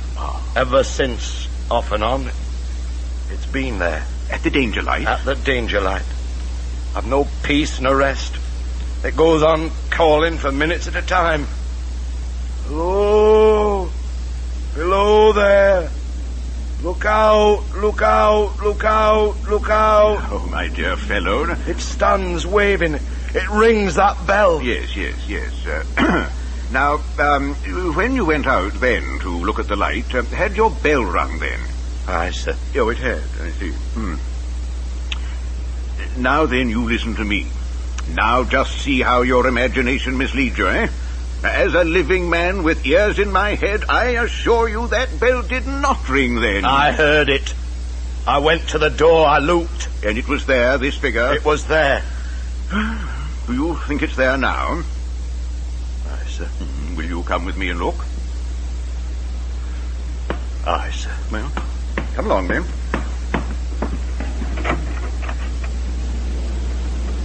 Well, there's the danger light. Where's the figure? No. It's not there. Of course it's not. What does it mean, sir? What is the danger this time? There is danger up the line, hanging over some train that's due here. Some worse accident. Now. You don't believe it? Yes. I believe everything you've told me. No, I mean, do you think I'm mad? No. Why, well, if you were, you wouldn't ask such a question, would you? But you see, I do attribute it to a nervous condition. In such a place as this, it could happen to anybody. Well, to me, you see. And what can I do? Well, I want to help you. Now, will you come with me tomorrow, and we will see what may be done? Where, sir? To a wise medical practitioner, a friend of mine. We will take his opinion, and I am certain that he can relieve you of this, this purely nervous imagining. Do you think so? As certain as one may be of anything. Will you come in the morning after your shift? Aye, sir. Very good. Now, put your mind at ease. Now, what you told me is quite natural. There is nothing whatsoever to be concerned about. But do come and see me. I believe you know where I'm staying. Aye, sir. Good. Well, now be sure you come. It's for your own peace of mind. And, of course, the public safety. Well, don't you agree? Oh, I do, sir. I do. And thank you, sir. Not at all. I'll expect you. Well, good night. And keep your mind off that abominable wind. Good night, sir. Oh, you've not told me your name, sir. Oh, just ask for Charles Dickens. Good night. Good night, Mr. Dickens.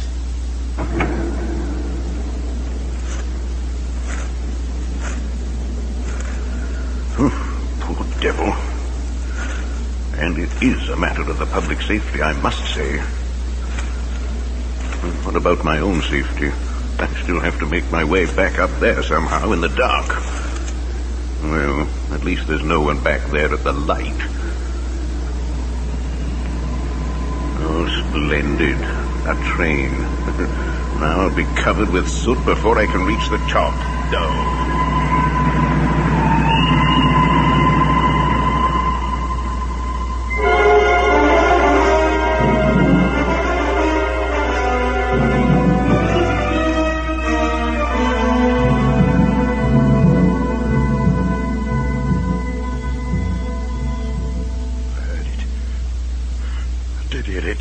Yes, it rang. Did it ring? No. He said it doesn't ring. But it does. Oh, how am I to tell?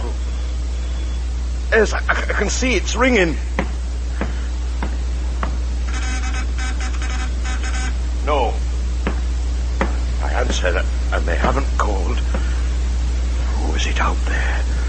Did it ring the bell? Dear God, it's there.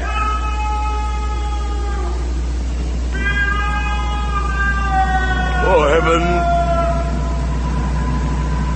God, the train's in the tunnel. What's going to happen to it? Look out! Look out!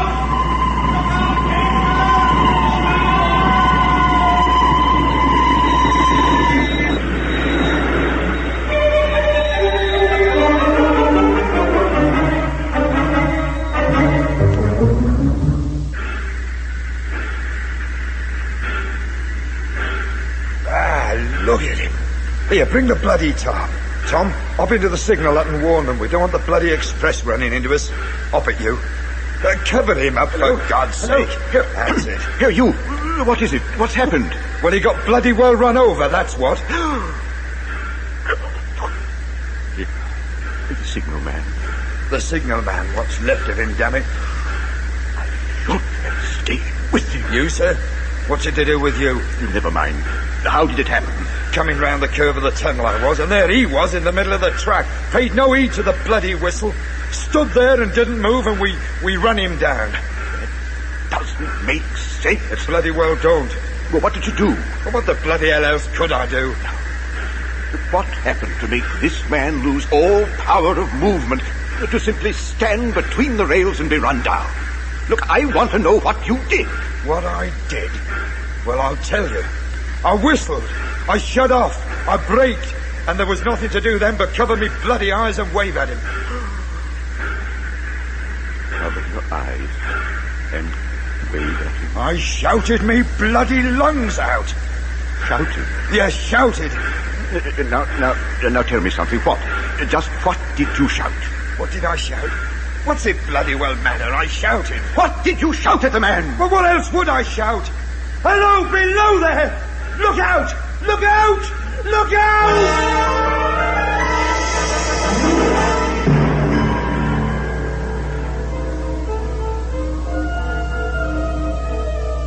The distraught locomotive driver moved his eyes from my face. He looked down at the crumpled figure under the tarpaulin. Then, as I watched him unbelievingly, he hid his face in both hands. It was an action of mourning. I have seen such an attitude in stone figures on tombs.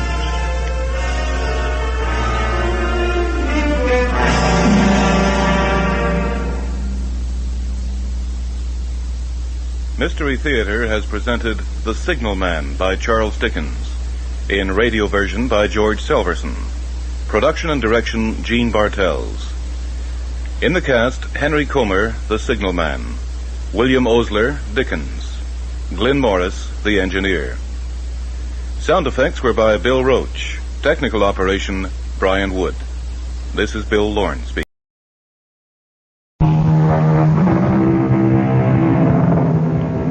Come in. Welcome. I'm E.G. Marshall. The past haunts all of us. We all make mistakes, sometimes accidental, on occasion deliberate. But let's be honest. What haunts us most is that they might catch up with us, leading us where and how far. Let's consider the case of Jim Beecher. So, just where have you been so late, and with which favorite actress, as they like to call them in the newspapers? Don't bug me, Louise. What are you doing? Trying to empty the bottle? Maybe I have a reason. I might catch up with you. Why, you're shaking, Jim.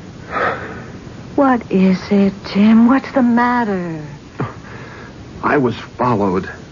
Somebody followed me all the way home. I've asked you not to walk the streets alone at night. Who was it? What did he look like? I don't know who it was. All I could hear was the footsteps. Just the shadow of a beat behind mine. As though she, whoever it was trying to fit their feet into my footprints. Every time I stopped, they stopped. And when I turned around, there was nobody there. Nobody at all.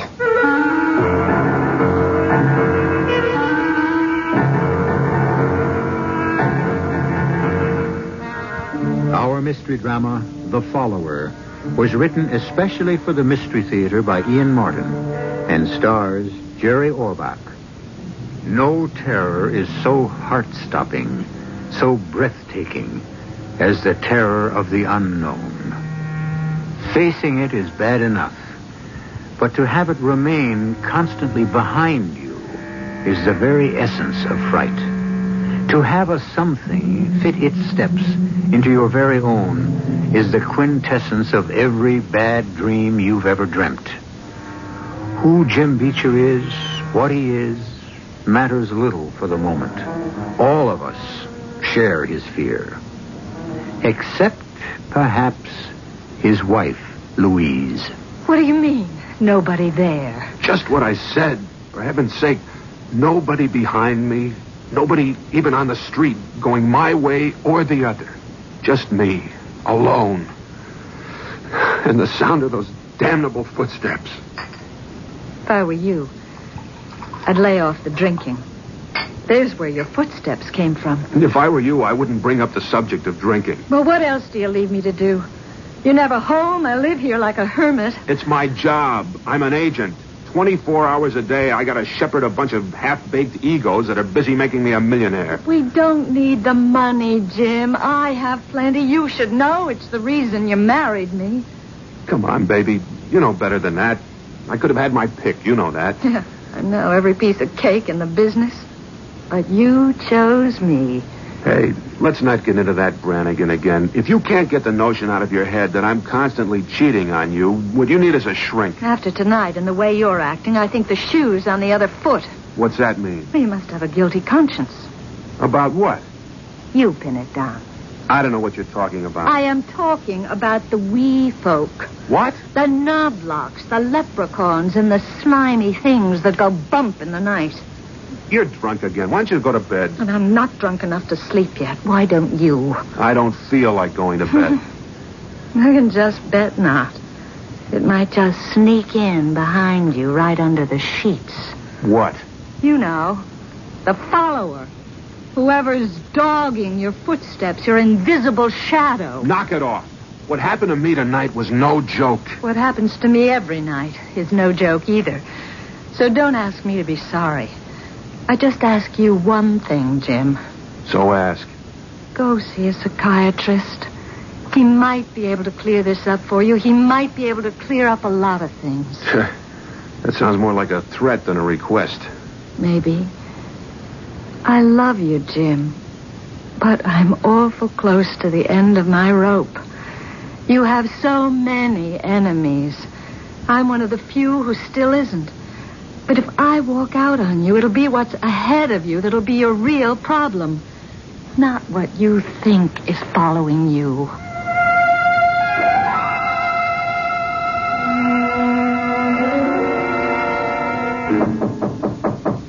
Louise? Yes? Can I come in? Of course, it isn't locked. It's our bedroom, after all. And I'm always hopeful, even if it has become more and more hopeless. Hey, don't let's start that round again. It's just... Well, I'd like to come back to my own bed if I can. Well, you were the one that left it. You know how many late nights my work calls for? I didn't want to disturb you when there's plenty of room in the apartment. That's the only reason I moved out. I'd accept any reason as long as you're moving back in. What's the matter, Jim? That private ghost still dogging you? No, it's just like... It's just for once you need someone, and I'm all that's at hand. All right, Jim. It's your own bed, so come on, crawl into it. I'll try to keep your goblins away. I don't deserve you. You're damn right you don't. But you got me. What is it, Jim? What are you so scared of? Nothing. What's the matter, Jim? Does she have a large husband with a quick temper and a gun collection? Who? Whoever that you were showing how to become a star overnight in another bed. Damn it, Lou, I told you. I was at a skull session for the Tom Bernard show. It's a mess. It's got to be rebuilt by tomorrow night, or we're up the creek without... All right, forget it, Jim. Just lie close to Mama. I'll keep the monkey off your back. Whatever it is.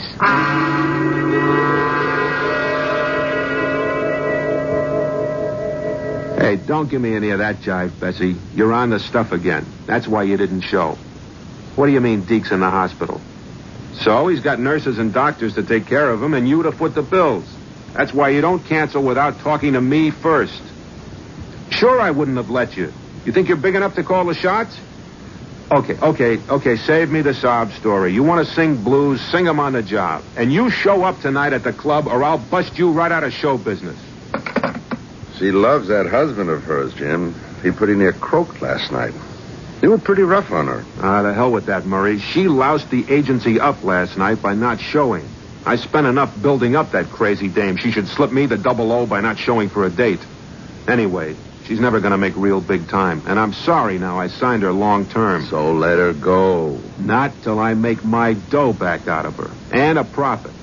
Then I'll drop her so hard she'll bounce higher than the Statue of Liberty. You know you're a first-class rat. It's what makes me a success. And you, Murray, don't ever forget it. So, let's see what else is new in ulcer making. Don't go looking for trouble. Everything else is smooth as glass. What about the short fuses? The Astrodome met all our terms. Tickets are being printed already. The demand is sensational.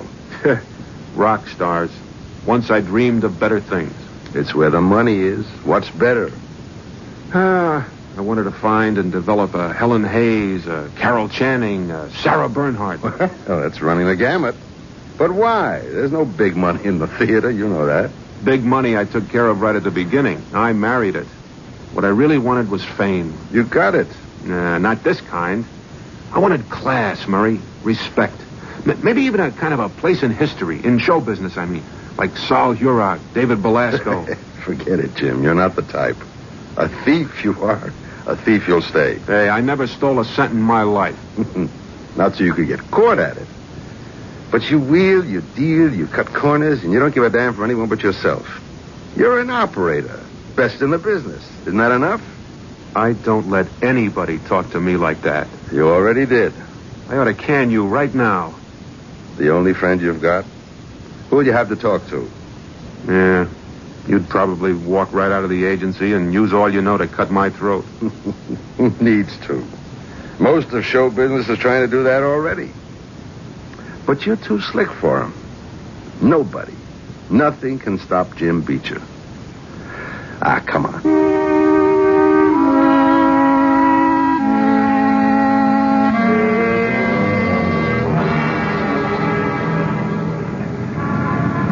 We should have taken a cab. It's starting to snow. That's nothing. It's just like powder. It's only 6 blocks. A little air is good for you.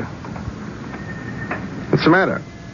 You got a crick in your neck or something? Huh? Well, the way you keep moving your head to the side like that. Like you were looking over your shoulder. What's the matter? Murray, are you sure there's nobody there? Well, just the cop standing on the corner on the next block. There is somebody there. Nah. Can't you hear them? No. Keep walking and listen. There. Don't you hear the footsteps? Just ours. No. I mean the ones behind mine. Just a split second after every step I take. Behind me. Following. You're nuts. Can't you hear them? There's nothing there. Nobody. Look. Come on, I'll prove it to you. Look back. You see, there's enough light snow on the ground so you can see our footsteps. 2 sets. That's all. Don't you see? That's why she, whatever it is so clever. It puts its feet right on top of mine. Every step I take. Jim, you're talking like a crazy man. Now, come on. I can't. I'm afraid it'll start following me again. We're only a block from the restaurant. What you need is a drink. Come on, let's go, Jim.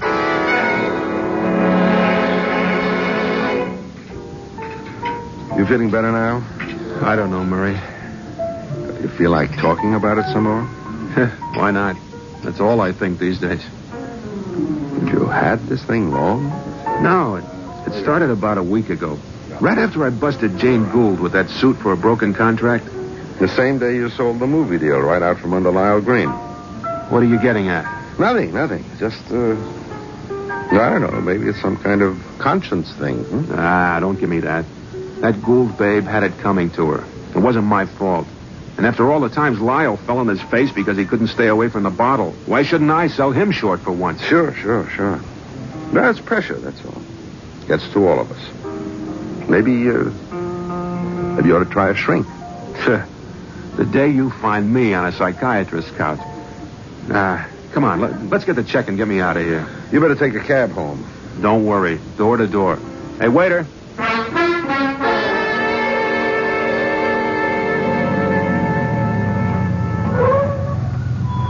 Hey, cabbie, what's the trouble? Lousy, no-good mechanics. I told him that battery had a bad cell. You mean your engine's dead? The way it looks, Mac. Well, then get me another cab. This time of night, this neighborhood? What's to worry, Jack? You're only 3 blocks away from your house. Ain't much of a walk. No, I don't want to walk. Not alone. You come with me. Mister, I got enough troubles. I got to get on the phone and get hauled out of here myself.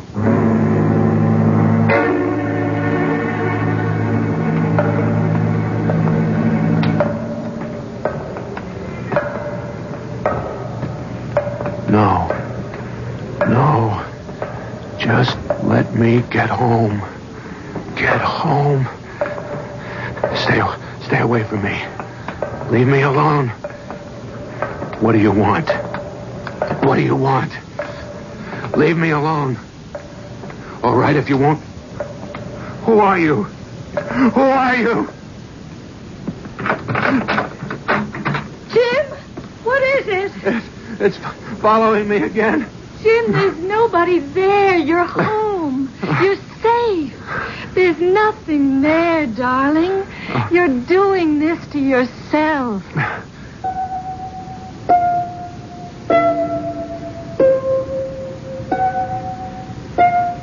A man, haunted by a ghost who sneaks his footprints into those of the man he follows. Not a very nice man, true, but the experience he is going through is thoroughly unnice also. Can he shake this specter from his heels, or is he doomed forever to be chased by some malignant fury created out of his past, or by some supernatural whim? We'll return to Jim Beecher shortly with Act 2.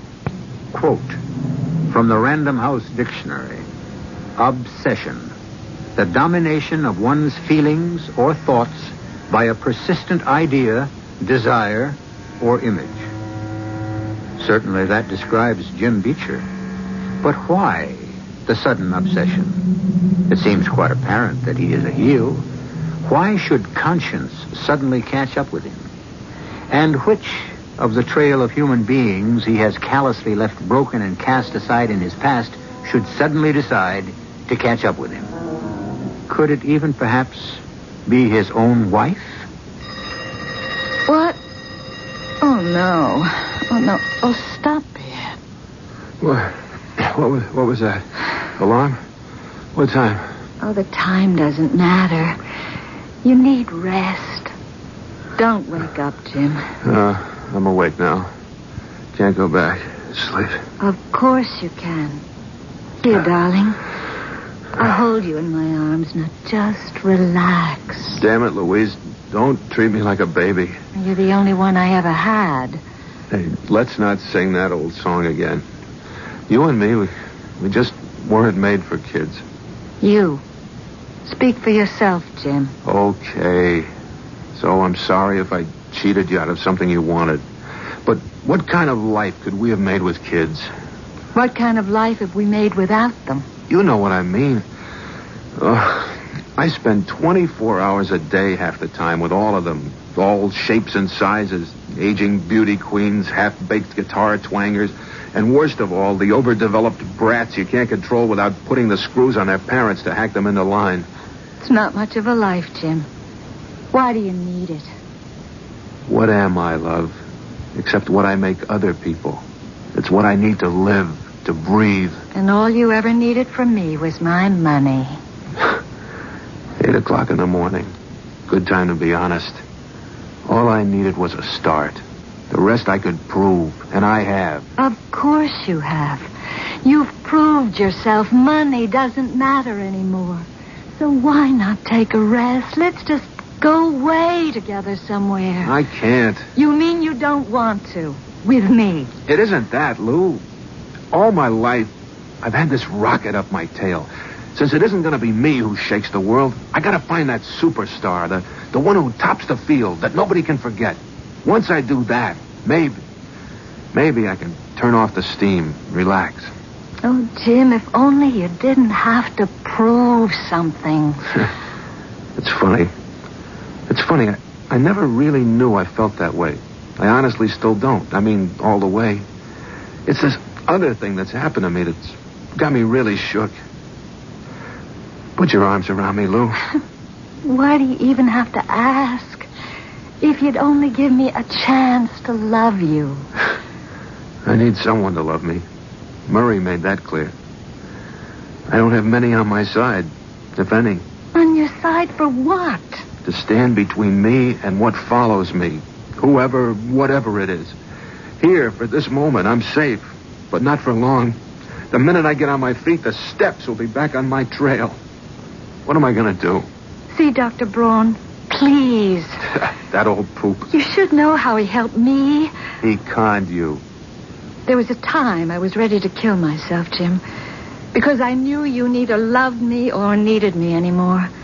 And if it hadn't been for Dr. Braun, you'd be a free man now, a widower, if you like that term better. You were ready to kill yourself? Without you, Jim, I'm nothing. I just wouldn't want to be. Well, how did he stop you? Well, it's between him and me. Try him. Maybe. The way it's going, I have nothing to lose. But what dogs my heels, I don't think any shrink is going to cure. And what I used to hear just when I was alone, Dr. Braun, I now hear with other people along. They do not hear the footsteps. No. That's simple. Doesn't it suggest to you that there are no steps at all, except in the mind? Your mind, Mr. Beecher. They're not imaginary. I hear them. Of course. They're very real to you. They exist. But they are not so important. What do you mean? What is important is, why does someone want to follow you? Not just follow, but exactly in your footsteps. That's what you're supposed to find out for me. Oh, no, Mr. Beecher. That's what you have to find out for yourself. You're the only one who knows who or what it is. I already told you I don't. That's because it's buried too deep in your subconscious. Or because it's something you're hiding from yourself. Now, how could I hide it from myself? Well, very easily, Mr. Beecher. We all hide things from ourselves. Sometimes knowingly, sometimes without being aware that we're doing it. Why? Fear, shame, those are the simplest and most common reasons. Who are you afraid of? Nobody. I doubt that. We're all afraid of someone in our lives, or have been at one time. Your father? That fool? He was a nothing, a nebbish. I never knew him that well anyways. He died when I was around 12. Your mother? No, certainly not my mother. She wasn't much either. She cleaned office buildings for a living. And she would have been a lush if she could have afforded it. Brothers, sisters, any other relations? Nah, nobody. It was just us. What about your wife? You should know about her better than me. Or maybe she thinks I'm afraid of her. Huh? What Mrs. Beecher thinks, or has told me she thinks, is her business and her business alone. I'm asking you, are you afraid of her? Louise? Why should I be? She's a very rich woman. So? It's possible you might fear losing her. Listen, I don't need Louise anymore. I make plenty of money for myself. But you might have feared her once. Why? Because you did marry her for her money, didn't you? Or maybe it wasn't fear. Perhaps it was shame. This is all a waste of time. I don't know why I let Lou talk me into coming here. Of course you do. Because you need help. But not from you. Your hour isn't up. Don't you want to use it? What's the point? What can you do for me? What can anyone do? I'll have to be frank and say I don't know. But I can say the things I do know. I checked with your medical doctor, and your health is fine. No vascular problems, blood pressure normal for a man of your age. You don't suffer from hypertension, which in your business is a minor miracle. Your hearing is perfect. There is no possibility that these footsteps you hear are some physical echo. They are totally, I have to conclude, from one of two fields. What two fields? One, they are supernatural. Ah, come on. Let's cut out that nonsense. What's number two, like I even have to ask? Then don't. Psychiatric. I'm going nuts, right? Yes, no, yes. You want to translate that? Yes, you are right. No, you are not going nuts, or don't have to. And yes, of course, your problem is psychiatric. How do we cure it? We meet, we dig, and somehow, somewhere, we find out who is your mysterious follower. Then what? We hope that he, she, it will leave you alone. Can you guarantee it? No. I think you're ashamed of something, and you won't admit it, even to yourself. Baloney, Doctor. You're talking to the toughest agent in show business. It builds a thick skin. The things I've done don't bother me any. That's the game, and I play it all the way. I will take one piece of advice from you out of this expensive hour, though. I'll cure myself. To hell with whatever it is I think I'm hearing. I'll just shut my ears to it, and it'll go away. Here. Don't bother to send me a bill. Cash on the barrelhead. I'm paying you and going back to where I should have stood. On my own. I'll fight my own battle. Murray, I'm sorry to drag you over here, but I was afraid to come to the office in case Jim might see me. That's all right, Louise. If I don't have time for old friends. You are a friend, Murray. Still. I wouldn't think you'd have to ask. Oh, I didn't mean me. I meant Jim. Well, I'm a creature of habit, Louise. A kind of human leopard. I don't change. You're a kind man. You're the best man I know. Well, I was 20 years ago. You should have been standing next to me if I'd had any sense. But I lost my head over Jim. I know the feeling. He was so handsome, so charming then. I'm sorry, Murray. I walked out on you. So am I. And you never married. I lost more than my head to you, Louise. There's never been anyone else for me. With Jim, almost since the beginning. It's always been everyone else but me. But you still love him. I love what he was, what he should have been, might have been. But I keep on hoping he still could be. Old habits die hard. I guess that's why I've stuck with him, too. And lately, I've had a crazy notion that he was, I don't know the word, maybe softening up a bit. You noticed that, too. Then I wasn't wrong. Oh, damn, Murray. Why did this other awful thing turn up? I mean, what do you suppose it is? Search me. He's done something that went against his conscience, but what? I know how hard and even vicious Jim can be. I'm not making excuses for him, but no matter how I feel about him now, I just can't sit by and watch a man go mad. I know, Louise. I want to help him, too. I always want to help a friend. In this case, you, a lot more than Jim. I was the fool. I shouldn't still be making you pay for it. But I can't turn my back on someone I've lived with 20 years. Only, see, he won't let me help. Will you try? If you asked me for the moon in a teacup, if I can reach Jim, I'll try. I'll try to find out what's got him by the throat.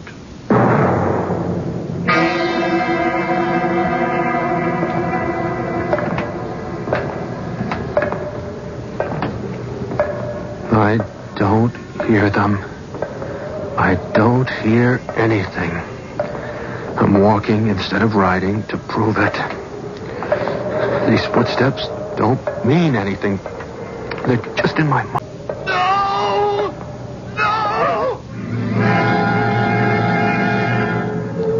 So the follower has become more than just the sound and feel of footsteps right on Jim Beecher's heels. It has become something to be seen. At least a shadow. But a shadow of what? Who? And if he is driven far enough, Will he destroy it? Can he destroy it? I'll return shortly with Act 3.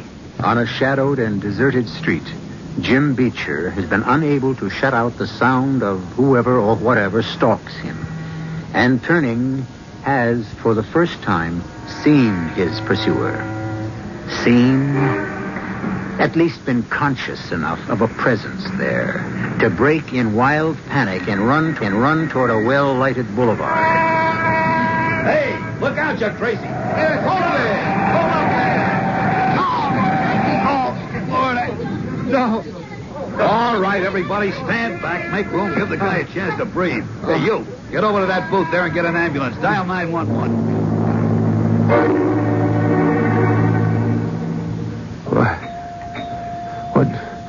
What's going on?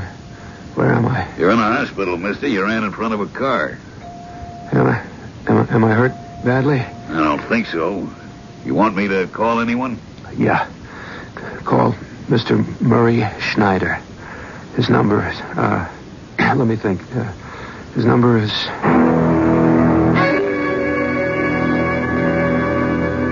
Are you sure you're okay, Jim? Yeah. A couple of bruises and some minor scratches.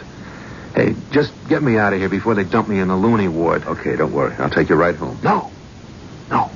Murray, just get me to your place. Huh? Yeah, I've got to talk to you. I know now who's been following me and why.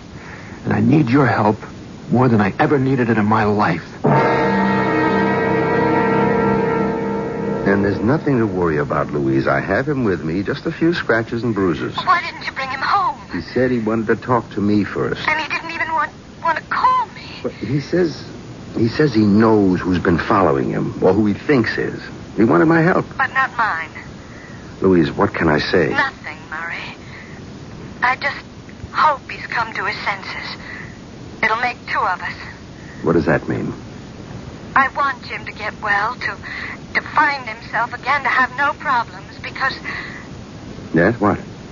Because I finally made up my mind. Jim and me. It's all finished. I just can't take him anymore.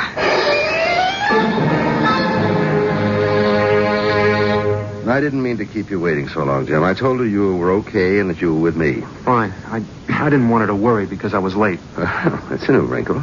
Never worried you before. You don't have to rub it in. A first-class heel. 30 years experience. And I don't think I could change now if I wanted to. I've cheated, skimmed, taken money under the table, made actors, or broke them without any feeling.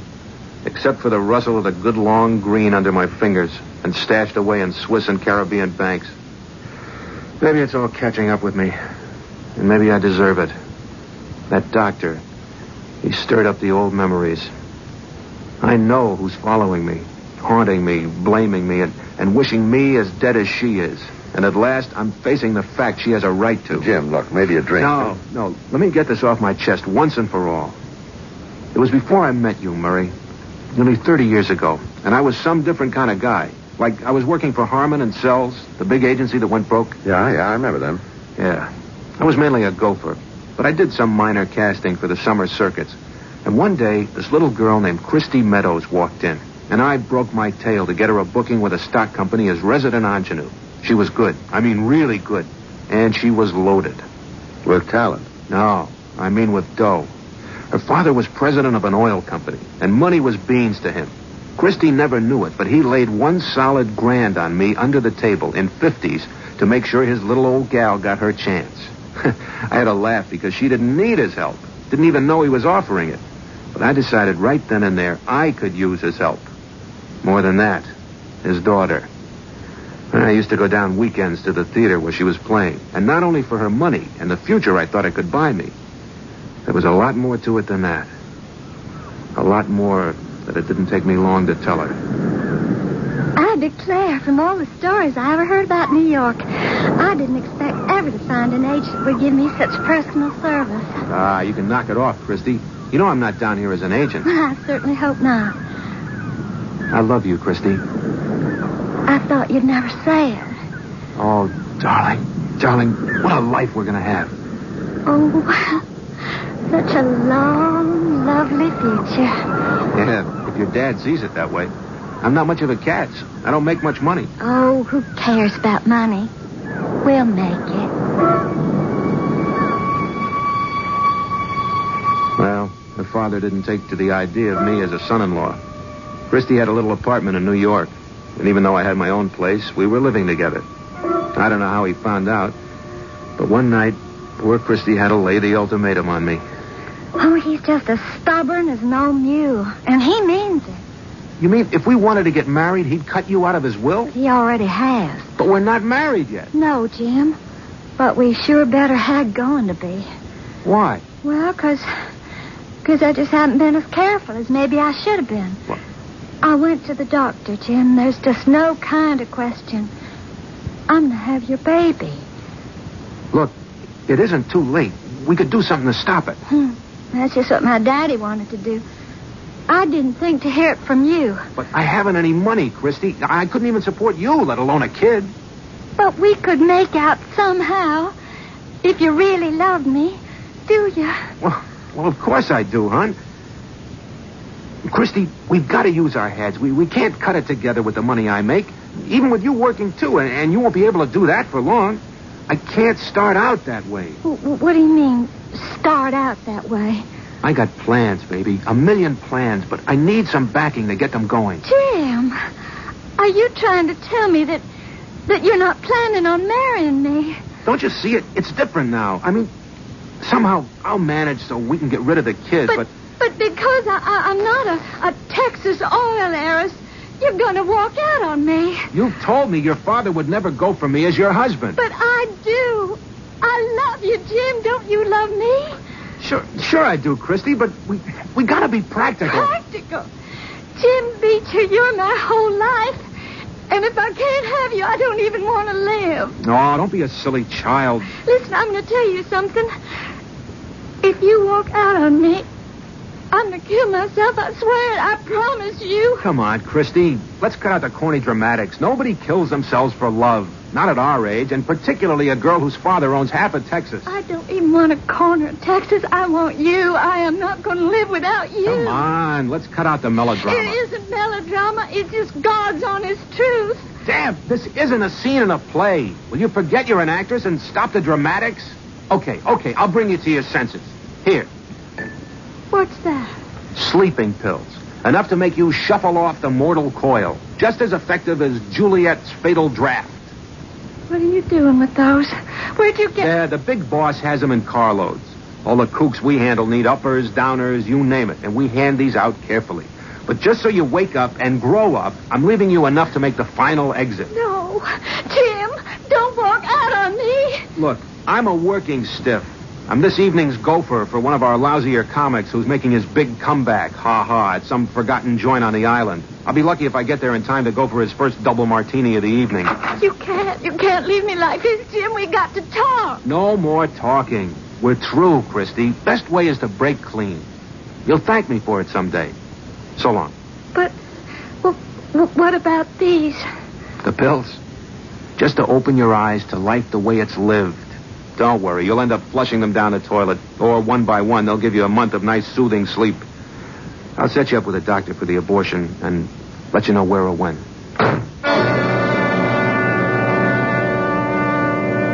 Of course, I'm cutting it short. It didn't happen that fast or that simply. But I did leave the pills.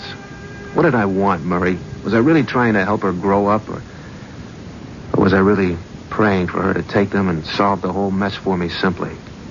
No way they could be traced. Everything tied up in a neat bundle and thrown out with the garbage. You want me to answer that question? Oh, it doesn't really matter anymore. She took the pills. Sure. So you as good as murdered that girl? Yeah. No wonder she's come back to haunt you. Well, she won't anymore. She's proved her point. She doesn't need to. Why? Because I finally know what a heel I am. And I'm through. Murray, I'm giving up the agency. I'm going to try to go back to what I was. Try to make it up to Louise. You're looking at a 10% louse who's looking for 100% religion.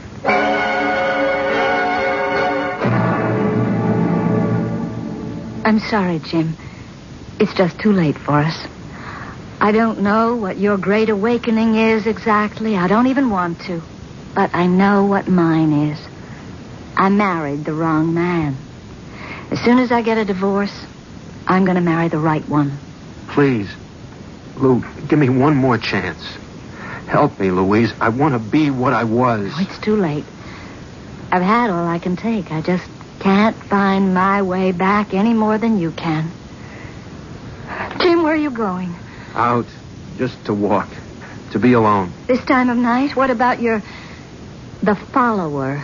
I know now who that was. She won't follow me anymore. Finding out shamed me enough to make me want to find out not what I am, but who I was.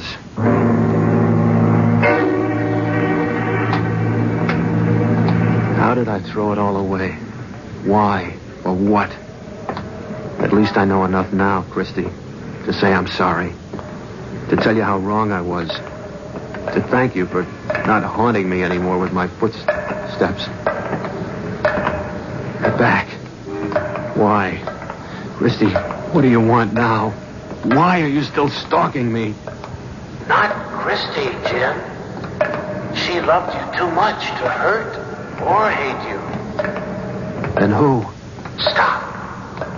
And turn around. But there's never anything to... Oh, dear God. It's you. Me. Just as I was 25 years ago.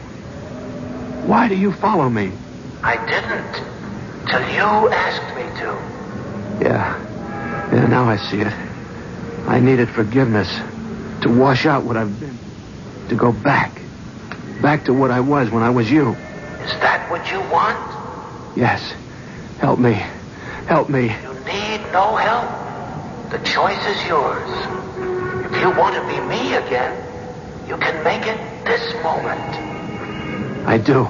Then your wish is granted. Back to the moment when you turned your back on Christy.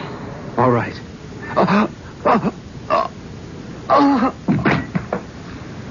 That isn't fair. I'm dying. Of course. You killed yourself when you killed her. Christy. The real Jim Beecher has been dead ever since. It must have been a heart attack, Lou. I don't think he ever knew what hit him. I should feel more. But I wasted all my love for him.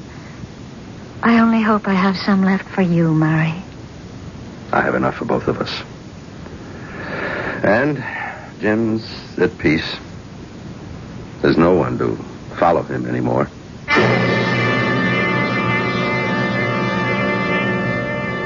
A fascinating story of a complete and absolute heel whose conscience caught up with him.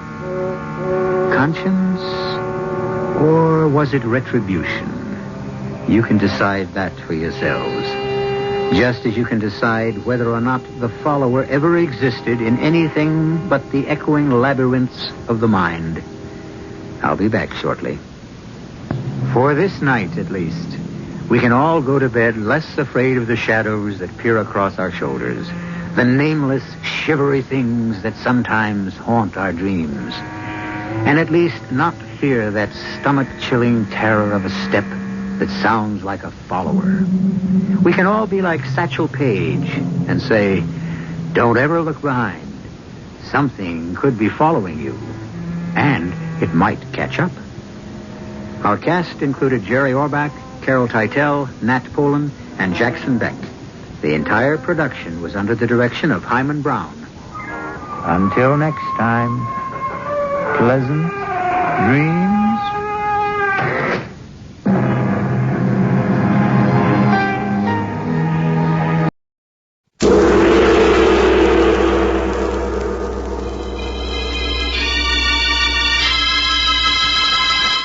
The Sealed Book.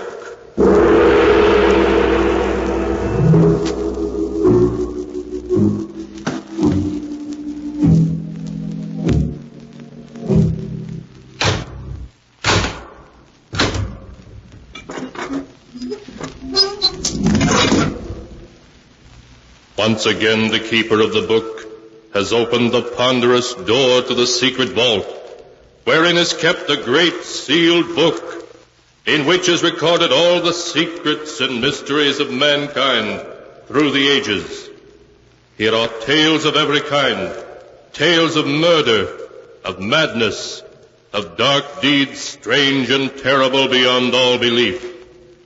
Keeper of the book, I would know what tale we tell this time. Open the great book and let us read. Slowly, the great book opens. One by one, the keeper of the book turns the pages and stops. Ah, the strange story of an old lady who for 40 years lived alone in a huge old New England mansion. A mansion in which death was the master. The tale is titled To Have and to Hold.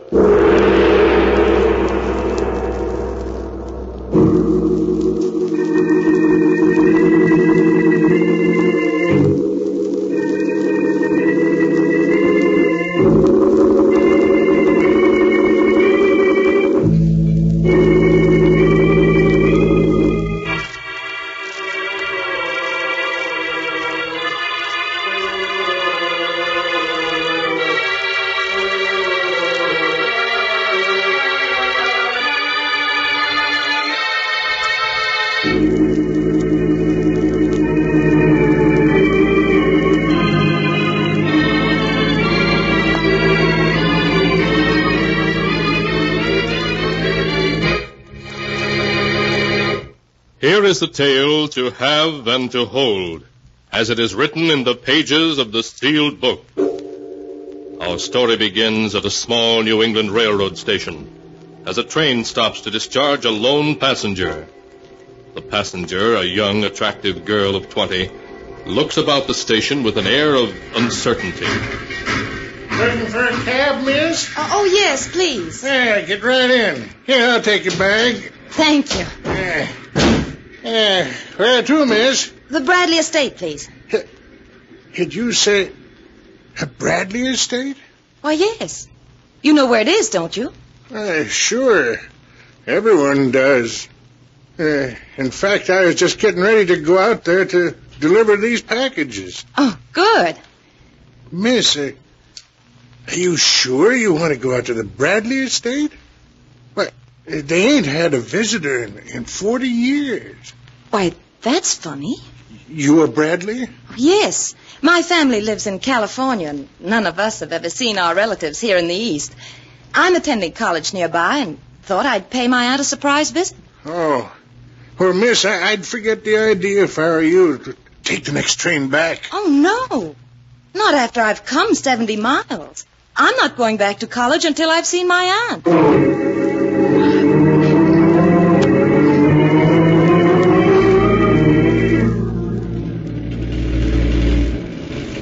Driver, please tell me what you know about my aunt. Well, just about the time I come to the village 10 years ago to drive this cab, the old servant your aunt used to send for supplies died. Yes? She didn't get another servant, but hired me to bring supplies out to the estate once a week. I see. What does my aunt look like? I don't know, miss. I ain't never seen her. No one has seen her for 40 years. Oh. But you just said she'd hired you. Well, she did, but not directly. A banker fella come down from Boston and hired me. Didn't he go out to the estate to see her? No. He just arranged things in the village and took the first train back to Boston. Once in a while, your aunt writes to him. Oh. Well, what are in these packages you have for my aunt? Well, some of them have food, but mostly it's things she's ordered for her husband. Clothes, cigars, and books, and... Well, in fact, I got a new suit for him right here. Best that money can buy, too. I ain't never seen him, neither. Just doesn't make sense, does it? No, ma'am. It certainly don't.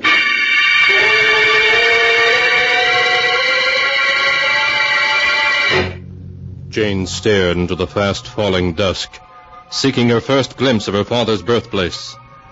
As they turned into a private road, she was able to make out the many towers of the old mansion and the hundreds of windows, behind which was the unknown and the secrets of 40 years.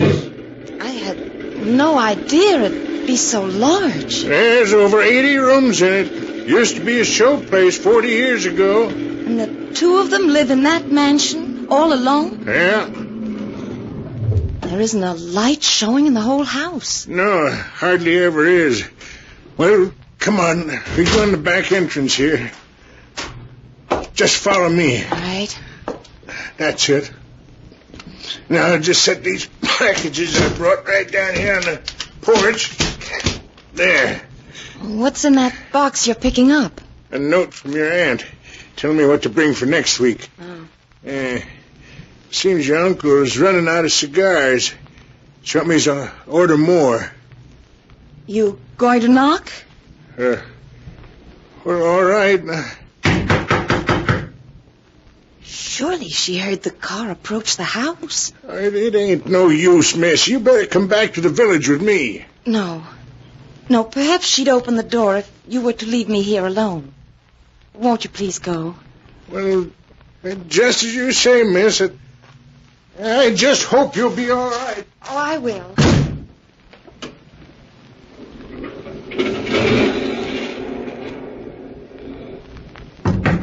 It's getting cold. I do wish she's unlocking it.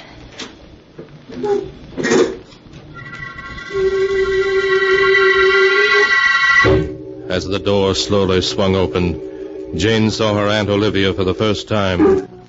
Olivia stood with one hand, white and tense, gripping the door, while the other hand shakily held a lamp.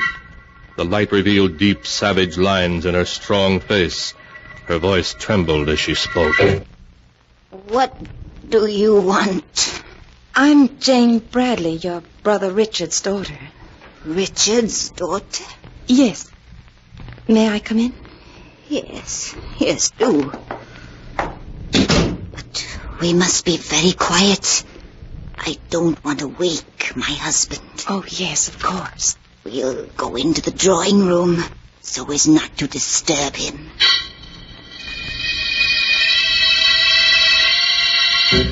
The light of the lamp cast an eerie glow in the great hallway as Jane followed her aunt into what had once been the most beautiful drawing room in New England. Jane's eye was caught by a faded portrait over the fireplace. Whose portrait is that, Aunt Olivia? He's so handsome. That's my husband, Christopher. Oh. And he's just as handsome today as he was then. Everyone's always loved and admired him. I'm sure of that. That costume he's wearing, it's the one he wore the night of the New Year's Eve masquerade ball. Come, my dear, I'll show you the ballroom.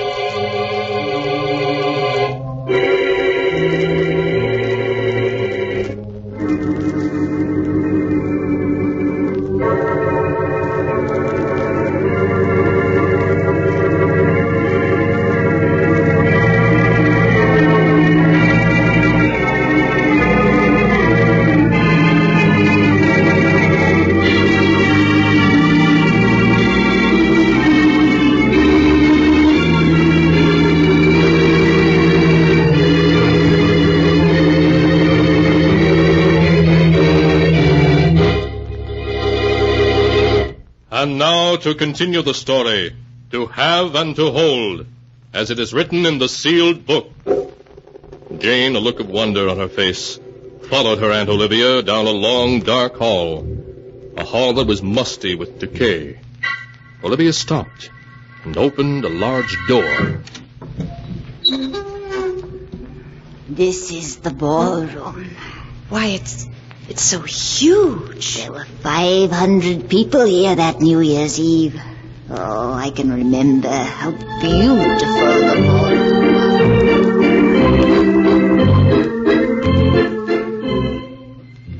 And Olivia, the lamp held high, stood entranced, as though listening to strains of music of long ago at that gay New Year's Eve ball, listening to a younger and happier Olivia. Oh, Chris, there's never been a ball like this, and I've never been so happy. Do you like my costume? Your costume? Oh, yes, it's very lovely. Thank you, darling. Oh, Chris, you look wonderful as a Spanish cavalier. The women can't keep their eyes off you. Where's your cousin Amy?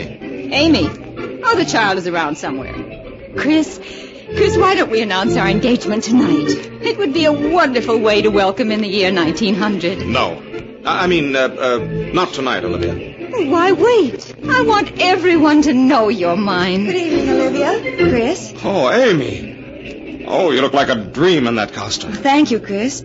Olivia, Judge Parker wants to see you for a moment. Oh, very well. Will you excuse me, Chris? Of course. I'll be back in a minute. Will you excuse me, Chris? I have to... Amy, wait. Why have you been avoiding me lately? I haven't been avoiding you.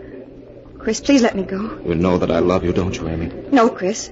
It's Olivia you love and are going to marry. Olivia and I will never be married. You don't know what Olivia's like when she can't get what she wants.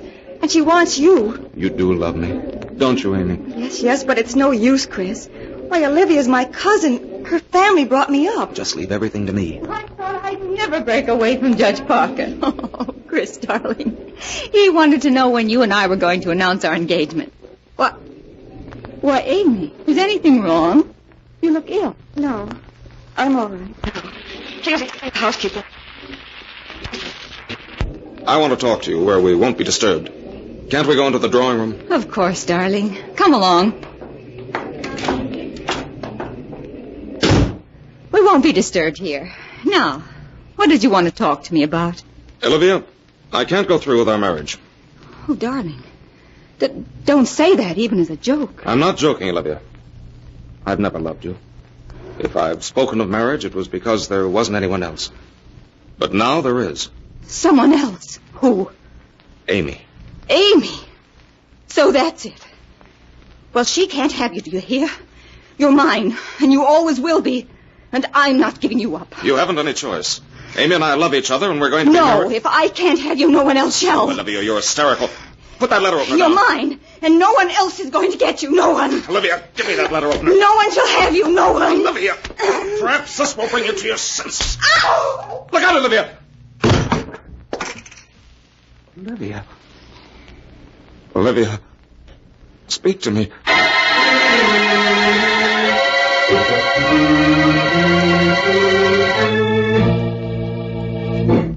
How is she, Doctor? She will be all right, won't she? Well, it was quite a serious blow she got on the back of her head. Oh, Doctor, she's regaining consciousness. Chris, where are you? Here I am, Olivia. Where? Why don't you put the lights on? It's so dark in here. But the lights are... Chris, why is it so dark? Why can't I see? Now, Olivia, you're going to be all right. You've just lost your sight temporarily. You mean I'm blind? Chris, where are you? Don't leave me. I'm here, Olivia. Oh, Chris, don't leave me. I'm frightened, terribly frightened. No, you mustn't worry. You heard what Dr. Marshall said. You've only lost your sight temporarily. Oh, you're just saying that to make me feel better. I know you are. I'd better give you a sedative so that you can sleep. And you two had better leave now. You must get some rest, Olivia. I'll be back later. Chris, you will come back. You will, won't you? Yes, of course. Good night. Good night, Olivia. Good night, Chris. Chris, what's happened is all my fault. No, Amy, it's mine. It was I who struck her and caused her blindness. Chris, No matter how we feel about each other, you can't leave her, now that she's blind. Yes, Amy, I know. Olivia and I will be married as soon as possible.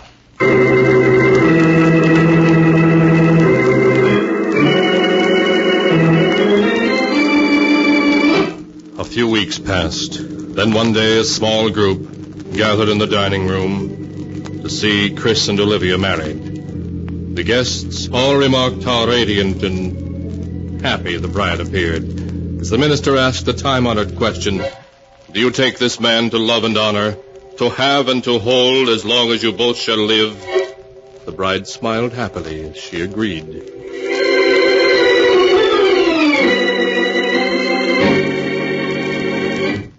Is that you, Chris? Yes, Olivia. Oh, it's getting so that I can recognize everyone's footsteps, particularly yours. Where were you, darling? I've missed you so. I was in the library, trying to work on my new book. But you weren't in the library when I sent my maid down to find you. Where were you then? Oh, I don't know. Probably walking in the garden. You will spend the afternoon with me, won't you, Chris? But I was planning to go back to work on my book this afternoon. Oh, darling, can't you let it go until tomorrow? I'm so lonely without you. All right, Olivia. Thank you, darling. I seem to be doing less and less work as time goes on. Oh, please don't be angry. It's 2 months today since we were married. 2 months today. Oh, and they've been the happiest months in my whole life. Oh, Chris, I couldn't live without you.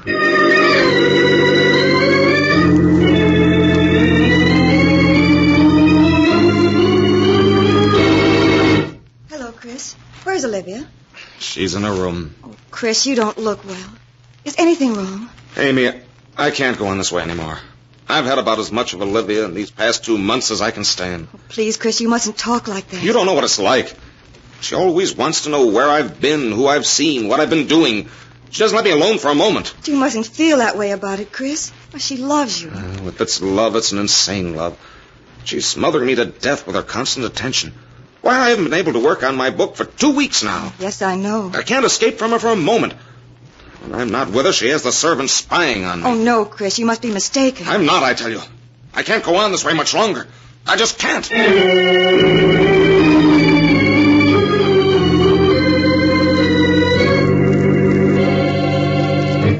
Is that you, Amy? Yes, Olivia. I've come to read to you. Where's Chris? What's he doing? He's in the library writing. But I wanted him to read to me this evening. Now, Olivia, you know how anxious Chris is to finish his book. With all the money I have, he doesn't need to waste his time writing books. It's more than just money, Olivia. Chris writes because he has the desire to. Yes. And you encourage him, don't you, Amy? Well, I won't have it. Why, Amy, you're wearing my brooch. Well, this brooch isn't yours. It's a duplicate I had... Olivia, how did you know I was wearing this brooch? Oh, Olivia, you can see. You're no longer blind. Well, what if I can? It's none of your business. All this time you've been pretending, keeping it a secret from Chris and all of us. I suppose now you're going to tell him. Then he won't feel obligated to me anymore, and the two of you can go away together. That's what you're going to do, isn't it? I am going to tell Chris, but I'm not going away with him, Olivia. You're lying. You've always wanted him, always. You hate me because I'm married to him. Olivia, you're becoming hysterical. You must control yourself. If it weren't for you, he'd love me. He was mine until you came along. But you aren't going to come between us any longer. Olivia, what's wrong with you? Stay away from me. With you gone, he'll be mine. Olivia, you mustn't... Olivia! I'll strangle you with my own 2 hands like this. And with you gone, I'll always have Chris. Always, always. I didn't want to kill you, Amy, but you tried to take Chris from me. Oh, if they find her body here like this, they'll put me in prison. And then I'll lose Chris. Oh, I must do something. If her body were badly burned, they couldn't tell I'd murdered her. Yes, that's it. I could say I heard her lighting the lamp, and there was an accident, and her clothes caught on fire. I was helpless. Yes, that's it. I must burn her body, and then they'll never know I killed her.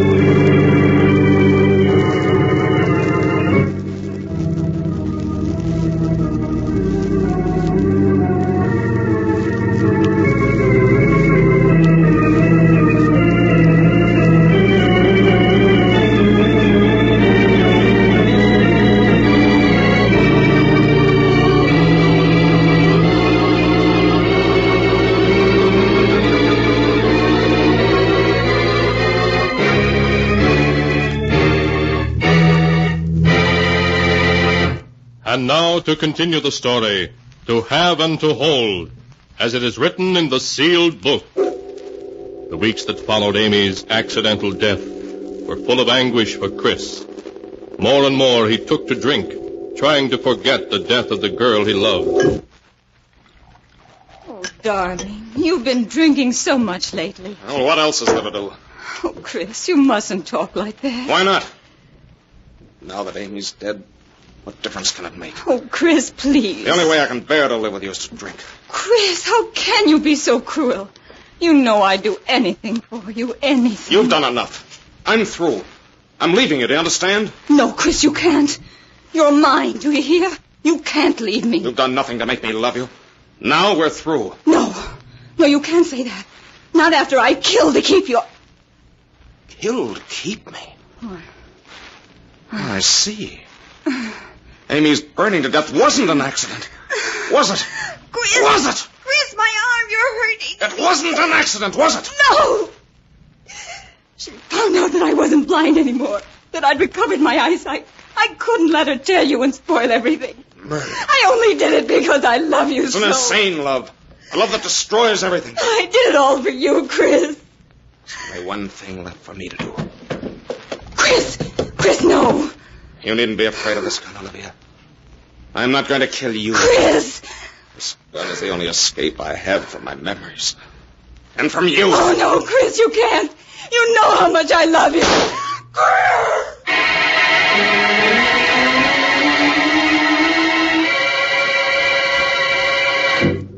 As Aunt Olivia stood there entranced, reliving memories 40 years old, the lamp cast an eerie glow on her face. Lost in the memories of the past, she forgot about her visitor.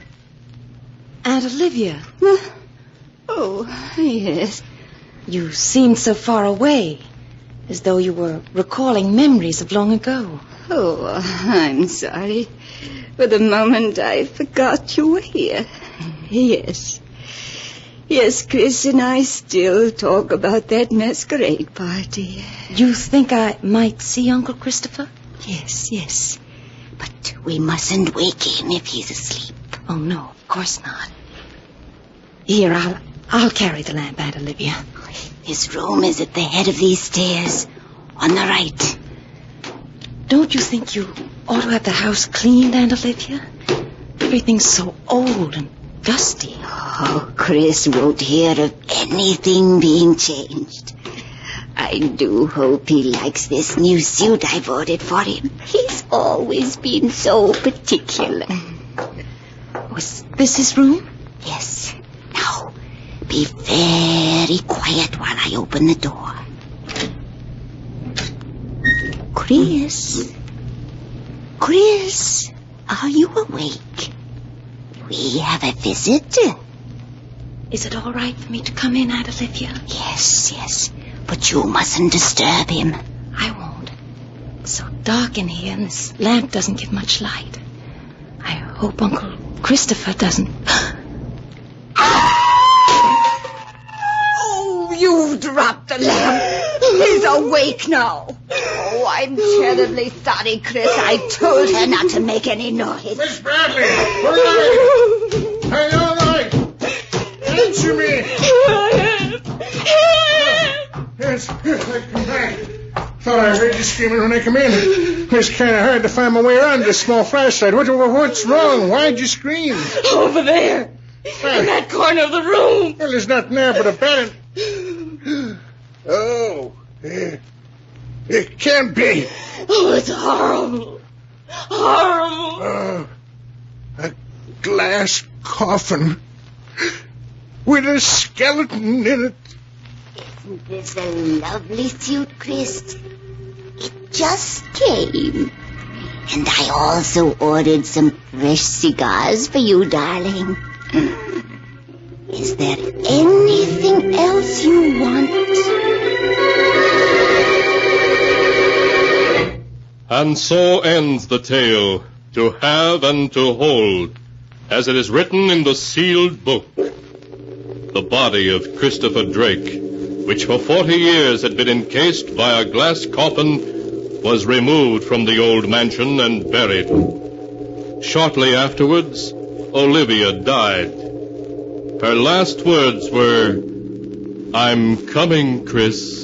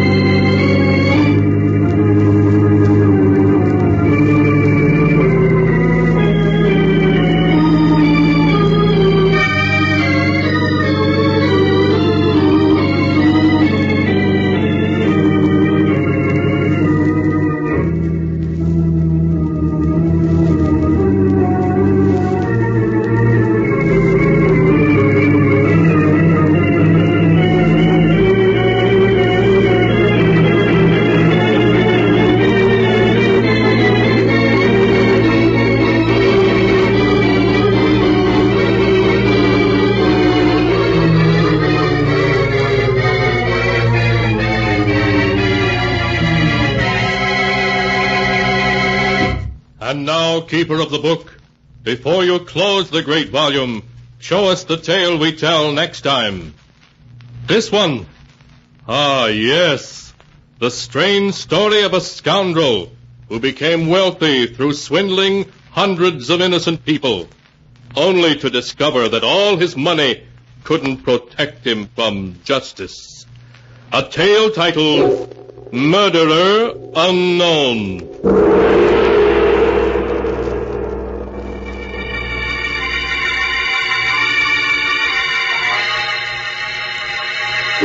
Be sure to be with us again next time when the sound of the great gong heralds another strange and exciting tale from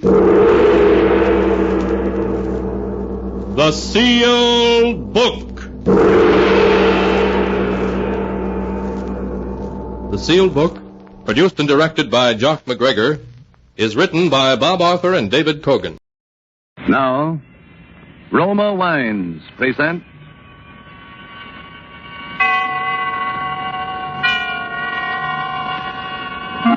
Suspense.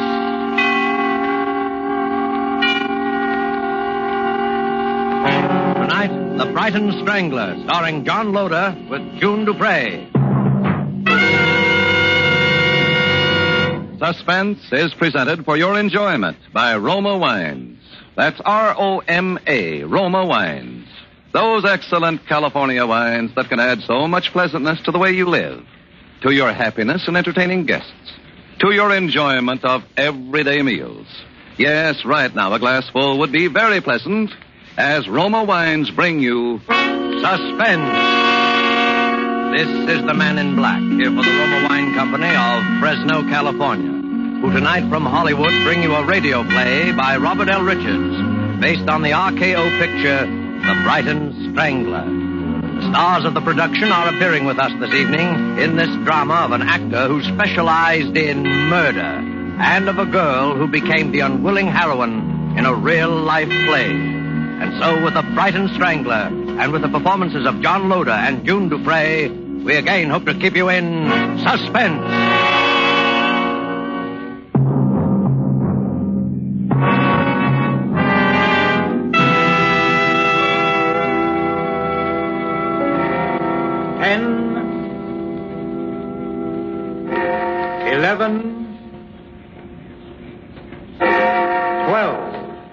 Midnight and the New Year. Oh, Edward, it's been such a lovely holiday. April, my dear, I wouldn't stand too near the edge. The rail is very low and it's quite a drop to the street. I was only looking over the city. It's even a lovely night to have a holiday end, as long as it must end. All lovely things must end, my dear.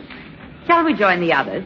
It's a bit chilly out here on the terrace, don't you think? No, we can't go in just yet because... Because what? Because something has to happen first. What has to happen? You know what happened to the Lord Mayor of Brighton, don't you? He was strangled. On Christmas Day, and the chief inspector, 3 days later, he was strangled too, wasn't he? Edward. Don't try to pretend you haven't guessed who I am. No, Edward. You couldn't be... Go on, say it. The Brighton Strangler. Couldn't. But I did. My alibi for the Lord Mayor was very simple. I merely turned his watch back. And for the Chief Inspector, you yourself supplied me with an alibi. Remember? But why? Why? Because 10 years ago they conspired to send an innocent man to prison. And that innocent man was me.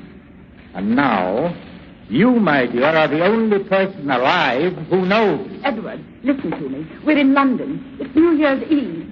Don't you remember how... The silk cord. Edward, you're not going to... Yes. That's him! Stop! Stop or I'll shoot! You've got him! Dead. At last. The Brighton Strangler.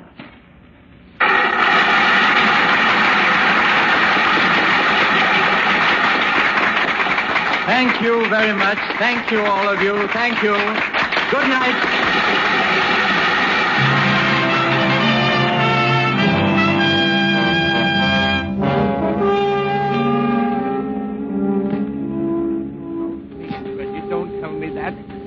Reggie, it's so good, it's so terribly good, I can't bear to close it, and it's making so much money. Well, you're the producer. Don't close it. Put someone else in the part. Oh, you know I can't do that.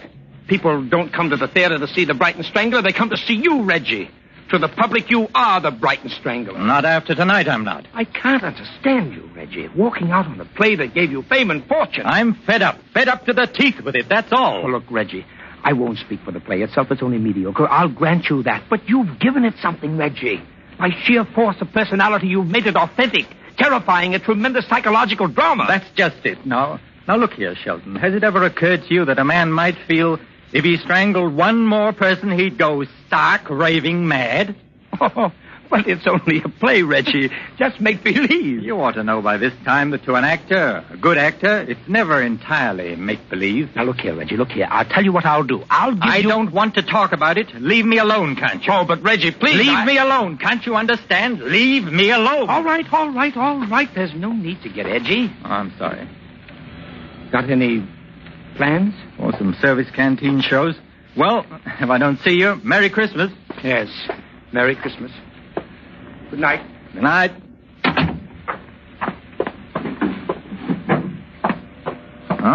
Air raid. Shelton! Gone. Everyone's gone. No time to make the shelter now. Best stay here, I suppose. Getting close. Too close. This is it.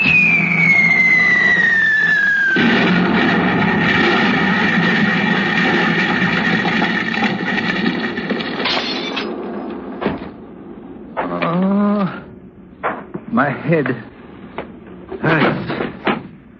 It hurts. Got to get out of here somehow. But where? Where? What is the cat now? You all right, sir?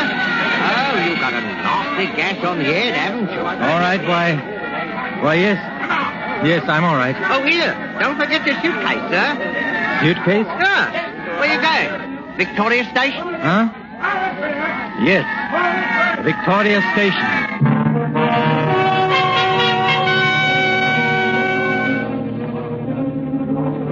How many? 3 return tickets to Horsham. Here you are. And yours? Return to Rottingdean, if you please. Right. Next? Single to Brighton. Brighton. Next? What's yours, sir? Single to Brighton.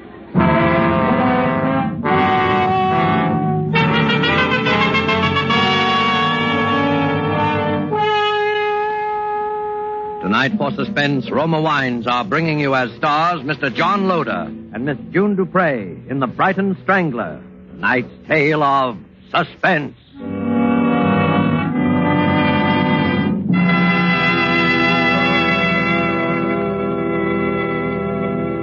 When you listen to the friendly advice of Miss Elsa Maxwell about hospitality and gracious living, you realize that here is an authority who talks plain common sense all the time.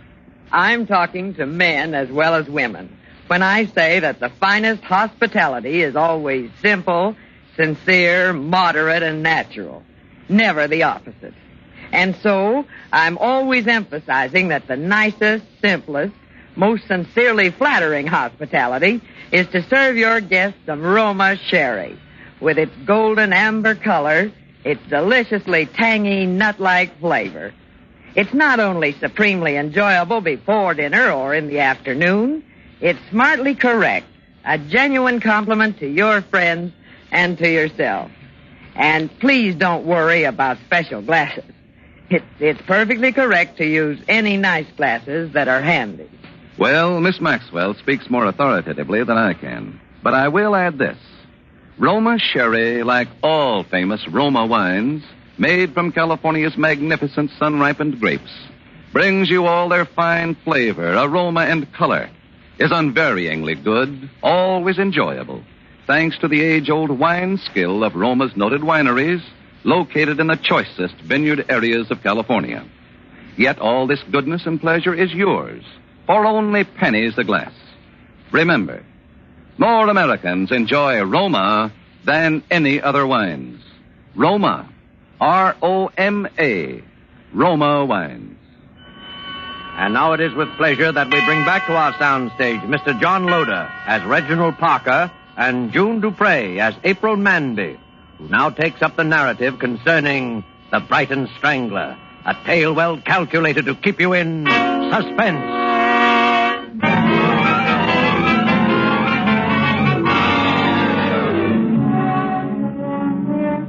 Somehow, from that very first moment, I was drawn to him. He was handsome and attractive, yes, but it wasn't that. He seemed so lonely, so much in need of help.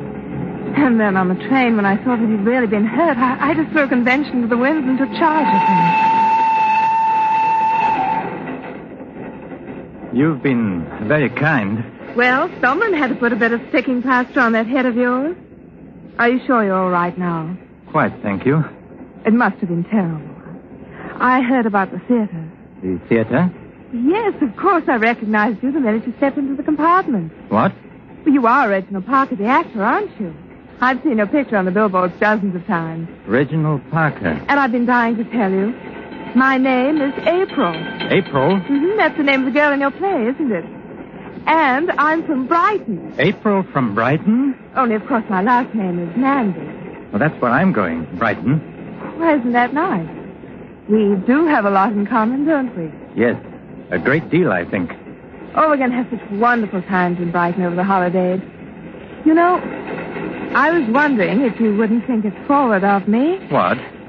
Well, my family's having a party at our house on Christmas Day. The Lord Mayor and a lot of people are going to be there, and The Lord Mayor? Yes, and if you'd like to come... I mean, I'm really not a celebrity hound, you know. But if you'd really like to come... Why, I'd be delighted. Oh, Mr. Parker, that would be wonderful. April, why don't you call me Edward? Edward? Oh, you mean Reginald Parker's only your stage name? Yes, a stage name. Isn't that odd? I always knew actors had stage names, but I always thought yours was real. But I think I'd rather call you Reginald. Or at least introduce you to my family that way. It's a sort of confusing two names. Well, what's in the name? Yes, after all, what is? Reginald, what's that little silk cord you keep twisting in your hand? Oh, this? Yes. I use this to strangle people. What? Oh, you mean in the play? Yes, in the play. Would you always carry it about with you? Always. Why? Oh, I don't know. Oh, for luck, I suppose. I've heard of actors having superstitions like that. Do you still have many friends in Brighton? Friends? Acquaintances. I haven't been back for 10 years. They'll scarcely remember you, will they? The ones who are important will remember me. They will remember me very well.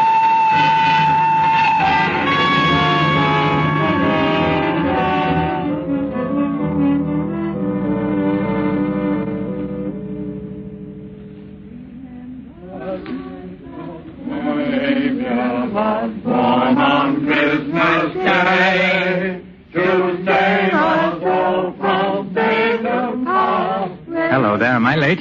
Oh, no, right on the dot. Just 5:30 now. Here, let me take your coat. Thanks. Now come along and meet everyone. I'm so anxious for you to meet my parents. Told him so much about you. I didn't realize you knew so much about me. Oh, silly, you know what I mean.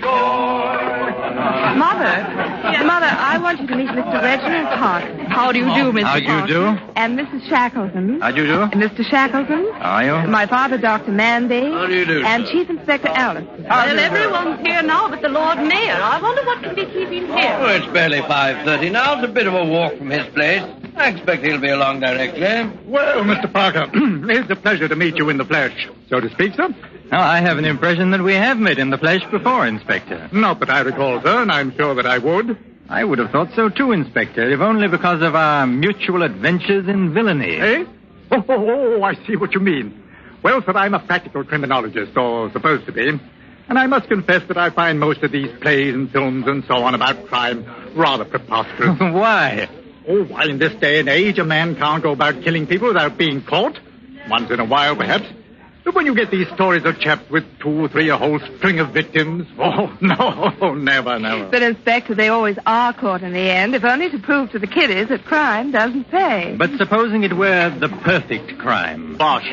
There's no such thing. Really? If you're interested in criminology, Mr. Parker, we ought to get together some evening while you're here. Perhaps I could give you a few experiences of my own that would amuse you. I should be delighted, Inspector. In fact, I shall make a point of it. Excuse me a moment. Hello? Yes? Yes, I'll call him. It's for you, Daddy. For me? Oh, thank you, my dear. Yes? This is Dr. Manby speaking. What? Good Lord. Yes? Yes, very well, I'll tell him. And I'll come over at once. What is it? What's wrong? Terrible thing has just happened. We'll need you on this, I'm afraid, Inspector. Why, what happened? The Lord Mayor has been murdered. Murdered? Can't understand it. He didn't have an enemy in the world. Well, when did it happen? He left his house at 5:15 to come over here. He was apparently attacked by someone who'd been lurking in the shrubbery of his own grounds. He was killed at 5:30.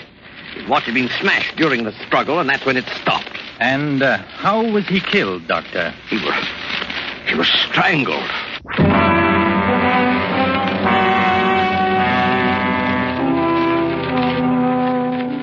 It was fantastic, of course. But there it was, that terrible coincidence, the strangling in Brighton. But I must confess that my main concern was for Reggie. The way everyone glanced at him, the polite, standoffish way they talked to him was enough to show they felt that somehow he was responsible for the dreadful thing that had happened. As for myself, I felt almost as badly as he did. But I'd never known anyone quite so brave.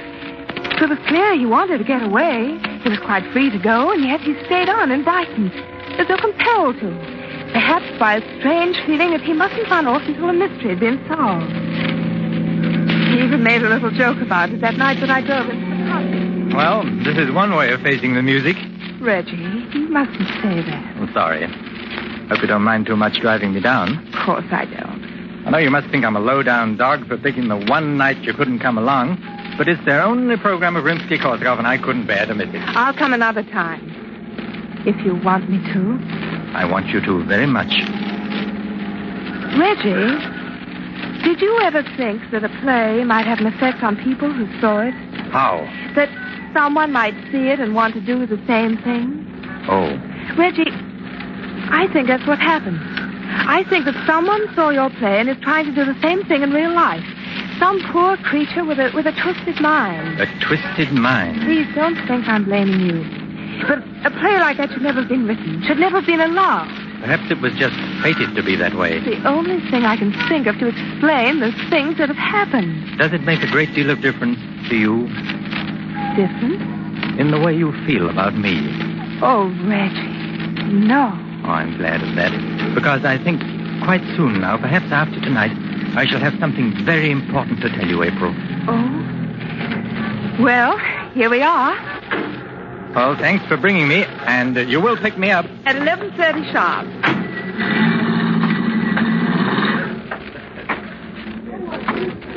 Tickets, please, sir. Here you are. First on your right, sir. First seat in the last row. Am I late? No, sir, it's just about to begin, sir.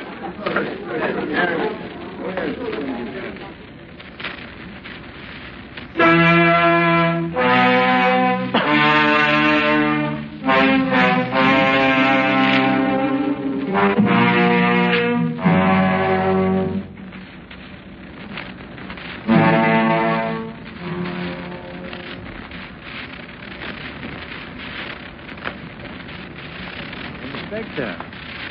Hello there, Parker. Come in. Thank you. I was just listening to a little music on my gramophone. Do you know it? Scheherazade, yes. It's just 42 minutes long. Oh? Is it? I never timed it. Here, make yourself comfortable by the fire.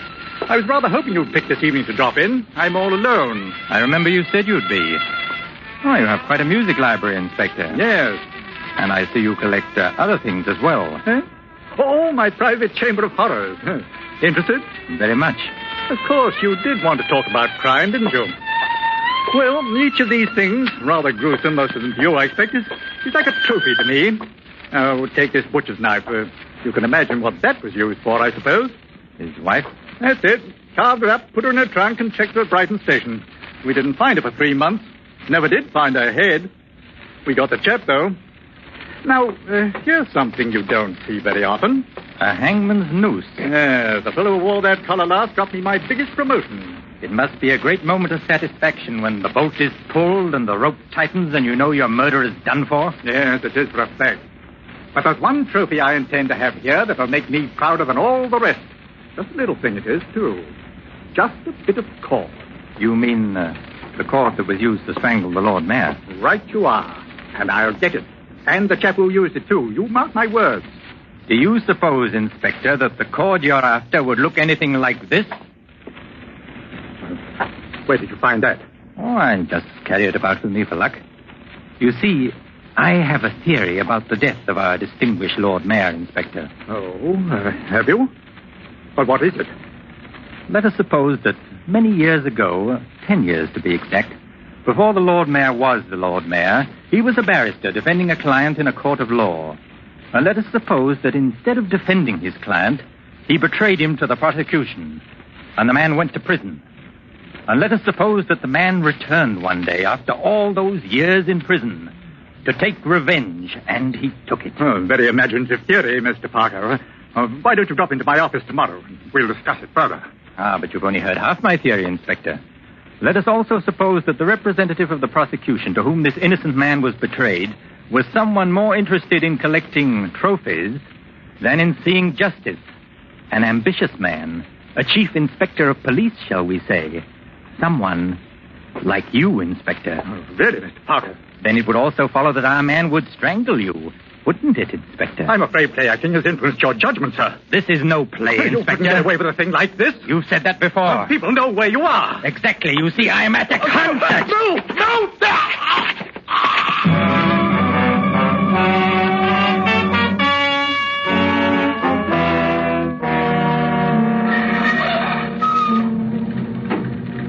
Ah, there you are. Been waiting long? No, it's just over. Did you enjoy it? I don't think I've ever enjoyed a concert quite so much in all my life. Really? Oh, do you have a wireless in the car? Yes, there it is. Right in front of you. Oh, yes, of course. I thought we might hear a bit of news. The raiders were driven off, however, with only a minimum of damage to non-military objectives. I have just been handed a dispatch from Brighton. The Brighton Strangler has struck again. At approximately 11 o'clock tonight, Chief Inspector Allison of the Brighton Police Force was found dead in his flat. Yes. He had apparently been murdered in the same manner as the Lord Mayor of Brighton, only 3 days before, by strangling. Again, there were no clues to the killer. Reggie. It's fortunate, my dear, that you and others know I was at the concert this evening. Fortunate? Because otherwise it might seem almost one coincidence too many.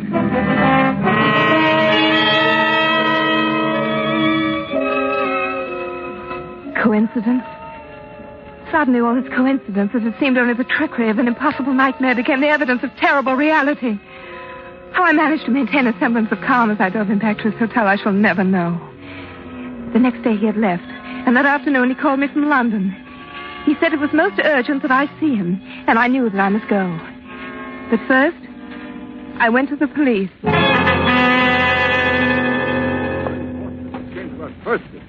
Now, if you know where he is, we'll arrest him at once. But I don't know where he is. And besides, I have no proof. Neither of you, neither has anyone. There's all the proof we need, miss. But don't you see the pattern? I'm to meet him at the Plaza Hotel. And the Plaza Hotel has a terrace. And tonight is New Year's Eve. And My name is April. You'll be taking your life in your hands, miss. Oh, maybe I'm wrong. I pray that I am. Maybe you won't have to do anything and he'll come to of his own accord when I tell him you want him. But if I'm not wrong, this is the only way to save him. And I'm the only person in the world who can do it. Well, what did you say the line in the play was? He says, and now you, my dear, the only person alive who knows. The only person alive who knows. You do have a script of the play, don't you? Oh, yes. Because you'll have to come right in on cue. Do you have a copy of the play for yourself? I don't need one. I know it now by heart.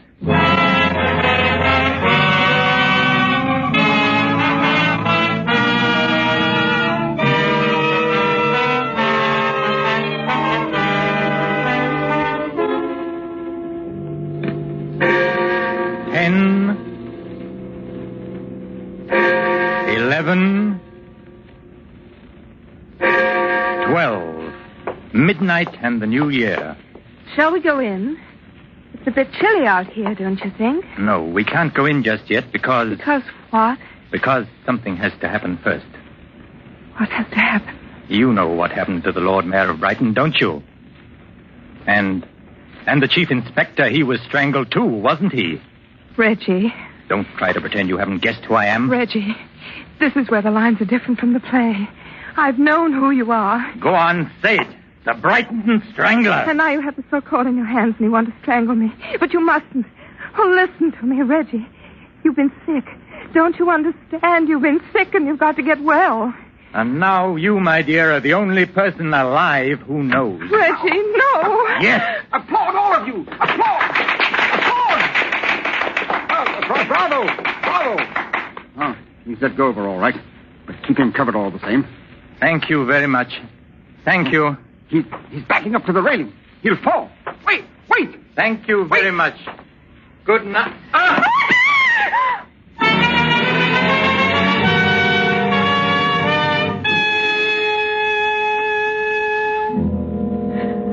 As though in a trance, bowing, as he had so often to so many enchanted audiences at the Brighton Strangler, he stepped backwards toward the low parapet as though again leaving the stage, and fell. We found him on the pavement below. He was still alive. It's April from Brighton. We were bombed, weren't we? And I heard applause. I think I'm hurt. But you'll help me, won't you? I want to take just one last curtain call.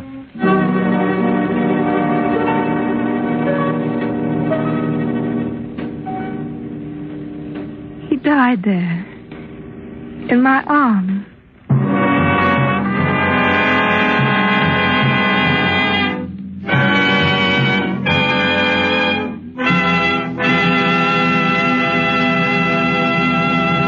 And so closes The Brighton Strangler, based on the RKO picture and starring John Loder with June Dupre. Tonight's study in Suspense. Suspense is produced, edited, and directed by William Spear. There is no reason at all, Elsa Maxwell says, why everyone should not have the enjoyment of Roma wines with everyday meals and when entertaining friends. These superb wines of California are so delightful to the taste, so very delicious with food, so smartly complimentary to friends who are your guests. It seems a shame to me that some people still miss out on such wholesomely simple, moderate, and inexpensive pleasures. But of course, Miss Maxwell, millions already do know and enjoy Roma wines. In fact, more Americans enjoy Roma than any other wines. And that can only mean Roma wines are California's finest.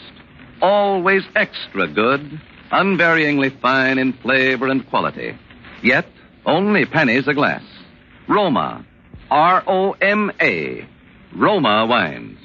Before we bring you news about next week's program, I should like for our sponsors, the Roma Wine Company, and for all of us who collaborate to bring you Suspense, Mr. Spear, our producer-director, Lud Gluskin, our conductor, Lucian Malowick, composer of our scores, Bern Surrey and Ralph Cummings, our sound crew, Milt Stark, production assistant, Bob Anderson, engineer, and Truman Bradley, our announcer, to wish you a very Merry Christmas.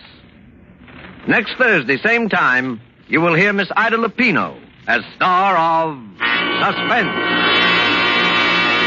Presented by Roma Wines, R-O-M-A, made in California for enjoyment throughout the world. An open telegram from Washington concerning the merchant marine, which should be listened to with vital interest by eligible members of our audience. The United States shipbuilding program is being increased at enormous rate. Contracts have been awarded for hundreds of additional new ships. Every one of these ships must be manned by 40 to 50 men, most of them with previous sea experience. Long Pacific distances and expanding supply problems call for continuous employment of large numbers of men and ships until Japan is totally defeated. Universal demand for strong post-war merchant marine makes post-war opportunities in these jobs fully as great as in any American industry today.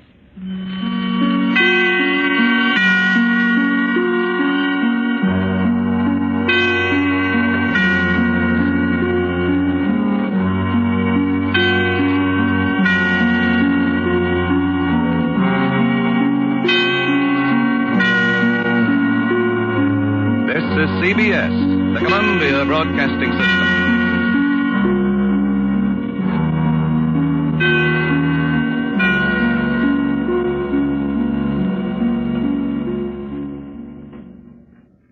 The sun was shining in my eyes. A cruel, brutal sun that had sucked every drop of water from the earth, and now it was trying to kill me. I rolled on my stomach, and I started crawling. 100 times I died. But each time I saw his face before me, and I lived again. That's the voice of a man who keeps a dark appointment on Theater 5.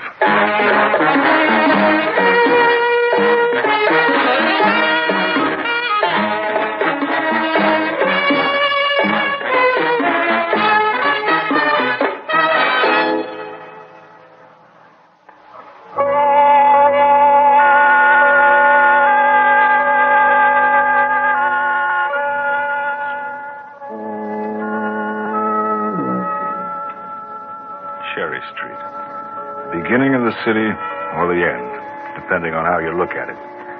That's what the man said. The beginning or the end.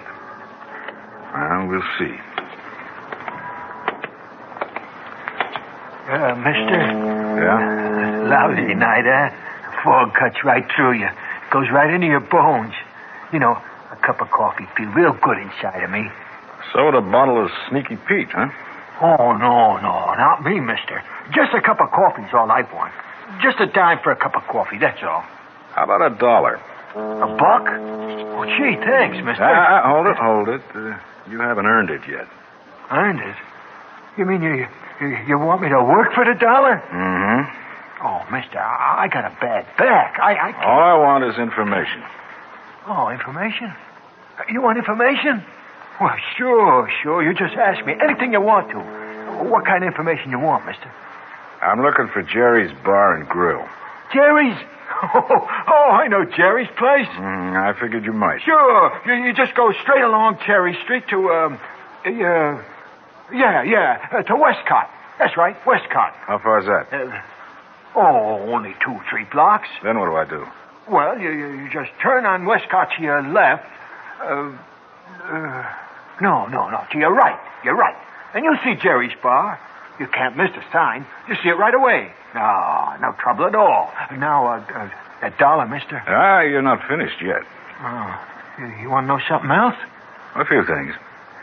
Where's the Ace pool room? The Ace? Oh, that's easy. It's on Cherry Street, before you make the turn on Westcott. Now, one more thing. Just one more, huh? Then I get the $1? Yeah. All right, mister. What do you want to know, huh? Where do I find Paul Darien? Huh? Paul Darien. He lives in this neighborhood. Paul, huh? Paul, let me see.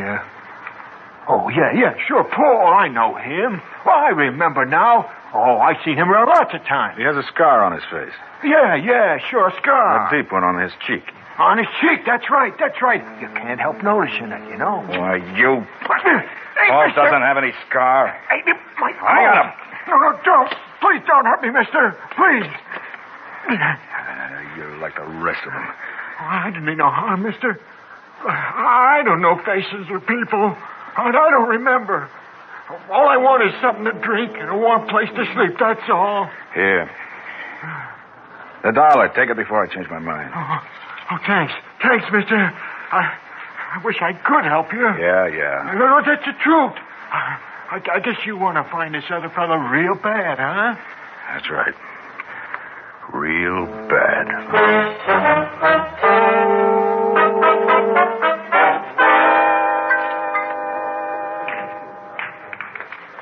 $6 in a side pocket. I was asking you about Paul Darien. I told you. I never heard of him. 9 in the corner. Pretty good, huh? Paul used to tell me about this place. He said he came here at least a couple of nights a week. I never saw him. He's tall, blonde hair, and good looking. Hey, look, fella, why don't you just give up? You've asked just about everybody in this place, and you keep getting the same answer. Now, that answer ain't going to change. Look, I came a long way. Paul and I were good friends, and I just want to see him, that's all. You're standing in my way.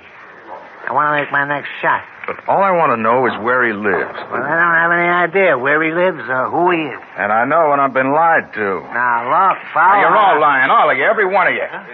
You hear me? You're lying. You don't want me to find him, but I will.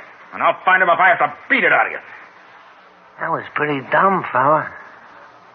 You better get out of here.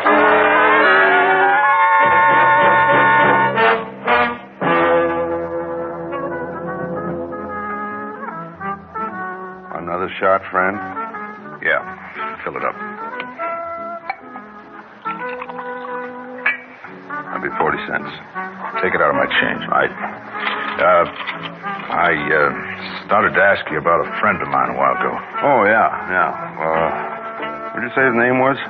Paul Darien. Huh. You know, it's funny. You get to know some people by just their first names. They might be regulars, come in almost every day of the week for years. All you know is their first names. Sometimes it's only a nickname, like Shorty or Lefty. Well, Paul's the kind of man you don't forget. Yeah. Well, there's one Paul who comes in here a lot. Truck driver. What's he look like? That's hard to say. It's another guy, short, dark. Paul Darien's tall and blonde. Not this one, that's for sure. How about another drink, friend? No, I think I've had enough. Come on, this one's on the house. Well, I'll take a rain check if you don't mind. You're the boss. Oh, by the way, Yeah. Do you know of a decent hotel nearby? Well, not a decent one, friend. There's a lot of flop houses around here. But there's a Mercury Hotel that's about a mile away. They got real good rates by the week. Well, I don't know how long I'll be staying, and the rates don't bother me, but I'd like to be nearby. Well, Mercury's pretty reasonable all around. Guess I could take a cab there, huh? Sure. Turn left outside, go 1 block to Western Avenue. Plenty of cabs on Western. All right, well, thanks a lot. I'll be going now. Yeah, come again. I probably will. Good night. Good night, friend.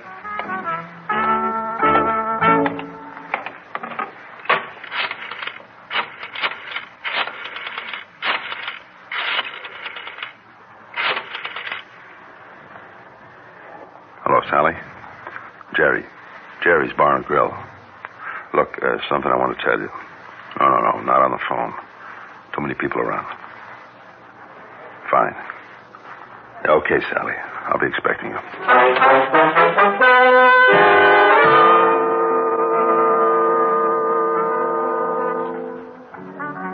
I can't stay long, Jerry. I have to get back to Paul. Yeah, well, you sit right over here at the end of the bar where we can talk. How about a drink? No, thanks. What is it, Jerry? Well, there was a fella in here asking about Paul. What do you want to know? Your address. At least Paul's address. Didn't mention you at all. Did he give you his name? No. And I'll tell you something else. When this fella came in here and started asking questions about your brother, I wasn't surprised. Hey, Jerry, how about a drink? Help yourself. The bottle's on the bar. Look, Jerry, what did you mean you weren't surprised? Benny dropped in tonight. You know Benny Greco. Yes, I know him. Well, Benny came here straight from the Ace Pool room. Said they had some trouble there. The fellow was asking questions about Paul. Finally, he got a little tough. They almost had to throw him out. Was it the same man? From Benny's description, I'd say yeah. Well, how would you describe this man? Well, maybe in his middle 30s, about 6 foot tall, brown hair. Jerry, where is this man now? He said something about catching a cab. Sally, look, I don't know who this fella is or what he wants, but I'm sure of one thing. What's that? He's no friend of Paul's. Maybe you ought to go to the cops, huh? What would I tell him? I don't know. Well, thanks for phoning me. I have to go home now. What are you going to do? Nothing. Good night, Jerry.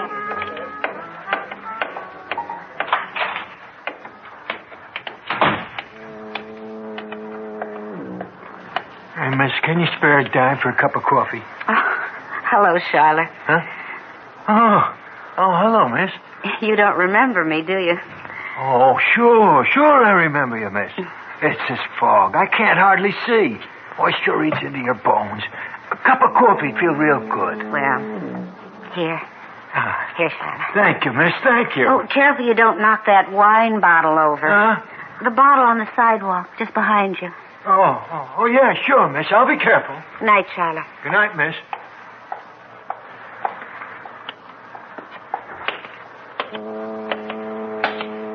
Mister, you got a dime for a Get out of my way. Huh?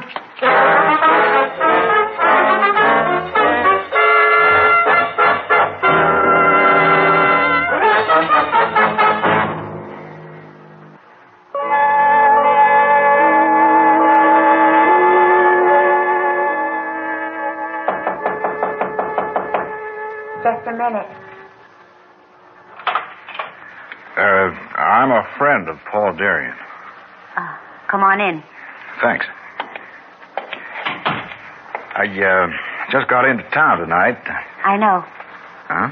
I saw you outside Jerry's Bar and Grill. You knew I followed you? Yes? You made it real easy for me. Who are you? Sally Darien, Paul's sister. Where's Paul? In the next room. Does he know I followed you? He thinks you're dead. You know who I am? Yes? Stanley Fenton. Did Paul tell you about me? Yes? How much did he tell you? The whole story? The whole story. Well, I know all about Paul's stories. There was even a time when I believed them. There was a time when you could believe them. Must have been before I met him. That was in Arizona, wasn't it? Yeah. Arizona. We walked for 7 days through the desert. And then we reached the foot of Indian Mountain. The end of the rainbow. It's up there, Stan. Just like that old man told us. All the gold you can carry on your back is up there waiting for us. Yeah, well, I hope so, Paul. I hate to think of making a round trip for nothing. You take my word for it, pal. It won't be long before we'll do our traveling in style. I can just see myself driving down Cherry Street in a pink Cadillac. They'll eat their hearts out. And Stan, you'll be riding right beside me. I don't know. City life doesn't appeal to me. It's the only kind of life there is. Oh, I don't mean Cherry Street. That neighborhood is strictly for losers. Well, then why do you keep talking about going back? Because I want everybody there to know I'm a winner. That's why we're going to dig all the gold we can carry out of that mountain. If there is any gold up there. Well, there's gold, all right. There's got to be. There's just got to be. More than a year ago, wasn't it? 13 months. Paul told me there was gold. Yeah, plenty of it. Only you had to sluice down tons of dirt to get an ounce. We were getting 2 ounces a day. But it didn't rain. The sun baked everything beneath it. And after 2 weeks, the stream we were using for our sluices became just a trickle. But Paul wanted to stay. Yeah. He kept saying that this was our one big chance. There was this dark cloud on the horizon, and Paul said it would bring rain. But we watched it all day, and it moved to the west of us. There wasn't any rain. That day, or the next, or the next. Finally, our stream dried up completely. We went from one water hole to another. All of them were dried out, baked hard by the sun. Ahead of us, there was nothing but desert. We had 35 ounces of gold and a gallon of water. All we need is one rainstorm. Just one good rainstorm. Just one. Well, look at that sky. Rain doesn't come out of a sky like that. How long would it take us to get back to the river? At least 6 days. 6 days. 1 gallon of water. That's about 2/3 of a pint each day. Is that enough? I don't know. Don't give me that. Paul, for the past week, it's been more than 110 degrees in the shade every day. Now, in that kind of heat, a body needs at least a quart of water a day. Or what? Or it dehydrates. And we don't have nearly enough water, do we? Wait a minute. What if we had another gallon of water? That'd be a gallon each. That'd be enough? Probably, if we rationed it out carefully. That makes it all very simple. Simple? Sure. You see, if we both try to make it, we'll die out in that desert. But if only one of us... Oh, no,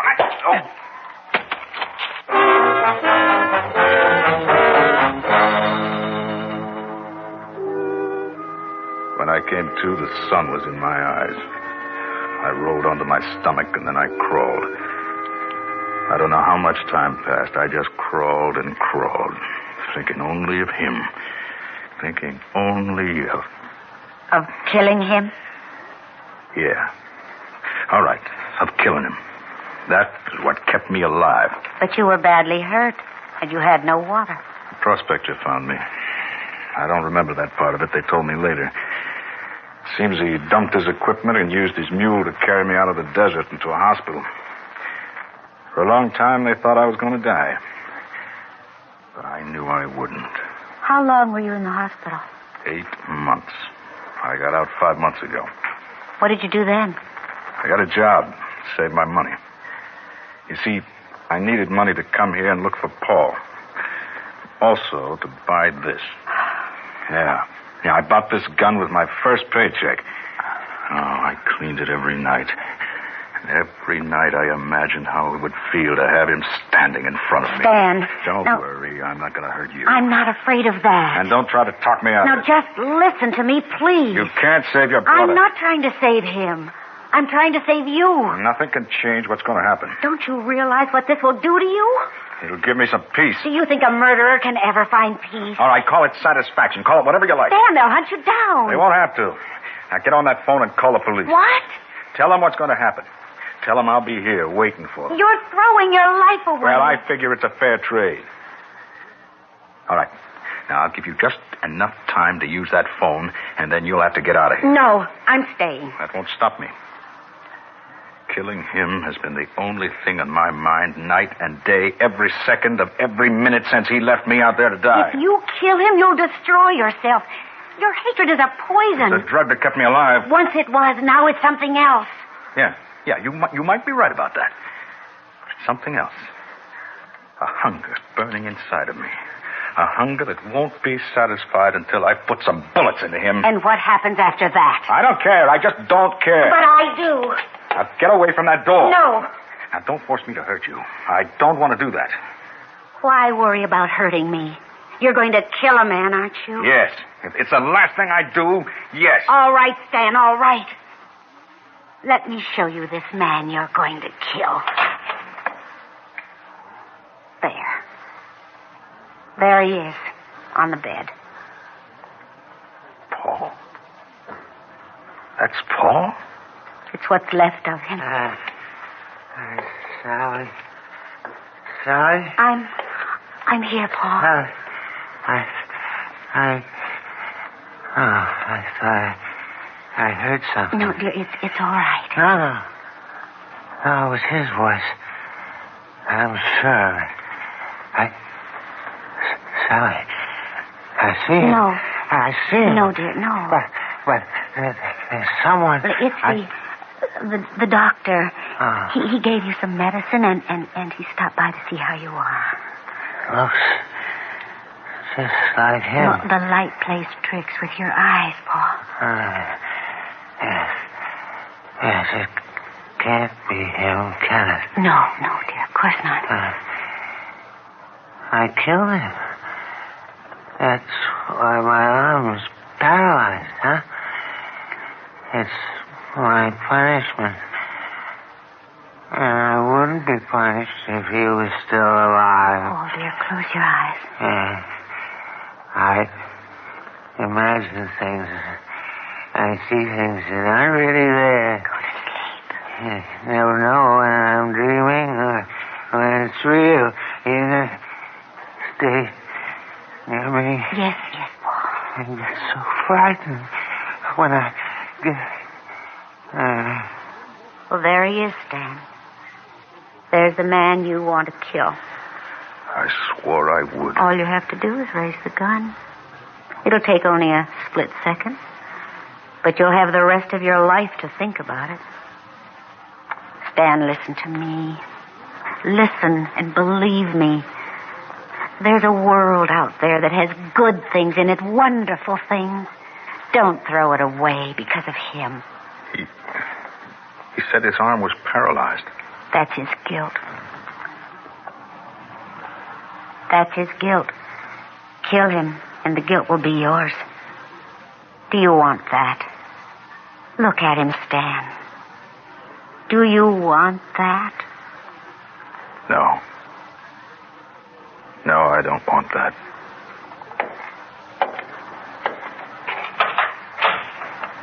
Goodbye, Sally.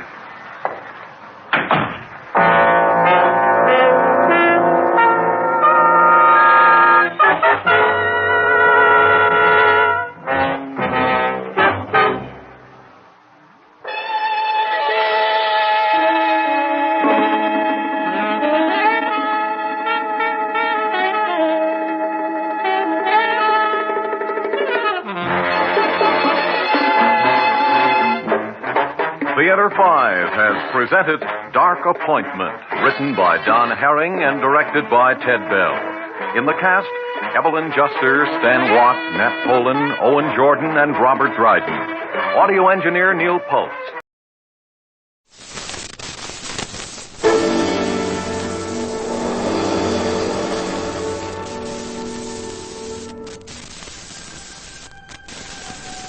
If you were to call a girl Angel Face, she'd have to be a beautiful girl.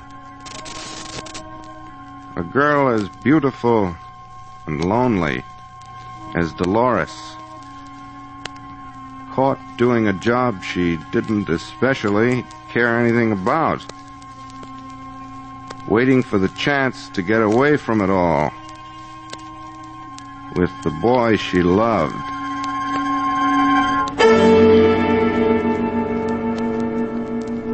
Hello, creeps. This is T4Y, opening the doors to the Mystery Playhouse. Tonight we bring you a modern horror story, complete with chills and frightening situations. It's called Angel Face, and it was written by Mr. Walter Wilson.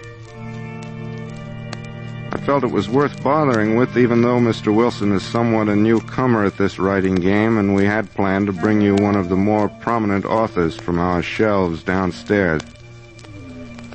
Here then is Angel Face by Walter Wilson. Our scene is a smart nightclub in Midtown Manhattan.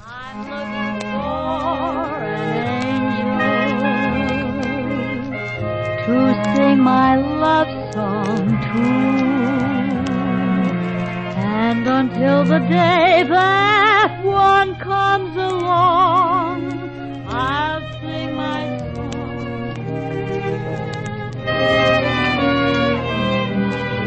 song. Waiter, have you seen Miss... Yes, sir, I know. She's waiting for you, all right. The corner table. You're late tonight, Mr. Wrangler. Yes, I know. Thank you. Oh, here you are, Dolores. Sorry I'm late. Oh, gosh, Dolores. You look lovely. Joe. Gee, I'm getting so I can't think about anything but you. All day at the bank, I keep wishing it was time to get off so I could see you. Oh, Joe, you're sweet. I think about you all the time, too. I guess I thought there never could be anyone like you. For me, anyway. I never thought I'd meet anyone like you. A real nice guy like you. You know what some people think of chorus girls. And gee, you make me feel like I was something out of this world or something. Oh, you are, Dolores. You got a face just like an angel. You say such pretty things, Joe. Sometimes I almost want to cry. You say such pretty things. 3 weeks ago, we didn't even know each other. But we were meant to meet. We were meant to stay together, too. You and I. For always. And we can't let anything interfere and spoil things for us, ever. Why, Joe... You think that, too, don't you, Dolores? Tell me you think that. Joe, darling, what's the matter? Of course nothing's going to spoil things for us. I couldn't live without you, Dolores. I just couldn't live without you. Joe, I love you. I love you like I never loved anyone before. You're the first person who's ever been really kind to me. I know something's the matter. Tell me, Joe. Maybe I couldn't help, but tell me. It hurts knowing there's something wrong and me not knowing what it is so I could help. Oh, Dolores. Is it something at the bank? Joe, it's not something at the bank. Dolores. Is it? Well, yes. Joe. I was going to put it back. I just needed some money quick. But what for? What was it? It was important. It was the first important thing that ever happened to me, Dolores. I couldn't let it slip away. Joe. Joe, do you mean to say you did it for me? All that money you've been spending on me, taking me to expensive places like this, that was... Don't you see... Just see I was afraid I'd lose you? Oh. Look, Joe, I have a little money saved up. Not much, of course, but some. Take it and put the money back if it's enough. How much was it? You'd do that for me? Oh, no, it's too late for that. It was only $400 or $500, but the auditors will catch up to me in a day or two, and then it'll be all up. They came unexpectedly. Oh, it's no use, Dolores. We can't do this, Joe. Look, we'll run away. We'll go somewhere where they'll never find us. They can't do this to us. You don't know what you're letting yourself in for, Dolores. I don't care. Wherever you go, I'll go with you. You won't be afraid? Not with you, Joe. I won't be afraid of anything. Oh, Joe, hold my hand. Hold it tight. Darling. I'll be all right, Joe. We'll make out, won't we? Joe, I said it... Dolores, it's going to take money to get away. You can have everything I've got, Joe. And I can hock that bracelet you gave me, and... They're going to be after me anyway. Well, what do you mean? Well, a lot of money would help. There's an old saying, you might as well hang for a sheep. Joe! Look, they don't suspect anything yet, but I've got to work fast. If I could lay my hands on some real money, say $20,000. Oh, no, Joe, we've got trouble enough. They're going to try to send me to jail for a few hundred anyway, Dolores, and with $20,000... But won't this just make it worse? Darling, it can't be any worse. Will you stick with me, Dolores? Will you, darling? I told you I'd do anything. Whatever we have to do. I'm sticking with you, Joe.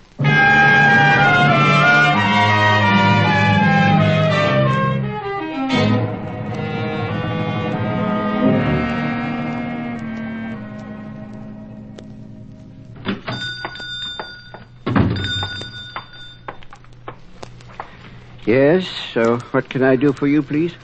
You a locksmith? Yes. Yes, you want some keys made, perhaps? No, I want you to do a job for me. Sort of a special job. Well, why not? I'll make it worth your while. You see, here's the address. It's right in the neighborhood. Let me see. Miss Dolores Still, apartment 11E, 201 Bedford... I don't know about this. I'll have to explain it to you when we get there. Well, if it's a lock, I can fix them. I told you I'd make it worth your while. Well, I'd have to charge you for it. A special job like this and leaving my shop and all. Here, will this do? Oh, sure, mister, sure. Yeah. For this, I can fix.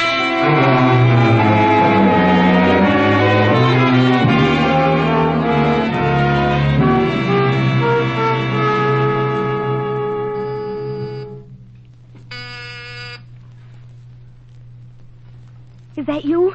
Yeah. Joe.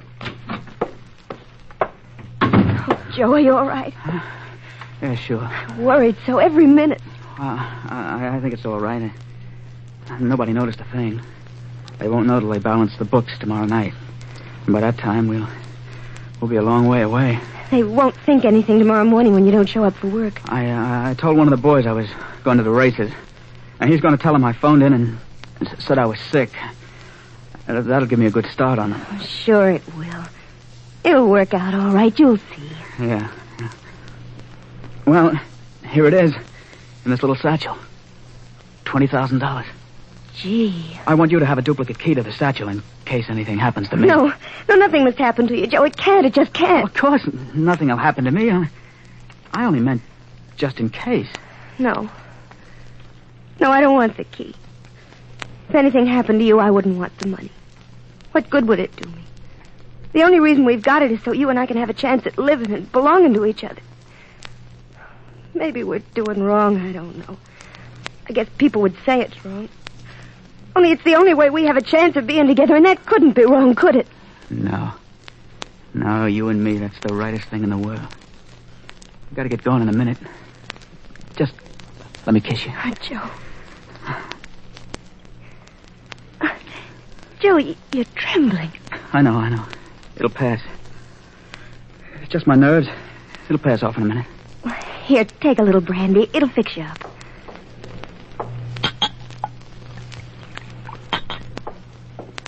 Here you are. Thanks. Guess I need it. You're not having any? No. You know I never could drink brandy. Well. Oh, that feels good. What I needed, all right. Oh, sure, Joe. Yeah. Just what you needed. It's funny. All of a sudden, What's the matter, Joe? I feel so... Dolores, Brandy!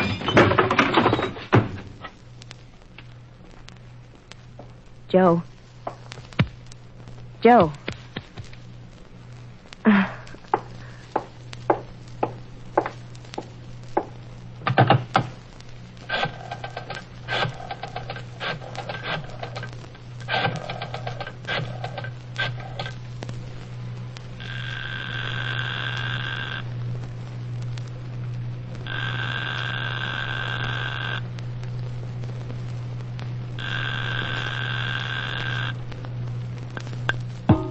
Yeah?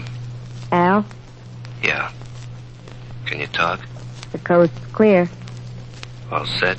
Sure, Al. Did he fall for it, Dolores? Of course he fell for it. The sucker.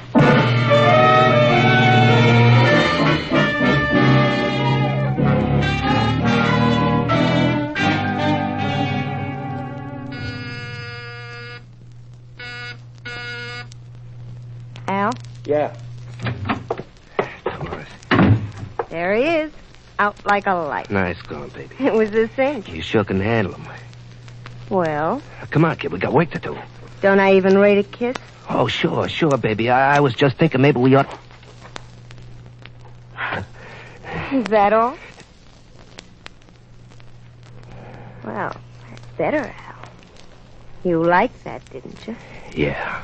You still love your little Dolores, don't you? Well, you couldn't get along without her now, could you, Al? Oh, sure. You know I love you, Dolores. Sure, Dolores knows her little boy loves her. She just wants to be sure, that's all. Oh, Dolores. And Al wouldn't ever think of leaving his little Dolores. Now, would he? That wouldn't be a wise thing to do at all. Would it? Oh, take it easy, Dolores. What's eating you? You know me. Sure I know you, Al. We've been around a lot together, you and me. It isn't as if this was our first job. Okay. Oh, this one was a cinch. He fell for it even harder than that guy in Chicago. What was his name? Tom Stevens. Don't use names like that. Someday you'll say something in the wrong place. Relax, Al. Everything's hunky-dory. Yeah, I know, Well, but what are just you worrying about Tom Stevens for? They're still looking for him and the payroll he made off with. Tom's been 6 feet under for nearly a year now. And even if somebody does dig up that trunk... Dolores, lay off. Tom was kind of nice. He always used to call me Angel Face. Remember? Angel face, cripes. What's the matter with Angel Face? Oh, come on now, Al. Don't look so sour. We just made 20 grand. I feel swell. Come to think of it, I feel kind of hungry. Hungry? Sure, hungry. I'll rustle up something in the kitchen. I couldn't eat a thing. Come on, now that's no way to talk. We got a job to do tonight. You got to keep up your strength, Al. Yeah, well, look, let's get that guy out of the way before somebody walks in. No one's gonna walk in. And him, he's out cold for a good 4 hours. Well... Oh, okay. Let's dump him in the trunk. I'll give you a hand. Yeah, let's get this thing over with, huh? I wonder why they always seem to weigh so much more when they're out this way. I don't know. Close it, Al. Here. All right. Now suppose we get going, huh? Well, what's your hurry? I told you I was hungry. Come on out to the kitchen. It beats me the way you calmly go ahead. All right. I tell you, he's out for hours. We got plenty of time because when he comes to, he'll be 6 feet under. Shut up, will you? Come along. We'll look in the icebox. Maybe I can find you a chicken heart.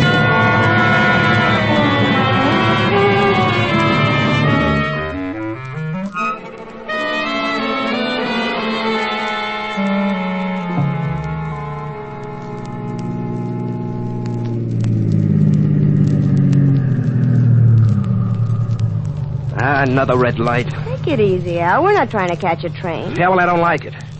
Maybe somebody saw us. Maybe somebody will stop us or something. Sure, maybe this, maybe that, maybe anything. Maybe we wouldn't have a thin dime between us if I listened to you squawking all the time. Well, go ahead. You got the green. Okay. I just feel better when we get rid of this load. I don't like driving around with anything hot like this. Al, you're a dope. We haven't got such a hot load. Oh, yeah? We could face a murder rap and you say it isn't hot? Not on this trip, Al. Not on the way out. The guy's alive still, ain't he? Of course, I admit it takes some fast talking to explain why we got him in a trunk. But if someone was to stop us this very minute and found him there, wouldn't be no murder rap. He's alive. So just relax, Al. We got no worries.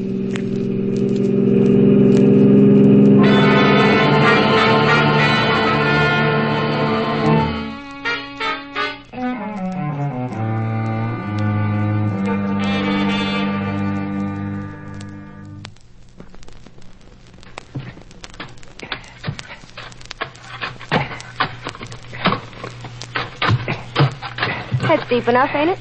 Yeah. Okay. That hole will take the trunk all right. Here, we'll drag it over. I tell you, I'll be glad to see the last of this. Right, it's heavy. Here. Let's shove it down. No. Wait a minute. What for? I just want to see if I can hear him breathing. Hear anything? No, not a thing. You suppose... No, you couldn't hear a thing through the trunk anyway. He's just out cold from that drink I gave him. Open it up if you want to. No. All right, then. What are we waiting for? Here, help me give it a shove. Okay, shovel the dirt back in. Al, take your shovel and get to work. Al, what are you just standing there for? You think he comes to down there under the ground and there isn't any air and Al.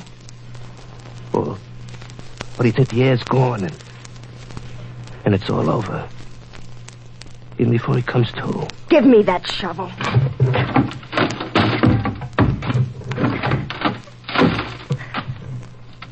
There. Top's covered over. You can hardly see any of the trunk now. Here, you can finish it. Take the shovel, Al.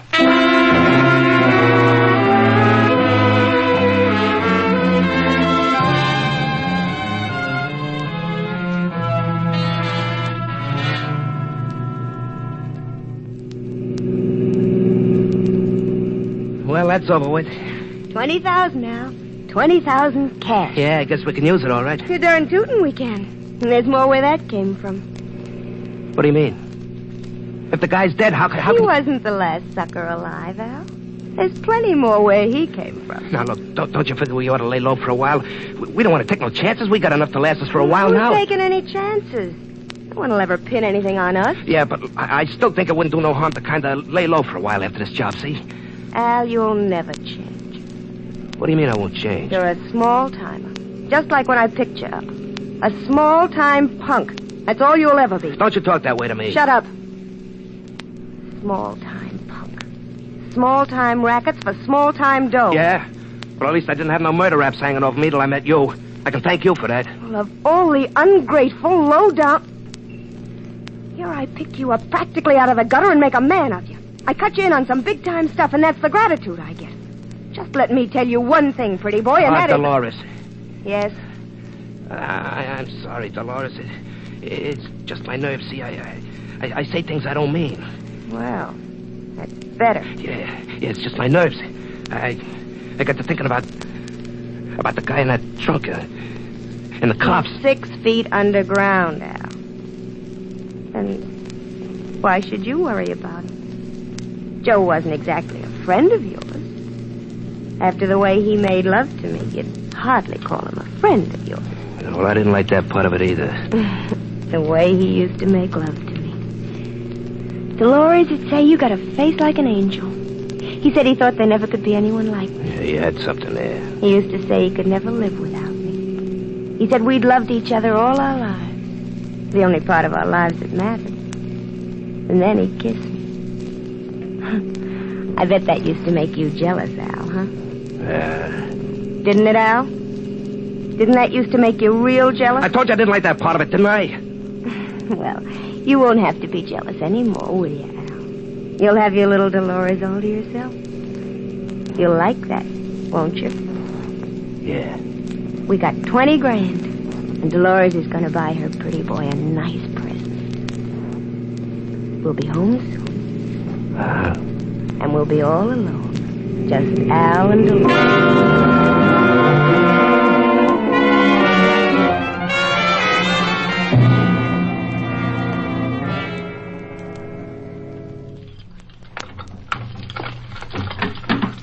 Here we are, Al. Home again. Yeah. No, don't turn on the light for a minute. Just kiss me first. Oh, baby. All right, you can turn on the light now. Joe! Joe! Good evening, Dolores. Cripes. Why, you... Take it easy, Al. Can't you see he's got a gun? You're supposed to be dead. Why don't you two sit down? You're both a little overwrought. Now, there. Where we are. I think we've got a few things to talk over. But, calmly. That's why I've got this gun, so we can talk things over calmly. You're supposed to be dead. He must have got out of the trunk while we were in the kitchen. You'd like a spot of brandy. Probably chilly from your little expedition. Grave digging is so depressing, don't you think? But don't worry. The brandy was not poison. I saw to that this morning. How'd you get out? The trunk was locked. I thought it would be. That's why I saw a locksmith this morning when you were out and had it fixed, so it could be unlocked from the inside. You see, I made a few plans, too. Like putting those weights in the trunk to take my place. And you got out of the trunk while we were in the kitchen. Oh, you smart guy. You real smart guy. But you haven't got a thing on us. Well, we'll let the police be the judge of that. You ain't going to call no cops, Joe. You can't afford to. You got a rap waiting for you, and you know it. A little matter of the bank's $20,000. Oh, that, huh? Well, you see, I don't work in a bank. What? Where'd you get that cash? It belonged to me. And you and I didn't meet by chance, Dolores. I waited a long time to meet you. Yeah. I looked for you a long, long time. What did you want to meet me for? Because I want to see you and this punk of yours hanged for the murder of Tom Stevens in Chicago. What? How'd you know about that? Let him talk. Let him talk. Doesn't make any difference now. I've got all the evidence I need. It all fits together. Okay, so we did bump off Stevens. But it's still just your word against ours. No. No, it's your word. Your words verbatim. I told you I did some planning, too. That dictograph behind your chair has just this moment recorded your confession. Why, you... Stay right there. Now, that's better. Now I've got a call to make. The police. Remember, I've still got you covered. Oh, you wanted to know where I got the money. The $20,000 you thought I'd taken from the bank I told you was mine? It is. And quite legally. The paid claim of a life insurance policy of which I was the beneficiary. Tom Stevens of Chicago. Tom Stevens? Yeah, the man you killed. Tom Stevens. That's right, isn't it? That's right, isn't it? Angel Face? Angel Face? That's what Tom... Yeah, that's what Tom used to call you, isn't it? But how did you know? I guess I forgot to tell you. My name isn't Joe Anglin, it's Joe Stevens. You see, Tom was my brother.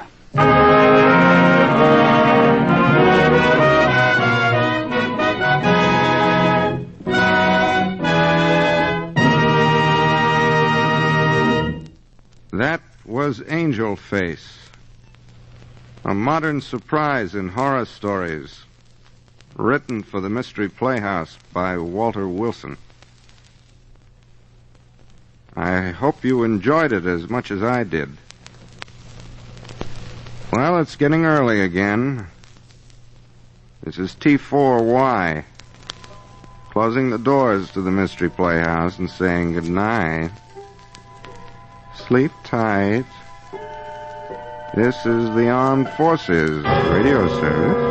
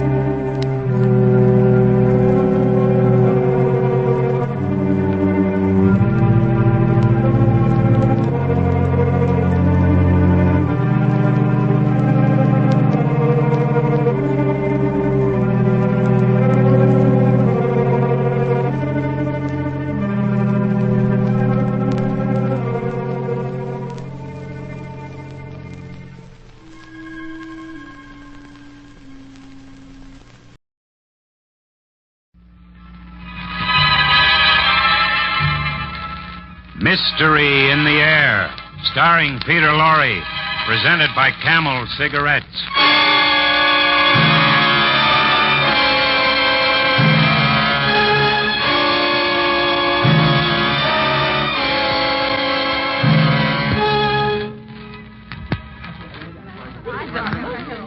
Now, ladies and gentlemen, if you will inspect the 47 wax images you see before you, I think you will admit that they are more lifelike, more startlingly real than any you have ever seen before.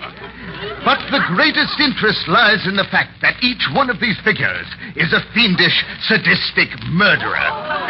But come, I begin at the end of the line and describe their horrible crimes. Yes, there he goes again, telling people all the bad things we did.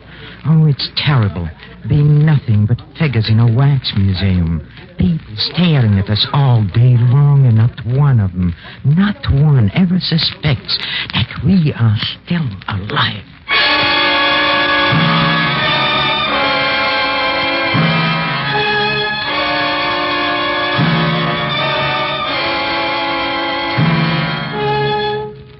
Each week at this time, Camel Cigarettes bring you Peter Lorre and the excitement of the great stories of the strange and unusual, of dark and compelling masterpieces culled from the four corners of world literature. Tonight, The Mask of Medusa by Nelson Bond. Mystery in the Air, starring Peter Lorre, brought to you by Camel Cigarettes.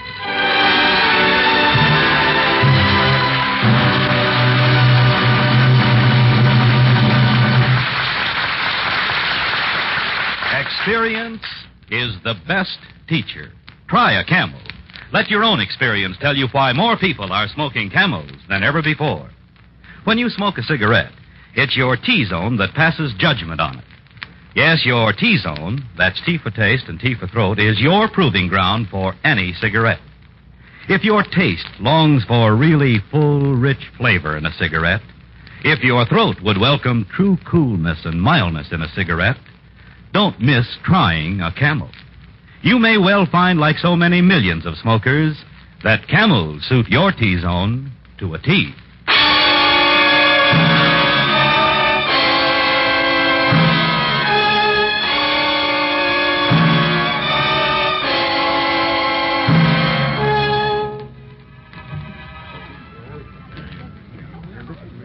So, Greta, how do you like this little fellow, huh? Oh, he's nice, Carl. I don't believe he ever did anything wrong. You women, always the same.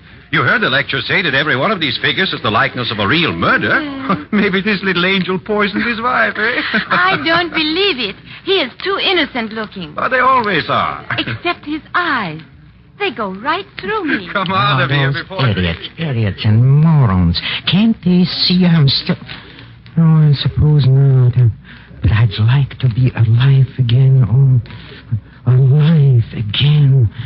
I'm alive right now, but I'd be better off dead. I can hear, I can see, I can feel, I can think. But I cannot move. I cannot move at all. No matter how and now, I ladies try. and gentlemen, if you will regard these recent specimens, and if I may say so myself, they're masterpieces. What's the matter, madam? That strange-looking little one.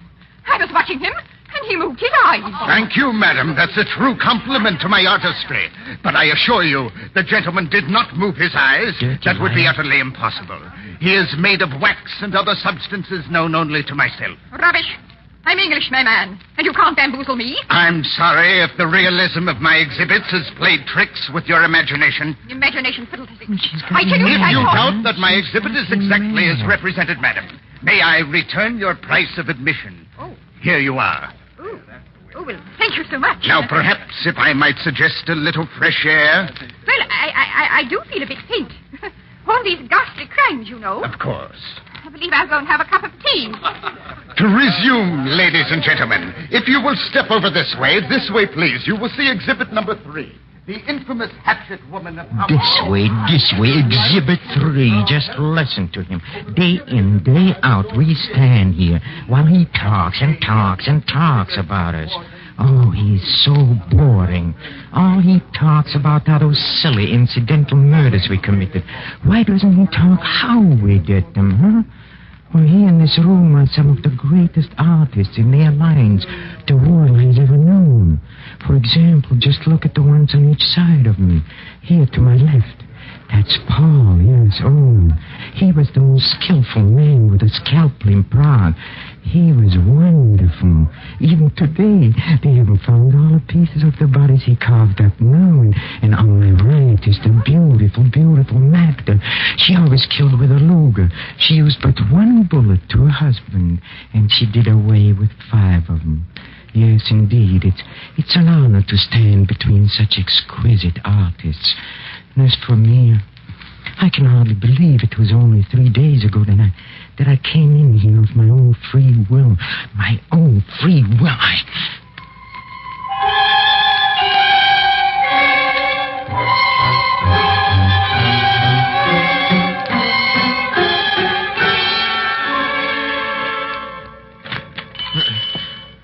Good evening, sir. Good evening. You wish to see my wax figures? Wax figures? Yes. All around you. Oh, yeah. Yes, of course. And you mean to see... You mean all these people are wax? But certainly.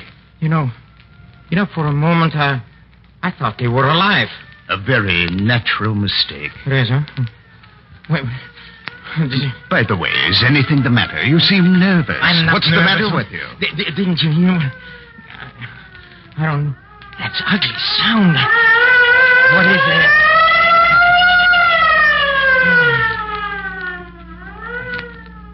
Yes, it's gone. I don't like it. Oh, I'm sorry I'm late. I'm sure you want to close up. I'll go now. Perhaps some other time I'll be back. It is never too late to show my masterpieces. Huh? But first, I'll lock the door and draw the shades. Wait. There. Now then, you don't have to be afraid of being seen. Afraid? Why should I be afraid, huh? I don't know. Why should anyone be afraid? I don't know. Well, I'm in no hurry. Well, I suppose since I'm here, I might as well... Look over my collection? Yes, why not? Good. Permit me to introduce myself. I am Aristide Zweig, owner of this exhibit, artist and connoisseur of crime. Artist and connoisseur of crime? That's an odd combination. Not at all, as you shall see. Suppose we begin here. Do you, by any chance, recognize this one? This one? No, but he's very ugly. Roger Saunders, Englishman, a poisoner, not very imaginative. Next to him here is Nicholas Rodriguez. He killed with the knife. Wait a minute. And over here... What's the matter? Tell me, these people, they all have a strange look. Strange? Yes, it's as if they had just seen something horrible, and then their faces froze. And... Perhaps they did see something. Something that made them realize the horror of their crimes. The crimes? Are these all criminals? Every one. All 46 of them. Murderers. You must be very interested in murder to get up a collection like this. Oh, but I am. It is my mission. Oh, your mission? What are you talking about? Murder. Murder, that most horrible of crimes. Yes. I hate it. I loathe and despise its perpetrators. It is my mission to show the world these fiends in human form, to display them in all their brutal bestiality, that men may view them, tremble, and take heed. I see. And yes. Where do you get your specimen? From the morgue? Not from the morgue. No. I get them here, there, wherever I can find them. Usually I have to go out and look for them. As a matter of fact, there is one now I would like to have very much. For my 47th specimen. Yes, he murdered a defenseless old woman quite near here. Not half an hour ago it was. I heard it over my radio. Yeah. He brutally murdered her and took her life savings. Yes. Did they catch him? Not yet. But they will. They're watching all the roads. And besides that, the old woman's money was in old bills. So old it is now out of circulation. When he tries to pass it, they will know. And if they don't catch him, I will. You will? You, huh? Yes. Murder must be avenged and exposed by one means or another. Oh, yes. But forgive me for going on like this. Sometimes I get carried away. Let's get back to this next figure. A most interesting case. This man, Hans Schneider, who murdered by air embolism. You say Schneider? Hans Schneider? Yes. Look, I knew him. He disappeared. He was never captured. He wasn't even suspected. None of them were. How did you get them here? I told you, sir, I am an artist. I have my own methods of reproducing their likenesses. Wait a minute. Tell me, is that a model of Schneider, or is that Schneider himself? How in the world did you happen to guess? You're quite correct. It is Schneider. But this is monstrous. Not at all. You just do not understand. Yes, I do. I understand you. You dirty hypocrite. You say you hate murder, and yet you've killed everyone in this room, you. No, I didn't kill them. How did you do it, huh? Poison, knife, or did you dip them into boiling wax alive? None of those things. They're not dead. They're not dead. What did you say? They're not dead. They're simply in a state of permanent suspended animation. Suspended animation? Are you mad? Are you insane? It's true. I just let them look, and that's what happened. Let them look at what? Did you ever hear of the Gorgon's head? What? The head of Medusa. Medusa, yes, of course. I went to school, and I studied Greek mythology. Of course, Medusa was a very beautiful woman, yes. and she offended Athena, and Athena changed her hair into snakes and made her face very hideous and so horrible that all who looked on her were turned to stone. And later, I think Perseus cut off her head. You're right. And the severed head could still turn men to stone. Yes, I know. But that was a long time ago. Would you care to look upon it? What are you talking about? Oh, it's here. The mask of Medusa was found long ago in a wild, lost grotto in Greece. Where and how does not matter, but it has been the means of fulfilling my sacred mission, the destruction, the cleansing of the world of those who slay their fellow men. Now I know you're mad. Perhaps I am the only sane one in a world gone mad. Oh, sure.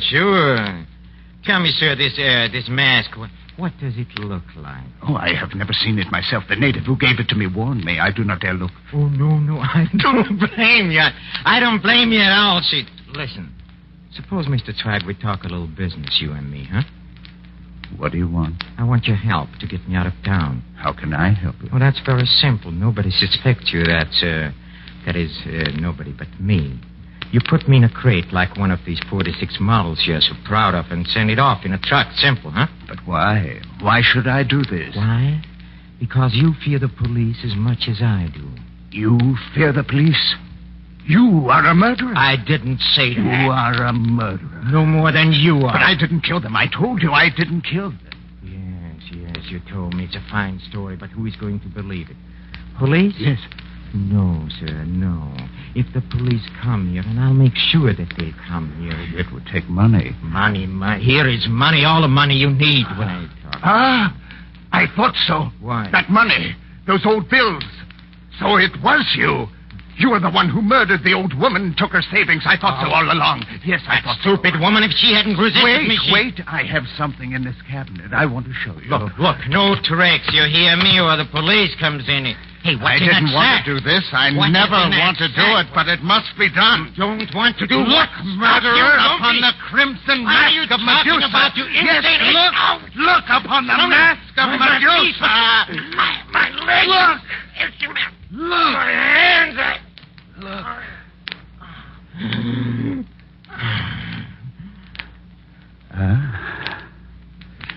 Now, I have number 47.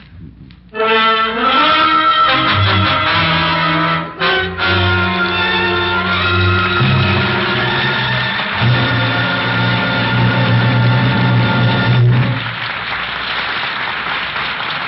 a few moments, Mr. Peter Lorre will bring us the climax of tonight's Mystery in the Air, when camels present Act 2 of The Mask of Medusa.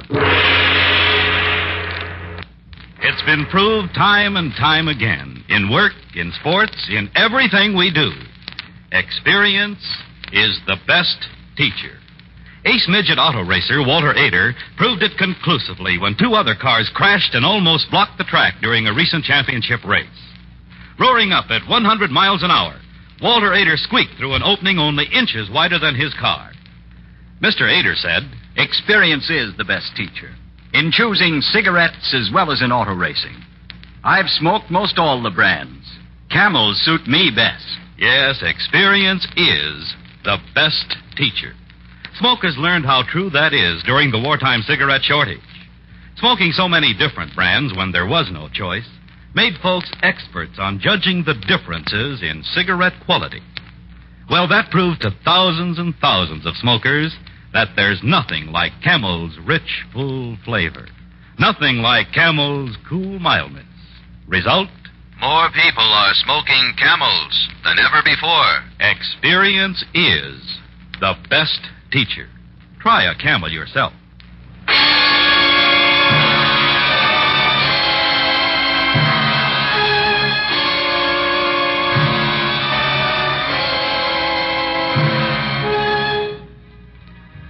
Now a new crowd is viewing the attractions of Aristide Zweig's Wax Museum. The lifelike, living but not breathing images of the 47 murderers. Oh, come, Hilda. Let's go outside. I don't like this place. Wait, here's one we didn't see. I don't know how you can stand there looking at them. The murderers. And their faces. This little one isn't so bad. If he was alive, I could go for him. No, he's horrible. Come on, I can't. Oh, I could crush her skull. Stupid idiots. No, it is not pleasant to be stared at day after day by people who know nothing of life or death, at least not as we know it. The living dead, yes, that's what we are, and he is responsible.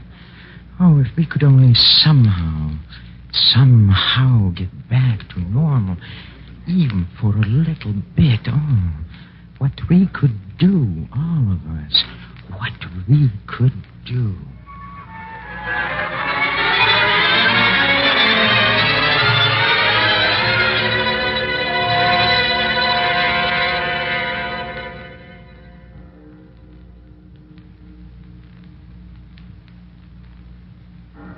Now it's midnight.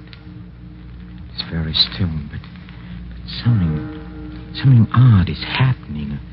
Just a little while ago, my mind was blank. I wasn't thinking about anything, but suddenly a thought came into my head. Yes, suddenly, out of nowhere. Yes, we There. can protect There it is our again. thoughts if we try. Who is what? Magda, standing next to you. Yes? Think hard. Huh? If we all think together, perhaps we can make somebody help us. Yes, of course. Oh, that's wonderful, Magda. Think hard. She's wonderful, of course. 47 minds trained in crime, all concentrating at once on somebody who comes in here to look. If we try hard enough, we could make him do anything. Maybe we could get him to... No, that's too much to expect, but still...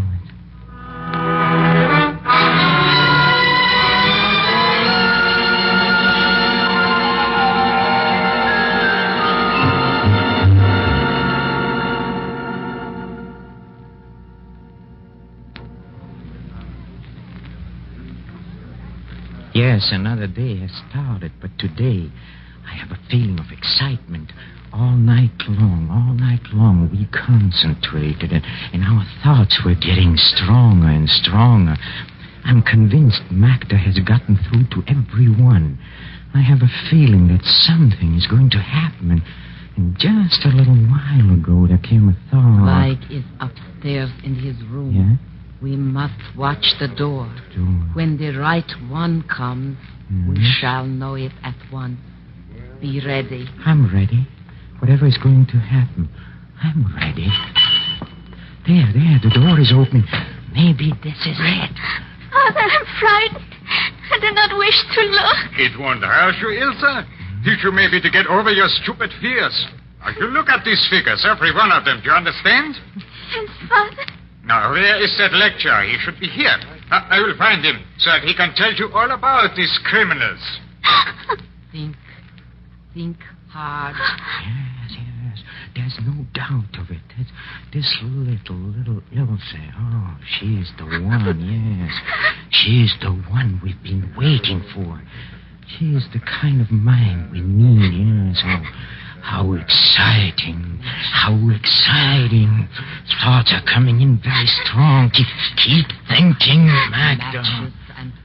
We can't be free unless something happens to that horrible mask of Medusa over there in that cabinet. If something could happen to that, the spell might be broken. Magda, what are you thinking? Matches and fire. Matches and fire. Yes, I've got it. Of course I've got it, yes. Matches and fire. Matches and fire. Father. Matches and Father, where are you? You're strange. Fire. I beg your pardon. Have you seen my daughter? She was here a minute ago. A thin girl, about 16. I have not seen her. I saw her just now over there by that cabinet, I think it was. She had a box of matches in her hand.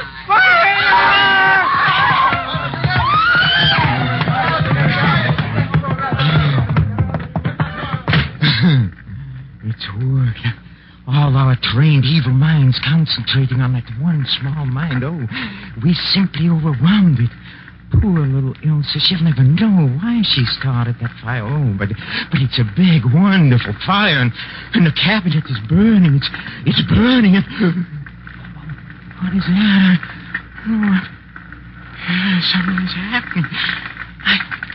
I've just been able to move the little thing in my left hand. Yes, we can move.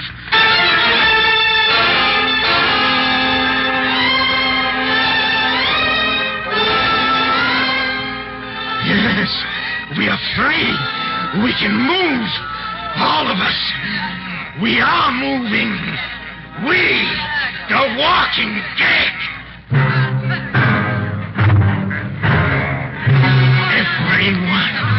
Everyone is moving swiftly through the flames. Oh, they can't hurt us. Towards the stairs, yes. Oh, we are a horrible company. Oh, how exciting. White faces, glare. The flames, 47 we are. Murderers, all of us. Surging forward to get the man we hate. Oh, yes, he's a murderer, but he's worse than we are. His victims stay alive. He condemned all 47 of us to a horrible, endless, living death.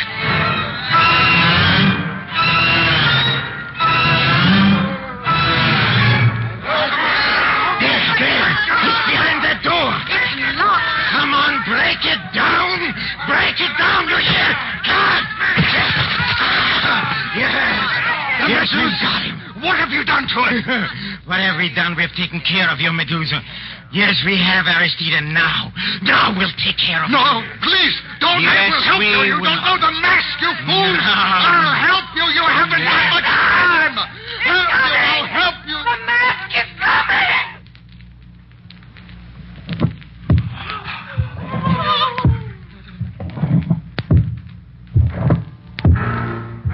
Yes, it's Medusa. It's coming up the stairs. Get after us.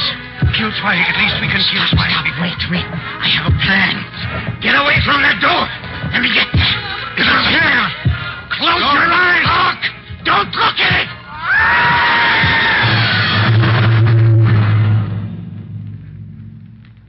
Too late. They looked, and now they're all gone. All but you and I. Yes. Everybody's gone back as they were before. Yes, they're gone. All gone, but you and I. You and I. What are you going to do? I'll show you what I'm going to do. Here. Look, Aristide. What? Look here. You hear me? No. Yes. No. You opened your eyes. No. Yes, you saw it. You're looking at the crimson mask of Medusa. Oh, look. Your feet. Oh, well, I know it. Look at your legs, your hands. Oh, you can't. You're not even able to talk anymore. Yes, you. Now you have looked upon the mask of Medusa. You idiot, you. I forgot. I looked at it, too.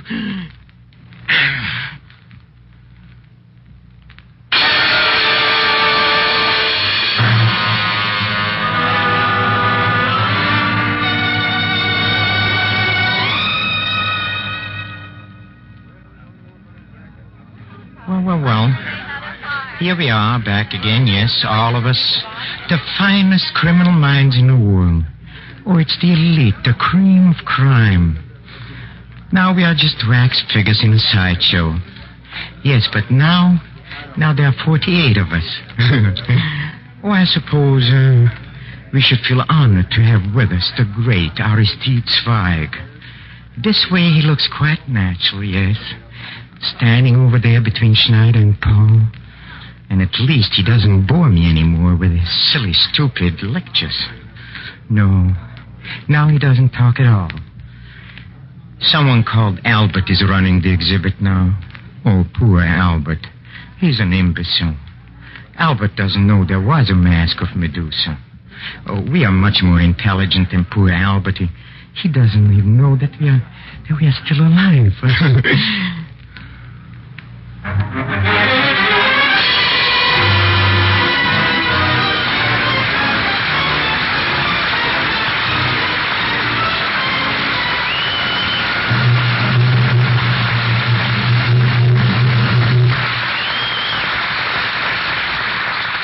The makers of Camel cigarettes send free Camels to servicemen's hospitals from coast to coast. This week, the Camels go to Veterans Hospital, Sunmount, New York, USAAF Station Hospital, Kessler Field, Biloxi, Mississippi, U.S. Naval Hospital, Corona, California, U.S. Marine Hospital, Mobile, Alabama, and Veterans Hospital, Knoxville, Iowa. 3 leading independent research organizations made a survey of doctors' cigarette preferences. 113,597 doctors were asked, "What cigarette do you smoke, doctor?" The brand named most was Camel. According to a nationwide survey, more doctors smoke Camels than any other cigarette.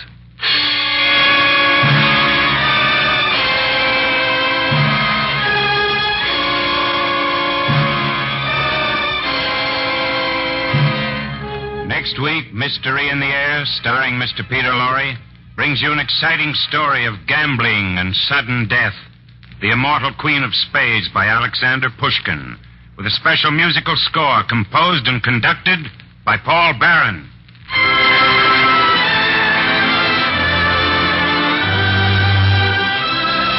Try Prince Albert in your pipe, and you'll know why more pipes smoke Prince Albert than any other tobacco. Men like PA because it's specially made for smoking pleasure. Extra rich and full-flavored. Crimp cut to burn slow, smoke cool, and specially treated to ensure against tongue bite. Just try a pipe full of Prince Albert. See if you don't get more enjoyment from the National Joy Smoke. And folks, be sure to listen to Prince Albert's Grand Ole Opry Saturday night for a half hour of folk songs, fun, and laughter with your favorite folk stars, Red Foley, Minnie Pearl, Rod Brassfield, and the rest of the Opry gang. And as Red's special guest, Jimmy Wakely. Remember, Prince Albert's Grand Ole Opry, Saturday night over NBC. Yes, your dream can come true. Your own home, a college education for your son. Travel. Save for them and they'll be yours. Buy U.S. savings bonds. Buy them regularly. U.S. savings bonds are always safe, always profitable. Sign up for the payroll savings plan where you work or the bond-a-month plan where you bank.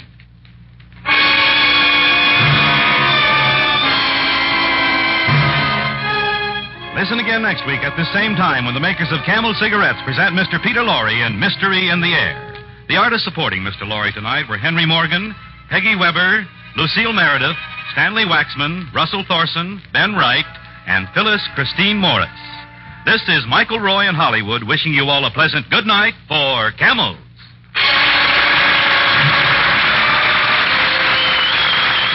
This is NBC, the National Broadcasting Company.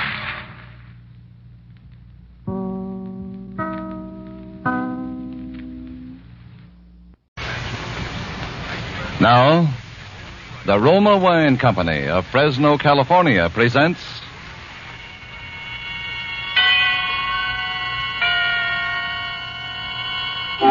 Suspense.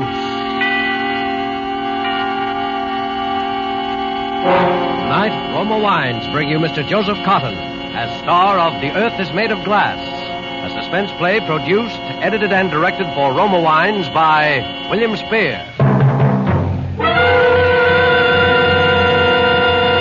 Suspense, radio's outstanding theater of thrills, is presented for your enjoyment by Roma Wines. That's R-O-M-A, Roma Wines. Those excellent California wines that can add so much pleasantness to the way you live, to your happiness in entertaining guests, to your enjoyment of everyday meals.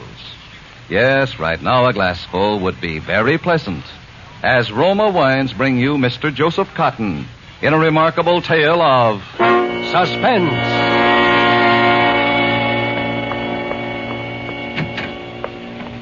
Good morning, Dr. West. Good morning, Miss Adams. Well, there's one bed vacant this morning. I see that 436 Mr. Steele died, 4 a.m. Yes, I was there. Coronary thrombosis. You're not terribly concerned, Dr. West? Why should I be especially concerned? Well, the day nurse, Miss Rosenberg, said that you and Mr. Steele... You girls gossip too much. Yes, Doctor. But I understand there's no family. What am I going to do with Mr. Steele's things? What things? Well, his overcoat. This parcel was in it, this book. He said it was his journal, and he told Miss Rosenberg you would have it. He said it had important scientific data. Well, give it here. Yes, Doctor. Journal of Richard Thomas Steele. Important scientific data, I'll bet. I still can't figure out what was eating that guy. What he had to say to me that was so darned important. Why do people want to keep diaries? July 26th, not a fruitful day. The weather this morning was heavy, sticky. Lord knows what crazy stuff he's written here.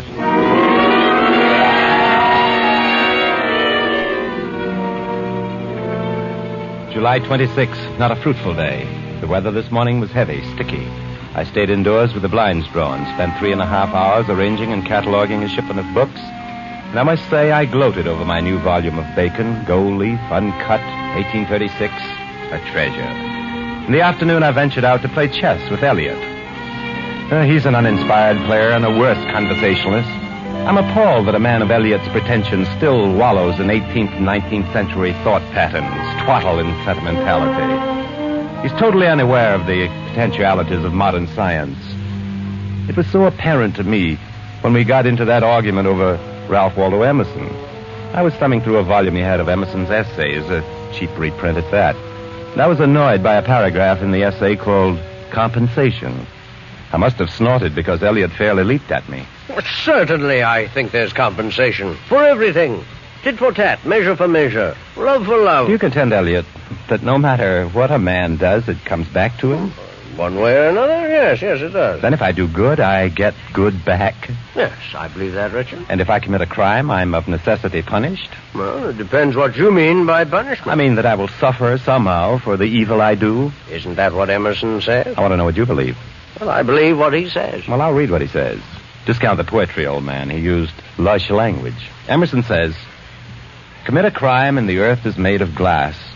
Commit a crime and it seems as if a coat of snow fell on the ground such as reveals in the woods the tracks of every partridge and fox and squirrel and mole. You cannot recall the spoken word. You cannot wipe out the foot track. You cannot draw up the ladder so as to leave no inlet or clue. Some damning circumstance always transpires. The laws and substance of nature, water, snow, wind, gravitation, become penalties to the thief. Well, Eliot? Beautiful, isn't it?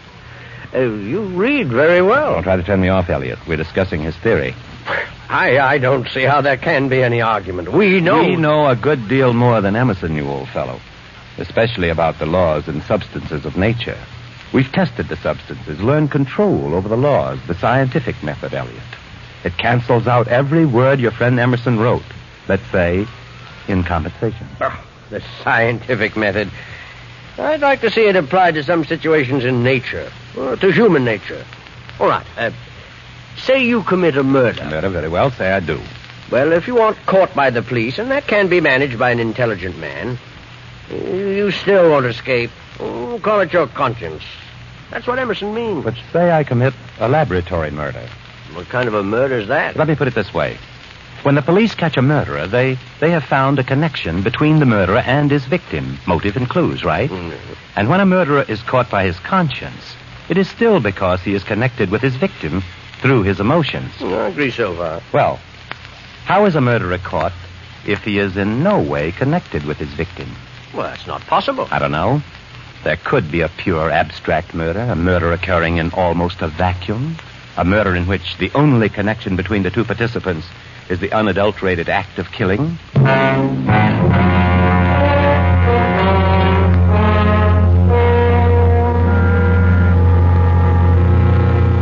July 28th. The weather continues warm, humidity high. Today I roamed around my library, read a little, thought a great deal. It's odd that I should keep referring back to my conversation with Eliot. Abstract murder, a laboratory murder. I jotted down one or two theoretical points today. It will be an amusing project in such hot weather.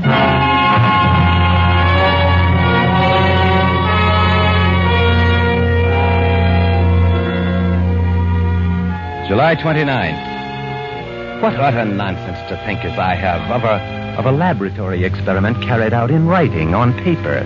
It's a contradiction in terms. The core of the scientific method is to prove theory in life, so let us prove the possibility of a pure murder. It must be someone met in an emotional and material vacuum. Someone with whom I have no connection. Someone whom I have no possible reason to kill. The preparations for such a murder are of necessity classically simple. This afternoon I bought my equipment. Gloves, sir? What kind of gloves? Oh, any kind of glove. But what do you want them for? Driving? Gardening? I want gloves I can use for anything. Well, we call these utility gloves. Yes, those will be excellent, thank you. What size, sir? Any size, medium. Well, now, these look just No, about... I don't want to try them on. I'll take them as they are. Just wrap them up. Oh, yes, sir. Just as you say. You know, I'm very fond of a genuine old-fashioned hardware store, Mr. Jeremy, like yours. Yes, and a lot of people tell me that, Mr. Steele. Yeah. Anything special you're looking for? I don't know. I suppose I'm just browsing. Yes, sir. Oh, what are those? Ice picks? Yes, sir, and pre-war metal, too. You want one? No, I have one. My, quite a selection. screwdrivers, and... there's something I want. Oh, a knife? One of those. Well, to be fair with you now, those are pretty poor knives. Doesn't matter. Well, just no darn good as far as I can see. The best possible recommendation, Mr. Jeremy. I'll take it.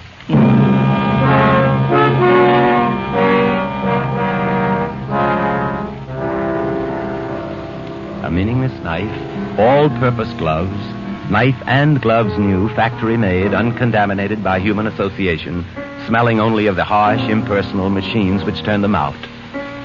My first safeguards against the intrusion of emotion. In a laboratory, this procedure would be called controls. To complete the controls, who would it be? I must never see his or her face. I must never know his or her name, age, occupation, thoughts, or desires. I must come into contact with this victim as casually as though we were blown together by the wind.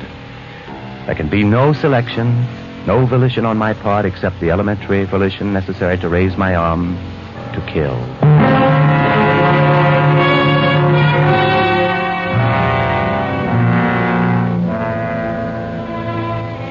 July 30th. The exact record of what has occurred. I must write it down now while it is fresh in my mind. I will be absolutely precise and objective. Very well. Tonight, at some undetermined hour after dinner, I left my house on 74th Street with the new gloves and knife in my right-hand coat pocket. The only external circumstance I noted was that the air was hot, heavy, and still. But after all, everyone is affected equally by weather, so my consciousness of it was no limitation on my experiment. I walked an undetermined number of blocks, taking care to observe no street signs or landmarks. I observed only one thing, that there were many people on the street. In fact, I became aware only vaguely that I was pushing through a rather dense crowd, but I deafened myself completely to any specific words or conversation. Brilliant recording. Brilliant. And although I imagined there was traffic passing in the street, I successfully blotted out all sound except for a dull roar. It seemed to me that the ominous heat had increased. The stillness of the air was almost palpable. Perhaps brought me sooner to the final resolution of my plan. But when I found my progress through the crowd blocked by what I can only describe as a human, I raised my knife and drove it into the back with all my force. I can't stand it. I can't. What's the matter? I continued walking without haste, pausing only a fraction of a second to hear. He's fallen. Get back. Give him air. Give him air. To hear those few words. He's fallen. Give him air. He needed no air, I knew that. And thus, I heard confirmed my unqualified belief that I had taken without any possible consequence to myself a human being's life.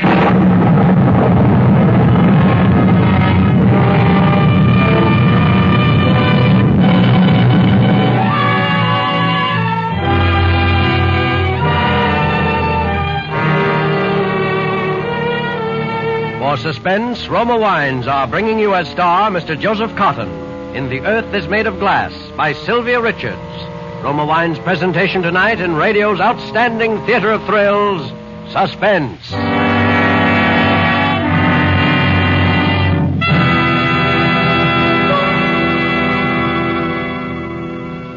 Between the acts of Suspense, this is Truman Bradley for Roma Wines. First call to my dinners, says Miss Elsa Maxwell, is Roma California Sherry. For this delicious wine is a perfect beginning to a good meal. In fact, this famous hostess goes on to say, Roma Sherry is an ideal wine because you can enjoy it any time of day or night. Golden amber with a rich nut-like taste. Glorious Roma Sherry is at its most delightful best served cool. Roma Sherry, like all the famous Roma wines, is made from carefully selected grapes from California's choicest vineyards.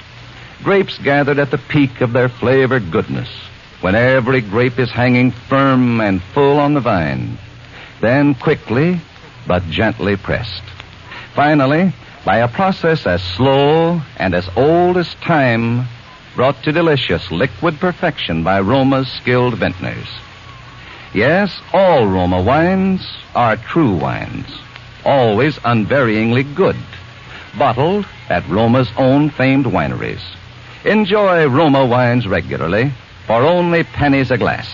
Remember, because of uniformly fine quality at reasonable cost, more Americans enjoy Roma than any other wine. Always ask for Roma. R-O-M-A. Roma wines. And now Roma Wines bring back to our Hollywood soundstage Joseph Cotton as Richard Thomas Steele in The Earth is Made of Glass, a play well calculated to keep you in suspense.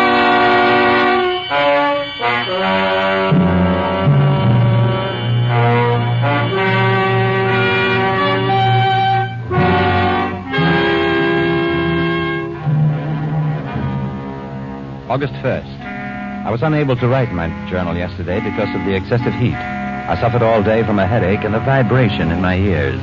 I'm writing today only to have on record the final control in my experiment, my laboratory murder. To assure complete ignorance of the identity of my victim, I shall read no newspapers for a period of 2 or 3 weeks, nor hold conversation with anyone apt to be morbidly interested in murders reported in the tabloid press. Compensation. Tut-tut, Mr. Emerson.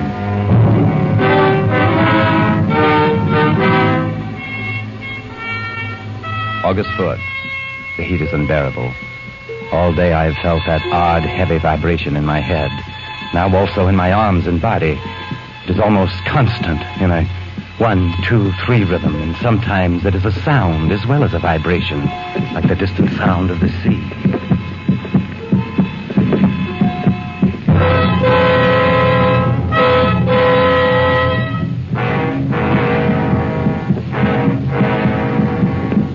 I must consult a doctor. Last night I was kept awake by the throbbing in my head, and toward morning I was subjected to a new agony. Very softly at first, but louder and louder, like voices heard in delirium. My head became filled with an almost hysterical babbling. Brilliant. Brilliant. Brilliant. Appassionata. Appassionata. Appassionata. Brilliant. Brilliant. Brilliant. Appassionata. Appassionata. Appassionata. Brilliant. Brilliant. Brilliant. Appassionata. Appassionata. Brilliant. Brilliant. Brilliant. It is a nightmare. Not for an instant have the voices stopped or even paused. And they seem to keep time with the reverberation of my heart.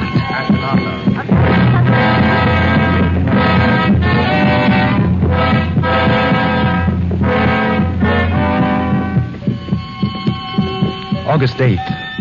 I have no need to consult a doctor. Now I know the nature of my illness. Last night I turned to music, trying to drive the unspeakable uproar from my brain. But when I put the records on the machine, the Frank violin sonata, and settled back to hear the first flowing melody of the violin, something happened. The music swelled and changed, and became the Appassionata, Beethoven's Appassionata. Brilliant. Then I knew. I turned off the music. A deadly cycle began once more. The sound and voices rose to a bedlam, shrieking like the voices of fiends, rose to a dreadful climax. In spite of every precaution, my murder had not taken place in a vacuum. My shield had been penetrated by those fragments of sound and speech echoing in my ears. Speech about a concert. Yes, I remember now. I read that Schnabel was to play an all-Beethoven concert in Carnegie Hall July 30th. And the clanging of bells, that was the trolley going by on 7th Avenue.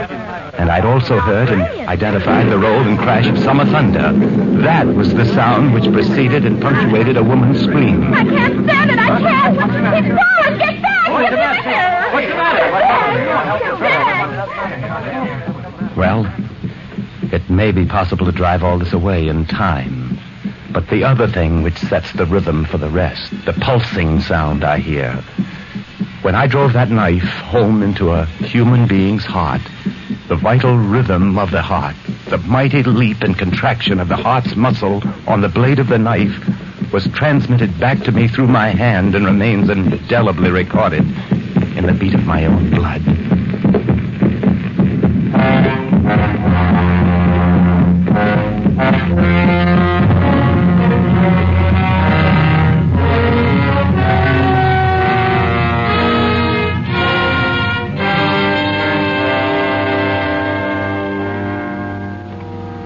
August 11th.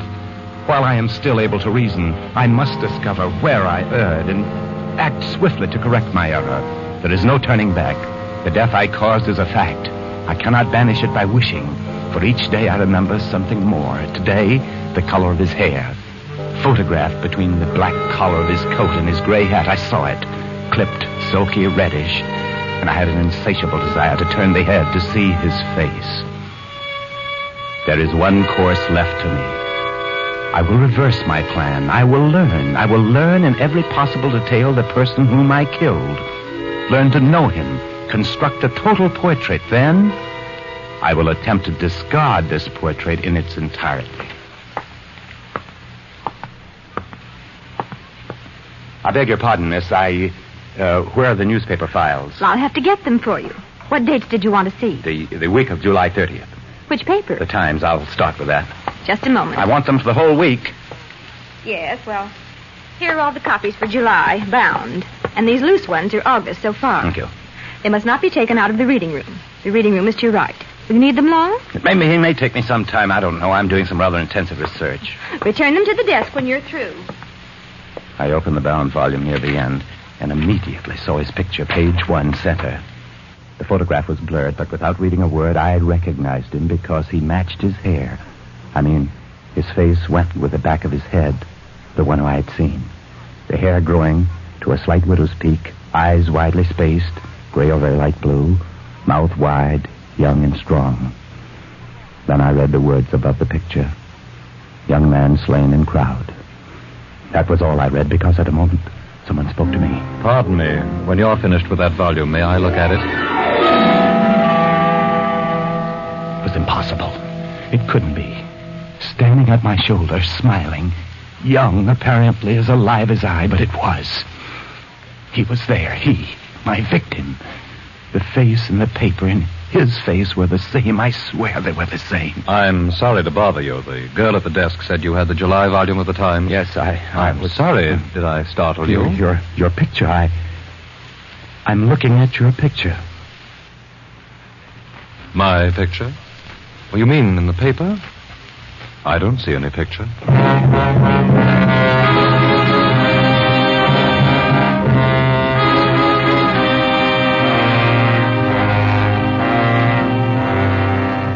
He's dead. I know he's dead. I felt his heart leap like a fish on the point of my knife, then quiver and die. I saw him fall. I must believe that he is truly dead. And the dead neither walk nor speak. But today on Fifth Avenue... Hello. What? What's wrong? Are you ill? No, I'm all right. You looked like you were about to faint. You're still green. Are you sure? I'm all right. Because I live right near here if you want to lie down. No, please. Well, it's up to you.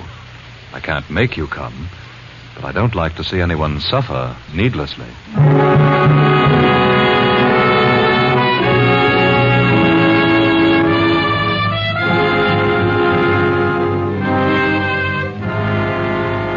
August 20th. He doesn't like to see anyone suffer. Yet because of him, there is not one day, 1 hour when I am free from despair and fear.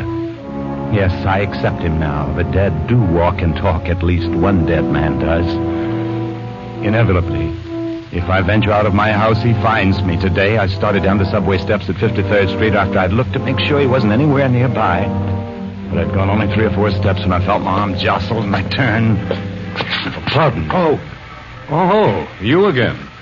I'll bet you think I'm haunting you. Please, what do you want? Look, I don't want anything. Let's just call it fate or something. Why don't you let me alone? I'd begun to think that maybe we were both to be spared this. So had I. If I were superstitious, I'd say we had some unfinished business. Please, will you tell me something? Will you answer one question? Do you believe in compensation? You'll have to explain what you mean. If someone does evil, if I have done evil, must I get evil back? Well, say it again. Do you believe in good for good, evil for evil? Look, what about killing? Well, there's all sorts of killing. But senseless killing.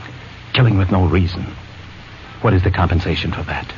You've asked a pretty complicated question of a pretty simple man. The only thing that comes to my mind right off is what it says in the Bible. An eye for an eye, and a tooth for a tooth. That's what you believe? Why, yes, I believe that. Is that any help to you? Yes. Oh, yes.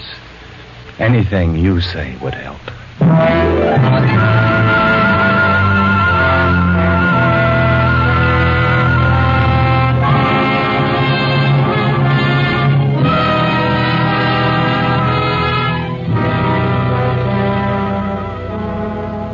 An eye for an eye, a tooth for a tooth, like a man. The price asked by the only one who can ask it. What will you have, quoth God? Pay for it and take it. Well, I'll pay. For I've learned that no event between two human beings can happen in a vacuum. We're all enmeshed, bound together through our blood in a pulsing net. And if one of us does violence to another, he does violence to himself. Very well. This price I am glad to pay. There is no other way.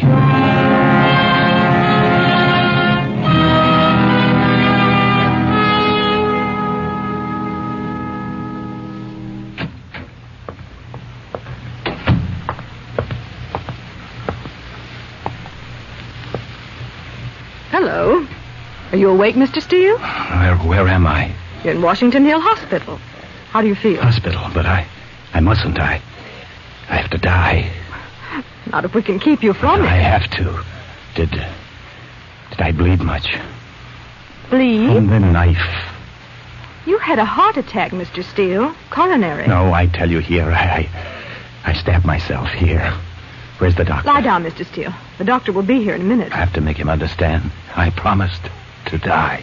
You promised? Oh, here's the doctor now. Yes, but you. Of course, you. Well, Mr. Steele. I tried to tell her.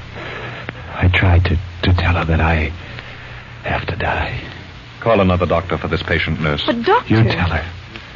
The earth is made of glass. That if I don't die, you'll always find me. I know that.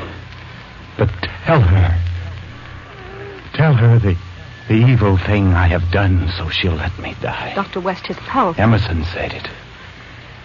I carry a malignity in me. But when I die, I make square the eternal account. Make square the eternal account.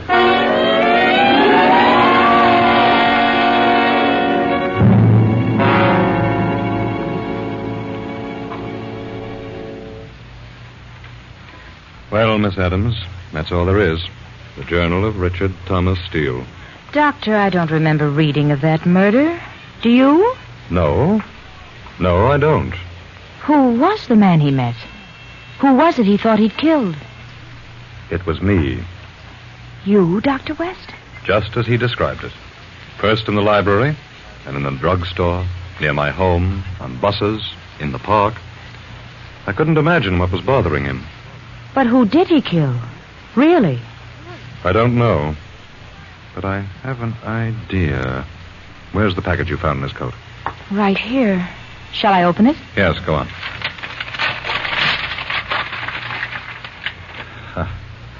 You see? The gloves. And the knife. And they've never been used. Then he never killed anyone. No. Richard Steele never drove a knife into a living back.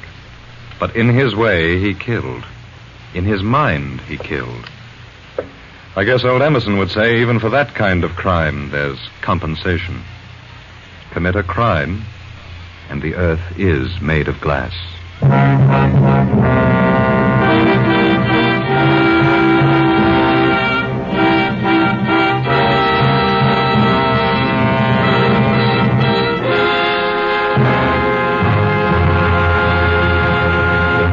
Roma Wines have brought you Joseph Cotton as star of The Earth is Made of Glass. Tonight's study in Suspense. This is Truman Bradley for Roma Wines, the sponsor of Suspense. These days, says Miss Elsa Maxwell, world-famous hostess, more and more people serve only one dish for dinner, with a salad and probably a sweet. That's why I'm sure so many more people serve Roma wines, because Roma wines add so much to a simple meal. With a savory pot roast, for example, I recommend glasses of good Roma California Burgundy served cool. Now, that's a good suggestion from Elsa Maxwell, for Roma Burgundy is a handsome wine with a good, warm heart. Try it and discover how happily its tart piquancy goes with meats. And if you enjoy cocktails before dinner, you'll make better cocktails with Roma's full-flavored vermouth, sweet or dry, made and bottled in the heart of California's famous vineyards, yet surprisingly low-priced. Try Roma vermouth soon, won't you? We would like to thank Joseph Cotton for appearing in the place of Clifton Webb, whose illness prevented his being with us this evening. Joseph Cotton appeared through the courtesy of David O. Selznick, producer of Alfred Hitchcock's Spellbound. Next Thursday, you will hear George Murphy in Suspense, radio's outstanding theater of thrills.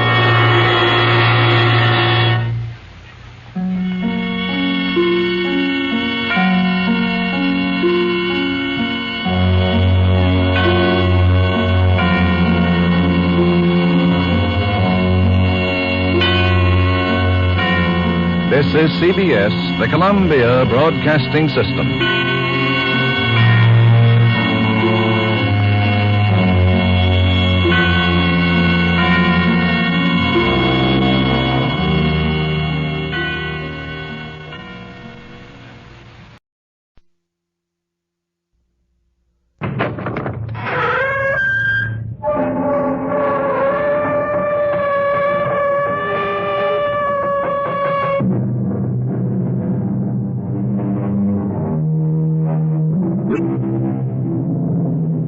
Come in. Welcome. I'm E.G. Marshall.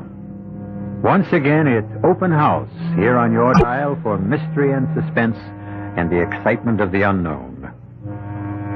They say, whom the gods would destroy, they first make mad. Yes, they do say that. But these days, it would be quite possible to take the opposing view. One could also say, whom the gods would preserve, they first make mad.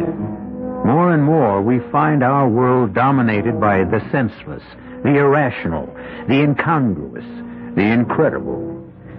And if this is the way things are truly headed, perhaps a touch of madness may be absolutely necessary for survival. I'm sorry I crashed in on you like this, sir. Oh, I hope you're not injured. No, I'm fine. Your plane? I'll examine it in the morning. Then you'll join us for dinner, won't you? Well, thank you. If you'd like to go to bed early, we have a room ready for your convenience. You're very kind. Well, we don't usually have much here in the way of entertainment. We're so far away from everything, but if you care to stay up tonight, you're very fortunate. Oh, really? Yes, you might enjoy it. Enjoy what? Tonight's entertainment. Oh, what is it? It might turn out to be a hanging.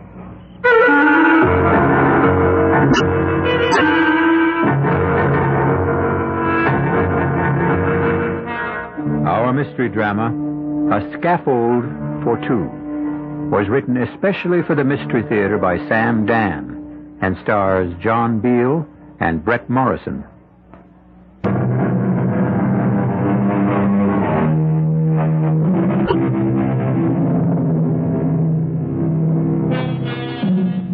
It is written, where men are innocent, laws are unnecessary. Where men are corrupt, laws are useless. It stands to reason, therefore, that laws are intended for that great mass of us who are in the middle, neither completely innocent nor entirely free of corruption. It's a subtle philosophical point, and there are times when Charles Farnsworth would enjoy discussing it over a drink and a roaring fire. However, this is not one of those times. For the last 2 hours, Charles Farnsworth has been fighting for his life. His tiny single-engine plane is being buffeted without mercy by by a ferocious thunderstorm. His radio has gone dead. His instruments are useless. He has been blown off his course. He has no idea of where he can be. And the needle of his gas gauge is hovering at empty. And now, suddenly as interrupted, the storm subsides. There is brilliant moonlight, bright twinkling stars. And just below him, he can make out a long, gently rolling meadow. He has no choice.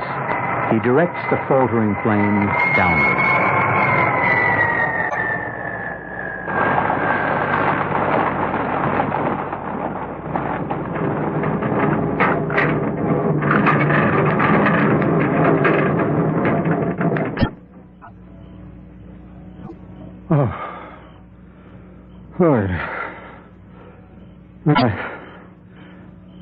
I guess I'm all right. I guess everything's all right, but where am I?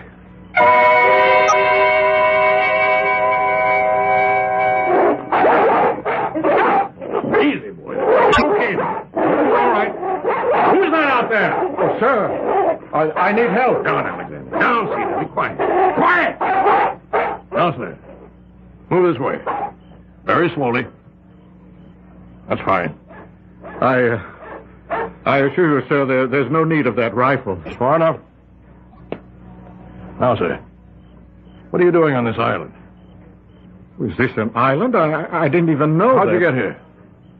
I was driven off course by the storm. What storm? Well, it ended a few miles north of here, or south of here, or even east or west. I couldn't tell you. I was forced down in a meadow, but... You all right, sir? Oh, yeah, I'm fine. And your plane? It seems to be okay. I need gasoline. Oh, you alone? I guess they're all alone. I see. I wonder if I may impose upon your hospitality. It's yours, sir. Thank you. Step this way, won't you? My name is Bennett. Franklin Bennett. Welcome to Bennett's Island. My name is Charles Farnsworth. Oh, you're just in time for dinner, Mr. Farnsworth.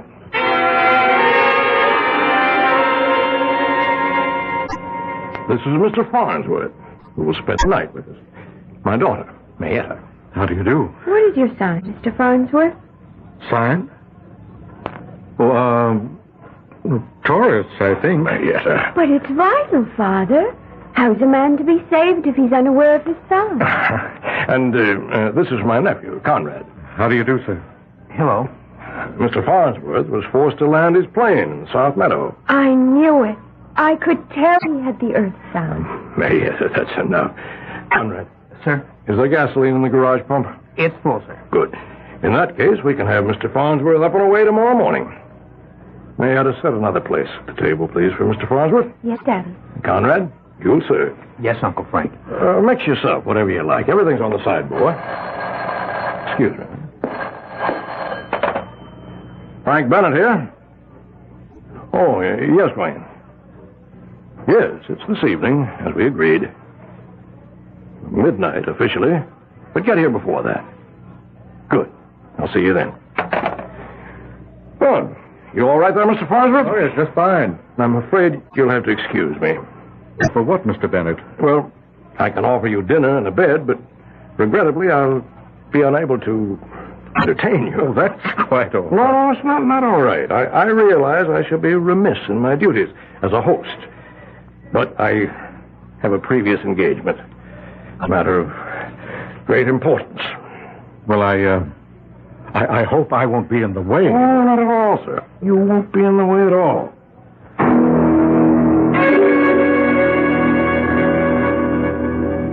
Well, if everyone's had enough, Conrad, Mayetta, clear the table. Charles Farnsworth. Where have I heard that name before? Well, I'm an attorney. Oh, yes, you're that Farnsworth. You're the lawyer that gets all those guilty people acquitted. Oh, that's impossible. Impossible? If a person is acquitted, it's proof that he's innocent. Oh, you know what I mean. No, I'm afraid I don't. Why, you usually get these people, rabble-rousers mostly. They go around, they commit murder. How do we know that? Because we know it. We just know it. It's a matter of pure common sense. Guilt or innocence is a matter of law. Most of these people you defend are against the law.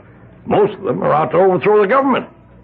And anyway, they're dirty. They're unkempt. Oh, I wouldn't say that. I would. Mr. Bennett, I defend a great many people. Some of them happen to be associated with unpopular causes, and some of them, I admit, are personally quite unappealing, but what would you have? Everyone's entitled to counsel. I know. It's just that I hate to see people get away with murder. If they don't get away with it, if a judge and a jury acquits them, that means they didn't commit murder. That's what's wrong with the system. Well, you could also say that's what's right with the system. Well, I'm doing something wrong right now. I'm having an argument. A serious argument with a man who's a guest under my roof. I apologize. Oh, please, I don't feel in the least. I'm a deep believer in the law, Mr. Farnsworth. And to me, the most sacred of all laws is hospitality. When a man is your guest, in no way should he be made to feel uncomfortable or under a strain. Forgive me for what I said to you before. No, I felt in no way insulted. That's very kind of you. Conrad, Mayetta, come in here, please. Mr. Farnsworth, I'll have to excuse myself for the night. I hope you understand. Yes, of course. Conrad, my guests are beginning to arrive. Show them into the library, will you? Yes, sir. And Mayetta, conduct Mr. Farnsworth to the guest suite. Now, Mr. Farnsworth, you must excuse me. Hope to see you at breakfast in the morning. Good night, sir. Good night. You want some more coffee? Oh, no, thank you. When I asked you your sign, I didn't mean the signs they have in the zodiac, you know? I think so. There are the 4 basic signs, and they're earth, air, fire, water. Oh? Is this some new kind of science? Oh, no. It's an old kind of religion. I see. It's mine. I'm the head priestess. Are you? Yes. I'm maybe the only one. You see, I don't know anyone else who's a member. Oh. No. Most of the folks we have around here are Methodists. We also have some Congregationalists and some Catholics and some Jews. But I can't find anyone who's a member of EWAF. EWAF? Yes. The 4 elements. Earth, water, air, and fire. So far, all we've got is Conrad and me. Well, you can never tell. Maybe there will be more one day. Oh, it's very nice of you to say that. Most people just laugh at me. I'm sure they don't mean any harm. I don't mind. You're a very nice person. You're not at all like most of the people who come to see Daddy. Why do you say that? Because you're a perfect example of the balanced EWAF. I see now. You don't have any son. You have all 4 of them. Oh, is that good? Oh, that's perfect. You're in heavenly balance. Your fire and water, your earth and air, they don't fight each other. They work together in harmony. Didn't anyone ever tell you that before? No, not that I can recall. Well, as I was saying, most of the folks who come to see Daddy are unbalanced. They're usually too much of one thing. Now, Daddy himself, he's too much fire. Poor cousin Conrad, he's mostly earth. Earth? Yes. You know, it's like he's just there. Well, Daddy said to show you to the guest suite. Yes, I believe so. Now? I suppose now's as good a time as any. Your father, as I understand, has other guests. Yes. If we weren't on the island, you could go to a movie in town. I think I'll just turn in. All right. Come with me. Well, this is quite a place you have here. Daddy built it for Mother. Daddy fought in France during the war, and that's where he met Mother. She was French, you know. And he built her this chateau. That's what they call them in France. I can see. It's lovely. This is your suite.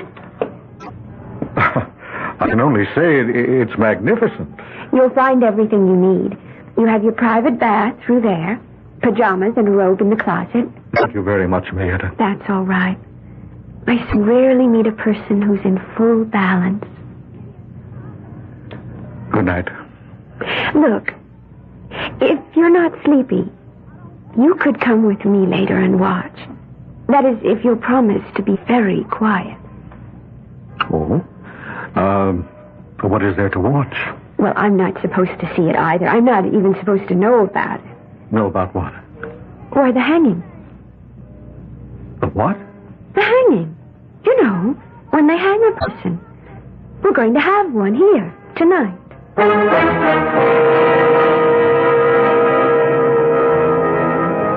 Just like that. How would you like to blunder into this kind of lodging for the night? Charles Farnsworth looks at Mayetta. She's young, but not a child. It's true she babbles a bit and has several, offbeat ideas, but she seems sane enough. What's this about a hanging? Well, you'll just have to wait until I return shortly with Act 2.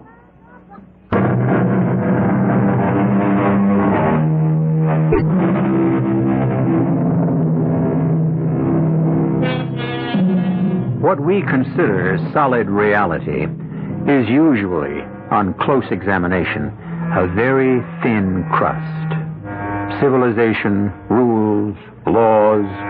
We think these are the powerful defenses that protect our lives from anarchy.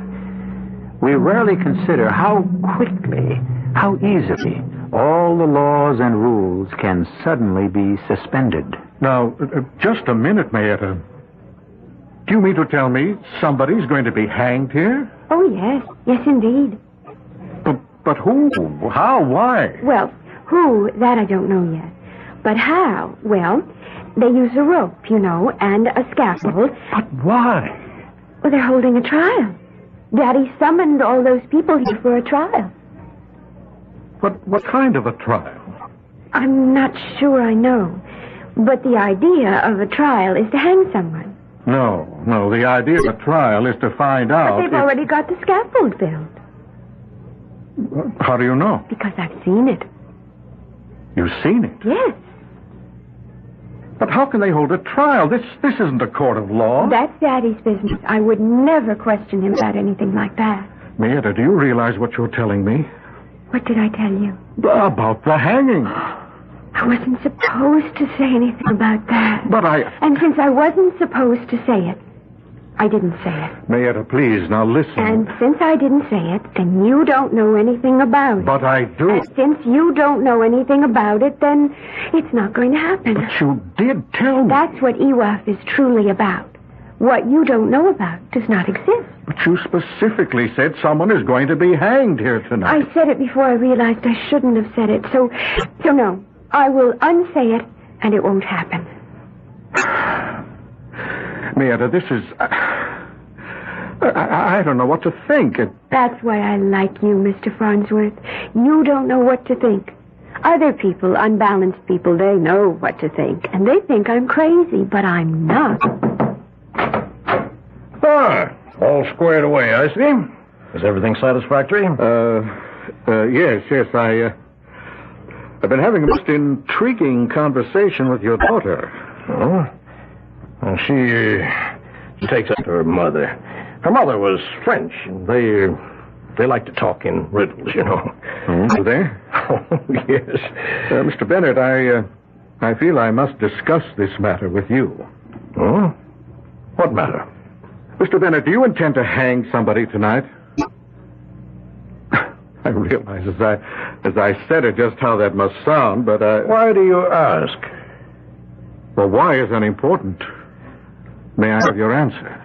Now, whatever could have given you such an idea? Well, your daughter mentioned it. Oh. Also, Mayetta said we're going to hang someone tonight. Yes, sir. Well, she thinks so. May I ask why? I love my daughter, Mr. Farnsworth, but I'm not blind to what is obvious to everyone else. And what is obvious? Oh, you've seen it yourself. She's not like everyone else. You're not like everyone else, are you, Mayetta, honey? No, Daddy. And you see things and hear things and believe things that other folks don't. Now, isn't that true, darling? Yes, Daddy. Yes. You just run along to bed now. Yes, Daddy. Good night, Mr. Farnsworth. Good night. She has a problem, Mr. Farnsworth. She was born that way. I'm sorry. And I realize I'm in a very embarrassing position. Well, let's say no more about it. Well, you're probably wondering now what this gathering is about. Well, we're having a reunion tonight. My old Army outfit. Each year, we become fewer and fewer. Well, I hope you have a good time. Oh, we will. Sir, you spoke of the law of hospitality. All the obligations are not centered on the host. The guest is also obliged to make things easy. Well, thank you. I'll see you in the morning. Sleep well. Good night. Good night.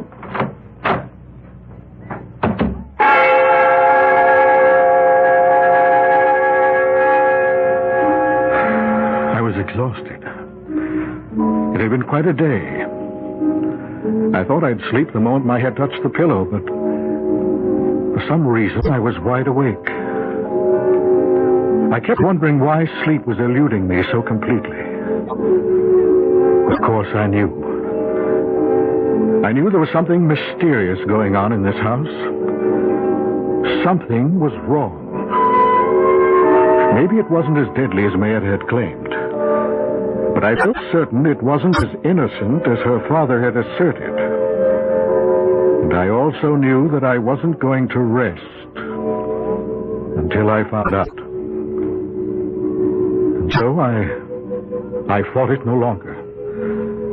I got out of bed and dressed myself. And I walked quietly to the door. And I turned the handle. And that's when I discovered that it was locked. Locked from the outside. I walked to the window, and I discovered that I couldn't open it. It was a large casement window made up of many small panes. And as I examined them closely, I discovered that they were made of very heavy, leaded, apparently unbreakable glass. And now I knew with crystal clarity I was a prisoner.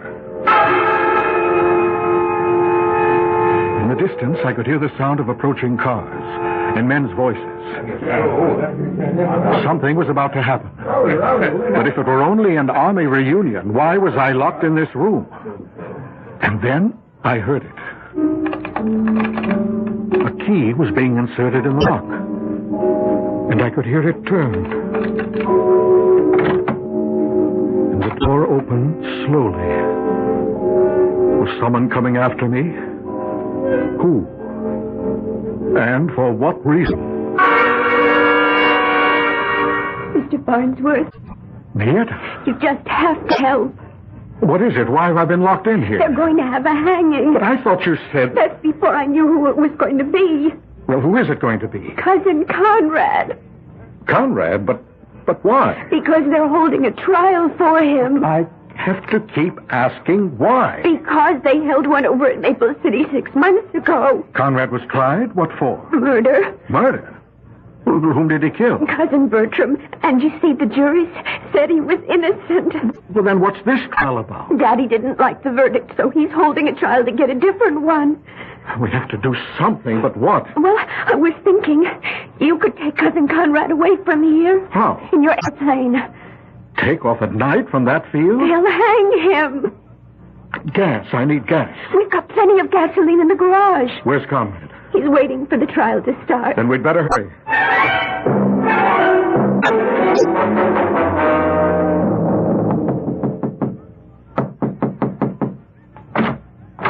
Conrad? Does Uncle Frank want me to come to the library now? He said he'd send for me. No, it's me and Mr. Farnsworth. Conrad, what's supposed to be happening here tonight? I'm to be tried for murder. But I understand you've already stood trial in a court of law. Yes, sir, but Uncle Frank doesn't think it was a fair trial. Well, you were acquitted. I know, sir, but... Well, he doesn't think the people of the state got a fair trial. But There's something to what he says. What are you saying, Conrad? Well, sir, I had a very smart lawyer. But the lawyer for the state, he really wasn't much good. Well, are you innocent? Oh, Well, are you or aren't you? Did you kill him or didn't you? I wanted to kill him. And that's the worst kind of imbalance, but... Well, that's really the worst kind of all. That's right, because that's when all of your signs are just completely out of control. No, but there's a difference between wanting to kill and killing. Is there? I wanted him dead. I wished him dead, and he died. All right. Why did you wish him dead? Well, sir, because Uncle Frank wanted him to marry Cousin Mayetta. Oh, and you were jealous? Oh, no jealousy. No, that's not it. That's against our religion. Well, what were you? Sir, I knew he would be mean to her. Just tell me this. How did Cousin Bertram die? Poison. He was poisoned. And if I may maintain my sanity, I would assume that you were accused of the crime. Now, is that it? Yes. How was he poisoned? Well, someone put poison into his iced tea. You see, we were all sitting around drinking iced tea. Who is all? Let's see, me, Mayetta, Cousin Bertram, and Uncle Frank. We'd better hurry. They'll be looking for Cousin Conrad soon. I'll go see if the coast is clear. Well, you see, sir, Cousin Bertram was sipping on his drink. And suddenly he fell forward dead. And they accused you of putting the poison in the drink. Well, did you? Probably. Please, Conrad, I have to know. Well, you see, sir, I did direct poison thoughts against him. But you can't kill a man with poisoned thoughts. Now, that's not true. You and me, what are we? We better get out of here. But I'll take my punishment. But Cousin Mayetta, well, she says she doesn't like the way people look after they've been hanged, sir. They're still in the library. Come. No, wait. Just 1 minute. What is it, Mr. Farnsworth? Look, you realize what you two have said to me about a hanging. It's unbelievable. But that doesn't mean that it isn't true. Do you want proof? Well, it would help. We're headed that way anyhow. It's just in back of the garage. What is? Proof.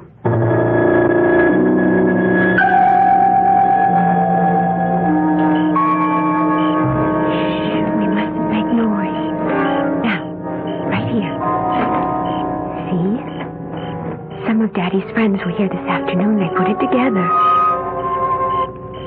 I can't believe it's a scaffold. Yes, sir. See, there's the platform. And you walk up those steps. And they've already got the rope hanging from that crossbar. I heard Daddy say that was made out of mahogany. And you stand on a trapdoor. No, that's enough. Now, hurry, let's get the gasoline. I'm going to fly you out of here, Conrad. One moment, please, Mr. Farnsworth. Daddy! My associate's here, and as you can see, we're armed. Mr. Bennett, I intend to take Conrad to my plane. Now, if you want to stop me, you'll have to shoot. That's exactly what I'm prepared to do, Mr. Farnsworth.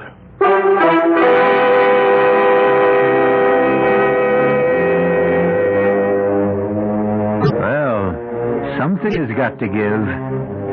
We already know enough about both men to realize that each is a person to be taken seriously. What we have here is the old story about the irresistible force and the immovable object.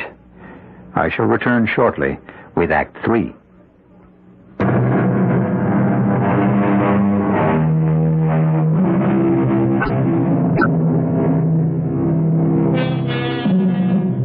Right now, on remote Bennett's Island, we are having what can be considered a confrontation. On one side, we have 12 men with guns. On the other, we have 2 men and a young lady who are completely unarmed.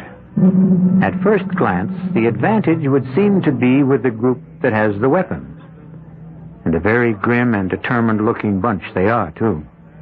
But there are times when you may need more than a gun to win a fight. Mr. Farnsworth, I said I would shoot you down if you took one step toward your airplane. Yes, I heard you. But before you take that first step forward, Mr. Farnsworth, yes, you have to realize that you're committing each of us to a position he doesn't want to be in. Well, what do you suggest? Let's discuss it. You intend to hold a lynching. I don't see what's negotiable. It's a trial. You can't do it. This is to be a real trial. What he had before was just a farce. The law of this country has clear procedures for trials. You're obviously interfering with his civil rights. We have a federal involvement. Tell me more. Each one of you who is involved in this activity will be arrested. All right, I listen to you. Now you listen to me. You lead here. You tell that story, and who do you think is going to believe you? Who? Oh, I see. Yes. I'm the biggest taxpayer in the county. I own a mill that's the largest employer in Maple City. Yes? Well, I hope that you're beginning to get the picture. The people here with me, all upstanding, law-abiding citizens. Law-abiding? Law-abiding. We're interested in seeing that the laws aren't twisted and perverted. We want laws that punish the guilty. We'll deny every word you say. Upstanding, law-abiding, respectable citizens and willing to commit perjury. Who's going to believe? Is this what you wanted to discuss? Now, you give me your word of honor, Farnsworth. Your oath as a gentleman. That you'll never mention any of this to a living soul. But I thought you didn't have to worry about all that. Well, why take chances? Give me your word. And you can gas up and fly out of here. Alone? Alone. You know I can't do that. Oh. Then I'm afraid you can't leave this island. Wayne, Bob, a couple of you. Get some rope. Tie him up.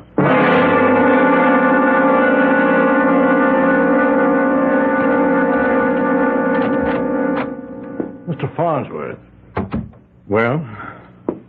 I want you to understand my position. Yes, I understand it. I just don't agree. Well, it's a little complicated. This whole business has become more complicated than I guess most of us bargained for. What business? The redressers of injustice. The redressers of injustice? Yes, that's the name of our organization. We felt, a group of us felt, that there were people who were getting away with murder, and so we decided... You decided to take the law into your own hands? Yes. Where it would be safe. Where it would be honored. Mr. Bennett, we really have nothing to discuss. Just a minute. Tell me why you want to lynch your nephew, Conrad. I said you didn't understand, and obviously you don't. I love that boy. Well, you have a remarkable way of showing it. Listen, we formed this organization, as I said. And this is the second time we've met. Oh. So that scaffold has been used before? Yes, it has. You remember reading about a man who murdered a farmer and his wife, 4 children, just murdered them for no reason. You remember that, don't you? Yes, I think so. Well, everybody knew he did it. He was seen there. He even bragged about it later on. And he was tried. And he was freed, finally. And you know why? No. Because of some legal mumbo-jumbo. Come, Mr. Bennett, I'm sure you can do better than that. It all had to do with the fact that he wasn't arrested properly. That his confession hadn't been obtained properly. Nonsense like that. Well, it's hardly nonsense. He killed 6 people in cold blood. And a court of law said, go free. And therefore you took the law into your own hands. Yes, we did. And before you say another word, let me ask you if you remember that man's name. No. It was Wayne. George Wayne. And his cousin, Gordon Wayne, is a member of this committee. That should prove something. Well, it proves that some of the greatest crimes can be committed in the name of sincerity. Mr. Farnsworth, I need your help. My help? Yes. Let me tell you the situation here. You see, we started something that looked very good in the beginning. You know. Yes, I know. But now, some of the gentlemen, well, I guess it's like everything else. People lose interest, change their minds, and then there's you. Me? Yes, what to do about you? Unless we kill you. And there's not an awful lot of stomach for that. We're not just murderers, you know. Well, you do have a good opinion of yourselves. We're law-abiding citizens, and we want to protect... Yes, I know. You said it so often, you actually believe it. Now, the reason We're trying my nephew, Conrad. Yes? Well, I admit that there was no love lost between Conrad and Bertram. And Conrad could have done it. Actually, he had the motive. They were both in love with my daughter, Mayetta. And Conrad was going to lose out. You're sure of this? She seems quite fond of him. Well, I had decided in Bertram's favor, and that was the end of that. Oh, why had you favored Bertram? You mean it's not obvious? How could Conrad take care of her? He's well, I may just as well say it. He's as crazy as she is. But Bertram was sane, practical. True, he did have a heart condition, but with care you can live with those things forever. Well, Conrad may have had a motive, but that doesn't mean he was guilty. Well, what happened was, he was acquitted at the trial. And a lot of people kicked up a fuss. They Yes? Well, they said it was my wealth, my influence that got him off. Pardon me if I enjoy this irony. Well, was your wealth and influence a factor? Never. But you know how it is. When a rich man's relative gets a murder charge, people talk. There's discontent. Yes, I see. And I had helped organize this organization. Oh, yes, the redressers of injustice. Yes, the redressers held a meeting and demanded action. Now, what could I say? It would look as if I were trying to make an exception out of Conrad. And Gordon Wayne, he said that if the redressers could try his cousin, they could try my nephew. Well, you're in quite a position there. I tell you, I wish I were out of it. Finished and done with the whole thing. And so do most of the others. But Gordon Wayne demands that if... Well, I can see his point. And so you will sacrifice Conrad? Oh, no. He's going to get a fair trial. Why do you say that? Because you're going to represent him. But I can't. I can't legitimize a lynching session. Please, Mr. Farnsworth, don't give me all that law. Just find us a way out.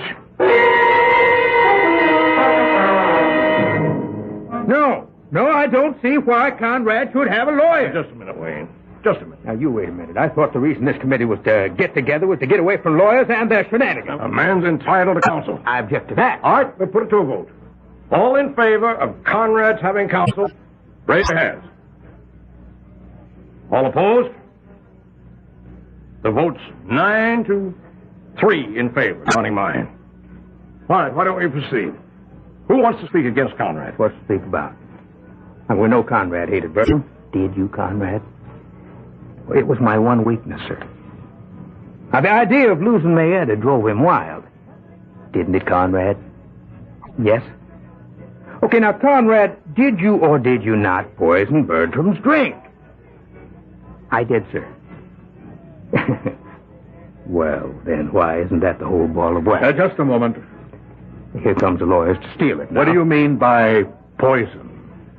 I poisoned him. Do you mean you poisoned him with a drug or a chemical of some sort? I understand a heavy dose of poison was found in his system. Did you administer it? Yes, sir.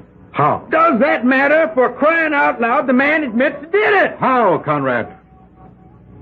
Well, my poison thoughts toward him, sir. It turned into actual poison. Did you at any time place into his glass a pill, a powder, a liquid, a substance of any sort? Did you? No. I can do that. How did the poison get into Bertram's glass? Conrad, put it there. How? When? Where? Now, where did the iced tea come from? The kitchen. Bertram said, I'd like some iced tea. We were all sitting out on the patio. Yes, I said, I'll tell the cook to make some. And Bertram said nobody makes better iced tea than I do. And he went inside. And a couple of minutes later, he called for Mayetta to come in and help him serve. We heard all this at the trial. But it is important, Mr. Wayne. So Mayetta went inside and came carrying the tray. She set it down, and Bertram set a glass in front of everyone's place. And then what happened? Well, there was a sound of an explosion from the rear of the house. So we ran back to see what it was. Who ran back? All of us. In any particular order? I remember. Uncle Frank first. Yes, and then Conrad, and then Bertram and Mayer. And what was the explosion? Oh, the cook's little boy. He'd found a firecracker left over from the 4th of July. I see. And then what did everybody do? Well, we all went back to the patio. And everyone picked up his glass and started to drink. And then, in a few minutes, Bertram just keeled over. Then how did the poison get into Bertram's glass? Conrad put it there. He admitted it. But when?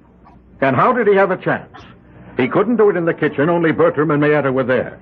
He couldn't have done it on the patio because someone would have seen him. He did it when they went out to investigate the noise. How? He was man out. Bertram and Mayetta were still on the patio. When they came back. Did you all come back together? Yes, we did. This is the same kind of hocus pocus the lawyer pulled at the trial. Now, Conrad admitted it. He can admit anything he pleases. It doesn't work unless and until we can show he put the poison in the glass. The thing was put into the drink after the glasses were set out. No, it wasn't. Mayetta, what do you say? Yes, Mayetta? Well, you all asked me. Nobody ever asked me before. As I came into the kitchen, I saw Cousin Bertram place a pill into one of the glasses. A pill? Well, he always took pills for his heart. I didn't think anything of it. But then we set the glasses down. I saw him put the one with the pill in it in front of Cousin Conrad. Uh-oh, I thought. He made a mistake. So I just put the glass with the pill in it back in front of his chair. You changed the glasses? Oh, yes. I was going to call it to his attention, but everybody started to run to the back of the house, so I just changed them myself. But, Mayetta, that was not a pill. That was the poison that killed him. Oh, no. No, Conrad is right.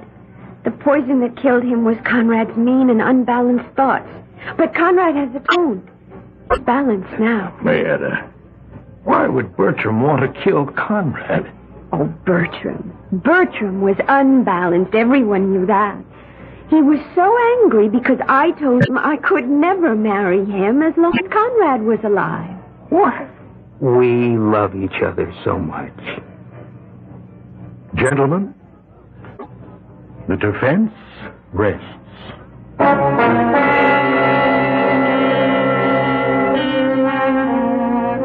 It's tempting to consider people like Mayetta and Conrad as being somewhat out of focus. But how clear, how sharp are your motivations and mine? I may tell you that the redressers of injustice have been disbanded. That is, I think they have been. The weirdest of urges and desires and motivations can still make any number of people go bump in the night.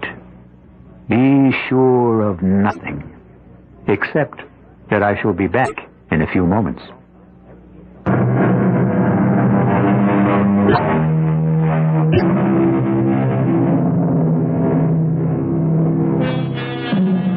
As they say, you take the law in your own hands only to manhandle it. We hope Mr. Bennett has learned his lesson, as have Mr. Wayne and the rest of the redressers of injustice. Mr. Farnsworth won what he considers his most important case, but it's a secret between him and us, since he doesn't talk about it in public. You'll learn a great many more fascinating secrets when you visit with us again. Our cast included John Beale, Brett Morrison, Denise Alexander, and Casey Kasem. The entire production was under the direction of Hyman Brown. This is E.G. Marshall inviting you to return to our Mystery Theater for another adventure in the macabre. Until next time, pleasant dreams.